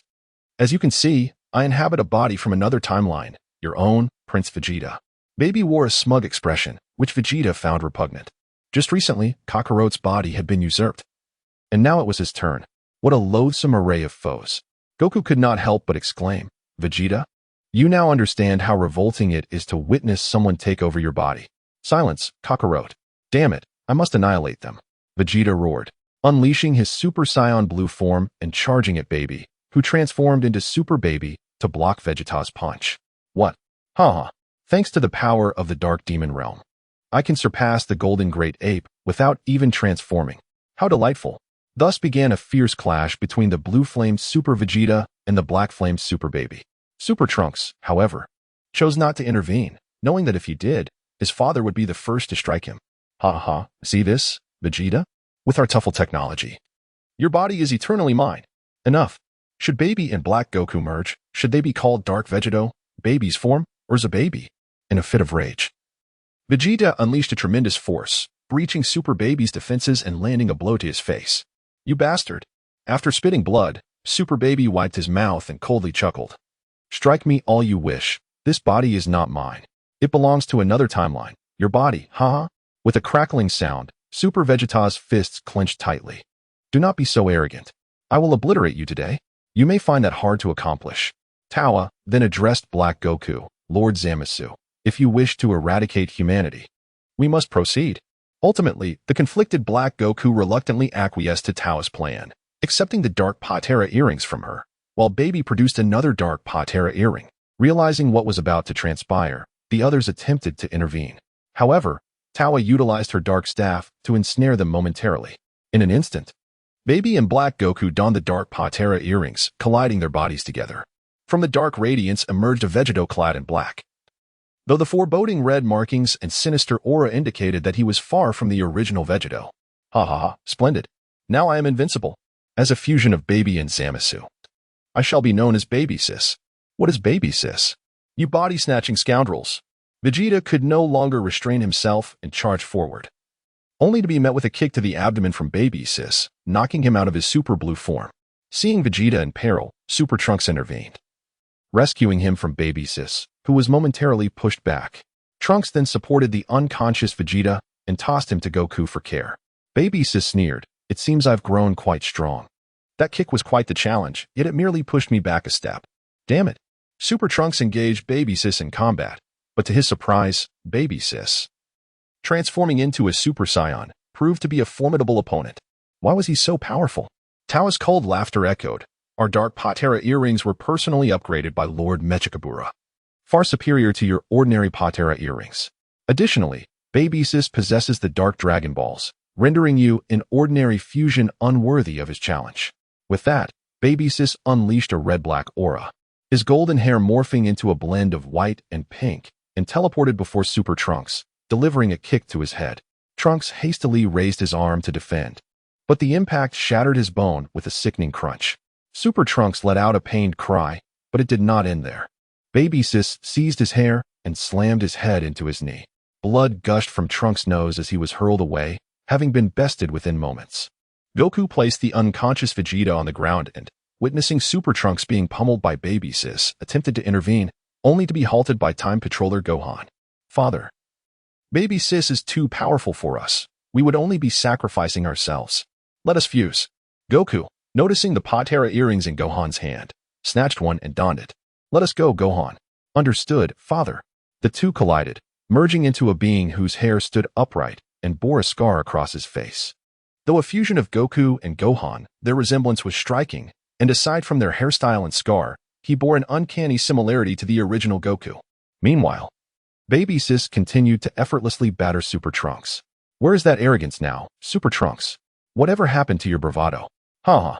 However, in the next moment, he was seized by a fist, and to his astonishment, the individual grasping his hand was none other than the scar-faced Son Wukong. "No, you are not Son Wukong. You are wearing Patera earrings, indicating you are a fusion of Son Wukong and Son Gohan?" "Humph, indeed, I am the amalgamation of Son Wukong and Son Gohan. And you may call me Son Wukong Gohan."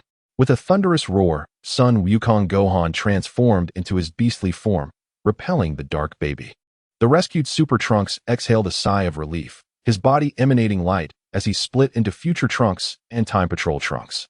Observing Son Wukong Gohan's explosive power, Baby was also incensed. The two formidable energies clashed in the air, creating a standoff of equal might.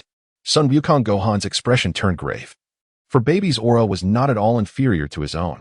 Soon, their figures flickered as they engaged in relentless combat, each encounter fracturing the surrounding space. Ultimately, the fabric of reality could no longer withstand the collision of the two fusions and was utterly shattered. Thus, the battleground for Baby and Son Wukong Gohan transitioned into the void, where their clashes continued without a decisive victor. Fortunately, the space possessed an incredible self-repairing ability, and once it mended, the two returned to the realm of reality. In a silent accord, the two fusions unleashed their Kamehameha waves against each other, the black and white beams colliding, altering the very colors of the universe. At that moment, Son Wukong Gohan's body froze, and he abruptly reverted to the forms of Wukong and Gohan. Upon witnessing their separation, Baby sneered wickedly, "It seems I have emerged victorious." Wukong, bewildered, responded, "What? How could this happen so quickly? It hasn't even been an hour. It must be our overwhelming power that caused an early disintegration. Is it truly possible?" At this juncture, Tawa chuckled, "Humph. The ordinary Patera earrings indeed possess this flaw, which is why the great Mechikabura sought improvements. Our dark Patera earrings not only amplify power beyond that of regular Patera earrings but also circumvent the risk of disintegration. Hearing this, the hearts of all present sank. And Baby displayed a smug grin. Humph, your journey ends here. Super malevolent energy ball. As he spoke, Baby gathered a sphere of dark energy. However, a girl's voice suddenly rang out. Oh, really? 95, divine power release. Upon hearing the voice, Baby looked up to see a silver-haired girl. Initially perplexed by her identity, he soon discerned the tale behind her, confirming her as a scion. With this realization, Baby burst into laughter. Another fool who doesn't know their limits. Saying this, he hurled the concentrated super malevolent energy ball towards Tsuyu. In response, Tsuyu closed her eyes, then suddenly opened them wide, unleashing a surge of divine power akin to an erupting volcano. Subsequently, a divine halo materialized behind her, more sacred and substantial than that of the fused Zamasu. Simultaneously, her appearance transformed. She no longer resembled the petite girl from before, but instead bore a figure akin to Super Saiyan 4, though her hair remained silver, resembling a matured version of Tsuyu. Although Gohan had previously encountered a black-haired Super Saiyan 4 version of Tsuyu, he could not help but admire this silver-haired, mature incarnation. This transformation was a result of Tsuyu acquiring a new power, divine power release, bestowed upon her by the self-proclaimed god of transcendence, Akami Madoka. However, for Tsuyu, this form could only be sustained for a maximum of 3 minutes. Beyond that, her body would gradually disintegrate. The reason was simple. This form's immense power was too much for her body to endure for long. While theoretically capable of stacking with Super Saiyan, even 3 seconds would be beyond her limits. As the malevolent energy ball approached, the empowered Tsuyu merely extended a single finger to block it. Baby, witnessing this astonishing feat, could hardly believe his eyes. This is my ultimate attack. No, it can't be. Surprised? I merely paused the time of your energy sphere. She replied. What? Impossible. How could a mere human master time so adeptly? Baby exclaimed in disbelief. Are you blind? Do you not see the halo behind me? I am genuinely the god of time, not some pseudo-deity like you. Pseudo-deity? I am the true god. Baby's essence, as a part of Zamasu, howled in fury. Is that so? How utterly shameless. Time acceleration. With a snap of her fingers, Tsuyu accelerated the previously halted malevolent energy ball, causing it to vanish. Seeing Tsuyu's effortless manipulation of time, Tao was greatly alarmed and chose to flee. Tsuyu paid her no mind, for she could see through the river of time that Tao would ultimately meet her demise at her hands. At that moment, Baby lost all composure and charged at the empowered Tsuyu, but his punch met only air. As Baby pondered this, a figure suddenly appeared before him, his own self, who then delivered a punch to his abdomen. Faced with his own full-strength blow, Baby